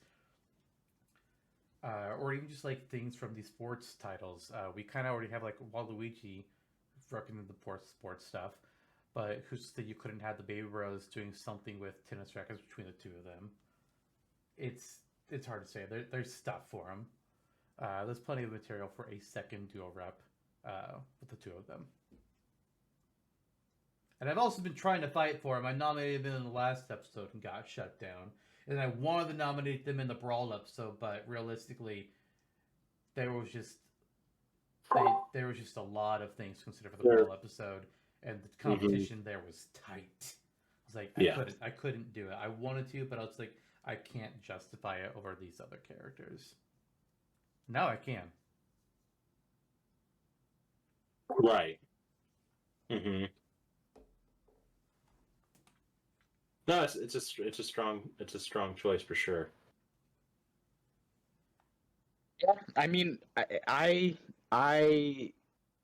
did nominate Kamek, but my preference, if Yoshi was getting another representative, would probably be the Baby Bros. And I guess debatable as to whether they were repping Yoshi, they're repping Mario, they're repping the Mario RPG subgenre, subseries. But I think that amount of breadth is why the two characters of Baby Mario and Baby Luigi as a tandem might shine more than a Kamek. Yeah. Even though Kamek also kind of spans the same ground. But I really like the idea of drawing from Partners in Time. I think that's really fun and creative and interesting. It's a good space that has so much, like the Mario and Luigi RPG series has so much charm to it. Mm-hmm. And I think that's a very worthwhile character to bring into the game. Without Partners in Time, they would not be on my list. But Partners in Time gives them what they need to work as a character. Because just being the babies from Yoshi's Island, they got nothing that you can really do. But you're telling me you don't want Super Baby or Yoshi turning into a car, or? I mean, Super Baby can be a Final Smash, sure, but like, nah, it's not enough to go being off a car. I hear what you mean. Yeah.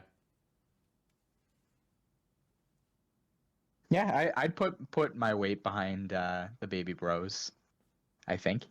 Jonno? Yeah, I think if we were to go Yoshi, it would be Baby Bros. All right. Then we are nixing Kamek, and we're leaving we're not confirming Baby Bros just yet, but they are on the table as the Yoshi choice if we have one. Which means that before we make our selections, let's go to Wario.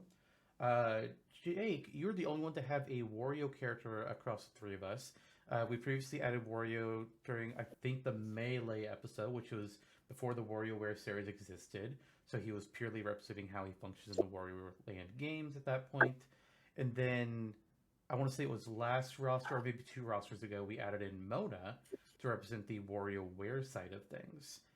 But you have Captain Syrup on here from the Wario Land games. A pirate, started out as an antagonist, and then she's a shopkeep in Wario Land Shake It. Oh yeah, that's right. I didn't remember that about her at that point. Yep. But yeah, I did nominate Captain Syrup as a kind of on 3 axes. One, pirate, super cool character, great character design, a lot of fun. Just like another thing is that she is like a cool villain, historic, the Wario rep. Like I guess when I was conjuring my roster, I had assumed that Wario would kind of have the WarioWare stuff in mind. I didn't have the background, and then I also, I'll be honest, I didn't even see Mona on the roster initially, And then I already had Captain Syrup on there, so that was on me. That was my bad. That was a complete oversight. So the third axis is I fucked up. That's on me.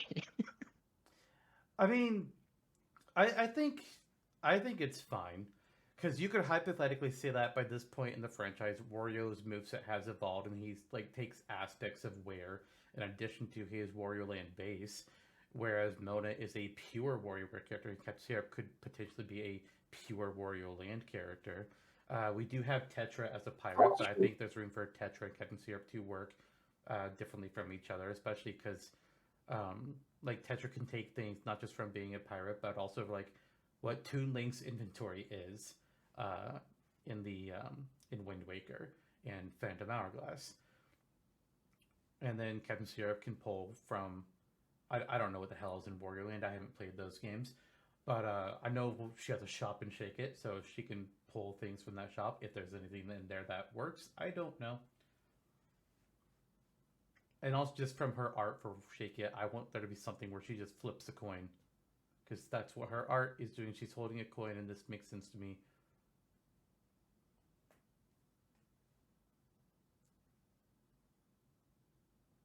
Jonno?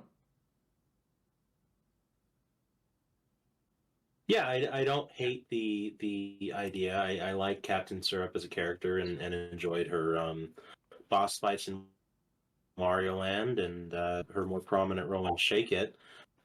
Perhaps there's something you could do with the shake mechanic for her character, and otherwise just pull from the different bombs and the teacup saucer and the enemies that she has on display. Yeah, I like the idea of the character. As we've kind of been going around, Jake said a couple times, like, do we have the room for more DK? Do we have the room for more Yoshi? It's kind of what I'm broaching here. Like, do we? I mean, yes, we can make the room, but among these three options, like, where, I don't think we're gonna end up in a world where there's a DK, a Yoshi, and a Wario rep here. So it's like, where are those made? I think like Captain Syrup again is again sort of a niche pick.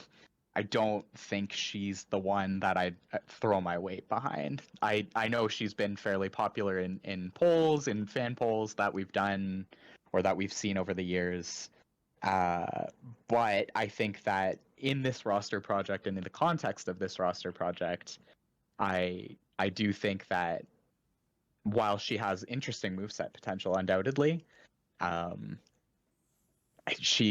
there's a good balance already of Wario representation between the Ware series having a rep in Mona and the Land series having a rep in Wario himself. So I wouldn't be sad to see her go. Now we just have to have the Wario dating sim repped. It exists in this world. Sure. That's, yep.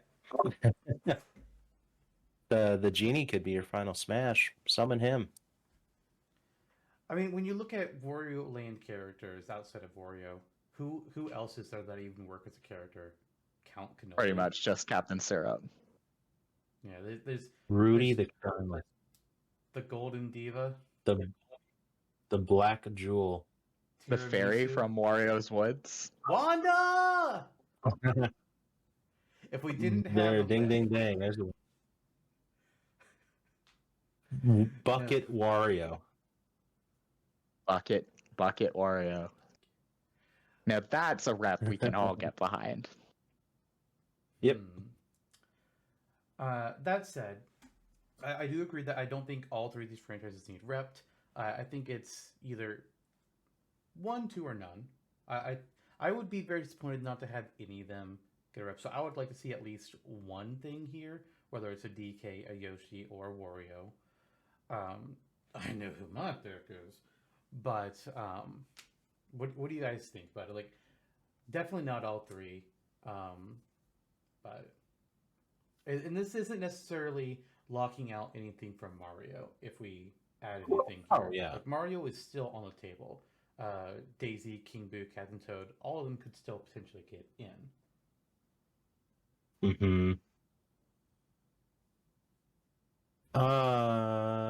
Yeah, I do think at this point the strongest choice of these four, or at least the one we go for first, is actually the Baby Bros. I think they have their time now. The moveset possibilities are sound and varied. I like the idea of representing partners in time as like a primary crux for their moveset. And just having another leg to stand on for a respected franchise and sub franchise of Mario with Yoshi's Island and those various other Yoshi games. So I that's where my lean goes. Plus Donbe and Hikari, again, they can only do so much as a duo. These guys would work very differently. Eebit? That's my vote. I'm very with the with the Baby Bros pick. I almost said the Doctor Baby Bros pick, and I don't know why, but yeah, I like the Baby Mario Bros as a representative. I'm content to vote against myself on Captain Syrup, and I'm content to put my full support behind the Baby Bros and away from Kamek. All right. So Baby Bros are in. I'm extremely ecstatic about that. Fuck yeah, victory. But then the other part of the question comes in of, do we want to include a DK rep, either Junior or Cranky, or do we want to include Captain Syrup, or do we want to say it's just the Bros? Right. It's difficult to say. I know what my mind is thinking, but it's also desperate from what I want to happen. Because my mind is saying maybe we don't need any of these guys. But I do. My heart remains in the past with DK Junior cereal. The past still wants you. Let me propose the question this way. Potentially a two-part question. Part one, do you think if we add a second Mario adjacent character, is there still room for a second Mario proper character? Or if we add a second Mario adjacent character, should we not have another main Mario character? What is your thought on that? I think we leave the door open. I think, Daisy, King Boo, and Captain Toad, all three of those are strong enough quantities. And plus, this is Mario. Like, if anything's going to feel a little oversized, it would be Mario related franchises. And I think that's okay. Pokemon? So I think there's definitely room for two more, and maybe that's that discussion. We'll see where it goes. Because I feel like whether it's a mainline Mario or a Mario adjacent, I'll be comfortable adding in a second character, period, from this sphere at this point in time. But as far as a third character, I'm open to it, but I don't think I'd want to do it right now. I'd want to save that conversation for later on when we are dwindling on slots.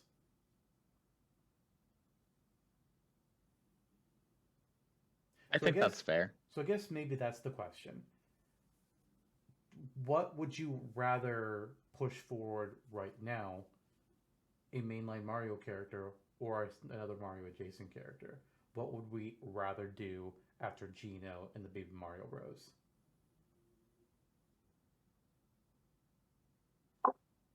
Right. In a sense, Geno is mainline Mario, and on the other side of thing, he does like that's where he would be classified anyway in Smash, but Right. He doesn't feel quite that He would way. get the Since Mario mushroom, which is how I'm describing this. Right. Could I get you to pull up the series or the roster as it stands again, just so we can take a look at what we have on as far as volume of Mario and surrounds? So only like a row and a half. Mario, Bowser, Luigi, Peach, Bowser Jr., Paper Mario, Waluigi, Rosalina, and the Koopalings as their own combined character. And Koopa Kid and... Yes. And then Donkey Kong, Diddy Kong, King K. Rool, and Dixie Kong, covering the Donkey Kong side of the franchise. Just Yoshi for Yoshi, and then Wario and Mona for WarioWare. So that's 16 if I'm counting correctly this time. I was not counting. And and then Gino and Baby Rose makes for 18, and if we did 2 more, theoretically that's 20. 20 out of a total 128 characters. Sure, yeah.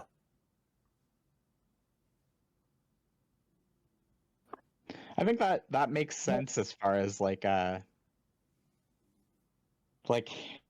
as Jonno said, like that is the kind of franchise that makes the most sense to be spotlighted, or franchise and friends that deserves to be spotlighted in how they're treated by Nintendo. Mm-hmm.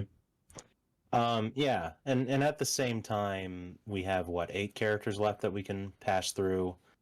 So I don't know if we're going to be 8 at like, I'm minimum not for sure. Nintendo. Oh, that's true. At minimum, we might go under the limit for third parties, or we may go over. Not over. We may go to the max. So that's true. That's true. Well, with that 8 minimum, not 8 total, I think there's probably room for 2 more. Okay. Yeah.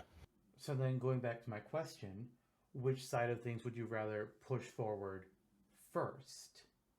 And then leave the other. I think it's logical.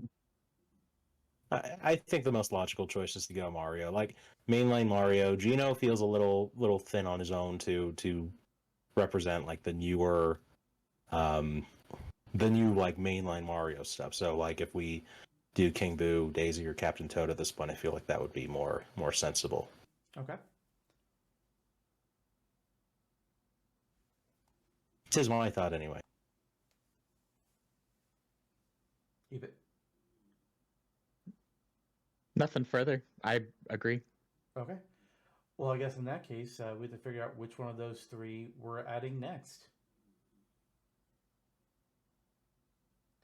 Daisy, King Boo, or Captain Toad. Yeah. I believe we discussed them all earlier at the start of this episode, but it's been a long one. So I don't remember what was said besides Daisy is here because, hey, Mario Wonder, and she's playable. Holy shit. What? Wild. King Boo, villain, Yeah, what a unique body shape and represents the surprise! Really franchise. And then Captain Toad has popped up in multiple things since his first appearance in Mario Galaxy, and then got his own game with Treasure Tracker, and can be considered to be a more workable version of Toad himself because he's got more tools in his bag. Yeah, that's true. I do like the idea of standard Toad being playable just for the classic nature of it. But when you think about our roster here, like Waluigi takes a bit of its thunder away, and every character that can potentially pull from like a spin-off or party takes away too, because what much more do you have after that? I guess different power-ups if you want to go that route. Yeah. But Captain Toad, yeah, it's a more specific character. I do like that pick. Treasure Tracker was awesome. I really enjoyed that. And yeah, he's a more recent star from Mario. Yeah. And then Daisy, yeah, Wonder is doing her wonders. I think if Wonder were not a part of the equation, I don't think Daisy would be either. But because Wonder is here, and she's now suddenly an attraction in like the main Mario franchise again for the first time in forever. 20 plus years ago. Speaking of which, it's uncanny that Captain Toad is almost 20 years old himself. Like, holy cow. No way. Yeah, 2007 Mario Galaxy. It's 3 years away. Jesus. Feel old yet? Yes. Yes. Especially when kids tell me that I am, which happens now. And I can call them kids, even though I'm thinking of a 20-year-old in my mind specifically right now. So, yeah, Flame Zone? I do feel old. Thank you. Who? Flame Zone? No, Vince. Shout out Vince. Um,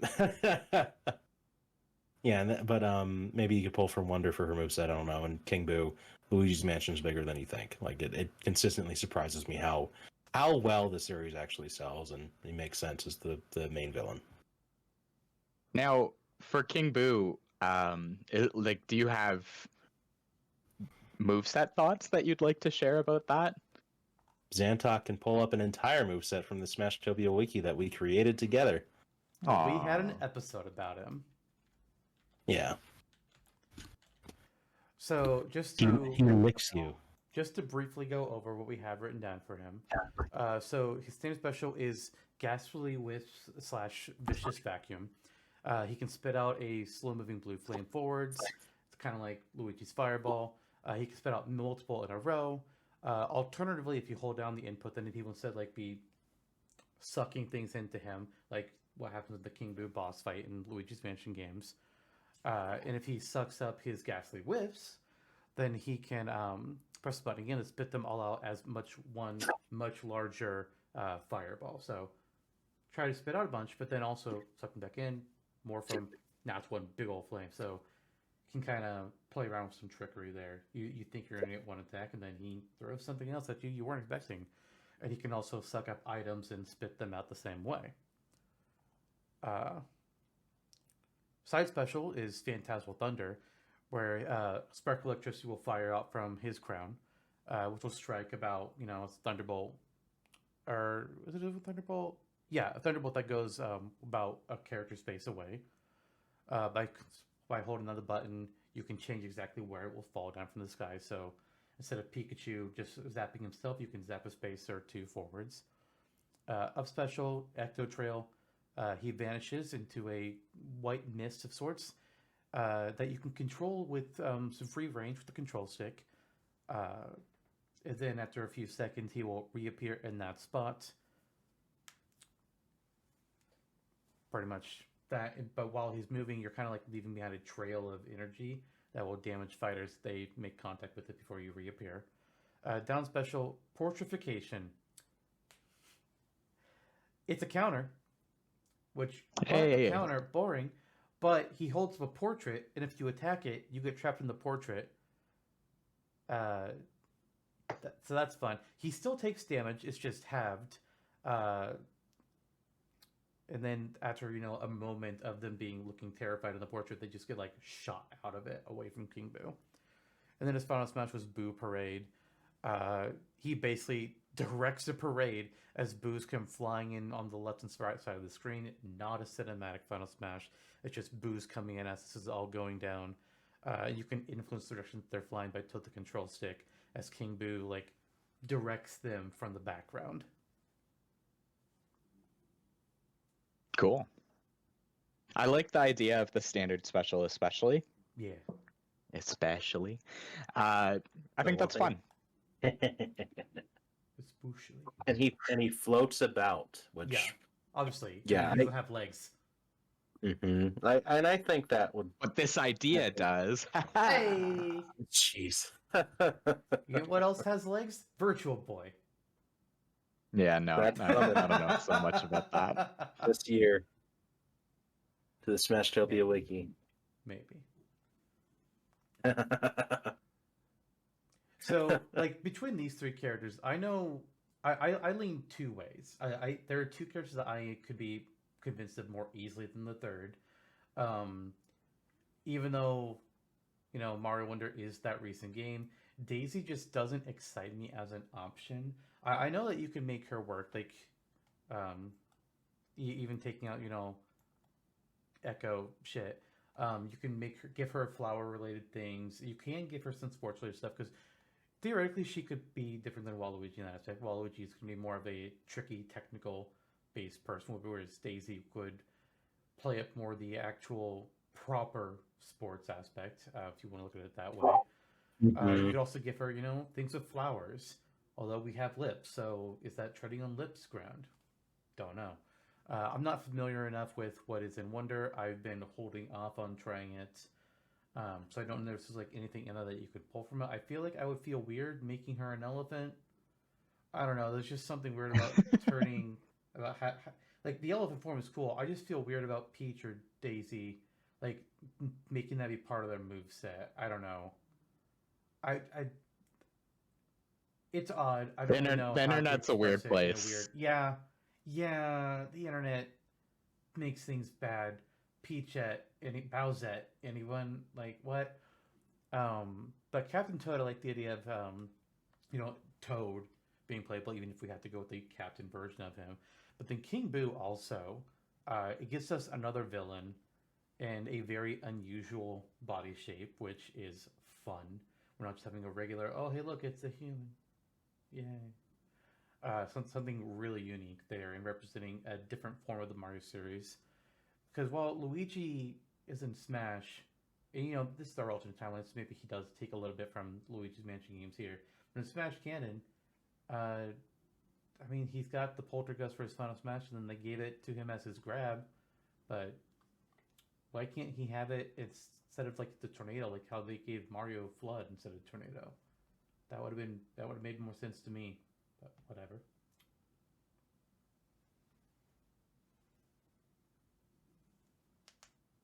My thoughts around this this trio, this tandem of characters that we've got here.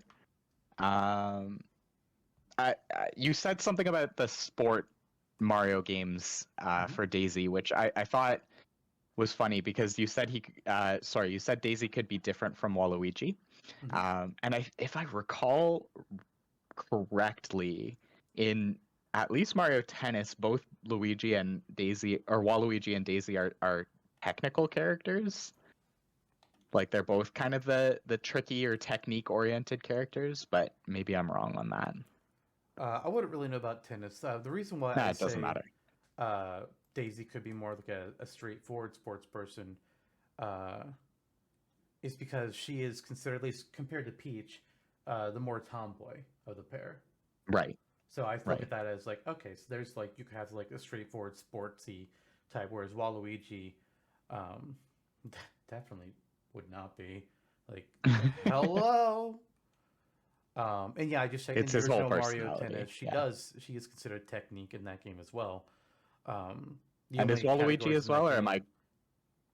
Yes. Curiously though, there's also a tricky category, which is Paratroopa and Boo. And only those two. So it's like, what? Interesting. Yeah. I'm trying to see if I That's can funny. find what other things she has. Why is her page all weird? That's strange. Trying to find like what her what else she's classified as in some of the other games. See if there's maybe a direction there. But I'm not there yet. Now, Jonno, did you have moveset designs for Daisy then? Like more along, like was there a particular angle you were thinking when you picked her for your roster? Not pronounced like King Boo, which like we actually wrote down and sent an episode around in a Smashtopia submission. But yeah, the general idea was sure she can pull from the sports games rather heavily. You can go the route that Lister had mentioned. Or get a little weirder with it and pull from Wonder and even Land. Like, in what world would you expect Daisy? In what world would you expect Daisy's standard special to be using the ball projectile from Land? But I mean, technically it works. Yeah, and otherwise, and I mean, yeah, there's the potential for like flower based stuff, and it would definitely be a part of her moveset. But with Lip already on it, I think if she were a part of it, it would be less pronounced. Like she wouldn't have a like giant flower lifting her up as an up special or something, because that would be perhaps Lip's territory. Even though that's a thing in Mario Party. No, in that case. Yeah, I think it's Mario Party 8 is one of the candies, if I remember right. It's one of them. There's a flower power-up item. Mario Party 8 is like the precursor right before the Dark Ages. And even then, it was a transitionary period because they got rid of the orbs and just had candies. Yeah, it was not great in my opinion. But yeah, it was okay. It was definitely better than 9 and 10, but it was not. Yeah. Anywho, So, do we have any other thoughts on these three that we want to get out of the way, or should we just go ahead and try and figure out, like, put votes on who we would add? one final thought: these are characters from the Mario franchise of video game. Thank you for that wonderful fucking insight. You're welcome. You know, it's why I'm here. Yeah. So who would you go for of these three? Oh my gosh, it's.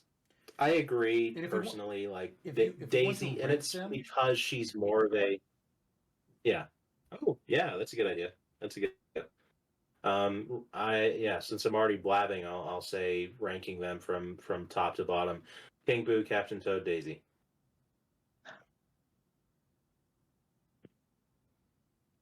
You seem like you have an immediate reaction. I'm curious. I'm surprised, but I was also thinking the exact same order. I was debating I'm Boo not, or but that's Toad the case. first, but Yeah. yeah. I've based on just hearing you guys talk about King Boo, and Jonno pointed out, I think rightly, that in my own mind I'm underrating the Luigi's Mansion series. I don't think I've played any of them other than the GameCube one. And I don't think I finished it at that, but I am definitely sleeping on it because there's 3 of them and they're very popular. And you guys talking about like the villain angle as well as some creative body shape and some very creative moveset ideas. Like I'm interested. I'd be willing to go King Boo on this. And I do think like then my next order is Captain Toad Daisy. I am in agreement with that. So if we're going to be putting forward King Boo, does this mean we're also going to be nixing Daisy since we're all saying Captain Toad over her? Yes. Okay. 12.82 million worldwide. Wow. For Luigi's Mansion 3. Damn. Wow. And then I guess real quick, I'll just ask, hey, do we want to kick out one of the Donkey Kong characters, or do we want to keep both of them in Captain Syrup in the contention alongside Captain Toad for a later potential final Mario era choice? It's. I like the 20 number for Mario. I mean, now that we're at 19 total Mario and Mario Jason characters, it feels so blasé to have it end on an odd number. You know, it's smart. Mario has so many relations with the number 20. He's canonically 20 years old and throughout the Mario universe. If he is Is the that same real? kind of bullshit that things Oh, like The yeah. Simpsons have, it's like, listen, you can't have this much life experience and still be and have only not even aged 1 year. There's some bullshit. Mario is also. Let's look at this man. This man's in his 30s at best. Yeah, that's true. I think I've run across Mario at hipster bars around the coast. So, Miyamoto can And say then whatever it's the hell he wants to about Mario lore. That doesn't mean he's right. I'm sorry, you are the Miyamoto's father also of Mario, like- but you are not like- always correct. Again, like the Donkey Kong muddledness with the lineage there. It's like, what the hell is going on? Yeah. Or decanonizing the Koopalings as Bowser's children. I was like, okay, Yeah. fine. Like what? They're like, oh, they're just like friends of Bowser that show up. It's like what? and you decided this one day. I mean, Anyway, to be fair, he's not the one that said that they were the Bowser's kids. It was an American instruction book, but it went uncontested for many years, and then he's one day just like, yeah, no. It's like, huh? But back to the Right. question: Right. Mhm. do we want to keep any of these characters still on the board? personally, I don't really care if we have 19 or 20. That doesn't mean shit to me. It's not like we're gonna have that's gonna translate into a nice even row on the CSS, and even then, Sakurai never gave a shit about that. But it's more about the characters themselves and who else is in consideration. Of course.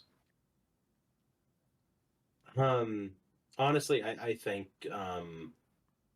this may change if I did a quick count of how many characters minimum we still have to put in. But I don't know. It feels these all feel like light characters. Like, yes, they would be nice to have, but we also don't necessarily need to. If we did, I don't know. They're all mostly evenly matched. Like, it would be hard for me to even choose. Actually, it wouldn't be hard for me to choose, but I think it would be hard for you two to choose. What makes you say that? For you, like general apathy. I mean, if we want to say choose all of these characters, I would say right now I would cut both Cranky and Junior, and I would say if we added a final Mario era character, it would be Captain Toad or Captain Syrup. I feel like it would be one of those two because, like, yes, you could have more DK, but we just added Dixie in the last roster. I don't think it needs to have a fifth now.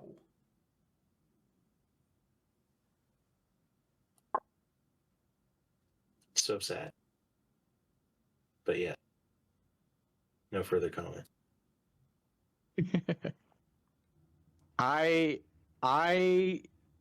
am just wanting to make sure that you guys have your space to talk about the Donkey Kong reps because I don't think that I really have a horse in that race necessarily.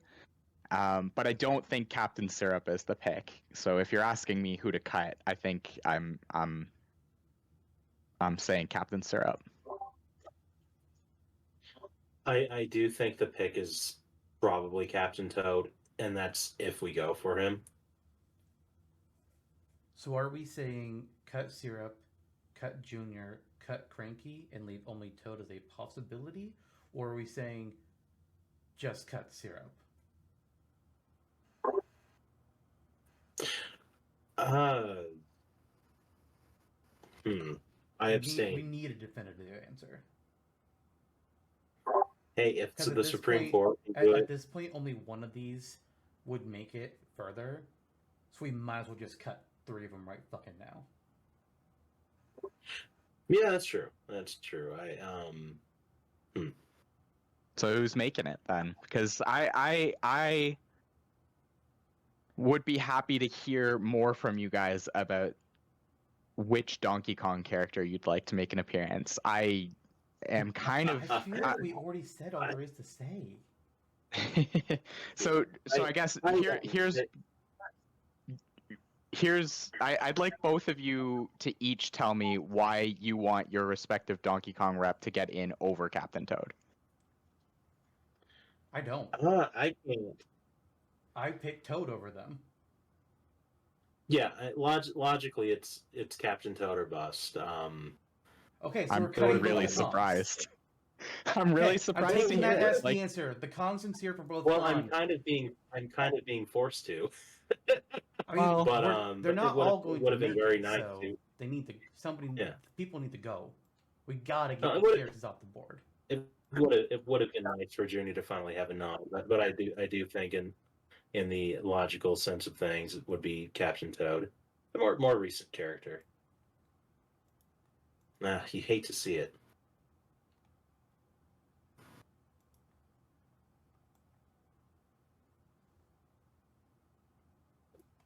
All right, there we go. Mario era. Everybody except for Captain Toad is either in or out, and we'll come back to him later. So let's move on from that conversation and never reference it again. It's time for some third parties. We got a lot here. We have 5 slots to fill, maybe. No more than 5, really. So far we have Crash Bandicoot, Kazuya, Sans, KOS-MOS, and Dante. And we got a lot on here. And guys, I think we just need to get into murder happy mode and kill some of these off. I'm sure that there are going to be some of them that there's going to be some discussion. Some of us are going to be a little defensive of our choices, but at most 5 of these characters can make it. We have to start cutting ties. Yeah. Well, I guess maybe a good spot to start with. There's like a contingency, a globule of more or less like realistic characters. There's Arthur on my list. There's Kiryu on yours. There's Mr.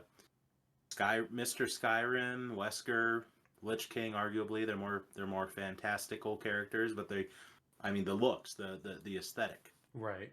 Arguably to be in his name Alucard, and also Yuri level. All are people. Oh, and Venti. They're people, all right. If we want to expand it to people, we got like 20 of them here. Well, I mean, you're saying you're saying normal looking guys. It's like I wouldn't call Lich King normal looking, but like Yuri, Kiryu, Wesker, Arthur, Alucard. Yeah, that's true. Arthur, cowboy. You if you want a cowboy, he's the one for the job. The gruff man, with the lasso, and a horse that teleports everywhere. Yes. we have 2 characters with teleporting horses. Yeah. We do. We do. But also focusing we pretty much only have one Sega character on the docket, which kind of makes me warm towards Kiryu, but how different is his moveset potential from another fighting character or beat 'em up character like Kazuya or Rash, for instance? Question. I can't speak to his entire fighting stuff because I've only played Yakuza 0, and as some viewers may be aware, this episode is not being recorded all at once because it just can't be with its sheer size, and the fact that all of us have lives. Early on in this recording, I had only barely started Yakuza 0. I'm now at the end of the game. One more stream and I'll be in the main story. Kiryu's moveset in this game, he has 3 different styles of combat that he can switch between normally. Those being Brawler, Beast. Actually, I don't remember if it's called Brawler. But basically, it's all 3 styles that are very martial art, not necessarily martial art, but like physical melee-based punch kicks, that kind of stuff. Like he has some grabs. He has no problem with slamming people's heads into walls. He has a mixture of like a standard kind of like neutral statish kind of move or kind of style, one that's going to be more about quick attacks and evasion, and then one's more that's just slower and like heavy strikes. But he does have a 4th style that's called Legend, which is from what's been described to me as it's how he fights in the first 2 Yakuza games. I would probably make him work off of that particular style, which is kind of brutal. It's like he's knocking heads around, doing heavy punches and kicks. It's slamming people's faces against his knee and knocking him the fuck out. It's technically basic stuff, but I don't... You could compare him to a fighting game character, but I think one big difference between him and fighting game characters is you look at Ryu, who has all of his special moves programmed into Smash. You can just do them with the quarter circle turns and whatnot. Terry's got his 2 side specials, and Kazuya has everything. There's all his specials in there. Kiryu wouldn't have any of that. Kiryu can't go devil mode? No. What about sicko mode? I don't know what that is. I don't know. It's a music thing. Okay. How about... and going back to Arthur, because I feel like the conversation is kind of gravitating to these 2 guys. 7th best-selling game of all time by a large margin. 61 million copies sold. So he kind of, and this is a primary reason why I nominated him. He kind of exists within the mainstream culture, pervading even outside of just general gaming. Like non-gamers know this character, they meme this character. He's pervasive in mainstream culture, which is unique for some of these characters. It's almost Sony-esque. Like if we brought Kratos into the picture, it's like, oh yeah, everybody knows Kratos and talks about Kratos, and it's very, very mainstream. But there's that. And I live in a cowboy town. I'm a cowboy myself. Got a 10-gallon hat, a horse named Charlie Bob. Does your horse teleport? My horse teleports into my heart every day when I'm brushing his fur and shaving his hooves. Okay. It's a white Appaloosa. The thing for me about the humanoid characters is that I feel like we have, as we mentioned, quite a few of them left to go to discuss. So my immediate thought is of people that we can clear the board with fairly easily. I do kind of think that both of these characters, Kiryu and Arthur, maybe aren't as interesting of silhouettes to play with as maybe some of the other humanoid characters. Maybe don't have as varied of movesets because they're just guys. Like at their core, they're kind of just a couple dudes who can do fairly realistic combat moves.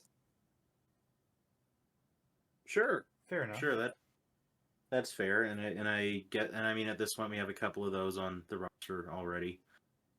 Although they can't make sure you can. I mean, Hadoken in real life, but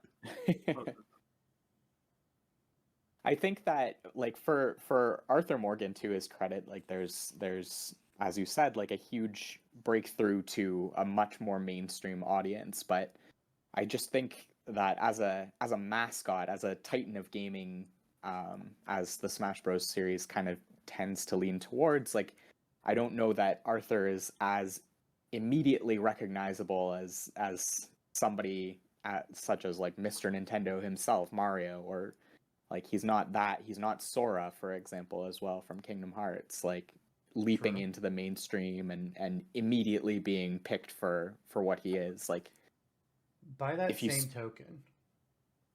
token, how many Western characters are in Smash? And I don't mean Western the genre. I mean not Japanese. Very few. That they don't tend to get added as much because they're not typically as popular in Japan. And if we were going to include one of them, I think that Dragonborn is a bigger pick, both internally in Japan, which I checked out, and it said, like, when doing some brief research, it said that Skyrim did, while not as well in Japan as it did worldwide, it did better than Western games tend to do. And then if you also look at worldwide, what is more immediately recognizable to the gaming space? Arthur Morgan, cowboy from Red Dead Redemption 2, or the character who got a game on the Alexa? Which game can you play on Amazon Alexa? Skyrim. Can't even see him. How can gamers recognize who the Dragonborn is if they can't see him on their Amazon Alexa TM registered trademark? Yeah. Yeah, you gotta do the connectivity with your smart fridge. That's how you see him. Got it. Yeah, he's rendered on ice cubes. Yeah, RDR2, I guess it just released in Japan in 2022. Like there was a stall Oh, no way. in the translation, but apparently the series, if you can even call it that, given that there's only 2 games, you not count Revolver. Yeah, I didn't count Revolver then. It's massive. It's apparently massively popular as well in Japan, but I feel, regardless, that Skyrim is the more ubiquitous, universal option. I was surprised when Jake panned it earlier, to be honest, because I think Devakin is one of the stronger options here, personally. But we'll get into that. I would be fine with cutting think there's merit to the character, but if you guys are arguing against it, I don't really have like it's whatever to me. And I think we got to get moving and shaking 8 hours into this. Yeah, agreed. And by a similar note, like I want to argue harder for Kiryu, and I think if I had played even more of his franchise besides just Yakuza 0, I think I'd be putting up a stronger fight and be like, no, listen. But I'm still granted I'm at the end of Yakuza 0. I'm still just in Yakuza 0, so I can't speak too strongly about what he can do besides that. I think you mentioned like having a less interesting silhouette, and that's certainly true. But I think they would just play with that by exaggerating his movements like a craziness. But if we want to cut him, yeah, we got to cut people. So. Yep. Yeah. Okay. I'm cool with both of those. I'm cool with that. All right. Who else do we want to kick out? I think we should remove more first. I think maybe if we're arguing for a second character in a franchise, I there should only be one. Like Chun-Li was an outlier one time, but we didn't get Tails in that same episode. Right. I'm feeling the same here. So one of Alucard and Shadow, and I do Or Black Mage. or Black Mage. That's true. I think that there is a stronger option of these three, Yeah, easily. and it's Alucard. Oh, Yeah, easily. oh, you guys both feel that way? Oh, wow. That's Do you interesting. think it's a different one, or did you not expect us to think Alucard? I for sure thought Black Mage was the stronger option out of all three of those. You know I love my Final Fantasy. I You know you do, and I know that. I know. And if I look at it purely from an argument of this is a different Final Fantasy to represent besides just right. Sephiroth again in Final Fantasy 7. Yeah, fuck that. I like that aspect of it, but Castlevania is itself a very big series itself. Alucard is the most recognizable character outside of the Belmonts as a general concept together. Castlevania is also the first series that we gave a third-party rep to back in our NES episode with you, where we added in 7 Belmont. And Alucard also has an insane amount of tools available to him. Black Mage, yeah, I mean, obviously he has spells, but he doesn't have like too many. Like it's like, okay, so you're gonna have fire, you're gonna have thunder, you're gonna have blizzard, and then past that, it's like, okay, so I guess we have teleport. We can give him saber. If you want to pull from the black magic spells of later games, you could give him things like flare, quake, meteor, Ultima. But if you stick to just what's in Final Fantasy 1, I don't think you have to be so restrictive with his moveset. If Probably not, it's more no. of a celebration of the franchise versus like right? any specific. And it's also he's also not like his own character. He is a character class. Exactly. So like he's make him be a composite black mage. You can do that both in terms of design and his capabilities.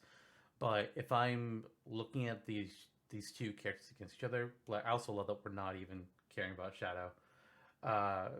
Black Mage versus Alucard. Alucard is to me who I would go for if we were to include a character as a double up from a franchise. I believe it would be Alucard. I've nominated him myself previously for that reason. Yeah, just mentioning the instant identifiability of a character. Black Mage is up there, but I feel like Alucard has persisted a little more. Like he's more of a defined character. Black Mage is a class. It helps that Alucard is able to appear in multiple Castlevania games, unlike almost every other Belmont. Right, and I would also pose, I mean, Symphony of the Night is the Ocarina of Time of Metroidvanias, which has become a massive genre. Yeah. Cave Story and Hollow Knight. You know, they probably wouldn't be around if not for Symphony. That and Alucard's probably more popular than he ever has been because of the anime. That's true. That as well, kind of a tie-in. I think that, like, me personally, I think that the Black Mage is one of the most instantly recognizable gaming characters out there, which is, to me, like a huge argument for including a character like this. Sure. Again, Titans of Gaming. That's the angle I always think of this from, especially when it comes to third parties. Like, to me, if you're including a third party, it's not to boost their sales. It's not to Boy, I wish. bolster any sort of Boy, popularity. I fucking wish. It's all it is celebrating gaming, celebrating Titans of Gaming, and, you know, different facets of gaming history, I think, are how I pick my third parties. And so to me, like, the Black Mage is instantly recognizable, instant classic, super, like, iconic gaming force, gaming figure, and Alucard is as well, no question there. But to me, I think that my shoe-in pick for a second character from a franchise wouldn't be Sephiroth, it would be the Black Mage. Specifically from Final Fantasy. Specifically from Final Fantasy, but you know, also as far as, you know, franchises that I think need to or deserve two characters, I think that Final Fantasy is one of those, and I think not 7 is one of those games. What about Lightning, though? I would never pick Lightning for... What about Tifa? I wouldn't go back to 7. What about Shaz? Zack Fair from Crisis Core. I wouldn't go back to the 7 extended cinematic universe. If I were, it would be Genesis, clearly. I would never go back. I would simply I'll never. say this about Genesis. I'll pick him over Angeal. There you go. I would pick him over Kate Sith. Going back to the Black Mage for just another second, I think about the Black Mage as another character that has appeared in a bunch of Nintendo crossovers already. Hoops 3-on-3, the Sports Mix game, the Monopoly Itadaki Fortune Street. Is the Fortune Street, which had both Final Fantasy and Dragon Quest. Right. I just think, like, to me, again, I really do think that the Black Mage is iconic, recognizable, but and I think would be a fun moveset. And again, I do like to maybe refer to other Smash-like games and how I've seen the characters developed in Smash-like properties. And Smash Flash 2 does have a great Black Mage moveset, and it's proven that it can work. I believe they draw also from, like, time magic, so there's, like, haste and slow are also used in there, but who's a purist, really? Me. I know. One day I will make a Black Mage moveset. It's just I haven't gotten to it. I want to make so many Final Fantasy moves. It's like, okay, I can't do all of them. I can't just flood it with Final Fantasy. You're making Lightning. You're making Genesis from. I mean, last year I made the Warrior of Light, and I made Ramza from Tactics. So. I do love Tactics, but I wouldn't argue for Ramza in this setting, unfortunately. Much as I'd like to. But his standard special would be Throw Stone. You can't beat that. You can't beat that. Oh. All of that though. I mean, God damn it! You have me debating. Also, I don't know if anyone knows. I went ahead and just crossed out Shadow. We're clearly not considering Shadow here, so he's just gone. He's I do think it's what you guys have said about no other franchise on this side of Street Fighter has gotten a second character in it so far, and I think that means that it's a rarity.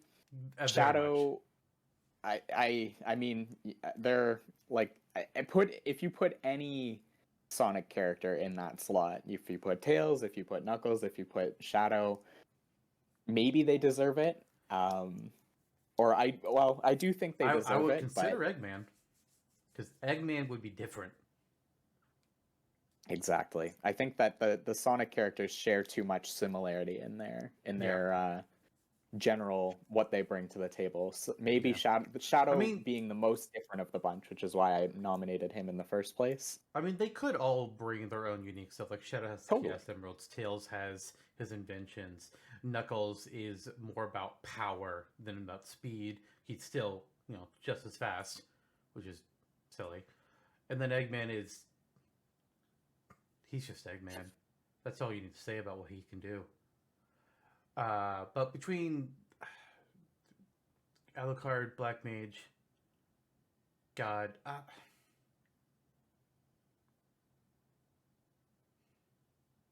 Could take both. We haven't eliminated the possibility that we could take them both. no, I'm eliminating it. I'm eliminating that possibility. He's so hard. We only have 5 other slots. I don't want to spend so much on retreaded ground or spending too much time into the same category of things. Mm-hmm. To me, that's why Black Mage is the right call here, because the Black Mage is not anything like the other Final Fantasy character on the roster. It's probably about as far as you can get in the Final Fantasy playstyle. Like, sure, Cloud has materia that he can draw on, but the moveset is that we got in Smash is so driven off of his sword fighting and his sword play more than it is anything about the magical aspects of Final Fantasy. Contrasting that, you've got the Black Mage, which is a very different silhouette because it's not in that realm of realism that 7 is, and B, you've got oodles of magic, which is kind of the other, or I would say even the main lure for me, at least for Final Fantasy, is those flashy, beautiful magic spells. You're flashy and beautiful. Aw, thanks. Yeah, anytime. I'm also looking at the roster that we have it currently, and depending on how you interpret some characters, we only have, I believe I would say, like 3 pure casters. And one of them, I'm not sure if they're actually a pure caster, and actually I can't remember. They might be more summoner base class Oliver from Ni no Kuni. But the other ones, like Skull Kid, would be a caster. And then, God, I lost who the other one was. But any other, like, once we have, like, any caster category that either, like, have something that is, like, you could kind of debate Rosalina, but she's more about puppeting the Luma. And then the other characters that have magic would be, like, Isaac and Robin, but they are a mix of sword and spells, whereas Black Mage would be pure magic. Like, obviously, for standards, he can hit you with the staff. Like, he's not going to be swinging it around because it's his main thing. Maybe for like a melee thing, or like if you're using it in a grab and a pummel. Right. Mm-hmm.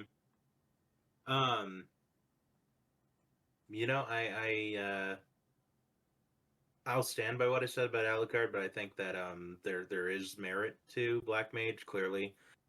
And Jake touched on many of those points. I necessarily feel the obligation to a repeat character here, but I mean, we made the right choice cutting Shadow, and I would be comfortable in the spirit of conversation because these characters are. It's not like we're arguing Alucard and mincemeat. So, John now cutting it. Gonna need you to repeat that last bit. What's the last bit? Most of it. Oh, I'm comfortable with cutting Alucard. Okay. And this isn't even to say that Black Mage may not even make the final cut, but he hasn't been fired yet. He hasn't been let go. Hasn't been Baragad yet. Or Fire 3, depending on what game you're playing. Fire 3. Good times. Yep. All right, so that's 2 more dead. Shadow and Alucard are both out. I'm gonna mention somebody that I think we can go ahead and go. I think this character would be really funny.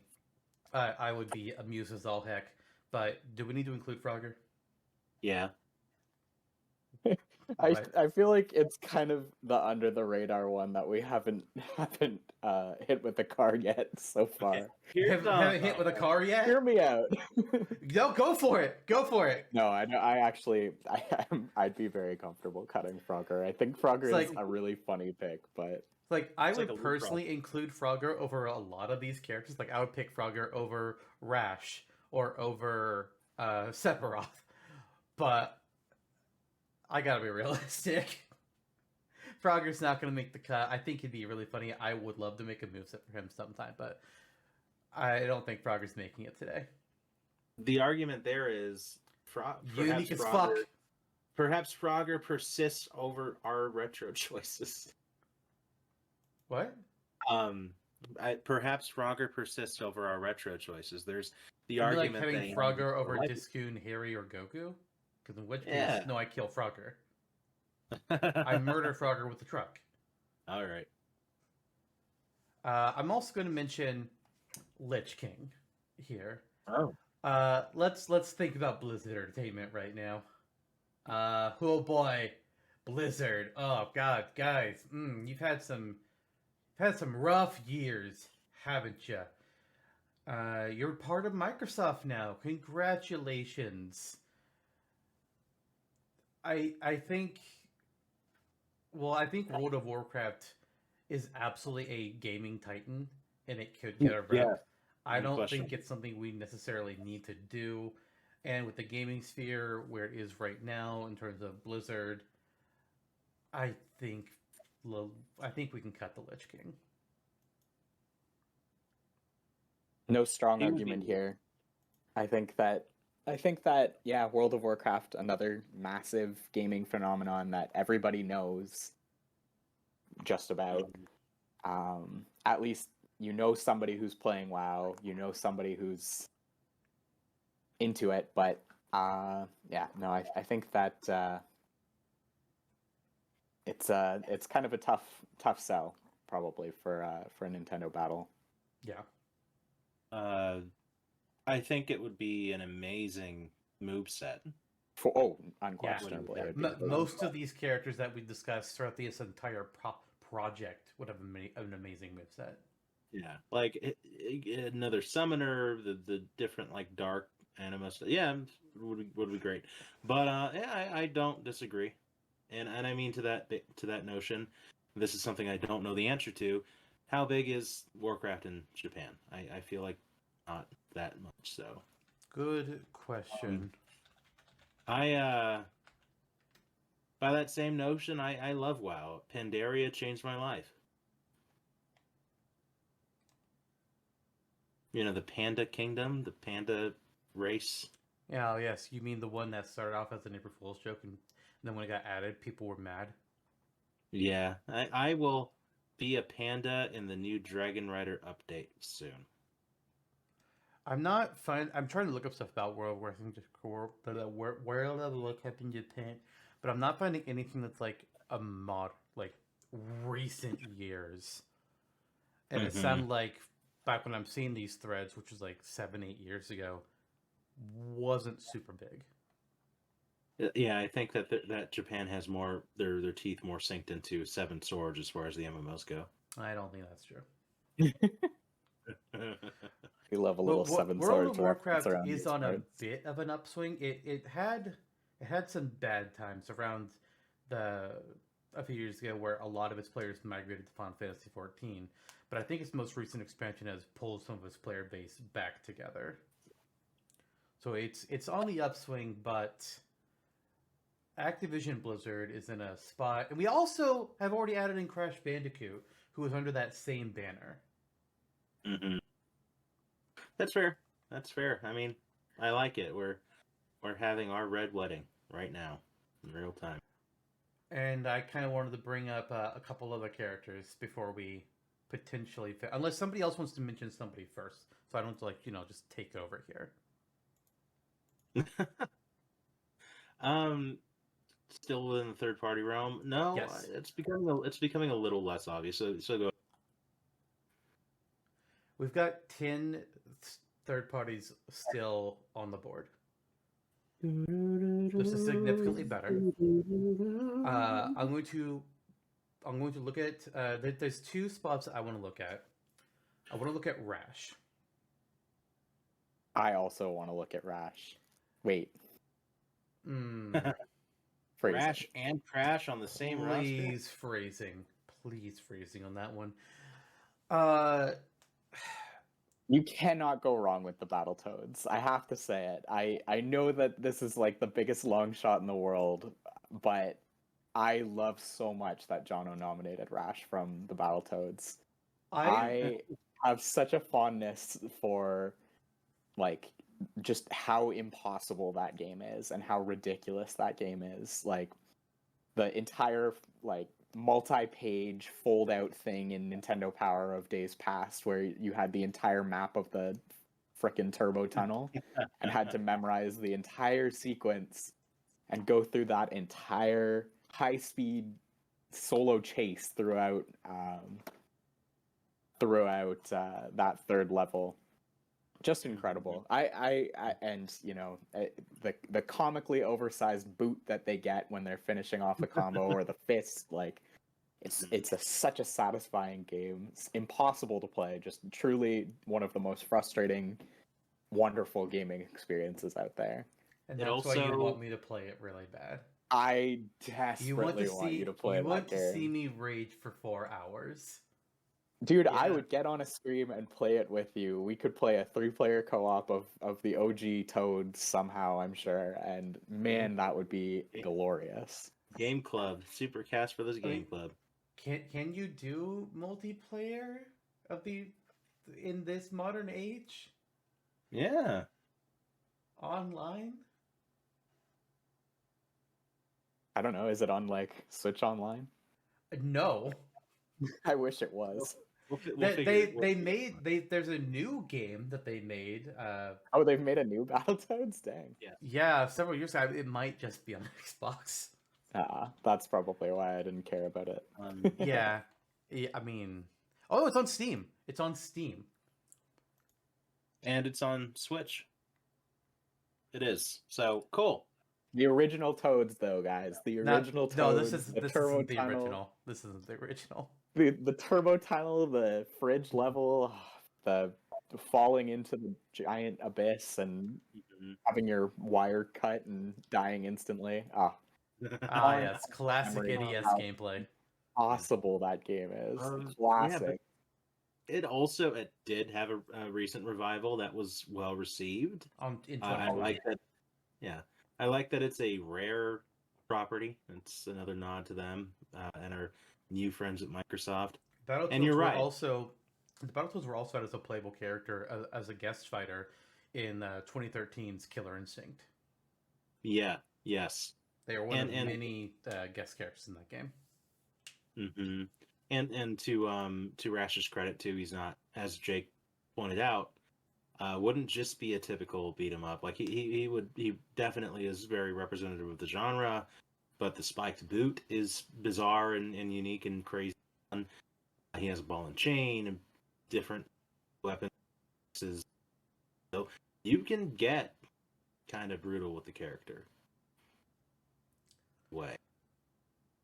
Okay, so it sounds like I- Rash isn't being cut right now.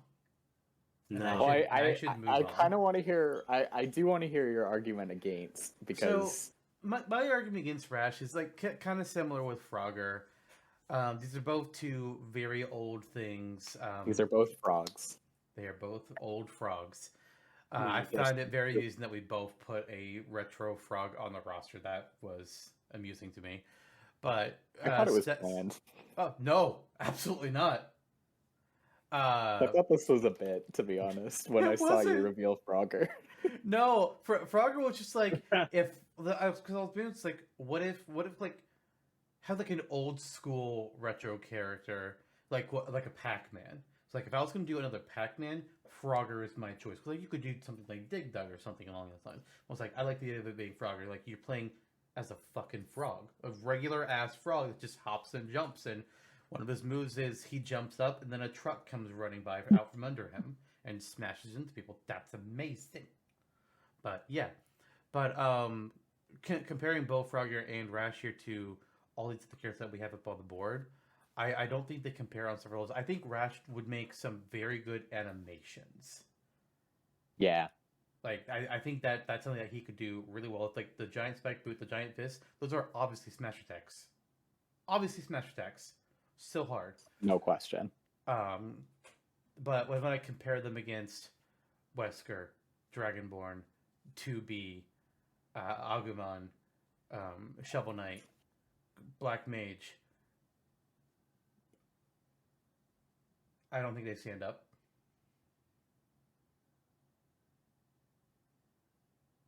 Yeah. I mean, again, my own argument here's the other side of my own argument is I love Rash and I love Battletoads, and I think that would be a great fun, like, the Toads really, like, the weight in those animations really screams Smash to me, but if it would, like, really scream Smash to me if they remained a first-party Nintendo character. If they had have been Nintendo all the way along, if they had have somehow been owned by Nintendo, shoe-in character for me, no question. Third-party slot, again, Titans of Gaming, frame of reference, frame of mind. It sucks to have to cut that kind of a, like, basically tailor-made for Smash, as you said with the animations, the boot, the ball and chain, the punch, like, tailor-made, but probably not an iconic gaming character. No, I would measure it's iconic. It's just indicative of an era. It's definitely a historic icon, and there's precedent for that. I feel. Just depends on where the rest of this conversation goes. I think at minimum, while we're not discussing this part of Smash, if they're not playable, Frogger and Rash are both assist trophies. If they're not playable, they're both going to be assist trophies in this universe. Because screw it, who cares? Yeah, and Jake is going to join us for all 8 episodes of our assist trophy redux when we do that. Yeah. This is just I don't know what you mean by 8 episodes, given that this is 1 episode. Oh no, it would be an episode for each console. Oh, great. Yeah. It's going to end up with 1,000 assist trophies by the final episode. Excellent. Excellent. That's better than having to argue out and cut a whole bunch of beloved gaming icons that we hold near and dear to our hearts. No, I don't want to do that then. Oh, okay. This has been hard enough. Okay, so it sounds like we want to leave Rash on the table for now, which I'm fine with. I just wanted to me, he was one of a standout that I felt needed to be discussed. But there is one last spot I want to look at before we start adding in some third parties. Okay. We reduced the number of characters from existing franchises. We have added in 1 indie. I do not want to add in 3. I don't even know if I want to add in 2.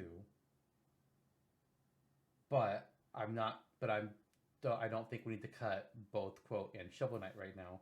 I do think we need to say not both of them. I don't think it's going to be happening with all 3 of them. I know you earlier on in this monster of an episode had talked about it's the time to go all in on indies. I really don't see that happening. I think maybe after you get a couple, then I think they would be. I think it's something that will be trickling in entry by entry. It's like, okay, here's we get a Shantae, we get a Sans, maybe another one, and like the next roster, they add a couple others. But I don't see it that way. I don't think they're gonna go all in. I do think they're gonna go all in because I think that like the indies pose like the least amount of it's the least difficult to negotiate with the other publishers out of any character that they could add to the roster, not including their own.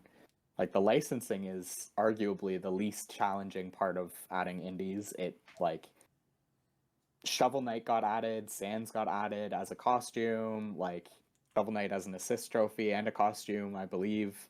Like I truly do think that the next actual Smash game we see, I think would be given a heavy indie focus, more than I think other characters like Wesker or Dragonborn or If, Venti or if the Go argument on. is that it's easier to get them in the licensing, that then is where a aren't they argument, already? an argument.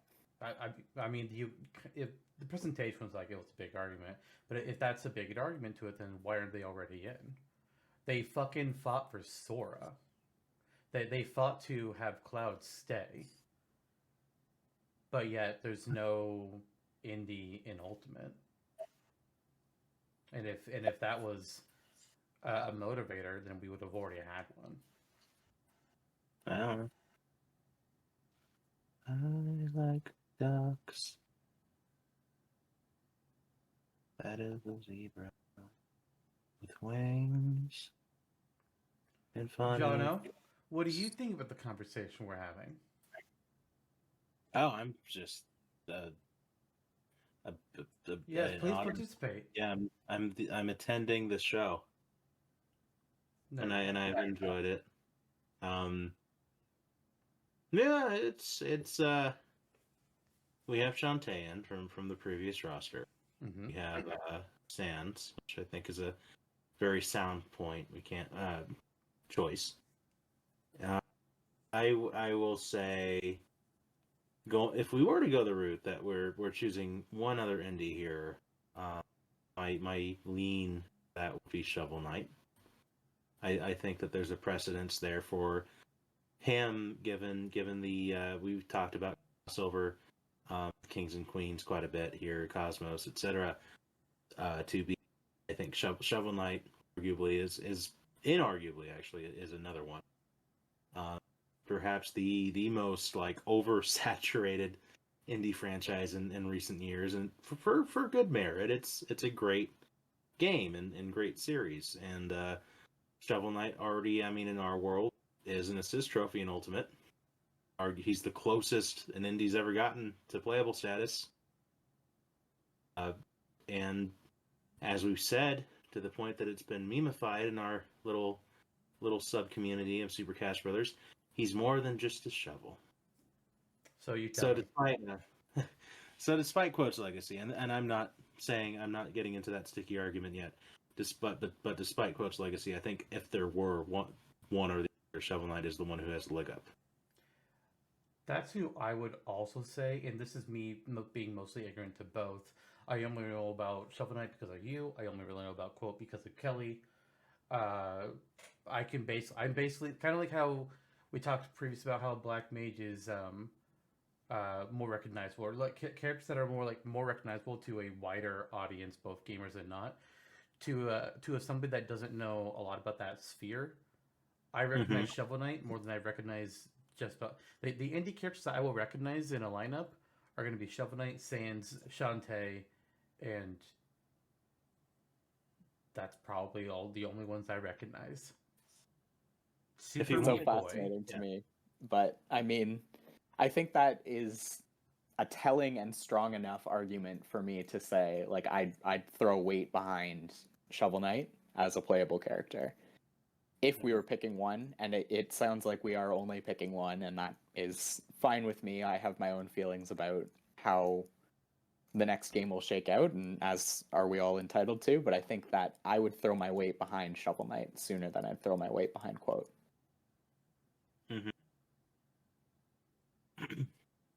All right. At this point, I don't see any further need to. I don't see any other characters that to me are obvious ones that need to be discussed before adding. But is there anybody else that you two would like to discuss before we start adding a couple of these third parties that we have kept on the board? Anything? I'd like to put a strong and confident assertion behind putting Shovel Knight on the roster. That's all. No further questions. No further posturing, Your Honor. Okay. Jonno? Where do you want to take this next? I'm trying to get a fucking answer out of you. Oh, well, it seems Is it- like you wanted is to it- go a it- different way, and No, Jake I'm- was like, "Oh, it's Shovel Knight." No, I'm trying to Hey. I'm trying to find out, is there anybody else that you think we need to discuss about removing before we start adding? That's the fucking question. Yeah, you until you calm down, find your happy space. No. No. Okay. Then it's time to start adding some. As before, we have 5 slots left. I think at this point we're only going to add 2 or 3, and then we're going to circle back around to the entire list, and we're going to proceed with a method that I have at that point. So, not necessarily saying that these we're going to. I'm trying to figure out how to say this. Don't necessarily assume that approach these characters with the thought of these are the last ones we'll be adding of the third parties because there's room for more. But this is where we want to start out. Jake, I assume it's right to say that Shovel Knight is, of all the characters left on here, that's who you feel the strongest about of everybody. I think so. I think, like Jonno said, closest, other than maybe if you count the costumes, that's the closest an indie's gotten to being playable in our world Smash. I really think that, you know, despite maybe perhaps a slight super saturation of the character, I think Shovel Knight is a logical fit in how visible, popular, and recognizable that character is. I definitely agree with that in terms of the indie space. He is the most crossed over indie character, I'm fairly certain in saying. Agreed. Yeah. I don't, again, I'm not like super involved in the indie scene. I know some things exist, but I know you see Shovel Knight fucking everywhere. Mm-hmm. I think easily the two most ubiquitous characters out of the third parties in our current landscape are Shovel Knight and Dragon. Yeah, Dragonborn is who I would go to bat for first.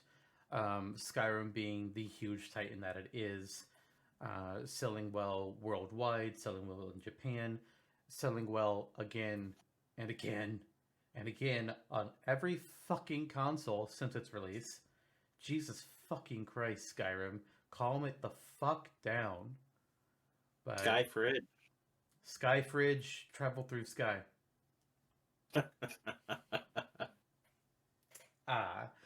But yeah, of all the, I think, and on top of that, the Dragonborn has a lot of tools to his disposal between the Dragon Shouts, his regular melee weapons. There's regular magic, I think, and I think there might be potions. My brother is the Skyrim, the Elder Scrolls fan, not me, but there are people that will play Skyrim and only Skyrim. They'll finish up a playthrough and then they'll start a new one. And these games are fucking massive. Those people who only play Skyrim and play new runs of Skyrim all the time terrify me. You people scare the shit out of me.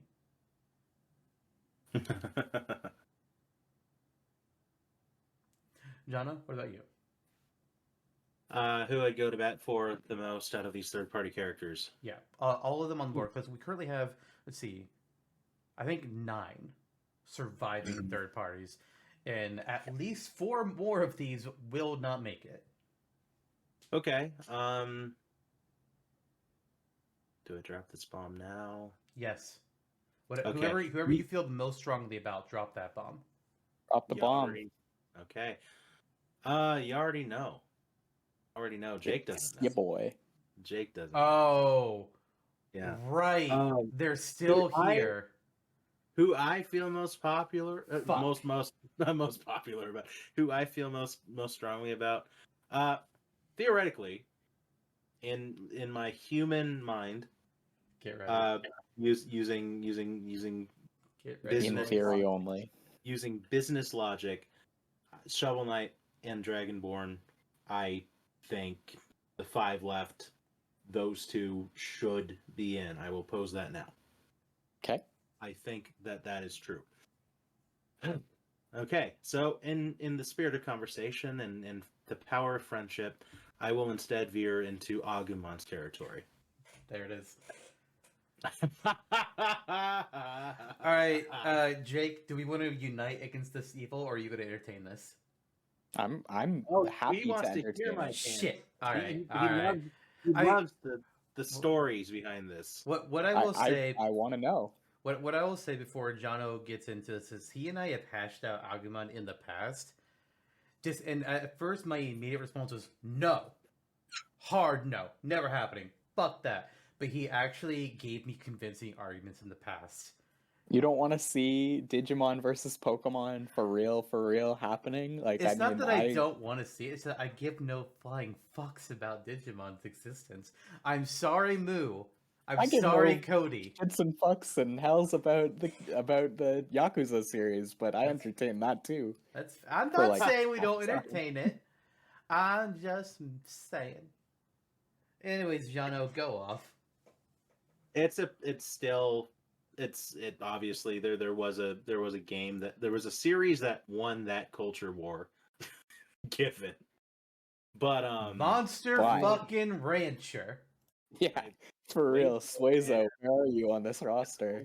Oh, we discussed him earlier in the season. Don't you worry. You can go back and watch that episode.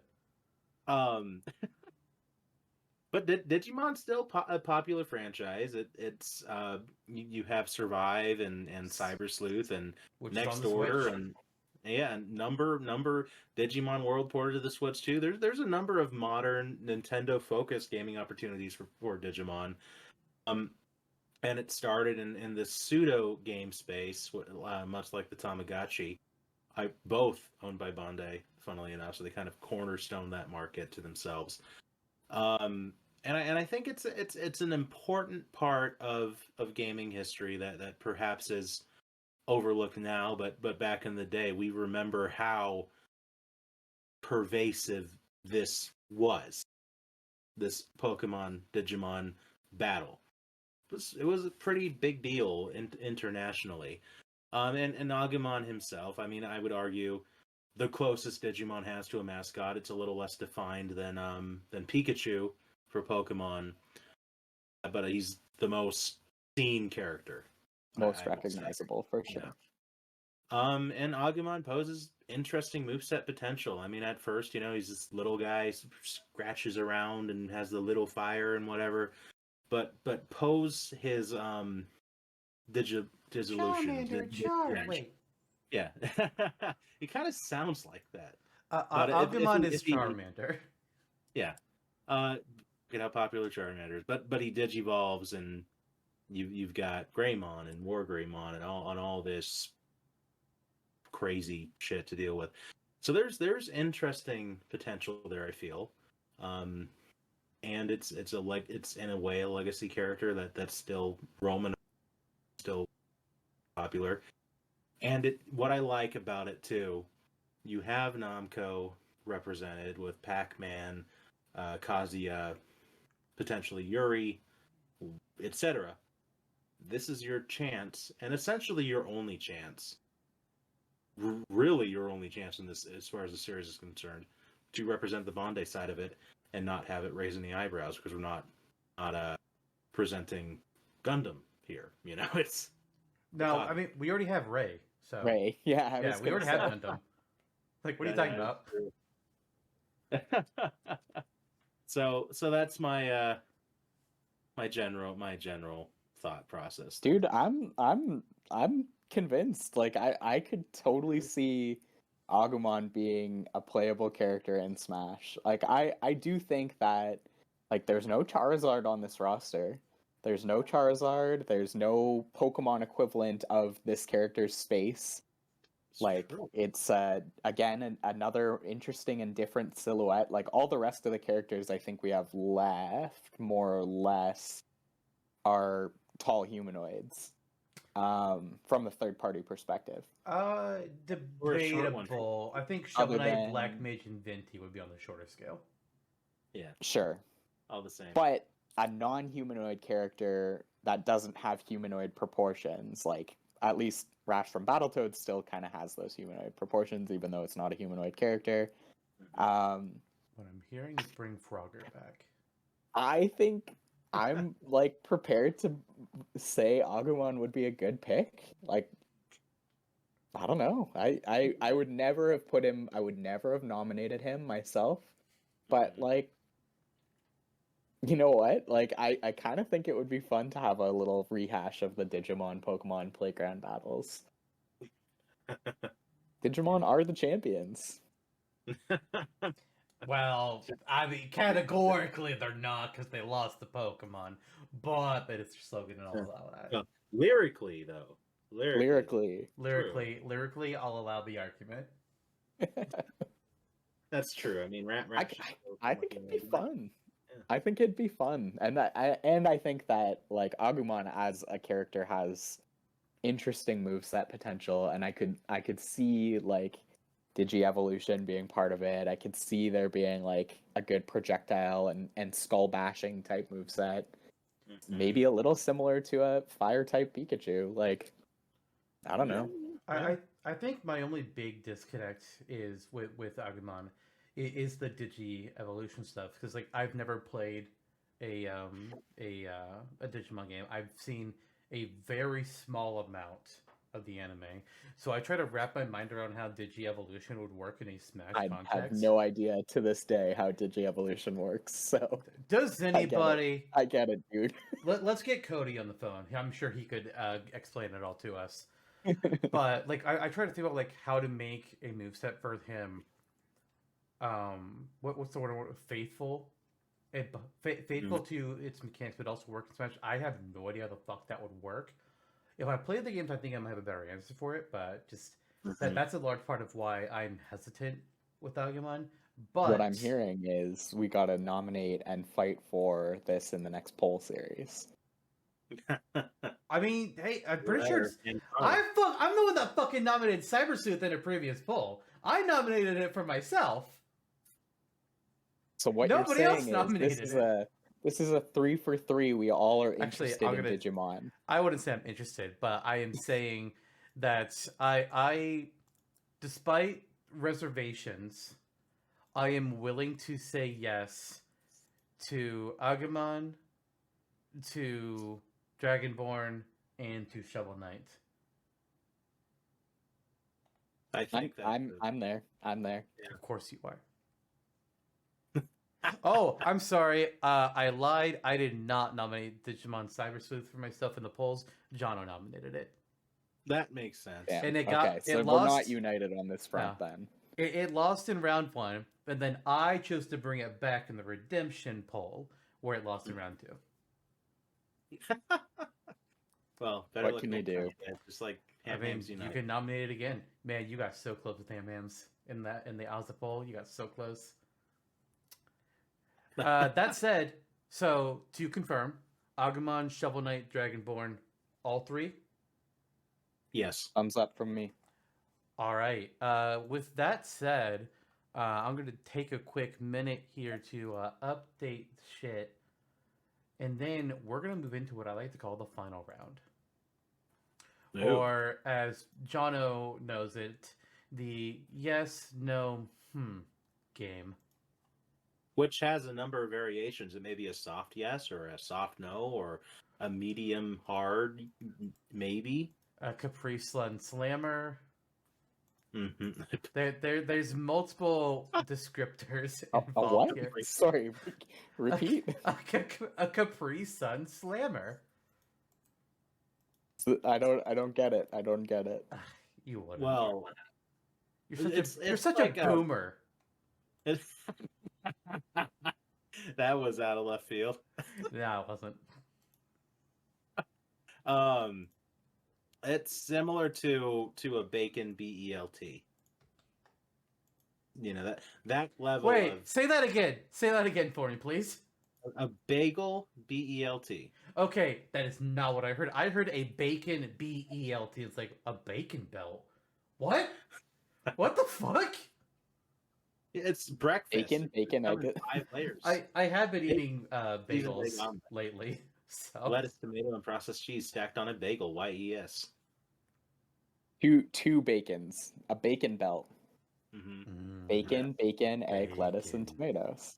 I tried to relate to you, Oh, Jake, boy. but I don't think you know what a bagel BELT is. No, I definitely know what a bagel belt is. Okay. It's just Boy. like I just have no fucking clue what a Capri Sun Slammer is. I first thought off, the Capri Sun was a Sun. juice. It is. What is the Slammer? Is it a sandwich? Or what are we? What the fuck are we talking about? It's Well, when you love it. pretty It's when you drink your Capri Sun so goddamn much and you love it that when you're done, you just slam it on the table. It's like, I need more.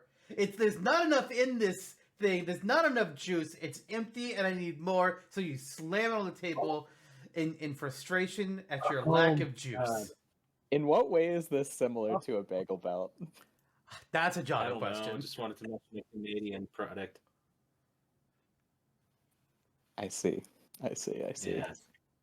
Or would you prefer a fresh grilled breakfast wrap? No, it has the word wrapped in it. Did you just like pull up the Tim Hortons menu or something like that? I bet he absolutely fucking did. Look at this man's face. Audio Yeah. listeners, there are no Yeah. cameras for anybody to see. It's just ourselves. Yeah, it's a personal treat for our own enjoyment. Got it. Much like Tim Hortons registered trademark Timbit. Well, Yes. those bits are Tim's, and he would have you know that you can't have his bits.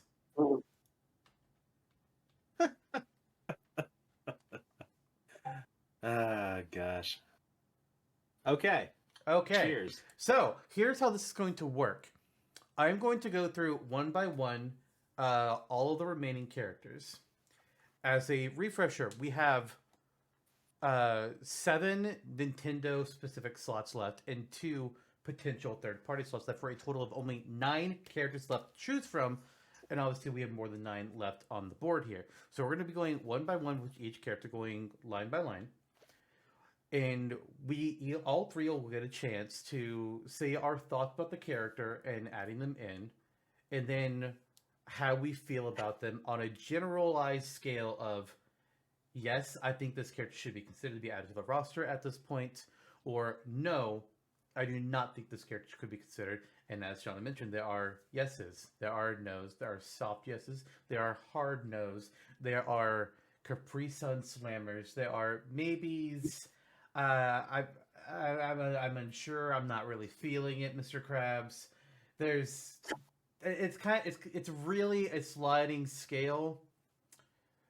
And then once we've gone through everything, I take the information that is presented to me and I try to figure out averaging where we are most aligned and who should be added in at this final junction.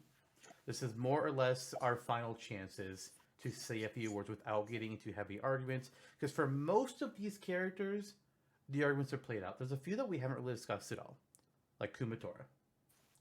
But for the most part, we've hashed this out already, and we don't need to do that anymore. We good? Yeah. We good. All right. We're starting things off at the top with Mario. Captain Toad is our last potential Mario character. All others have been taken to the wood chipper out back. At this point with the Mario series, we've added in Geno. We've added in Baby Mario Bros. And King Boo. Baby Mario Bros. Being actually a Yoshi extension, whereas King Boo and Geno are Mario proper. Geno being arguable with that. Captain Toad, he has his own game. I think he could offer a unique set of gameplay compared to other Mario characters. That said, I think the argument against him is the obvious one. Do we need another Mario character? Which that I don't really think we do, looking at everything else that we have, even on the Nintendo side. But there is technically room for it. I'm kind of a middling yes, like in between like a maybe and a yes. As far as where I'm at. Jono, how are you feeling about Captain Toad? I'm sorry. You should be sorry. Yeah. I feel the same. It's not a necessity, but would be nice. It's just like for me, it's a soft yes right now. Depending on where the rest of this goes, it's could happen. Okay. Eebit? Definite maybe. Like, I mean, again, my nomination, but at the same time, like other Mario characters that we've nominated, I've been more compelled by. So maybe, but not non-committal. Fair enough. All right, Legend of Zelda. There are 4 Zelda characters still on the board. Jesus Yeah. fuck. So far, we have only added in Impa, and we still have Darunia, Mipha, Marin, and Rauru on the board, but we'll still go through them one by one. Starting with Darunia, we have a character that would be a unique body type, heavy hammer as his weapon, maybe a little earth elemental, and a Goron. There was the talk about if Darunia and Mipha need to be paired together to be added in. Personally, I do not think so, but I will say that if only one of them was going to make it, I would pick Mipha over Darunia. So in that regard, I'm going to say a soft no to Darunia. I concur. No, you don't need to have both characters to make a compelling argument for one. However, Mipha is the stronger option of the two. That's mostly recency bias. I mean, to be honest, it's Breath of the Wild. It's recent. And she's cool. And water spear. I mean, I like the idea. Darunia also, although his body type is totally different, he can roll, he can dance, he can do all these things. We have a couple of the characters with big hammers on the roster, which is kind of funny to think about. True, we did add Tinkaton. Yeah. So we have Tinkaton. We also have Ganon, like as another large, heavyweight, brutal kind of attacker from like with a different body type and a different fighting style and a spear, actually, for that matter, trident. Kind of, of course, but yeah, right. Mm-hmm. So I don't know. I'm soft no towards Darunia as well. Yeah. All right. Yeah. Mipha then is the next character up. More modern than Darunia, having connection to Breath of the Wild. You could argue that you could do Sidon instead. Personally, I like Mipha more, which is why I picked her. And also, female rep, trident, water user. You could have something rare that could give her some unique ability to heal, but just be careful not to make that shit OP, because holy shit. Healing is not an easy thing to put in a fighting game. But I'm enthusiastic about Mipha. I would love to include her. She's an emphatic yes from me. Can I ask, because I've lost track here, how many characters do we have left to slot in? There are 7 definite Nintendo slots, and then 2 third-party or Nintendo slots. So maximum of 9, okay. but at least 7 more Nintendos.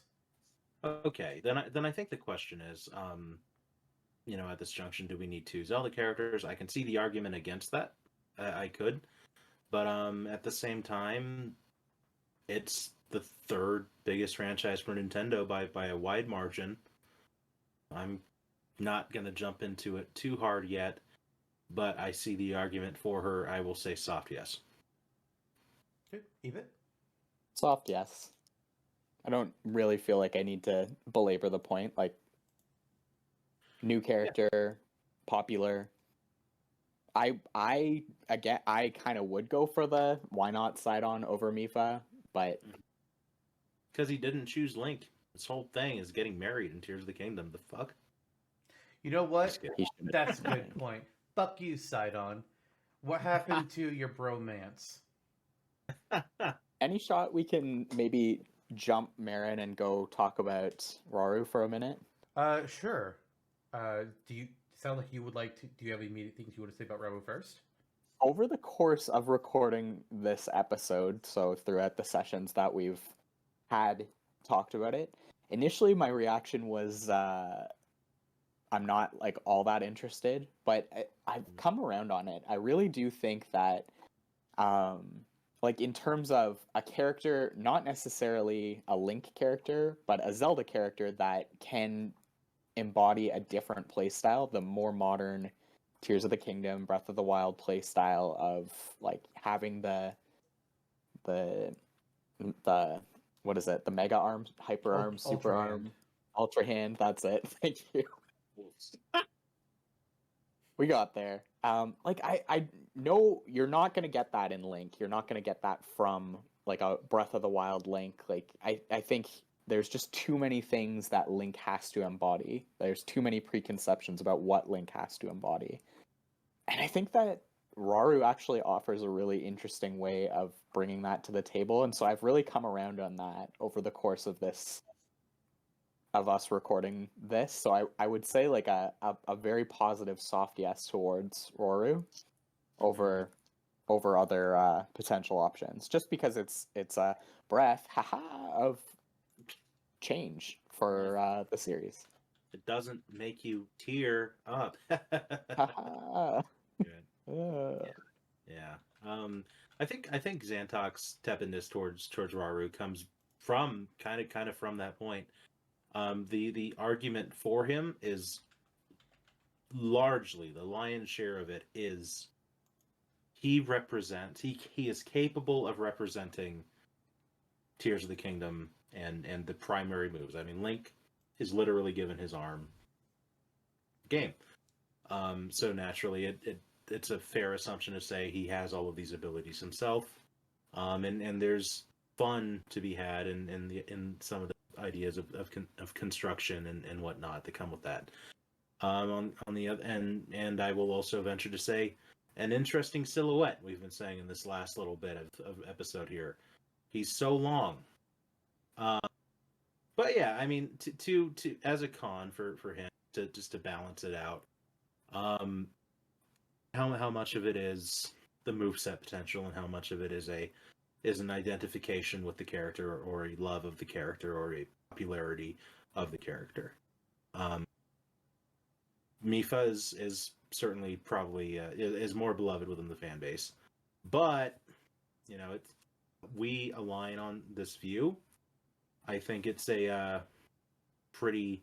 I wouldn't say like it's a very Nintendo thing, or there's no argument for or against it. Like, oh, we're bringing him in for the moveset. Love set potential here, so I will say yes, of course.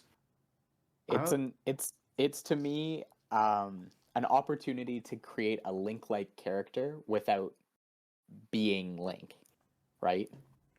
Mm-hmm.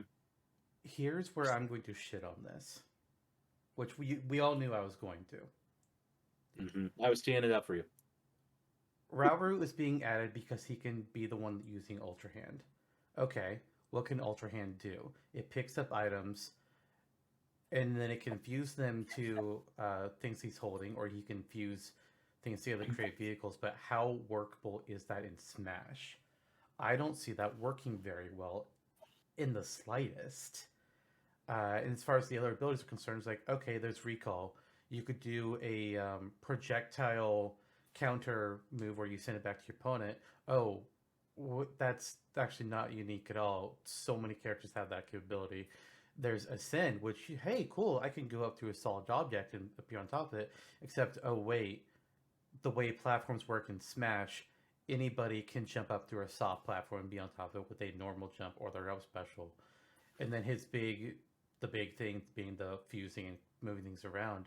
I just don't see that being a workable ability for a playable fighting character. It just does not work for me. Like I see your point, but I also think that there's moveset potential that you can, if you with a little imagination, you can figure out how to work Ascend into not necessarily needing a platform over top of you. Like that's very much a contrivance of. No, I'm not saying Ascend wouldn't work in that respect, because Ascend, like, it just shoots straight up. Yeah, the problem with Ascend is, okay, every character can ascend through a soft platform in Smash. That's not unique at all. It's like, okay, it's basically just from a visual perspective. Yeah, okay. From a visual perspective and working in terms of how Smash operates, Ascend would just be like every single Just other up special that's just a high jump. In which case, it's like, okay, it's cool. It's there. It's more or less like I can see it as being something like Pit and Dark Pit's up special. Yeah. So So it's like his abilities. But I think that the fusion and the like the other thing about Breath of the Wild and Tears of the Kingdom that is representable, I think, is the idea of a disposable weapon. And the way I think about that is kind of like how the Fire Emblem weapons from Robin, for example, have a certain durability associated with them. And I could see very easily like a mechanic being introduced for gathering like the odd material, scrounging for materials, fusing them together, them spawning at different times or nearby Rauru, and figuring out like how to work with the surrounds and fusing them together against, I don't know, that type of thing I could see them doing with the character. Imagine having give that man a wooden stick, fuse it up with a tiny mushroom, and call it a day. Be like, wham, you're small. It only works with items on though. Yeah, there you go. There you go. But it would be really fun to see how that interacts. Perhaps it's too complicated as a mechanic though. Right. You know, But the best way I can see Fuse being represented is if he has a menu of different items, and then he can pick 2 to put together, and then that lasts for a set time, and then he's out. But no, it's a concept like it's one of those things that like it sounds interesting on paper. It's like, oh, here's a unique mechanic, but when I think about how to apply it in the space of fighting as this character, ugh. my level, my simple argument to that and whatever is, Steve can work. You can make anything work. Oh, I wouldn't say just because Steve can work, you can make anything work. Yeah. A happy dog. There are some things that just don't. Magikarp, make Magikarp work. Is that a dare for me to get back into the Smashtopia wiki? Not for that. You still owe me Dr. Dolphin first. No, this is true. This is true. Anyway, the long and the short is I'm like a soft yes towards both Mifa and Rauru, but you can only take one. And I'm a hard no to Rauru. I would take any of the other Zelda characters over him, and that's including where I'm about to say next is like, hey, Jonno, can you talk about Marin first? Because I don't remember anything about what we discussed with her, and I don't know how the fuck she'd work, so I can't answer this game until I hear from you. All okay. I know is she has like a pot in Hyrule Warriors, and I think there's water in it. That's all I know.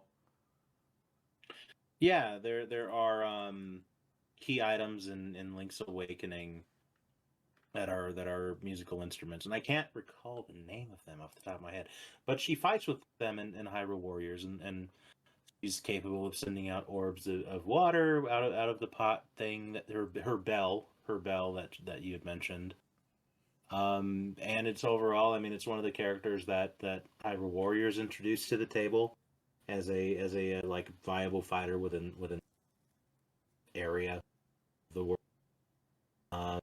Yeah, music-y based person from a recent remake. I know this one's a hard sell. I'll say that much up top. Eebit, what do you think about I Marin? think of the Zelda characters that remain, Link's Awakening, super soft spot for it in my heart, but I think of the Zelda characters that remain, I feel the least positive about Marin, so I think probably a lean no towards hard no. I'm in a mixed spot just because like I don't know too much about her at all. I think from what Jonathan's like giving her like different key items from Awakening, I think I don't. I really There's don't nothing know. wrong with a I've- music-based Oh character. no, I think no, that's really fun. Oh yeah, no, I agree with that. I just don't know enough about Link's Awakening. I've watched the Let's Play the Switch version, Oh but shit! Sorry, What? I was reading about a moveset in Hyrule Warriors. oh, Sorry. what? Tell me. Do tell, do tell. Sell us. This is your chance. One of her finishers is summoning the fucking windfish onto the stage, and having it just like swing around, and I guess That's so ridiculous. there's a cinematic where they're thrown on top of the windfish's egg, and then Marin sings for the windfish, and then the windfish appears and like goes into people that are on top of its egg. Wait, is the windfish the thing that lays that giant egg on the mountain? Yes. Yep. It's a fish. Yeah, I know. It Good hatches times. from the egg too. And she sings. She has a number of sing-based attacks, like singing and spinning around foes and shoving them around with her voice apparently. And she can summon seagulls and fly with seagulls and have seagulls charge people. And there's the rod, the explosive rod, tiny rod, large rod. And her bell can be oriented into different elements. So there's the water bell, fire, electric, ice. There's like stuff here that I was not aware of. But is this selling you on Marin? From a moveset perspective, but probably not a moral belief. My conviction hasn't really changed towards her, but again, it would be really fun. I just think it has a place in a different game, and Yeah. that game was Hyrule Warriors. It's like I like the idea of a character like Marin. I don't know if that's who I want to be the next Zelda rep, though. For sure. Well, I know who I want the next Zelda rep to be, and it's Impa, but I thought it was Dambe. anyway. Anyways, Ravenbeak from Metroid. We have not covered him yet, but Ravenbeak is at the time of recording. Where the fuck is Metroid Prime 4? We don't know. Dread is the most recent Metroid game, and Ravenbeak is the villain from it. I think he is the only other Metroid character outside, the only other Metroid villain outside of Dark Samus and Ridley that I think has a shot at being a playable character. Metroid is more about these giant monsters and whatnot that Samus has to go fight alone. So to have a character like Ravenbeak in the Metroid franchise that could make it to Smash is very much a rarity. He's a tall villain. He's a bad Chozo, bad bird. He theoretically could be built off of Samus as a general base because he has his own armor and power cannon. But he has you can easily pull from his boss fight for his moves. We made a whole Smashtopia episode about it last season. He has a lot of moveset potential there, and it will just be nice to be able to do something for Metroid when we don't normally get to. Who else can we add? Rundas. Could add Rundus. Silex. You know what? If Silex actually appears in Metroid Prime 4 and is a big part of it, I'll go with Silex. But until that day, Dread, I mean, that it came back from development hell and turned into this real, physical, tangible game decades later that we can play is amazing in itself. Given it's also a great game, like phenomenal, hard as nails, memorable because it is. I have nothing bad to say about Ravenbeak. I think there's room for it. I would be a yes here. I forgot to mention I'm obviously a yes on Ravenbeak. Yeah, there's From where I am, I've not played Dread. I don't know very much about Metroid. So if you guys are in the strong yes and the vouch category, then I can be thumbs up on this one. I'm not not against putting another Metroid rep on the roster. Another recent Metroid rep is great. Another non-Samus Metroid rep is cool. From that same kind of, as I understand it, sub-series, like the other popular rep would be what, like SAX or whatever from Mini Kraid. I don't know who else you pick, right? Like I think it. I mean, think Silas is who the fan base can start out, as you mentioned, but my and we. I But you're talked not about this. realistically gonna I- pick Silex, right? Like that's a I'm character not. from. I'm absolutely fucking not. We mentioned this in the previous roster episode, but my stance on Silex is, hey, they've said like, oh yeah, Silex is going to be a big part of Prime 4. That was before Prime 4 got restarted. That was before Prime 4 was even in development. We don't know what the fuck, if anything, is happening with Silex. We can't. I'm not putting in a character in Smash based on an old Hearsay. maybe. Yeah, very old hearsay. But then beyond that, I mean, Rundus is the ice character, or you can do a generic trooper from Federation Force, which, oh boy, we know that the fan base would love that. Let's put Ravenbeak in the roster then. I think like I'm content with that choice. All right, He's not. a sorry, No, go he's a on. Chozo too, which is He cool. is. Moving on to our next category, we have Anthem Pigs. We have Kumatora from Mother 3. Currently on the roster, we have only Ness and Porky from the Earthbound franchise, and I believe Porky was only added in the last roster, if not the roster before.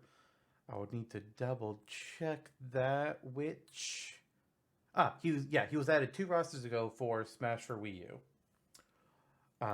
So we only have the 2 Earthbound characters. I do like the idea of having a third one. If I was picking, I would probably add a non-PSI user, Jeff or Duster. But Kumatora is who we have here. She is an actual offensive PSI user, unlike Ness and Lucas. So, in our world, maybe we do have Ness using his actual skills and not just Fire, Thunder, and whatever. And then Kumatora can be the more offensive user. I'm into it. I wouldn't say, like, I'm not like, hell, fucking yeah, let's go, but I'm up for it. Kumatora was always such a popular pick in the Smash polls that we got in our many days and years trawling forums. Like, I always got the sense that she was rated fairly highly by the Smash fan base at large, and that her chances were generally trending towards high, in the same way that a character like Crystal from Star Fox was trending generally towards high. Mm-hmm. I can agree with that. I mean, back in the Brawl era and a little bit in the Smash 4 era, there was a lot of these characters. Didn't persist as much as like an Isaac, or Bandana D, but it's there. They have their fan base. And Lister brought up a great point. I was dismissive of this character initially, but simply for the reason that she can be an actual offensive PSI user, and you can have Hypnosis or PK Thunder or Freeze, Fire, whatever, and actually have them be things that she can learn in her game, as opposed to the Smash floor. Paula and taught Ness how to use offensive PSI. I think we're in this spot where we can be creative with what we do with Ness, and not have him have to pull from that out of the hat, and ergo Kumatora becomes much more unique. That and Mother 3, localization dream never ends. It could one day happen. I mean, in this alternate timeline, maybe this is what gets the ball rolling. Mm-hmm. So, even though Mother is at this point sadly a long dead franchise, I mean, it wrapped up. Itoi was happy with how it ended. You rarely get that out of game series. Expect it. Yeah. There's merit to the character. Looking at who else is on the board, it's hard to say yes outright, but I will say it's a positive, soft yes. And then Eebit, what was your final verdict? A soft yes, yeah. Okay. Next up, we have Edelgard from Fire Emblem. We have already added in Anna as one Fire Emblem rep for this version of Smash. Edelgard is on the board as another potential female fighter, villain / hero, depending on the route, but more often than not, a villain. Axe fighter. Yeah, if you put her in her post time skip attire. You also have a heavy fighter with her being in her full armor. I'm obviously would be very excited to have Edelgard in, different type of fighter in there, more villain reps, especially villain female reps. Which do we have any on the roster? Any villain females? We skipped over her. Yeah, I don't think so. I'd have to look at the entire roster, but because like obviously we didn't include Dark Samus, but Dark Samus. Oh no, we did include Dark Samus is on there. Although Dark Samus isn't really Dark Samus is genderless. Let's be real. Dark Samus is sentient goo. It's just how it is. But Viridi is an antagonist, but she's not a villain. But you could count her in that respect. And then I'm looking briefly through all the rest of them. No, Viridi is the closest we have to a female villain on this entire roster.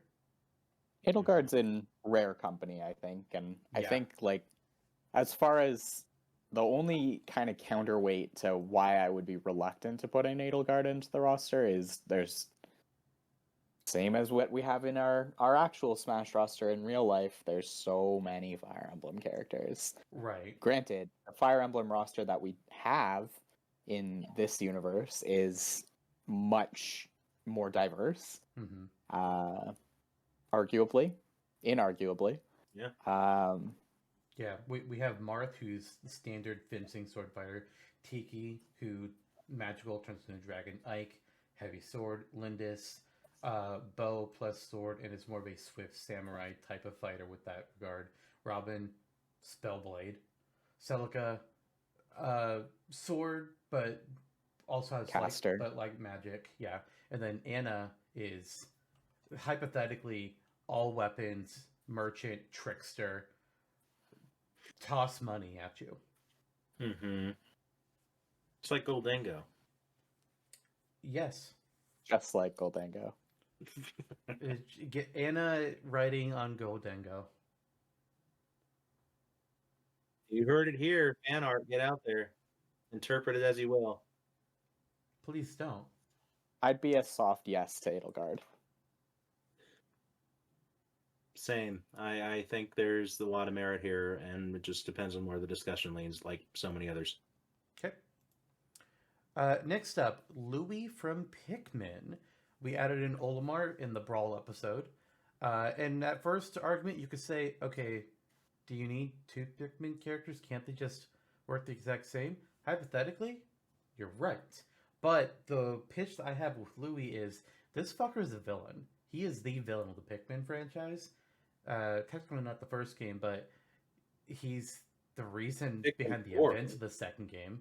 He is a shithead to the Copa Knights in Pikmin 3 and steals their juice.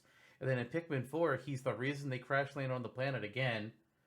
And they have to go back and get his ass. He's a huge-ass troublemaker. How do you make him be different? Monsters. First of all, sub out all the Pikmin. Give him the Bulb Men for Pikmin 2. Bring that mechanic back for him. And then just lay into how he's known as the King of Monsters. His final smash is the Titan Dweevil. Sorry, whatever that dog is in Pikmin 4. No, the Titan Dweevil is the final smash. That's... let Louis be a shithead. I'm a yes. What do you think, Jake? I gotta be honest, like I all that I know about Pikmin is from watching my fiance play Pikmin, and she is not a fan of Louis at all. She thinks he's a shithead. She And really, she is right. She's right. like, He's a I don't shithead. think, genuinely, I don't think she knows that he's a villain. I think she just thinks he's incompetent and a moron. I mean, technically calling him a villain is a stretch, but he's definitely the closest thing Pikmin has to a villain. He wants to stay on that planet. He doesn't want to leave, but they keep trying to get him to come back. And it's like, no, let me stay. I will fight you. I will turn you into Dandori or whatever the fuck it means. I haven't watched Pikmin 4 yet. I know very little about Pikmin 4. But The leaflings. They're leaflings. yeah, that's right. Dandori is the other thing. That's Dandori is game. the combat, yeah. Yeah. Or like the Mm-hmm. anyway. I to me, I'm kind of a soft no on Louis. I don't think he's bringing that much more to the table over Olimar, and I think, I'd take it or leave it. I think I'm not really all that interested. Fair I think enough. it's to interpretation. The way Sure. that the way that Zantok pitches it is wildly different. More interesting, Yeah, it's certainly more- more compelling. In the world of realism, I give some captain the Pikmin that said something there. I think there's a merit to that as well. It Right. wouldn't be the most exciting thing, but it's a realistic choice in that frame. And I think Ochi would. I think a character riding Ochi or Ochi independently is also a viable choice for Smash. I've seen And- it be suggested. I'm just like, what? It brings me a great joy, yes, in my soul, as well as my heart. Soft yes here. I think Pikmin has grown enough as a franchise to warrant a second character at the very least. Okay. Agree. I'd agree, but I don't think it's Louis. Who would you think it is? I think it's Louis over Alf. I think I could see it being like an Ochi with your customizable, like kind of like a villager-esque character. Like you've got a bunch of presets that are your captain from Pikmin 4, and you get Ochi, and that's a very different playstyle from. You could take the ice Pikmin, the rock Pikmin, the remaining Pikmin that aren't used in Olimar's moveset, and also incorporate Ochi. I could see that being interesting. I don't know that I see it with Louis. Counterpoint, both. I would definitely not put both where the stakes are like this. I guess where we have a limited number of slots to go. I just don't think Louis Oh yeah, I mean, adds that much more over Olimar. Fair. enough. Louis riding demon dog punished Ochi from the end. Anyway, whatever that Anyways, character's called. yeah. Yeah, whatever the character's called. KK Slider from Animal Crossing goes next. We were talking about a music character earlier. I feel like we were alluding to this. I was. My statements on KK Slider are going to be fairly simple. Music character, obviously there is cool potential there. KK Slider is a fun guy. Why I'm going to be not so positive about him is just looking at how we've added to Animal Crossing at this point. We added Tom Nook for Brawl, and then we didn't add anybody for Smash for Wii U, but then Ultimate we just added Isabelle. And considering we had just added her, then I don't think we need to add. I don't think Animal Crossing needs a third character that quickly. I think they are represented well enough as is.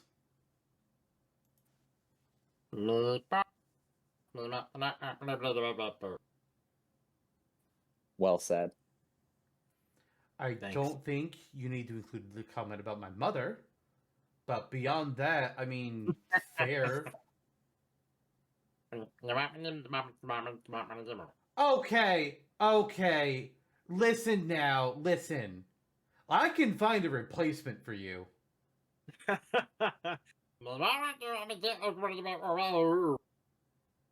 Better. Anyways.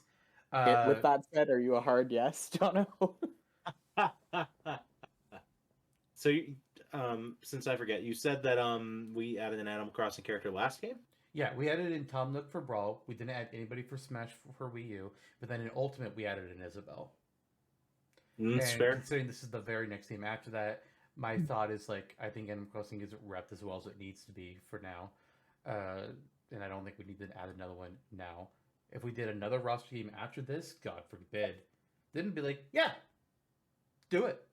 The But- logic is sound. I think we are aligned on the idea that KK is very strong Yeah, for the next Animal Crossing character. Yeah, I agree with the logic here that Zantok is posing. It may be a little premature. I don't think there's much standing in the way of that argument. Conversely, the playstyle of KK Slider intrigues me. Yeah, that's what it comes down to. I will say maybe for now. Eebit? Maybe it's fair. I could see Animal Crossing as being as repped as it needs to be necessarily here. Tom Nook and Isabelle are strong NPCs. I think the only other one that's as strong is maybe you can make a case for Cap'n, but I mean, I think KK Slider is the main man, the main cheese in Animal Crossing. Yeah. So I think like, and again, music character, and I was thinking about this when we were talking about Marin, as a representative of a game scored by Kazumi Totaka. I do love the idea of paying some sort of homage to Totaka through KK Slider, but yeah, it doesn't have to be. I'm a maybe. I mean, generally speaking, characters from the same series in Smash have the same victory screen music, but sometimes a character will have a unique track for him, like I believe Meta Knight does.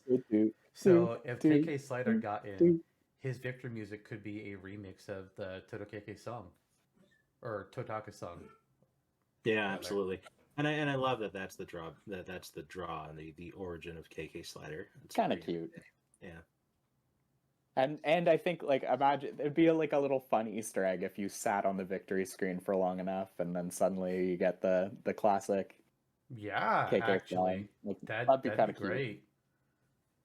But I mean, again, like much of the fuel for this is how iconic of a character KK is, and then also how iconic of a composer Kazumi Totaka is. Yeah, so Right. Fair. maybe, but I could be. There are other picks that are probably more vital. Well, next up, I think these two characters kind of have to be discussed together. Mio and Noah from Xenoblade Chronicles 3. They are the primary characters from the game. It's hard to really say one is more important than the other. You probably could, but the two of them are very close. It is not going to be both of them. We are only picking one of these two characters here. And it's a matter of like, if personally, I feel very strongly about having one of them. Xenoblade Chronicles 3 was a huge hit, coming off of Xenoblade Chronicles 1 and 2 being both very popular themselves, and 3 I kind of think is going to be the end of that whole chapter. I think whatever is next in the Xenoblade franchise, I think it's going to step away from the world of these three games built together. As much as I hate that, and I want to see more, I think it was the final chapter. Between the two of them, Noah is a sword fighter. They both can access different classes of the game, but primarily Noah is canonically the sword fighter. He has a second sword hidden away in his main sword, which can cut through literally anything. It's a important plot point. Yeah. He's a DPS base class. Mio is a tank, which is surprising. I believe she's an evasion-based tank, and she fights with her two dual rings for her primary weapon. She doesn't have a secondary weapon like Noah does, but she fights with her rings in like a sweeping kind of a style that she can like dance around being very agile with them. Right. Personally, of them, I mean, obviously I had Mio on my roster, Jonno had Noah on his, so I assume we would probably pick our own as who we would go for first. But that's where the main point is I feel strongly about having one of them. Big yes on that. But we could only pick one.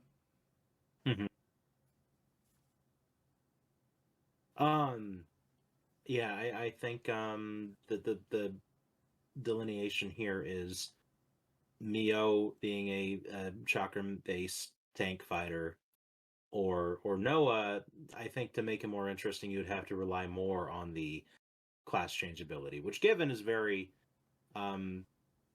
it's forced on you in the earlier things to learn about it in gameplay. So I mean, it's fairly it's a pretty big to Xenoblade, so it wouldn't be uncouth to say Noah has the ability to use other classes and characters' weapons, and that's what makes the idea interesting.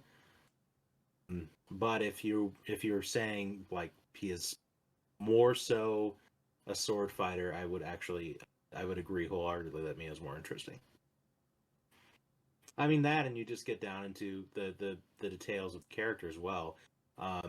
Mio being the more interesting in the grand scape of Smash. They're both great characters. They really end the trilogy well here. Phenomenal game. But just given everything about her that doesn't have to do with the moveset as well.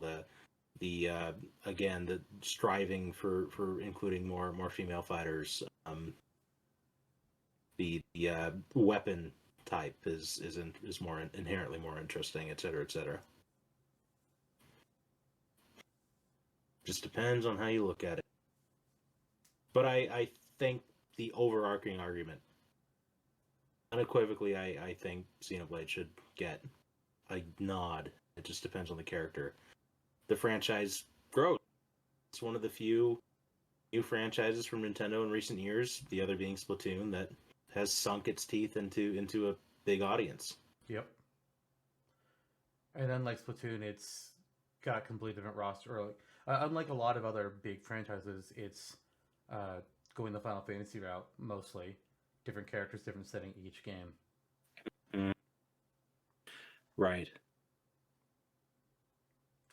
Eebit?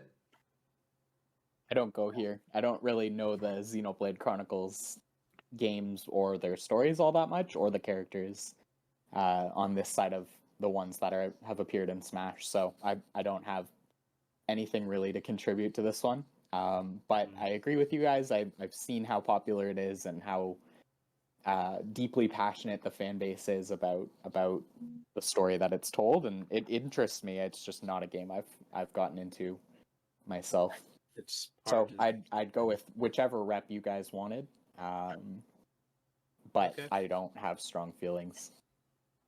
I think the easiest thing to do, I mean, Noah has a lot of question marks over how he would work, and there's different ways to make it work. So just go with the more like right away interesting option, which is Okay. I do think that there's something to be said for like why the guy from Xenoblade Chronicles 2, what's his name? Rex. Sorry, I was thinking Ryu, but Rex, yeah. Why he wasn't picked for our Smash, and why they picked Pyra and Mithra as a hybrid character to rep Xenoblade Chronicles 2. Kind of think maybe Mia could fill the same boat. Mio. I think part of why Rex was not picked for Smash 4, Sakurai presented. I think there's part of what Sakurai said, but I think there's also some stuff that he didn't say about it. But it sounded like there's some things related to performance issues with having both characters on the screen at the same time. They're a lot more unique than the more simplistic ice climbers. But that also, I think he kind of just wanted to do a transforming character again after Zelda and Sheik got split, and then we had the Pokemon trainer being the trio. I think he wanted to re-explore that concept, honestly. For our stuff, we decided to go ahead and have it still be Rex and Pyra because we don't have to deal with the hardware issues or anything like that. We keep it in mind to a degree, but we still kept it being Rex and Pyra for our roster. But I do like the idea of Mio. She has more uniqueness to her if you only take them at their base classes with her rings, whereas Noah is Swordy Boy, Port 3. Yeah. Yes, All right. indeed. Moving on, then we got 5 Nintendo characters left to discuss, and then we'll kind of do the roundup on them. First of all, jumping now into the new franchises category, Drago from Ring Fit Adventure. This fucking guy. Like, I will say, I don't think he is, strictly speaking, necessary, but I do think he would be incredibly fun, incredibly Sure. funny, and Ring Fit Adventure fucking exploded. Granted, COVID helped. COVID and gym memberships being closed helped a fuck ton. But Ring Fit exploded, and between Drago and the Ring Fit trainee, come on. Come on. The only thing you lose by going Drago with the Ring Fit trainee is you lose the ring and being able to suck and blow. Whoa. Well, when you consider that you have to give that up now.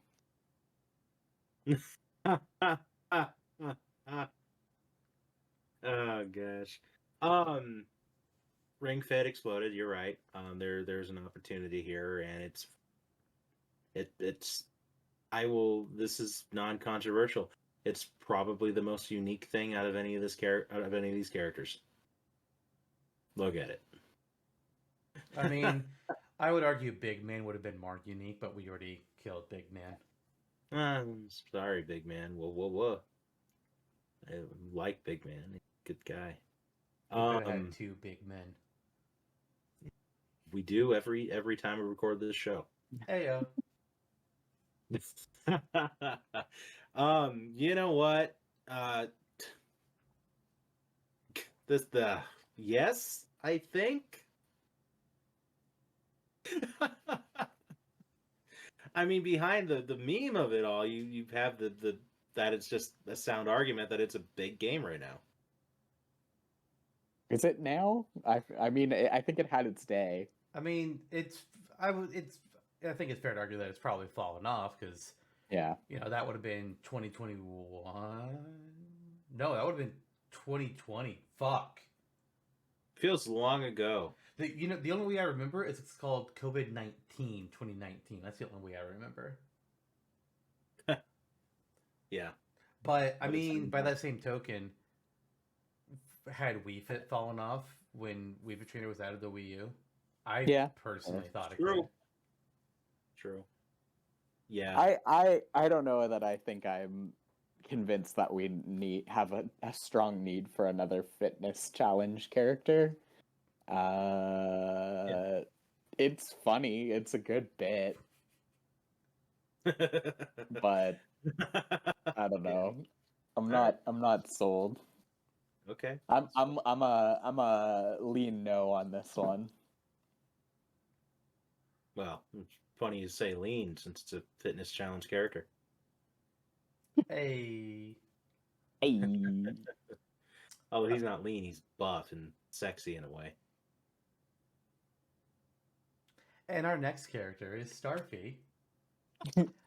Speaking. Character, Starfy has 5 games to his name. Only one of them released outside of Japan, which is the most recent one of them. He's a little starfish boy. Is he a starfish? Yes. Yes, he is a starfish. Just he lives checking. underwater in the Puff Top Kingdom. Just checking. He spin a lot. He's a real spinny boy. He does have things he can do that's more than just spinning, which is primarily revolving around different costumes that he can wear when that allows him to breathe fire, for example. But admittedly, spinning is 90% of what he does, kind of like Sonic spins, except different spin. Different kind of spin, yeah. What? So maybe Starfy will have 2 spin dashes and a spring. I don't know. We'll see. I think that Starfy would be interesting. I do think I would pick Drago over Starfy. I think Starfy is a little bit more simplistic. There's anything wrong with him, but I think Drago is more interesting. But I think there is room either way to add in a second character that is from a new Nintendo franchise, whereas previously we've only added an Andy, who we chose over Sammy, and then we also ditched Ribbon Girl. But I like him. I just like Draco more. I kind of think that for Starfy, like maybe Starfy would have been a better selection for an earlier Smash game where the movesets were a little simpler. There's a little bit less focus on what new interesting mini game you can bring to the table, which is kind of, I think, what they've tried to do in modern game design, where there's like a sub game that your character plays, and what is that? What is that new differentiating thing that your win condition revolves around, so to speak? And that's like more modern game design sensibilities versus like, you know, when you had Kirby and Jigglypuff, you had two round spherical pink characters and they did different things, but they had the same general ethos of being pink and jumping 6 times. Yeah, I think it's a general problem that games like Smash have, and other fighting games or games with big rosters that over time, like they start out with relatively simple characters, but then as they add more and more over the years, they think that everything has to be unique and they have to add these new gimmicks to everything. And my thought process is always, you really don't. If a gimmick makes sense for a character, okay. But not every character needs a gimmick. And I think there's still validity in that. I think for Starfy, I think maybe perhaps this character's missed the jump. I still lean favorably. They would have been more appropriate, I think. Brawl-esque. I'm actually, yeah, I guess it would have been Brawl because he was an assist trophy there. That would have been like when he was most relevant for sure. I think there was like really one. I don't know if the DS Starfy game came out stateside after Brawl. I think it was like 07, so it was a little after Brawl. Just after, July 10th, 2008. Okay. A little bit after Smash. It was right Brawl. Around the time of Brawl, because Brawl released in January. Yeah, a little bit after Brawl, actually, yeah. Okay. So when Starfy was being added, like, they knew Legendary Starfy was in development, for sure, which is probably why he was added in as an assist trophy. But he did still have his other 4 games. Mm-hmm. So Wii U would have been his time, really. Yeah. And I think that because he hasn't been added, probably he still wouldn't be at this point in if we're adding a roster. So yeah, I could lean no on this one. I love the character and I think it'd be fun, but I could lean no. It's fair. I wish, and I am surprised at the character. I'm surprised the character never really took off. For there was a period, but beyond that, everything's there. It's underwater Kirby. There you go. But Starfy doesn't look angry on the American box art, and that's why he failed. Oh, there you go. Yeah. It's a very pleasing aesthetic. It's so natural. I want to play charming. I want to play charming. Yeah, such a great game. He fits right in. He fits in with the core cast of Smash, like the initial cast. 100%. More than most characters that have been added since, and I would love for him to be included. I can't argue your logic, though, and the best I can say is maybe. All right.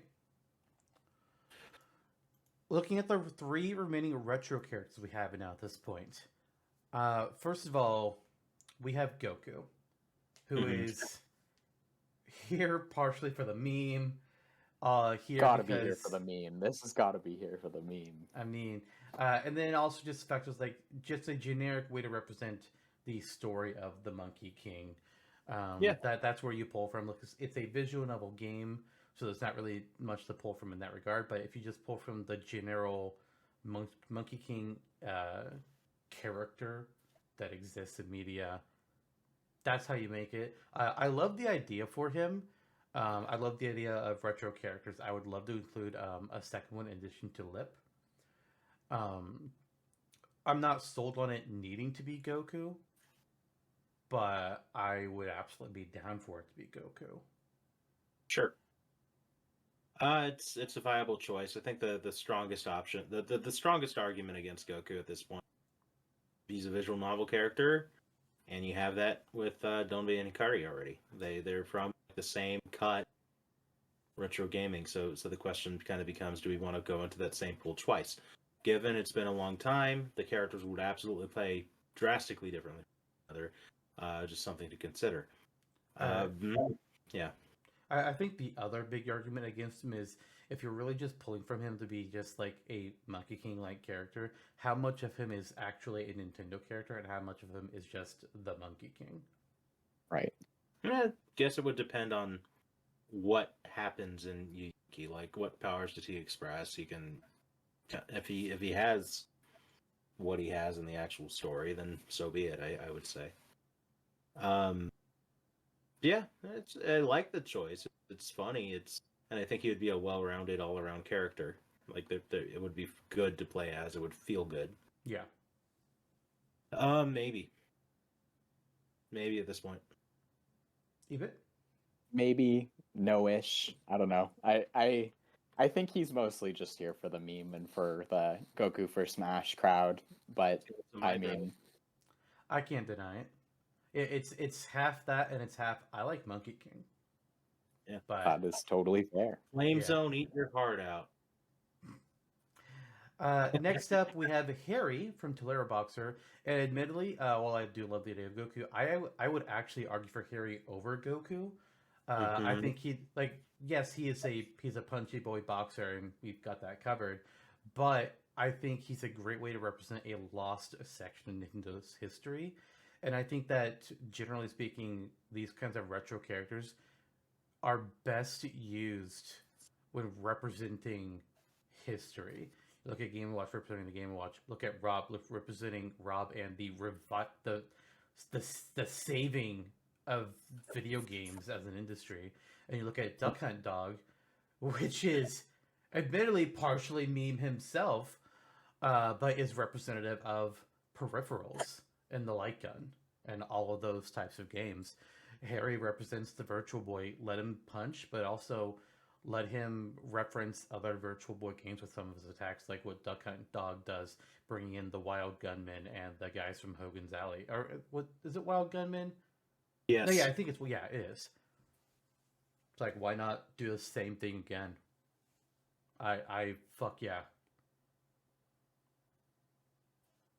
I'm okay with it. To be I'm honest, okay with that.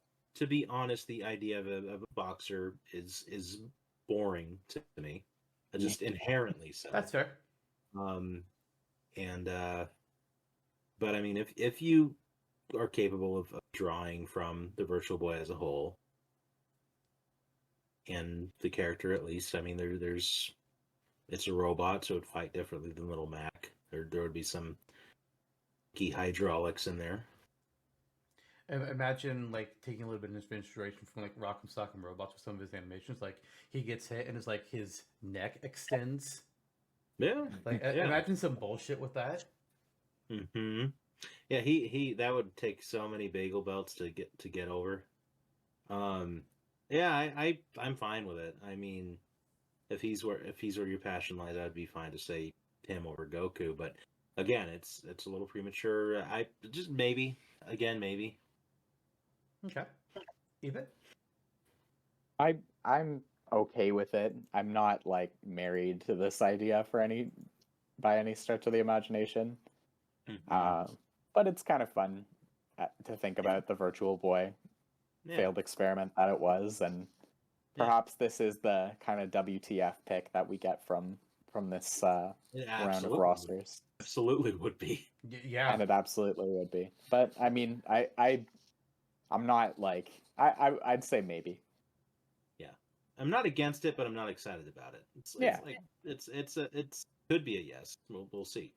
Okay. It could be fun. I could see it being fun, and if it did come out in the actual Smash, after the initial like WTF moment, I'd probably be like, okay, this is kind of neat, but viable. I can't imagine it being to my personal tastes or to my personal play style. Like, I already don't play as the Duck Hunt Dog in real Smash, though I think it's kind of fun that they did it. and have that kind of cool, like, oh, it's actually 3 characters because you're involved. Like, Yeah, Mhm. that You're part shooting I'm at the kind of like, screen. what? But but especially I in would some love- regions where they're referred to as Duck Hunt Duo instead of Duck Hunt, it's like, but I thought it was a trio. yeah, Mhm. but like, I mean, it doesn't excite me, I guess.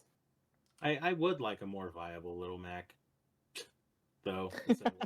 No, we know you would. You playing as Little Mac online is Yeah. so annoying. Stop, Lewis. Annoying. So annoying. Doc Lewis, yes. Yeah, let it be. Let it be so. All right, last Nintendo character here, Discoon. Oh, Jono, no, I'm start so start sorry, us off. man. Start off with I'm so Discoon. sorry, but I can't. You don't have to be sorry. You can make the right choice. You're right, Jake. You don't have to be sorry. I can't either. So iconographic of an era. But okay. No, go Keep go it going. ahead. Go ahead, ahead. go No, ahead. no, no. There's nothing more to say. I've already done the spiel. We went into the historical documents We and found presented it costumes. like a documentary. We have costumes. We have it's hard to put the move set together. It's possible. It is I like the possible. idea of a disc rewrite for the final Smash. Is funny. And I'm not against the idea. I would love for Discune to make it into Smash, and we can all eat some sweet Jello together when it actually happens. But I reserve to the fact that it's not happening. I think for me, it's a no. I think it's so. There's so much charm to it, and like I'd be again like I'd be interested to see if they could make it work and how they would make it work for the same reason. Actually, like I think I'd be more interested in Discoon than I'd be in Virtual Boy, but Oh, the actual Virtual Boy, that would be funny. the actual Virtual Boy, God damn it. Harry from Tellura Boxing or whatever. Yeah. I'm actually thinking I might be more interested in Discoon, but I'm still a no on it. Damn. Yeah. Reminds me of life in other aspects for me too. Yeah, I'm an emphatic yes. Jake and I are both no's. Unequivocal. Yeah. Okay, so I've been taking notes as we've been going through our thoughts on these characters, and from my read of all of them, I have found 8 characters that we collectively rated as positive. Characters that weren't no's or weren't maybes, or at least were only made by some of us when were positive by others. The most positive of them being Ravenbeak and Mio. Eebit, you weren't able to speak much to Mio, but you did respond fairly positively towards the idea of a third Xenoblade rep following Jonno and I's thoughts. And then we were all three. And then Ravenbeak was actually pretty similar in that regard. But the 2 of them we were the most positive on as a collective. Do we want to go ahead and put the 2 of them in? Yeah. I'm all for it. Okay. The next tier of positivity is actually Edelgard. Edelgard was the next character that we were the most collectively positive about. How do we feel about making her be the next one after that? I saw you already hovering a check mark over her. I was trying to find who am I supposed to put it on, and her name was the one Mio. coming out of my mouth. I was like, wait, shit, where am I going? It's like, this isn't right. Fuck. I guess at this junction, it's deciding if Fire Emblem needs, or if we want Fire Emblem to be one of the last 5 Nintendo choices here. We have a couple other ideas in contention, like is that more? Would we outrank that more than a second Zelda character, another Mario character, for instance, Well, another Animal Crossing? Well, what I'll say to that is, first of all, we were KK Slider was hit into the overall maybe category. Captain Toad was also in the maybe. And then we had, of the Zeldas, Mipha had the most positivity, with Marin being a maybe, and Darunia and Rauru. Darunia leading negative overall, Rauru leading negative largely because of me. But after Edelgard, the next two in positivity would have been Mipha and Kumatora. Okay. Interesting. What are your thoughts, Eebit?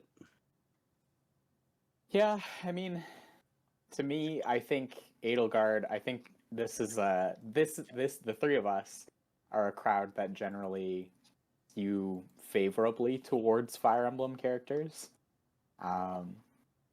It's true. I think both Jonno and myself are fans of the series, and Lister, I think you enjoy the series generally, even though you haven't played very many of the games, to my understanding. Yeah.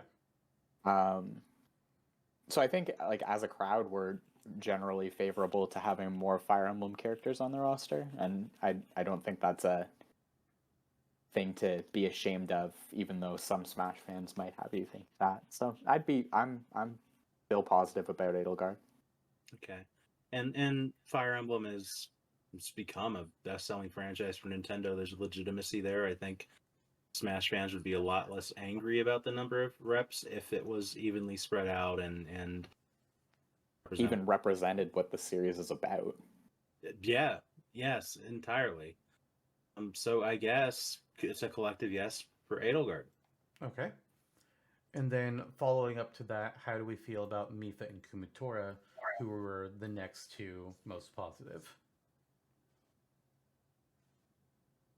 I have my thoughts, but I think Jake can take the floor first.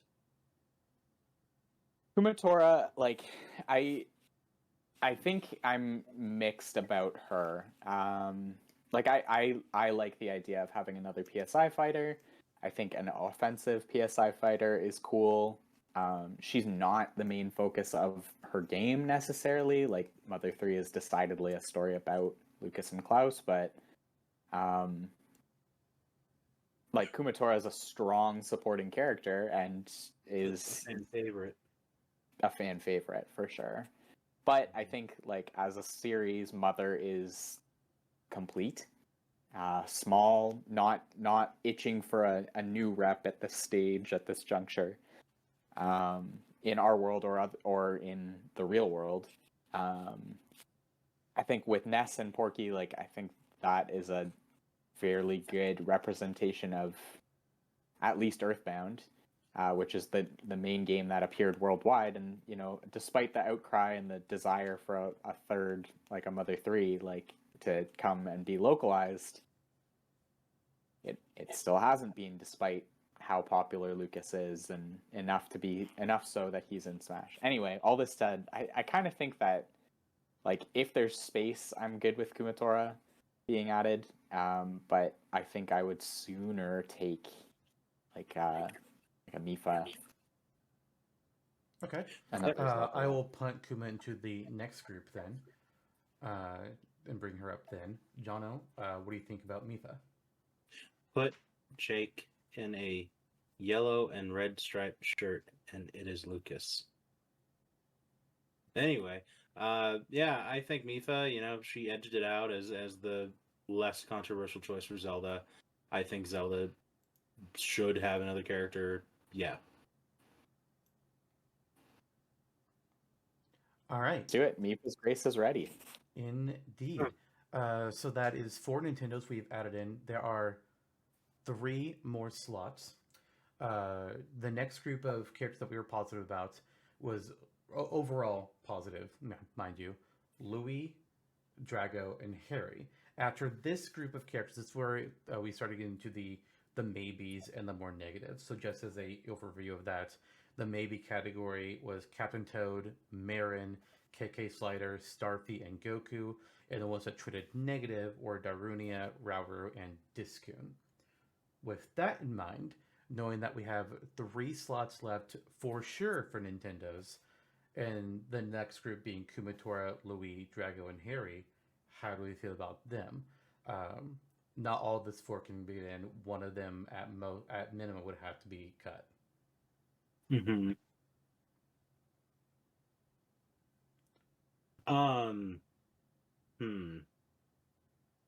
Looking at the board here, Louis, Drago, Harry, Goku.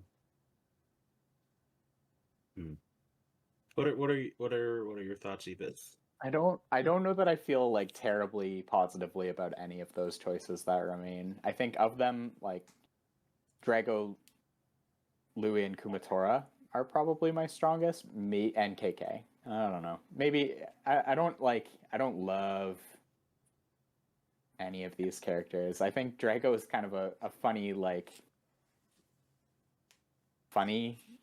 rep to add to the fitness series. Mm-hmm. Kumatora, like as I just said, like I really think that she maybe had her chance, but she is a fan favorite, so maybe it's time to add a third rep to the Mother series. Mm-hmm. Even though we're not representing all 3 games, which is fine with me. Yeah. Jonno, what do you think about these 4? For me, I feel strongly about 2 of them, especially speaking. But where are you standing with them? Okay. Yeah, they were the maybes for a reason. It's a little less of a bracket, but I actually like the idea of Kumatora more than I thought I would. And again, that's leaning into what she brings differently to the table as an offensive PSI user in this escape. I think there's merit to that, and giving Mother 3, which has edged out as the most popular game in that franchise, a nod when it technically hasn't had. He could pull a little bit from it. It would be nice. I like that a lot, actually. She might actually be my favorite of the 4, which is bizarre. I didn't expect that. Louis, I would be happy to have him included, almost by pedigree. Pikmin, it's their chance to get something that could be unique and presenting a new franchise, a growing franchise, one that's finally taken off the game. Yeah. Those are who I'm feeling, I guess, out of the batch. I don't. I could please plausibly go with any of For me, Drago and Harry is who I feel strongest about. Oh wow. Okay. Yeah, I mean those are the 2 that feel the most fun to me, as far as like what they can bring and who they are for Smash. I mean, like I like the idea of Louis, the King of Monsters, King of Bugs, whichever title you want to go with. But it is very easy to make him just be like, okay, Pikmin truthfully is best represented by Olimar. It truly is. And then the question of like Kumatora, we have Nest, and then we also have Porky that represents both Earthbound and Mother 3. That's why I argued to add him in a previous episode as opposed to saying Lucas or the Masked Man, because Porky can hit both of that. That's fair. Whereas Drago and Harry are both being more their own unique thing. Yeah. Fair. So does that lead us to any sort of synthesis here? Is there a central character where we're like, oh yeah, let's put him in? Well, another way to say it is, who are we least enthused about? And and if we have any kind of consensus there, add the other 3. Mm-hmm. I mean, I'm least enthused about Harry, I have to say. I hate to break your heart, Lister.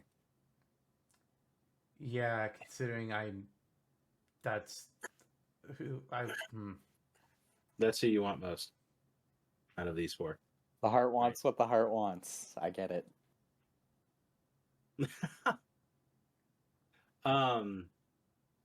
It's hard for me to do a no, but I would, again, like if we were splitting these 4 characters into 2 camps, and I were to say I prefer one over the other, Drago and Harry and Louis and Kumatora. Hard. It's hard for so many reasons. I have a proposal. Yes. Okay. KK Slider. Who's that? A character I'm Wait. proposing. KK Slider, Drago, and Harry Really? for the final 3 Nintendos. That's my proposal. Mm-hmm. The 3 of them would be the more, well, I've had my argument about Animal Crossing in 3 reps. The 3 of them would be the most unique in terms of what they do compared of that between compared to Kumatora and Louis. I think given that the whole vibe here is that, oh, it could go either way, and they're kind of on even ground for being lesser tier. I don't think there would be a big argument against that. Like I know you're passionate about Harry, and I'm comfortable being like, yeah, okay, let's do it at this point. Eebit? I'd be okay with it. I don't really get the Harry argument at all, but like I think that of the 2 characters you've proposed, like it's interesting, I guess, to have like a historical rep, but the Virtual Boy was a flop, calling a spade, and I don't know, like I see the peripherals thing. I see the peripherals argument and the historical argument. But I think like when it comes to it, like Ring Fit also is kind of filling that niche. It's like also a bit of a curveball pick, and I don't see why you would have both, I guess. Oh well. They're both curveball picks. They're both peripheral adjacent picks. They're both kind of, I don't know. They're not filling the same niche, but they are kind of fulfilling the same. But there are some similar boxes being checked. There's some similar boxes being checked. I There's see. the vibe is similar in that sense to me. Okay. It hurts me. Oh, I don't want to hurt you. Oh, I mean, well, then just take the stagger out of my heart, you bitch. Oh. All I Oh. do is hurt my friends. We've got Donkey Kong Jr. with a big X over his face. We've got Discoon, Congratulations, you've the really axe over his you little finally went glasses. you finally went the whole 9. You've got both of us now. Yeah. But for the sake of moving This is things about along, making enemies. This podcast is about making enemies. man, what, Heads will you? roll. sounds like when you play Mario Kart or Mario Party even. Oh my gosh. Yeah, I would like to do that one of these. That would be great. That would be great to play a game as opposed to talking about it for 10 hours. Let's do that sometime. We should do that sometime. For the sake of argument, though, Kumatora, I tried, but Kumatora, Louis, and Drago is what it's sounding like overall. I could get feeling? there. How are you feeling? Okay. Okay. Okay. Okay. Kumatora, Louis, and Drago are the last 3 for sure Nintendos. I imagine they're probably the last 3, period. But you know, I gotta have that little maybe. A little glimmer of hope for your boy I mean, Harry and his bucket full of virtual boys. yes. That said, it's third party. We're gonna do the same thing here. Starting off with Yuri Lowell. Yuri, he's a 2-handed sword fighter. He is the most popular Tales character. So if you're wanting to add a character from Tales, some people say, actually, I guess no, he's not a 2-handed sword fighter. Sorry, that is Lloyd. He's one sword. But he is the most popular character from Tales. So if you want to add a Tales rep, he's who I think you go for as opposed to Lloyd. I would like him. That said, I do think there are more exciting options here on the board. Mm-hmm. So I'm going to say a maybe on Yuri. I'm like maybe no-ish on Yuri. Like I think that my general exposure to Tales has been through Lloyd, so I'm definitely biased in that. Like, this character is not even like on my radar. I don't know the series very well, so I'm not maybe the best judge of this, but my general inclination is, if you're picking a Tales character, pick Lloyd. Otherwise, Yeah, not to overextend the context rod with this one again, because we've beaten it over the head with Yuri multiple episodes in a row. But he is, by far, actually, like within the Tales landscape, at least the most popular main character. Yeah. So he is the Batman. Yeah. So there is that, and kind of Lister's argument for Yuri over Lloyd has historically been, time has passed since Symphonia was the thing, but Vesperia persists, and Yuri has persisted as the most popular. That's hey, where that. fair play. But yeah, I'm still a maybe. Best. I agree.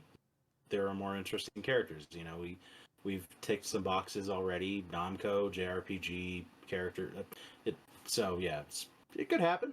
Just maybe not over some other choices. Next up, Albert Wesker, the primary antagonist of the Resident Evil franchise. He's dead at this point in the franchise, but his legacy lives on. Him and Umbrella Corp being the reason behind all the fucking nonsense. Is he a guy? Yeah, he's a guy, but and you could easily pull primarily from RE5, where he does inject himself with the T cells or whatever the hell it was called, and he gets his own monstrous arm. So you have evil scientist villain, and for some of his attacks, he has monstrous transformations of part of his body. Resident Evil, huge fucking franchise, the biggest horror franchise in gaming. I'm a hell yeah on Wesker. I will say soft yes. Villain character, very extremely iconic franchise. It all pieces together for me. I just where the rest of this discussion goes. I don't mind it.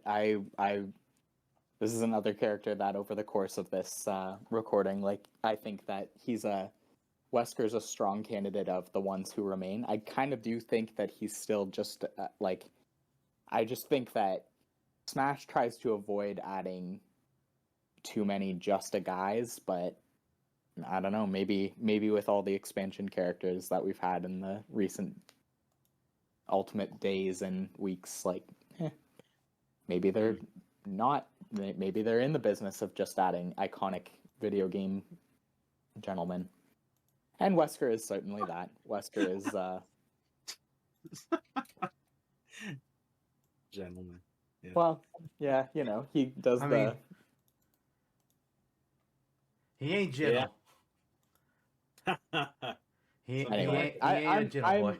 I'm a soft yes on Wesker. I think, like, he's a cool villain, and Resident Evil is, like, you're not gonna capture the horror aspect of it strictly speaking in a Smash game, but it's cool kind of to mix the genres a little bit. Yeah. Do a little And genre I think mix-up. I think he's a better way to represent the franchise as a whole than any of the other main characters, Chris, Leon, Jill. It is so weird to me to add the key villain of the franchise before any of the protagonist characters, but hey. I mean, when they're that central to the whole thing, and the other characters are rotating in and out between each game. But it'd just be like, well, I don't know. Maybe it's not quite the same as adding Sephiroth without Cloud, but I really don't think it is. I mean, I understand your point, but if it was always Chris as the main character in each game, I'd be like, yeah, obviously you have to have Chris, but you know. Next up, though, is Venti from Genshin Impact. Genshin has become a crazily popular game. People love their gachas. They really do. Venti, he's one of the early main important characters. He's what they call one of the archons, which is basically, yeah, I'm the god of this element, or more or less that. And he's the first one you meet. That's why I had him chosen over all the other characters. I don't necessarily think Genshin needs to be represented. I think if you're wanting to look at mobiles and gachas, that's the game you look at. But I'm not.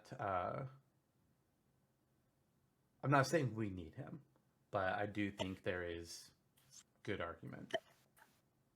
There's great potential there. I like the where the moveset could lean. And Genshin has made its impact. That that being said, I think this is one where as Jake has said with several characters, it's hard for me to grasp Genshin. It's perhaps like a Red Dead, or so a soft no at this point. I think I'm also a soft no. I think Venti as a character has kind of flown under the radar, and how, like, with us having to talk about so many characters, I think that that's kind of natural that there have been a few that have fallen through the cracks. But I also think that none of the three of us have a strong attachment to Genshin Impact, other than the fact that it has had such a Genshin Impact. But I do love this. Both of you out a window. I love this personally. No, I just think it's a character that I don't see making it in over other characters that we are still discussing. So I'm a soft no on Venti. Okay. Not that I know too much about Genshin Impact, but fair enough. Next up, 2B from Nier Automata. I think our discussion from earlier this session speaks everything I need to say about 2B already. Cool robot lady, revitalized her franchise, has become a huge recognizable face. I'm a big yes for 2B. Yes. At this point, yes. Yep. All right, easy enough. Rash from Battletoads is next. I'm a complicated on this one. Same. I like other characters here more. I don't know if he would be. Actually, yeah, he might be the one of these remaining 6 that I like the least. So in that regard, I'm kind of a no on him. But I see why you guys like him. Oh, I know. I'm so sad to this is my boy. I feel like I'm rooting for him here. Hey, maybe we'll invite you on to do an episode about him someday. Maybe. I just think like the animation of this game is so well suited towards Smash, with like how much Genshin Impact they all have. God damn it! This isn't even about it. But yeah, no, I know. I feel the same way. Like that, there's other characters here that I think are probably better to represent. But I before we trash the Toad, don't ever trash the Toad. Final arguments. Beat 'em up character. At this point, it is solely unique. Rare, they're friends with us again. Microsoft, this is their place. It's a fun little niche to entertain. Yeah, there you go. There you go. Reasonably good closing arguments, I think. All right. Last third-party character, the Black Mage from Final Fantasy. It's a hell fucking yeah from me, my guy. I am so high on the Black Mage. I think that this character, this is the Final Fantasy representative. I don't give a damn about your Cloud Strifes or your Zack Zin Fairs or your any of your Tifas or your Eufys or your Squall Leon Hearts or Quina! Lightnings or don't at me. I can't even believe you guys have Cloud Strife on the roster before you have the Black Mage. This is absolute sacrilege. Quina fucking Quinn. Hell yeah, Final Fantasy IX. Hell yeah, Final Fantasy IX. Oh yeah, Final Fantasy IX. Yeah, this is Vivi here. Rolling back, strong yes for Rash. First of all, soft yes here. I see the argument. Yeah, For it's the an sake at of moving this. things along, I'm going to say soft yes, and then we can move on to comparing everything. So, in that respect, first of all, there are only 3 characters that were overall rated positive. So we can kill off Yuri Lowell, Venti, and Rash. Pizza, my boy Rash. Yeah, sorry. 2B, we were all very positive on. So I think 2B takes slot number 9. Mm-hmm. Then after that, guys, then we have to becomes talk about Square Enix and Black whether they have Mage too many reps because versus they got Albert 2B Wesker. and they got Gino and they've got Cloud and they've got oh They have Hero also. Just gonna toss in Hero. But to be fair, Albert Wesker comes from divorce them. divorce the Jesus Christ. But then to be fair, Albert Wesker is coming from Capcom, which we have a few reps for as well. In this roster episode alone, we added in Dante, and then in previous got your ones, Street Fighter reps. You've got 2 of them. Mm-hmm. And you've got Mega Man. We have Mega Man X, Ryu, Chun-Li, and then Phoenix Wright. You guys are And I think that practically was the making only other Nintendo one. versus Capcom here. Don't tempt me. I want Nintendo versus Capcom to be real. I know. I'm bringing it up though because you were mentioning like, oh, Square has so many characters. Well, Capcom does too. So I don't think that's an argument against either character here when they are the 2 last characters. It's an argument that hurts both of them. So they're on even playing field for that. It's just I think to tie this up as neatly as possibly can, Smasher Dash style, Black Mage versus Albert Wesker. Oh my gosh. Just know you guys aren't letting me down if you don't pick Black Mage, but you are a little bit breaking my heart. So, and it's kind of deserved since I've broken both of yours. So I wouldn't be too upset if you didn't take the Black Mage. Would you be Nothing upset if he personal. stole your cat? Yeah. He was screaming at the door. Fair. I just had to let my dog out for a minute, so. But yes, Smasher style. Let's wrap this up. Jonno. Really? Albert Me Wesker or first? Black Mage? Yeah, you first. Well, okay, fine. Eebit, you first.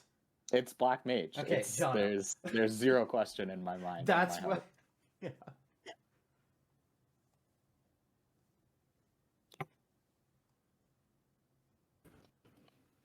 It's Wesker. Oh! This is why I had you two go first. This is why. And I think my answer is a simple one. Across multiple episodes, I have tried to nominate a Resident Evil character. It has changed a couple times between Leon and Jill, depending on what was the most recent game. And then it became Wesker when, because at that point in the timeline, you know, they kept shuffling the characters, but he has been the consistent force. And it ain't gonna be Lady Dimitrescu. I'm sorry, horny internet boys. It's not gonna happen. Forgot about that. Yeah, and then she was dead in the first hour. It's like, good job, internet. Good job. But considering how long I've been fighting for Resident Evil, I have to go with Resident Evil for the final pick here. That said, we have one final question. One last Smasher Dash. Albert Wesker or Harry from Tolero Boxer? Oh, that's no question either. Yeah, give me the cricket sound effects. Drop your crickets in the chat here. There's no fucking question in my mind. Then say your pick, bitch.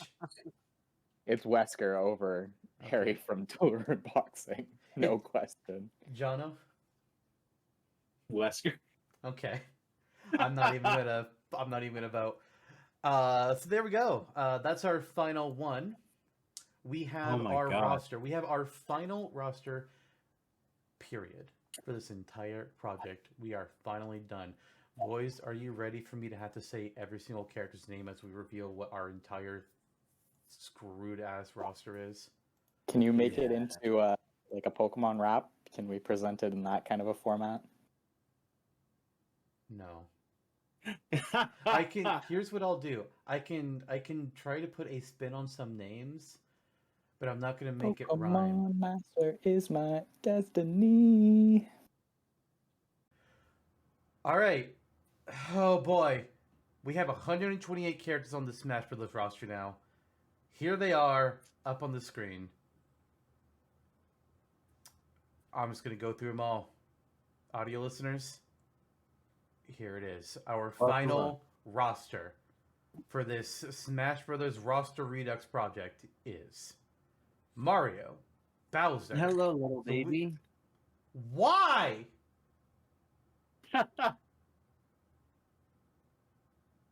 Starting over because Jonno's a fucking prick. God, trying to wrap this shit up. Our roster from this. Fuck you. For the Mario franchise, we have Mario, Bowser, Luigi, Peach, Bowser Jr., Paper Mario, Waluigi, Rosalina, Koopalings, King Boo, and Geno. From Donkey Kong, we have Donkey Kong, Diddy Kong, King K. Rool, and Dixie Kong. From The Legend of Zelda, it's Link, Ganon, Ganondorf, Zelda, Tetra.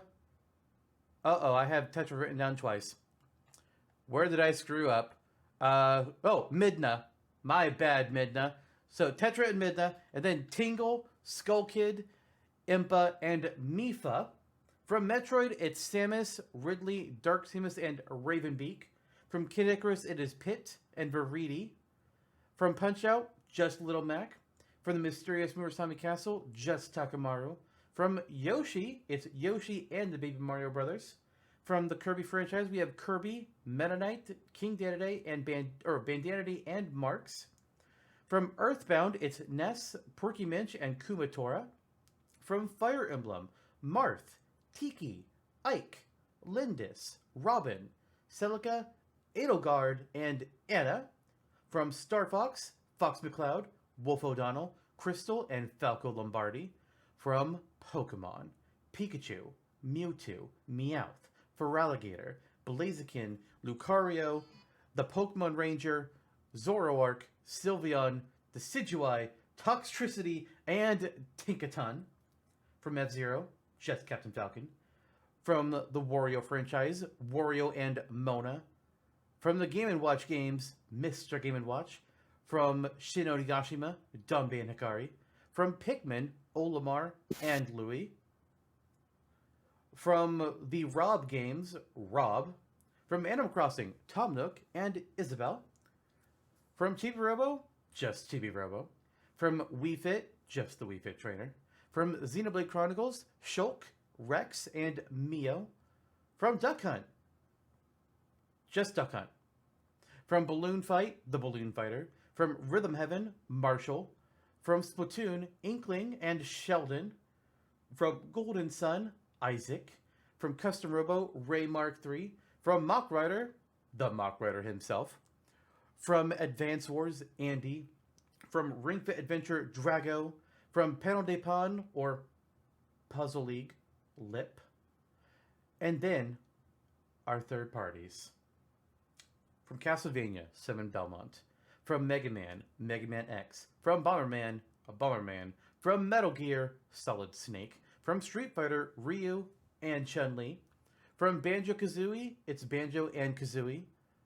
From Fatal Fury, Terry Bogard. From Minecraft, Steve. From Rayman. From Shantae, Shantae. From Ninja Gaiden, Ryu Hayabusa. From Tomb Raider, Lara Croft. From Halo, Master Chief. From Tekken, Kazuya. From Crash Bandicoot, Crash. From The Elder Scrolls, The Dragonborn. From Devil May Cry, Dante. From Nier, 2B. From Xenosaga, KOS-MOS. From Resident Evil, Albert Wesker. From Digimon, Agumon. From Shovel Knight, Shovel Knight. From Undertale, Sans. And then finally, the Mii's. And that's it. That is our roster. All 120 characters that we have put into Smash in this insane Roster Redux project, ending on this insanely long episode that I really hope that you did not watch in just one setting, because I could not. Or and I at don't all. think you should. To the end. Like, please at least go eat dinner. Or have eaten dinner at some point. Or spent time with somebody that you care about. I don't have any of those people myself. hours. So I hope you live a better life than I do. And who But- are we? Who are you? People You who serve a are specific people purpose. who I convinced to take part in this project, and you wish that I didn't. Surely you care about us, Oh, and we care no. about you. In a sense. No, you don't. Oh. Maybe you used to until this episode. They call it the friendship ruiner. Yep. This is the Mario Party of podcast episodes. Well, that was fun. In But- a word. Yeah.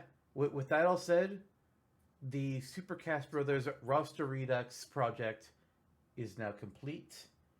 This was a huge Season 5 celebratory thing that I wanted to do, and I somehow convinced Jonno and a few other people to jump on for.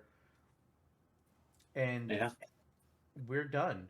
I had fun. I think we learned a few things that if we were to ever do something like this again, it would be smaller in scale, and it would be several years away. Yeah.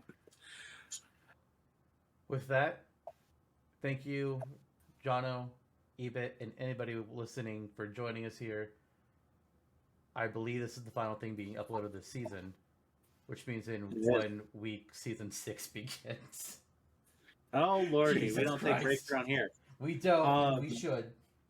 Yeah. My quick closing thoughts here. I know we're running a little over long by 9 hours, but it was an experience. We learned some things. We even learned some things intimately about ourselves and our personal experiences in life that have led us to this point. Indeed. But it was in the end rewarding, in the sense that we set out with this idea, an idea that in some ways has history with us pre-Supercast Brothers, a long history, in fact, of making rosters as we have, for the fun of it, and now turning it into this organized space. Ultimately, it's something to be proud of. We should be proud of this project, and it was a fun and unique way to spend a lot of time with our friends, especially Jake, who committed all of this time to this episode, and the first one for the NES. So we're rounding it up poetically.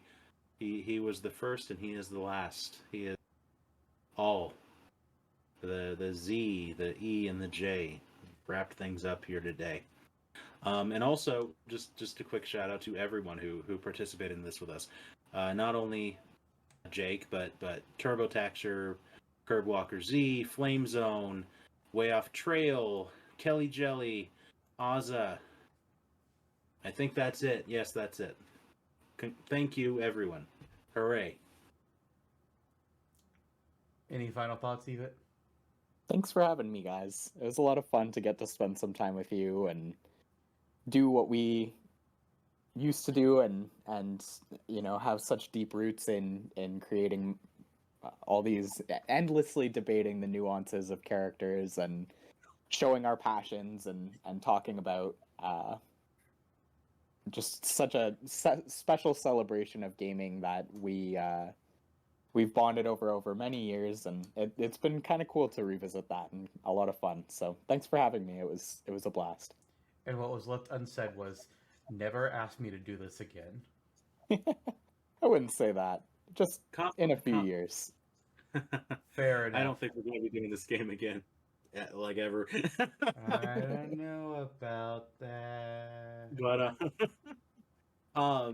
and compliments to you quickly too. I don't think that, I mean, from the onset with the NES episode onward, we would not have considered the developmental challenges of each system as strongly, I can say factually, had we not had you on making these arguments in the first episode. So that changed the curve of some of our character selection.